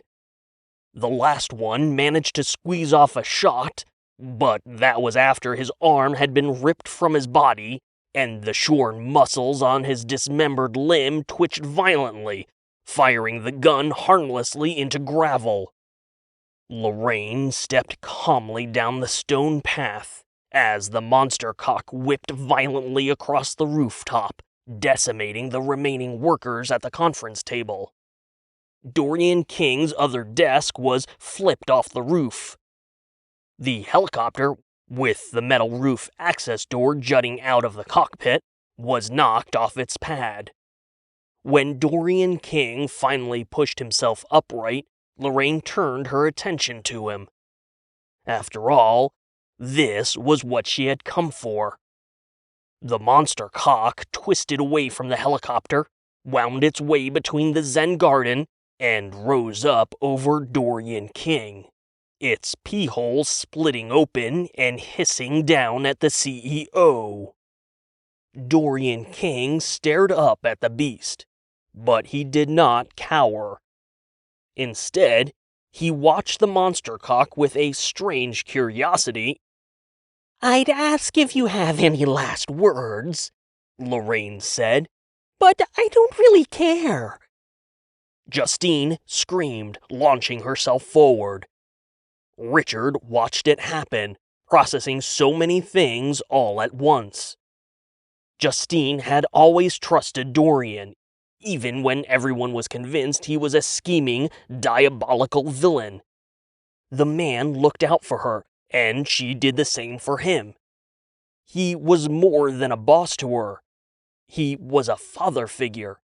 And no matter how weird or strange or peculiar Dorian's affectations and behaviors had become, he knew he could trust and depend on Justine. For the last time that day, Richard found himself moving without thinking. Gravel flew up around his shoes as he raced for, and then outpaced, Justine. The monster cock descended, maw gaping, teeth dripping, ready to bite off Dorian King's head. With one final leap, Richard threw himself between the monster cock and Dorian King. Chapter 38. Chekhov's Dick. His eyes were squeezed shut for what felt like too long a time. What were the odds this trick would have worked twice? Lorraine's control over the monster cock was indomitable, and Richard was just, well, Richard. Was the monster cock's attack so swift that Richard hadn't felt anything at all? Was he actually dead right now, a headless corpse flopping on top of Dorian King, blood spurting like a geyser from the stump of his neck? His eyes still shut, Richard's hands found his neck, which ran seamlessly from his shoulders to his lower jaw. Still intact, which meant he opened his eyes. The monster cockhead filled his vision, its massive maw shrunk back to giant pee-hole status, flexing and puckering in Richard's face. The monster cock stretched forward, poking Richard in the cheek. Lorraine scowled. "Really? This again?" Dorian King pressed himself against the concrete planter behind Richard. Knocked to the side of the path, Justine looked up at this peculiar portrait of perverse still life. "It's you, Richard," Justine said. "That thing might not like you, but it's still from you." Richard swallowed hard as he stared at the monster cock hovering in front of him. Justine was right. There was a reason this trick worked twice. The monster cock wasn't able to hurt Richard. It would be like biting off its own testicle. "You stupid, fucking, useless little prick," Lorraine growled. Richard wasn't sure if she was talking to him or the monster cock. She started moving around the confused penis, reaching behind her back to pull something out of her waistband. "Never send a dick to do a woman's job," she said, glaring at Richard. The Ginsu knife arced through the air. The monster cock hovered, frozen in indecision. Richard could think of nothing but to throw his arms over his face and pray that... "Richard, catch!" Chuck came running out of the rooftop doorway and immediately hurled something in Richard's direction.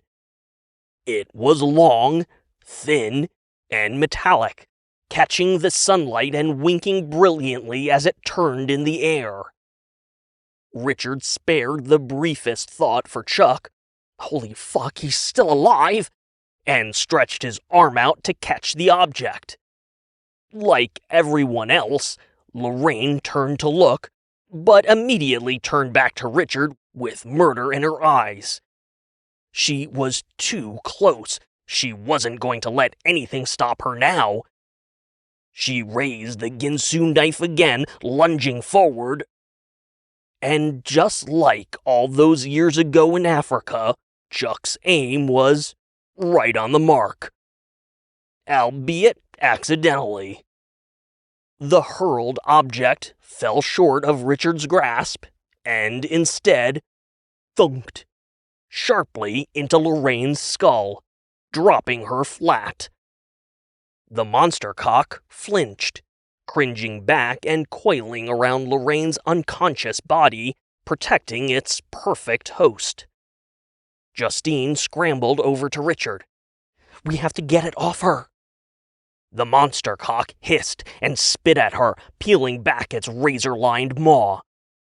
"Yeah, I don't think that's going to happen," Richard said. Chuck trotted over. "It responds to confidence." From behind the wreck of the helicopter, Mr. Sampson limped cautiously, clutching a broken arm. "Is that a penis?" Chuck tried again. "Richard, you have to..." "Fuck it, I'm going in. We gotta do something before she wakes up," Justine said. Chuck tried to stop her, but Justine was already advancing on the monster cock. At first, the beast recognized her and began slithering out to meet Justine. She stretched her palm out to the creature. "That's right, you remember me." "Guys!" Chuck hissed in frustration. Justine took another step forward, and the monster cock snapped out, snaking first around her outstretched arm before coiling around her body. The cock constricted, yanking Justine close to Lorraine. Arms and legs pinned, Justine coughed and gagged, the air getting crushed out of her lungs. The cockhead reared up, poised over Justine's skull. "Richard!" she wheezed. But before Richard could leap onto the back of his mutant penis, Chuck started spitting a fast, snare-heavy beatbox. The monster cock responded instantly, closing its maw and tilting its massive head in confusion. Between beats and breaths, Chuck grunted, "Richard, grab it!" While Justine continued choking under the monster cock, Richard stared at the beatboxing mail clerk, frozen with confusion. "What?" Again, through the bass and drums, "It responds to confidence. It responds to music." Clarity dawned on Richard. He wasn't sure he understood why, but he had no reason to doubt Chuck. The cock was reacting right before his eyes, not to mention the fact that Chuck was still alive. Richard began searching the surface of the roof. There! The metal object Chuck had hurled. Richard scrambled to grab it, dodging under a twisting limb of the monster cock and skidding across gravel. Chuck hadn't thrown a pipe or a knife or another random blunt object to beat the monster cock with. He had thrown Richard his flute. The one Tess had brought in earlier after Brad exposed Richard's shame to the entire company. Justine coughed. Richard! Chuck snapped his fingers, his beat starting to falter as he ran out of steam. Play it, Richard! Play it! Richard stood, bringing the head joint of the flute to his lips. Crippling anxiety, that dear old friend, seized Richard's heart and sent a laser-focused tunnel vision at Justine, Mr. Sampson, and Dorian King. It was crippling. Not in front of them. Not in front of all of them. Justine's eyes bulged from her skull. Please. Chuck sputtered, his mouth running dry. Come on, Richard! The anxiety screamed no, but Richard knew he didn't have the luxury of shame. He had instinctively thrown himself directly into mortal danger 3 times already, but each of those moments paled in comparison to positioning his mouth across the lip plate of the flute. Chuck's beat faltered. The monster cock rolled its head, shaking off the mesmerizing effects. Richard's heart throbbed with an unnatural rhythm, and he felt faint. Dude, god damn it, dude! Chuck wheezed. Fuck it. Fuck it. Fuck it. Fuck it. Fuck it. Fuck it. Fuck it. Fuck!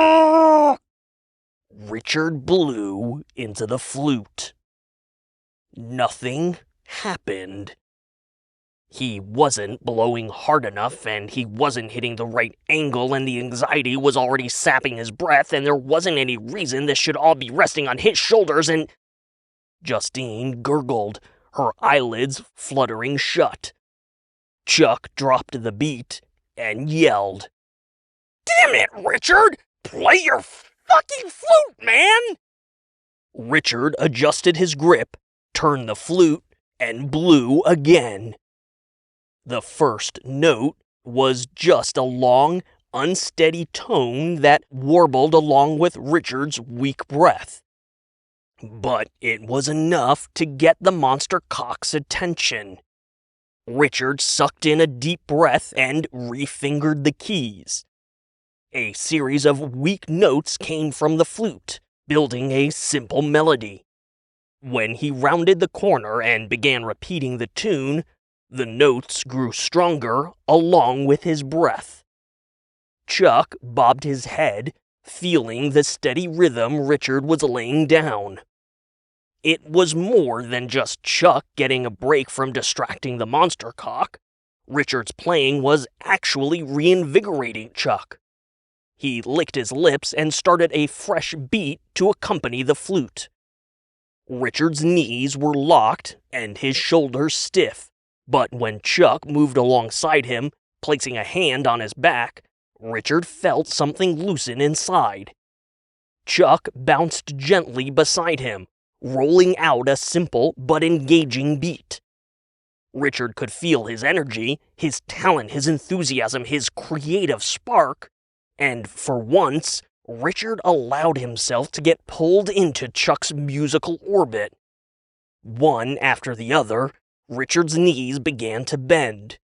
One shoulder turned inward, the other outward, and then they began to wiggle as his torso moved with the rhythm.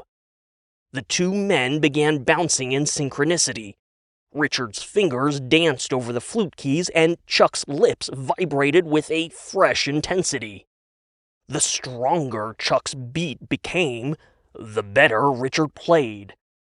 The tighter Richard's performance got, the more energy Chuck had. It was a perfect, creative symbiosis, and the monster cock was enthralled, swaying in the air, its coils loosening. Justine slipped to the ground, gasping for air as she crawled away from the beast. Lorraine stirred and groaned. She lifted her head, turning to the noise. Is that Beat It? The music built to a bridge, and, yes, Michael Jackson's Beat It was mesmerizing the monster cock, drawing it closer to Richard. Lorraine began to panic as the tentacle harness loosened from her crotch, pulling away. Her power, that ultimate strength, and her only shot at salvaging what was left of her master plan, was slipping away as fast as it was shrinking down to just another useless, stupid penis.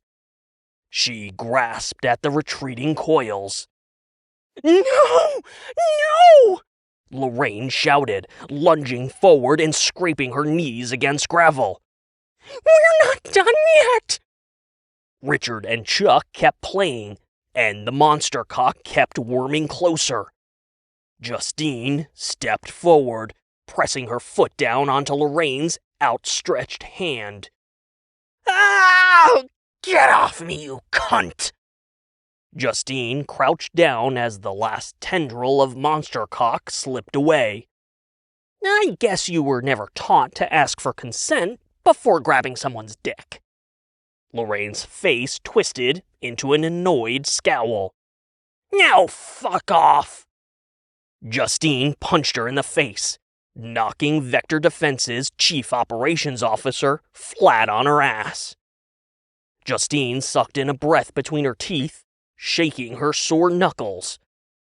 Satisfaction had never hurt so good. Justine turned to Richard and Chuck, still jamming to Beat It, and saw the monster cock, shrunk all the way back down to Richard's comparatively small dick and balls, caterpillaring across the roof back to where it belonged. Richard had done it. Lorraine Dillon's brief reign of terror had been stopped. The horrors of the day were finally at an end. Richard would finally be able to reclaim his dick. A loud whooshing drowned out the rooftop jam session, causing everyone to look up in the sky. Just as the roaring thrusters cut out, Richard was able to process the fact that Brad Johnson had suited up in Vector Defense's weaponized exoskeleton, that dollar store ripoff of the Iron Man armor. He also just barely processed the unfortunate trajectory of the suit's descent, right as Brad executed a perfect superhero landing, slamming hard into the surface of the roof, right on top of Richard's flaccid dick and balls. Chapter 39. You didn't forget about him, did you? Brad couldn't stop grinning. He had put the exoskeleton through its paces, but it had always been in carefully controlled environments while he executed stringent tests. This was the first time he was able to see how the suit performed in the real world. It didn't disappoint. The exoskeleton was initially designed to enhance the physical strength of the wearer. Eventually, as the technology improved, thrusters had been added, a primary jetpack on the rear shield, complemented by navigational jets at the end of each appendage. Unlike the Iron Man suit Brad liked to compare it to, the Vector Defense exoskeleton was an airy design, but still provided weapons-grade armor for the wearer's vital organs. The engineers had used these necessary bulky sections to pack in all the technology that made the exoskeleton function. The result was that, after his dramatic entrance, Brad stood about 4 inches taller when he rose to his full height. The exoskeleton bulked up his torso, and a shiny metal helmet featured a high-tech visor with a heads-up display. Brad had already scoped out the scene from overhead, but after landing on the roof, he saw that Richard had doubled over in some kind of agonizing pain, probably dying from embarrassment after what looked like the worst flute performance in the history of ever. Lorraine was crumpled in the gravel. That nasty tranny bitch had cold-cocked her, and Dorian King was helping a man in a black suit to his feet. Speaking of the tranny bitch, she came storming over to Brad, eyes burning with rage. Damn it, Brad! What the fuck are you doing after everything? Brad's arm shot out, the exoskeleton supercharging his every movement right down to the wired metal fingertips. He snatched Justine by the throat, his elbow locking in place and fingers tightening. She choked, grabbing at his arm and swinging her fists uselessly against the exoskeleton. Oh, I am so going to enjoy this, Brad laughed. Chuck sprang forward, launching himself at Brad. Let her go, Brad! With his free arm, Brad gave Chuck a backhanded swipe. The force of the exoskeleton sent him flipping backward and skidding across gravel. Do yourself a favor, Chuckles, Brad sneered. Keep your fat ass down. Brad started walking to the roof ledge, dragging Justine by the neck. You beatboxing motherfucker. More like a fucking weak box. Something was fucking up Brad's step, and when he tried to lift his metal boot to check the sole, he didn't have enough range of motion to properly inspect. All he saw was the edge of a flesh-colored something. Richard had fallen to his knees, rocking forward and groaning in pain. Lorraine was coming back around, pushing herself up, and sitting on the edge of one of the concrete planters. Bradley! Lorraine shouted, wiping blood from her chin. He didn't turn around and instead kept stomping to the ledge. Calm your tits, princess. There's still time to... I said shut up, Brad snapped. I've got this, all right? Captain Asperger McFuckface over there has got to go, right? That was the whole point of your whole play school fucking insurrection, yeah? Take out the queer fuck at the helm and the ship is all yours? Lorraine nodded slowly. You're not as dumb as you look, flyboy. Brad laughed, lifting his boot to the ledge as he hauled Justine over it. And you're not nearly as smart as you look, he yelled back at Lorraine. I'll clean this shit up, but I want assurances. Name it, she responded without hesitation. I'm your number 2, Brad said. None of this manager or director R&D bullshit. I want your job, with the office, with the salary. I want everything you have. Done. Lorraine didn't even have to think about it. At the moment, it was her only option. As long as no one here lives to tell the tale, it's all yours. Brad scanned the rooftop. Richard was pulling himself to his feet, fists balled up as he glared at Brad. Chuck was doing likewise, but the mail clerk was the least of Brad's concerns. Dorian King, the man of the fucking hour, had the man in black's arm over his shoulder, shuffling for the stairwell. The mysterious man in black was the only actual wild card, but nothing the exoskeleton couldn't handle. Brad dropped his head in a single nod. Easy peasy, pussy grabbed and squeezied. Brad scraped the sole of his boot against the ledge to remove the offending substance. He smirked at Justine. Hope you had a good summer, sweet tits. Have a nice fall. Richard started running. Brad, no!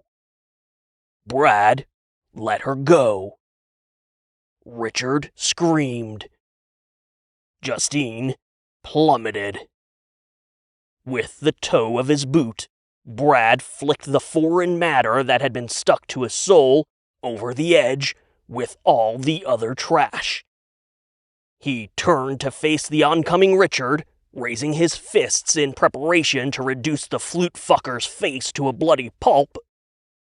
But Richard ran right by him, launching himself over the ledge of the roof and diving after Justine. With his fists still in the air, Brad pivoted first to the ledge, and then back to Lorraine. The exoskeleton motors and servers humming in the sudden silence. What a fucking idiot!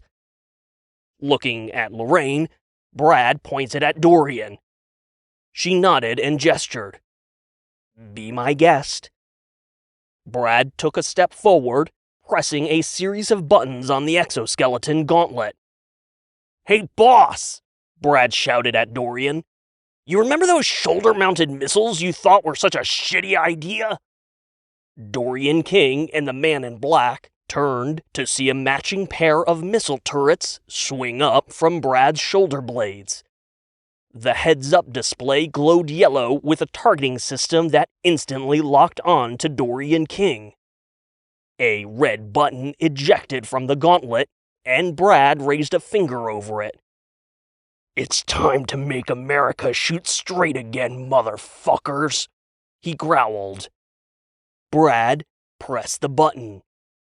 One after the other, the shoulder-mounted missiles launched, hissing through the air as they homed in on Dorian King. Chapter 40. The Many Regrets of the Man in the Ivory Tower. Dorian King found himself in an all-too-familiar state of intense internal contemplation. It had been that way for as long as he could remember, slipping into a pensive introspection and almost melancholic ennui. Even as a child, Dorian King would find himself staring into nothing, lost in the kind of thoughts his mother insisted were better left unthought.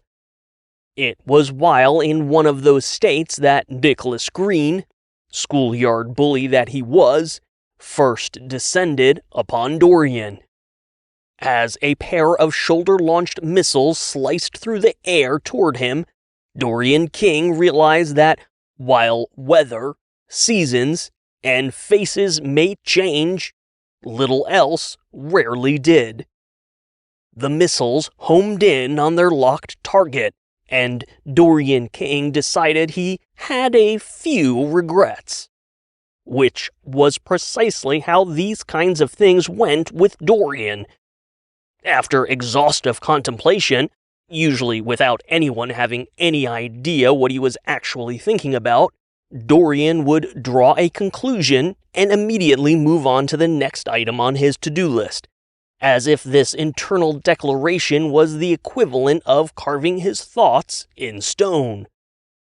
The common people would then somehow discover said stone and understand his explicit intent without question.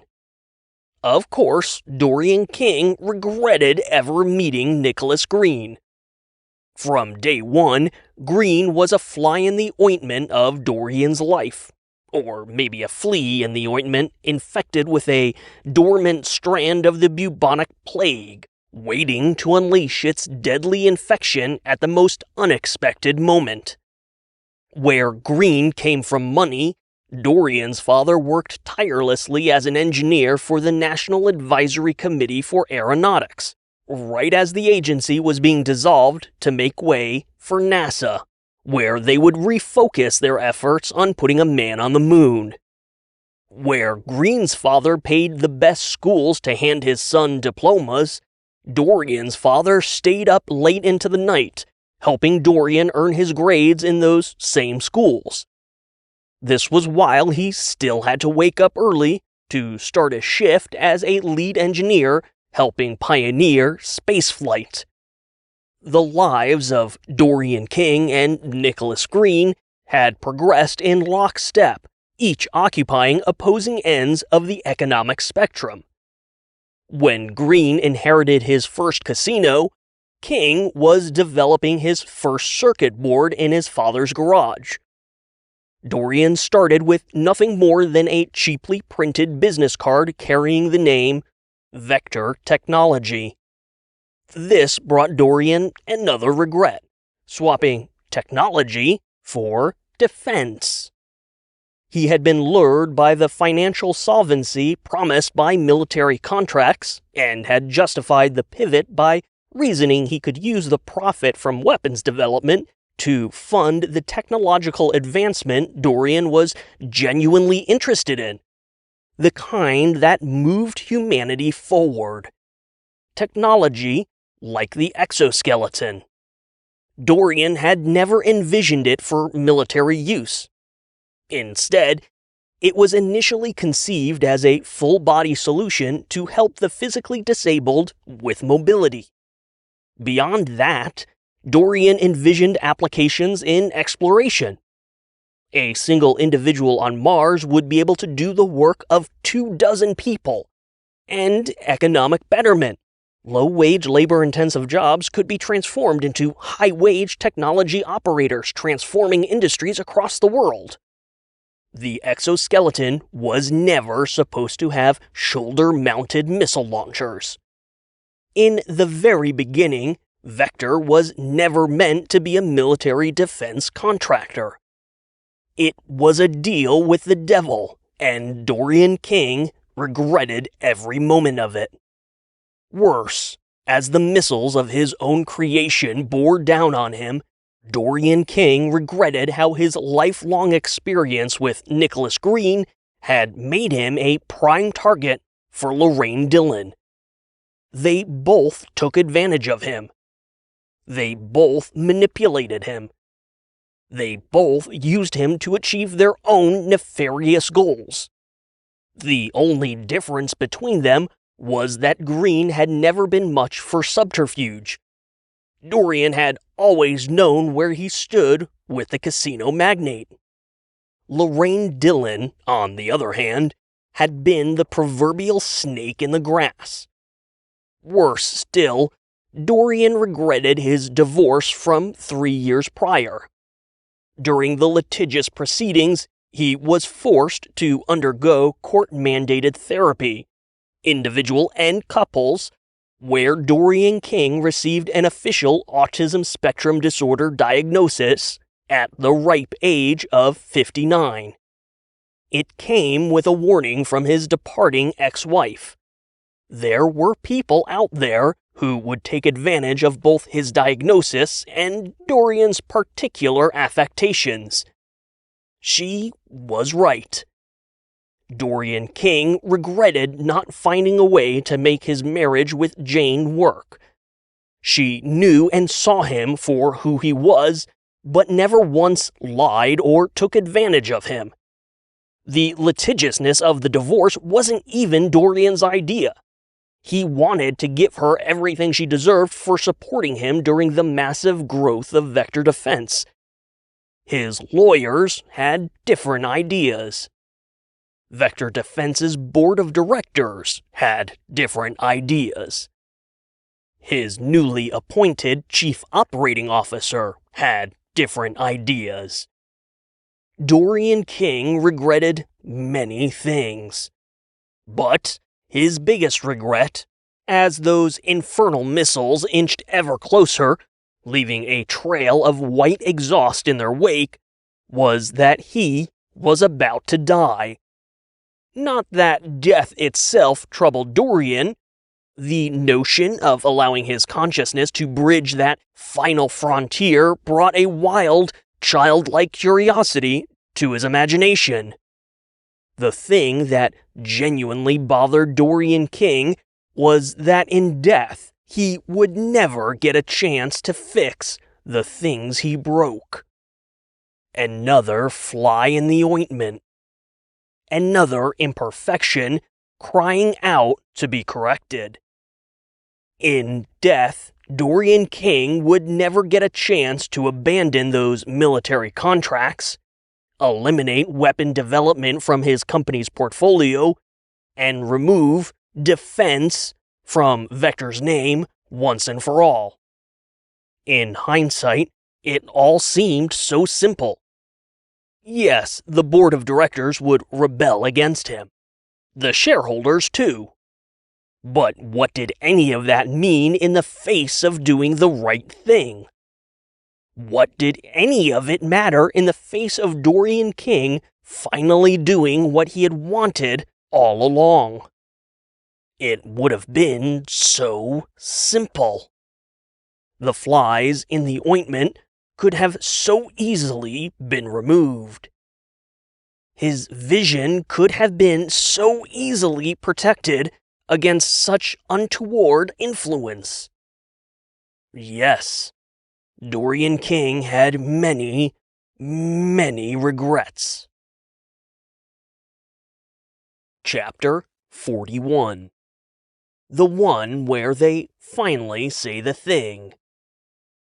For once, it wasn't instinct that drove Richard over the ledge of the roof, plummeting after Justine. He knew exactly what he was doing. He also knew if he was wrong, or if he had miscalculated, everything would come to a very final, very splattery end in the roundabout 20 stories below. Not that it would have mattered. If Richard hadn't taken his leap of faith, Brad would have surely finished them all off, one by one, with manic, murderous glee. So, Richard jumped. He jumped for Justine. He jumped for Chuck. He even jumped for Tess, although she was just about the furthest thing from his mind at the moment.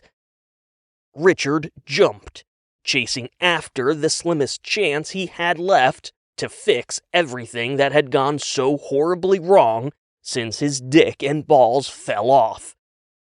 And as he plummeted, Richard really hoped he hadn't miscalculated. Richard straightened his body for aerodynamics, but it wasn't necessary. Whatever instinct remained in the dismembered dick had managed to stretch the foreskin to slow its descent. As soon as Richard's outstretched fingertips touched his penis, a spark of electricity discharged between the two of them. Not only did the dick recognize Richard, its base instinct recognized that Richard had leaped off the roof to save it. Survival would require the ultimate cooperation. Penile tendrils snapped almost instantly up Richard's arm, and the monster cock exploded into a frenzied whirlwind of motion. It coiled, whipped, and harnessed. The monster cock's voiceless whisper flooded Richard's brain, but this time, his original self wasn't barricaded behind that mental door. Instead, both voices shouted in perfect, harmonic unison, "Justine!" Meaty, grasping tentacles shot out in two directions, upward to latch onto the outcropping ledge of the nearest floor, and downward to snatch Justine before the pavement could catch her. With less than 2 stories left to go, the monster cock encircled Justine. Another strange discharge of electricity, looping to support her neck and swinging her upward. Richard could feel her wrapped safely in the coils of his cock, her flesh warm against the mutant penis. Maybe it was the proximity or the shared experience of wielding the monster cock, but a third voice sprang up in Richard's head, joining the voiceless whisper of the monster cock and Richard's own original self. Richard, Justine, and the monster cock all agreed in perfect 3-part harmony. It was time to finish this. Justine's feet touched down first, the cock tentacle whipping away as soon as her feet found the solid ground of the rooftop. She cracked her knuckles, her eyes blazing. With monster cock-infused superpowers, Richard shot up the side of the building, over the ledge, and came slamming down onto the rooftop gravel before the penis tentacles whipped and shrunk, slithering their way back to home base. It was a monster cock-infused superhero landing that put Brad's earlier display to shame. As Richard cleared the ledge, he saw the missiles launch, clocked their trajectory, and saw Dorian King's seemingly inevitable fate. After he hit the roof, he sprang up and pivot thrust his crotch, sending the monster cock rocketing across the rooftop like a heat-seeking missile seeking after the missiles. The monster cock swelled, throbbed, and blasted forward, working in perfect symbiosis with Richard. It was, after all, a seamless extension of Richard's own body. It chased the pair of missiles, its pee-hole puckering and splitting, the cockhead ripping apart to expose that horrible maw.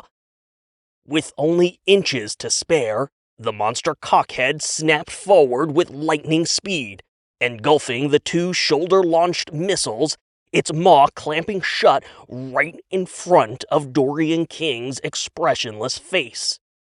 The missiles detonated inside the monster cock head. The glands swelled violently, vibrating from the explosion. The pee-hole quivered, belching a stream of black smoke. The monster cock began slithering back to Richard as Brad and Lorraine stared in disbelief. From the edge of the roof, Chuck offered a helpful quip. "Now that is a spicy meatball!" Lorraine screamed in rage. Brad bellowed. Fists and a ginsu went up. Richard and Justine squared off, shoulder to shoulder, ready for one last smackdown. When Richard and Brad slammed into each other, the monster cock immediately began tearing at the exoskeleton, snatching at metal components to try and rip them free. Brad threw a flurry of mech-powered punches, and Richard dodged most of them, letting his cock-coiled arm absorb the last few blows before grabbing hold of the exoskeleton chest plate and yanking with all his strength. They tumbled backward and crashed into the roof, rolling in a twisting web of flying limbs, tentacles, and metal components. "You are nothing, Richard!" Brad growled, his fingers tightening around Richard's throat. "You are a useless, pathetic cuck, and I should have done this a long time ago." "Hey, Brad!" Richard grunted, pulling at Brad's arms as hard as he could. "Eat my dick." The monster cock shot up, slammed through the visor of the exoskeleton helmet, and shoved its way into Brad's mouth. He gagged, coughed, and immediately released Richard's throat while hurling himself backward. Lorraine slashed the ginsu knife, but Justine bounced back, dodging the cut. They circled each other as Brad and Richard tumbled across the roof. "I never liked you," Lorraine sneered. Justine shrugged. Feelings mutual. "You had the cock, and you still didn't take advantage of it." "You had it, and look where it got you!" Justine shot back. She thrust an arm in Richard's direction. "It was always his, and you knew it just like I did." Lorraine pointed the knife at Justine's gut and charged. But, just like the night before, Justine wasn't facing this psychopath alone. Chuck came barreling in from the side, throwing a whole-body tackle at the charging COO, knocking Lorraine sideways into the rooftop. He landed on top of her, pinning her to the gravel. "Get off me, you fat fuck!" "God damn it!" Chuck cried. "I'm not that fat! Why do you assholes always have to go there? I'm a perfectly average size for my height." Lorraine snarled and was probably about to say something about Chuck's penis being tiny and useless when Justine stepped over. "Look up, bitch." From underneath Chuck's weight, Lorraine craned her head up just in time to see Justine smash a flute into her skull. Lorraine's head flopped into the gravel, and the head joint of the flute snapped off, leaving a jagged edge along the body. Like the monster cock that swirled around him, wrenching off chunks of that infernal exoskeleton, years of repressed anger swirled inside Richard, boiling over in a liquid rage he was only too happy to take out on Brad fucking Johnson. And as much as Richard was furious at external sources like the Second Amendment fanatics, Lorraine's betrayal, and Brad himself, the white-hot center of Richard's fury was directed inwards. He hated himself for never being able to open up and be honest with Tess. That shameful impotence had shoved open the door, practically waving Brad inside to have his way with Tess. He hated all the toxic masculinity plaguing him wherever he went. The mere notion that Tess was something to possess or lose, or that he had any entitlement whatsoever. And Richard hated himself for succumbing to that same toxicity just as soon as he had felt empowered by the monster cock. Blood spurted from Brad's mouth as the last of the exoskeleton helmet was knocked away. Richard landed another punch, and the monster cock ripped off an actuator that controlled the hardware in the left leg. Brad spat more blood and tried to knee Richard in the groin, but the monster groin pressed his knee sideways, tearing the tendons in Brad's crotch. He screamed, tears pricking his eyes. The right knee unit was shorn from the exoskeleton as twisting tendrils of cock tumbled Richard and Brad across the roof. Richard clutched at the chest plate, ramming his fist into Brad's face over and over and over. They stopped rolling with Richard perched on top of Brad, pinning him down. He gave the chest plate one final yank, tearing it free with his bare hands. He hurled it aside and felt a cock tentacle pull at his arm. Richard looked and saw the monster cock press his broken flute into his hand. The jagged edge. Brad's exposed chest. Without another thought, Richard grasped the flute in both hands, raising it in the air. Blood rushed in Richard's ears, a cacophony of crushing white noise. Brad stared up at Richard in silent horror. Monster cock tentacles whipped in a mad frenzy behind Richard's back. From somewhere, very, very far away, someone was screaming. "Richard! Hey, stop! Richard! Get it together!" Richard's fingers tightened around the flute, the jagged edge hovering over Brad's chest. The voiceless whisper was in agreement. It was the only way for this to end. Again, that distant voice, Chuck, screamed out to him. "Richard! Dude, please! Not like this! Not like this!" Brad sneered up at him. "Even with all that cock, you still don't have the balls, do you? Dick Cheese McFlute fucker!" Richard's mouth dropped open, and a primal, animalistic scream fell out. The sound would have shriveled the most hardened of penises. With all his strength, Richard rammed the flute down. "Dick!" A new voice shouted, stopping Richard's deadly arc centimeters from Brad's chest. Richard looked sideways and saw Justine pointing a stern finger. "Don't be a monster, Dick!" Richard blinked, turning a confused gaze from Justine to Brad, and then back again. The rushing blood in his ears began to ease. Justine stepped over to them. It's over, dude, she said. This isn't worth it. Richard looked back down at Brad. He was sickened to realize he hadn't even thought twice about ending this asshole's life. Horrified and repulsed, Richard fell backward, scrambling away from Brad. Justine scurried over shrinking tentacles before dropping to the roof next to Richard, grabbing hold of him. It's okay, we did it. Richard was shaking. I was just gonna kill him. Justine cradled his head. Yeah, but you didn't. And you could have. You had the power, and it was a beautiful thing, that strength and confidence. The monster cock shrunk, shriveling back into Richard's groin. But you didn't, Justine said. You had the power and you had the means, but you made a choice, and you're still making the choice. You don't have to be a monster, Richard. You don't have to let it control you. It makes you stronger, but it doesn't define you, because it never did.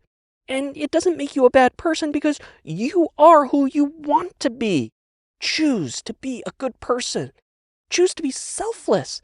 Choose to care for other people. Choose love, not war, buddy. Chuck chimed in, squatting alongside them. Choose creation, not destruction. We did it, Richard, Justine said. You did it. Richard's racing heartbeat began to slow, and the shakes slowly dissipated. He looked across the rooftop and saw Lorraine's unconscious body. Dorian King was helping Mr. Sampson to the stairwell. We got him? Chuck nodded. We got the ever-loving fuck out of him. Hey, Justine whispered. Richard looked up at her. Hey. She smiled. Thanks for jumping off the roof for me.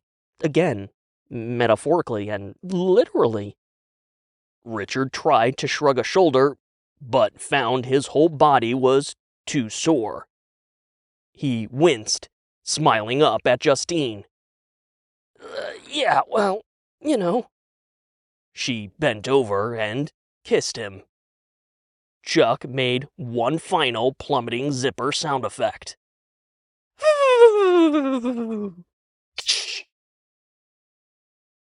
Epilogue. You get a happy ending, and you get a happy ending, and you get a happy ending. And yes, I've got one right here. It's literally a prosthetic nipple, fully erect. As if Nips and Sips wasn't already the worst name for a restaurant slinging cheap wings and cheaper beer, the waitstaff had to wear these things under their tank tops.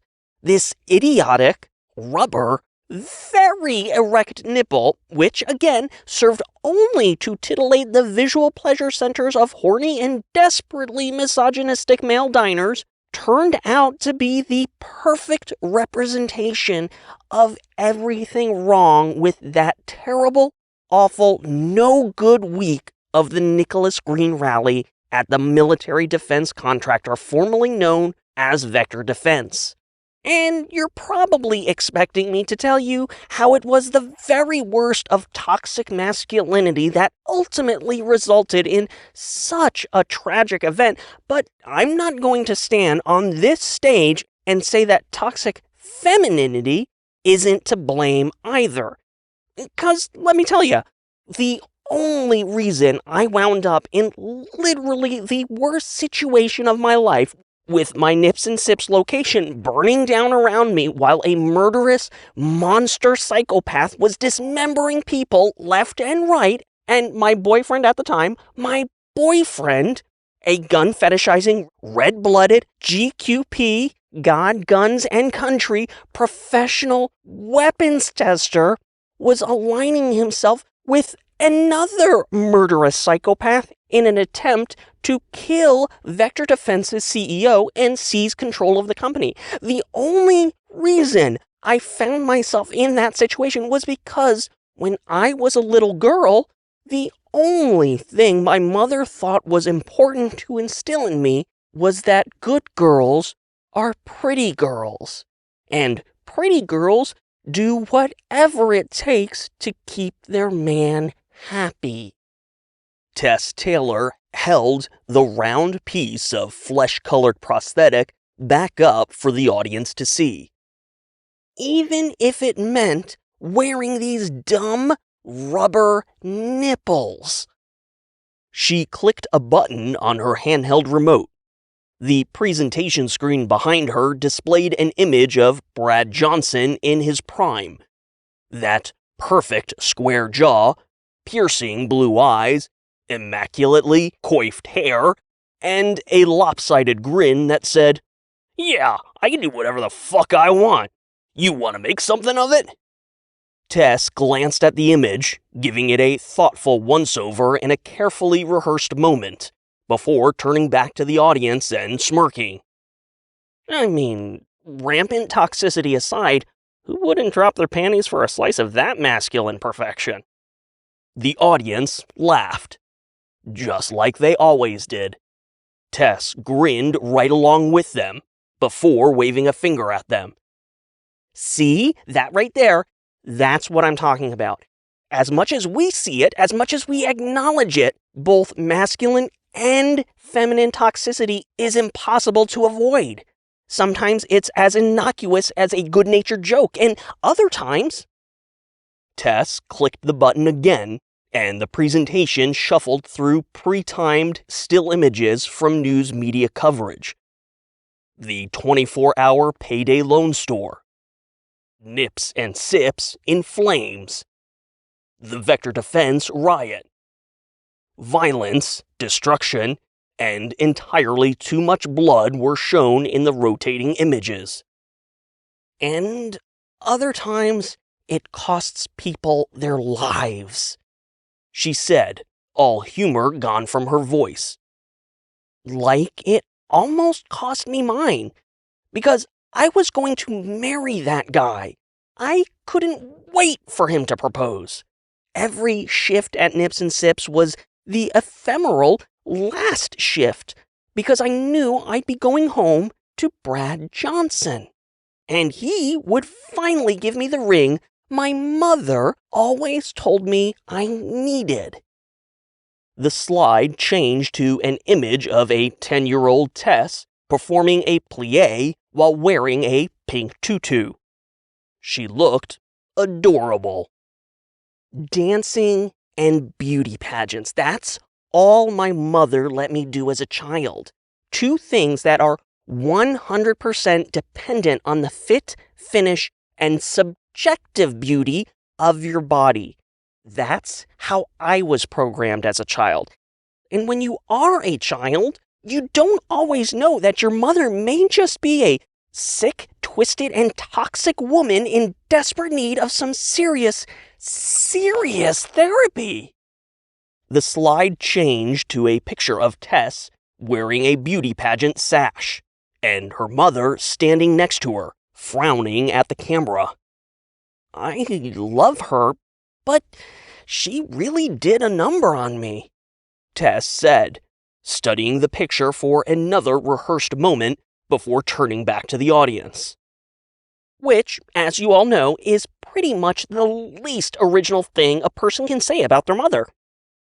They laughed, right on cue. But that's my point. Toxicity comes in all forms, and sometimes it comes from the most sacred places. The slide changed to an old Vector Defense marketing image of Brad Johnson in the exoskeleton suit, sans shoulder-mounted missiles. I believed Brad Johnson was all I deserved. I believed I deserved nothing more than a career at Nips and Sips and all the groping and grab-assing that went with it. I believed I deserved those stupid rubber nipples. The slide changed to a familiar photo of Tess leaning in to kiss a recently graduated Richard Gobbler on the cheek. Right on cue, murmurs rippled through the audience. I believed all that, all while having this guy in my life. Through apartments, boyfriends, jobs, Richard and I were best friends for years. And yet somehow, right when it would have mattered the most, we were both too wrapped up in our individual toxic victimhood that we just weren't there for each other. And do you know what happens when we don't respect each other and look after the people we love? More traumatic images of that fateful riot. Everything goes straight to fucking hell, Tess said, answering her own question.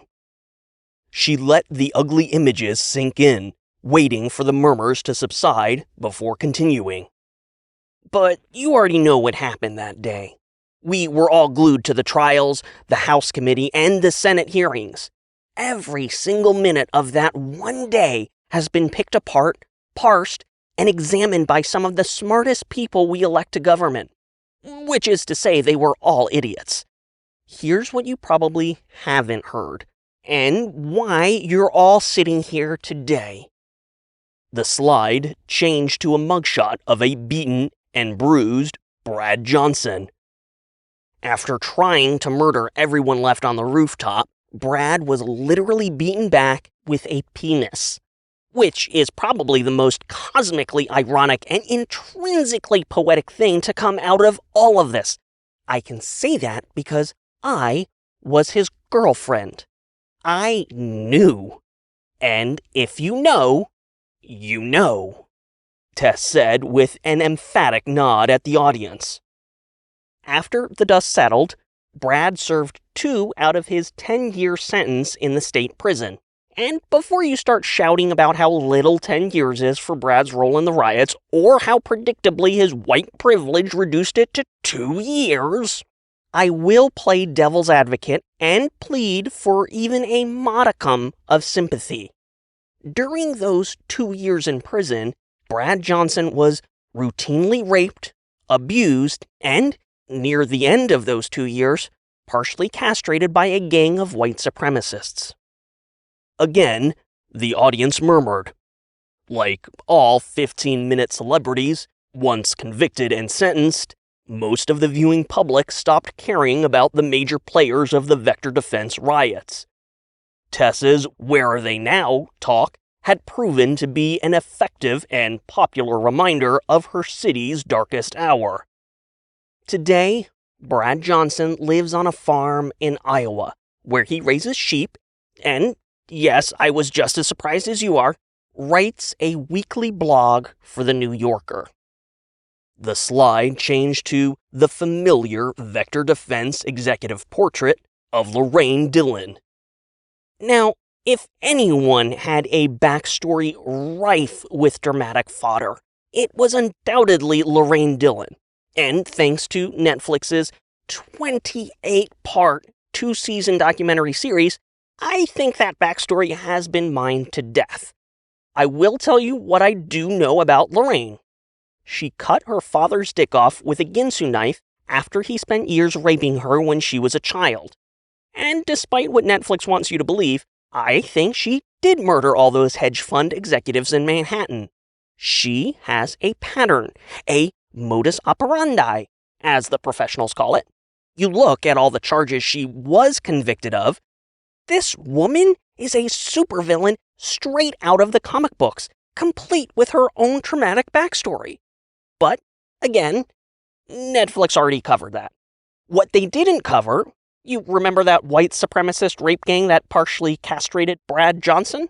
I have it on relatively good authority that they were fulfilling transcontinental orders that originated inside a certain maximum security prison where Lorraine Dillon was serving time. Put another way, Lorraine Dillon prefers to leave no dick uncut. The audience tittered uncomfortably. Tess advanced to the next slide, which was a blank screen.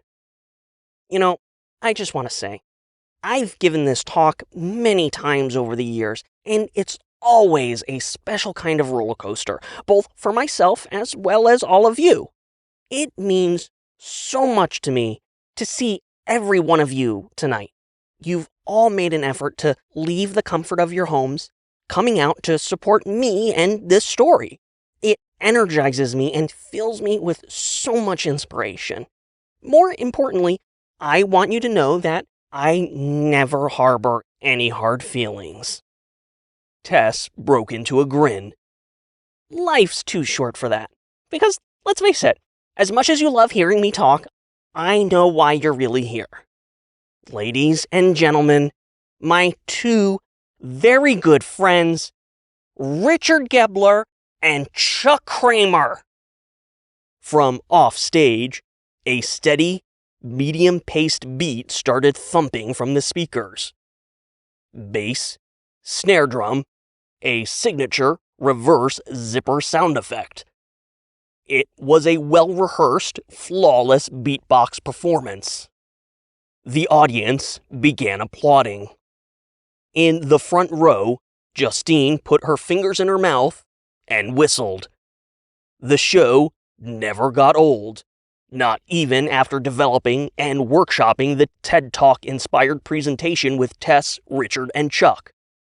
Tess had been the right call to present, despite her many objections, but Justine had insisted. She wouldn't have been caught dead on that stage, and truthfully, once Tess found her voice, the trained dancer had proved herself a natural host for the evening's activities. And even as they toured the state, and Justine saw the show over and over again, she still couldn't help but grin as the grand finale approached. A flute entered the beatbox soundscape, and the unmistakable opening notes of "You've Got a Friend in Me" filled the auditorium as Richard and Chuck stepped out on the stage with their performance. The audience rose to their feet in rapid waves, offering the famous musical duo a standing ovation. And the people in the audience weren't the only ones standing at attention. Author's note. I know. You underestimated just how overwhelming this story would turn out to be. Your head is spinning from the absurdity, the horror, and the sheer creative joy woven throughout the tale of Richard Gobbler and his dismembered member. And you're asking yourself, when will those cowards in Hollywood finally nut up and deliver the cocktastic cinematic masterpiece our world wants, nay, needs, right now? Your guess is as good as mine, but the answer is probably never. Amazon, call me, maybe? You should know this novel was a work of pure creative fantasy.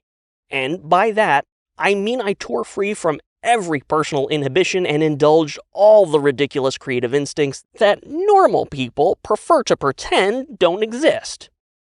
You should also know that the genesis of Monsterdick was exactly what you would imagine. It was the 2020 Halloween season, and I was watching horror movies with my then partner. We were midway through Jack Frost, the 1997 Murder Snowman version, not the 1998 Michael Keaton family-friendly version, which probably was just as scary, although I've never seen it, so I'm just guessing here. And when the police started shooting at the killer snowman, obviously I made the obvious joke. You can't shoot the snowman! About 5 minutes later, the title, Don't Be a Monster, Dick, was birthed into this ugly, depressing, hilariously awful world we all are suffering through. At the time, I was under contract writing a feature screenplay to be produced in the Philippines. The project had reignited my passion for screenwriting. I was prolific in my 20s, and after hammering out this action horror thriller in about 2 weeks, I wanted nothing more than to keep writing. I wrote the first 10 or so pages of a Monsterdick screenplay. Ignoring that prologue, it was Tess's opening monologue all the way through Richard's dick falling off. Then I sketched out a rough outline for the rest of the story and drafted detailed character bios for the cast. And after that, like all good creative processes, everything ground to a very stubborn halt. I could speculate as to the whys. After a year of a pandemic-driven furlough, and then being laid off, I finally landed the best professional creative job of my career. But the truth behind my creative motivation was simple. That screenplay I wrote in 2 weeks, I was paid for it. It was actually being produced. Although, as of this writing, the pandemic put the kibosh on that too. As much as I loved the screenwriting process, literally my favorite software applications tend to have Final in them, Final Draft for screenwriting, and Final Cut Pro for video editing. There wasn't any point to writing a Monster Dick screenplay on spec. Even if I wanted to shop it around, there simply wouldn't be a studio courageous enough to produce a movie about a mutant, monster penis, or a platform bold enough to distribute it. And if the film were produced independently, there just wouldn't be enough money to do the monster cock visual justice. Flash forward a year. I'm settled into my corporate gig, and I've just finished writing my first novel of 2022. Abraham Owens is punched, drunk, and all out of fucks. My goal for 2022 was to cast aside all other creative instincts. I have a long history on YouTube, and the drive to produce video is sometimes overwhelming, and instead focus solely on writing novels. It was a successful experiment. I found an immensely satisfying and gratifying creative routine that immediately put life's stressors into a manageable perspective. The key, of course, was a well of motivation that was entirely internal, happily buffered from external, negative influence. Easy, right? Ha ha ha. Fuck off. Anyway, the point is that after finishing Punch Drunk, I spent a month drafting detailed outlines, roughly 20,000 words apiece, for 2 potential novels. The first was the next installment in the Abe Owens saga, while the second was Monster Dick. Since I wrote Abe Owens in the first person, I decided to take a break and add a little variety to my Kindle library. Also, Amazon was being difficult about promoting a book with censored profanity in the title. Obviously, I figured I'd fare better with a book title in the shape of a penis. I started writing Don't Be a Monster Dick on June 5th, 2022, and finished it on July 27th. It was the shortest writing process for the longest novel I've ever drafted. Unique to this writing process was an unofficial soundtrack I would often find myself celebrating and dancing to after printing out a completed chapter.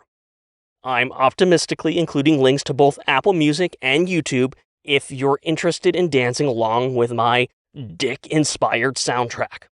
Links are in the description below. It should go without saying that this story is deeply inspired by Jim Carrey's The Mask. The monster cock brings out what was inside Richard all along, as well as Venom, for obvious reasons, I think.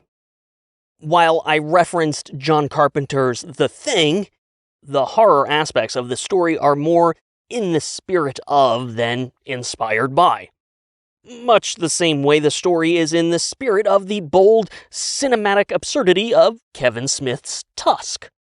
Finally, as much as I try and convince myself the writing journey is its own reward, nothing compares to printing off a fresh chapter and handing it over to my partner and first reader. Thank you for your enthusiasm, patience, and thoughtful analysis, even after endless pestering. My first reader is joined here by my final proofer, who managed to catch the last handful of truly idiotic typos, while at the same time providing insightful feedback on the first real field test of the story. The journey may be its own reward, but it certainly helps to have friends along the way. All of my work is independently published. As such, its success depends on positive word of mouth. If you've gotten this far, I hope you've enjoyed this ridiculously long-winded dick joke, and will consider leaving a review on YouTube, Amazon, and Goodreads. Every little bit helps, even if it's just a thumbs up and sharing a link on social media. Thank you for listening.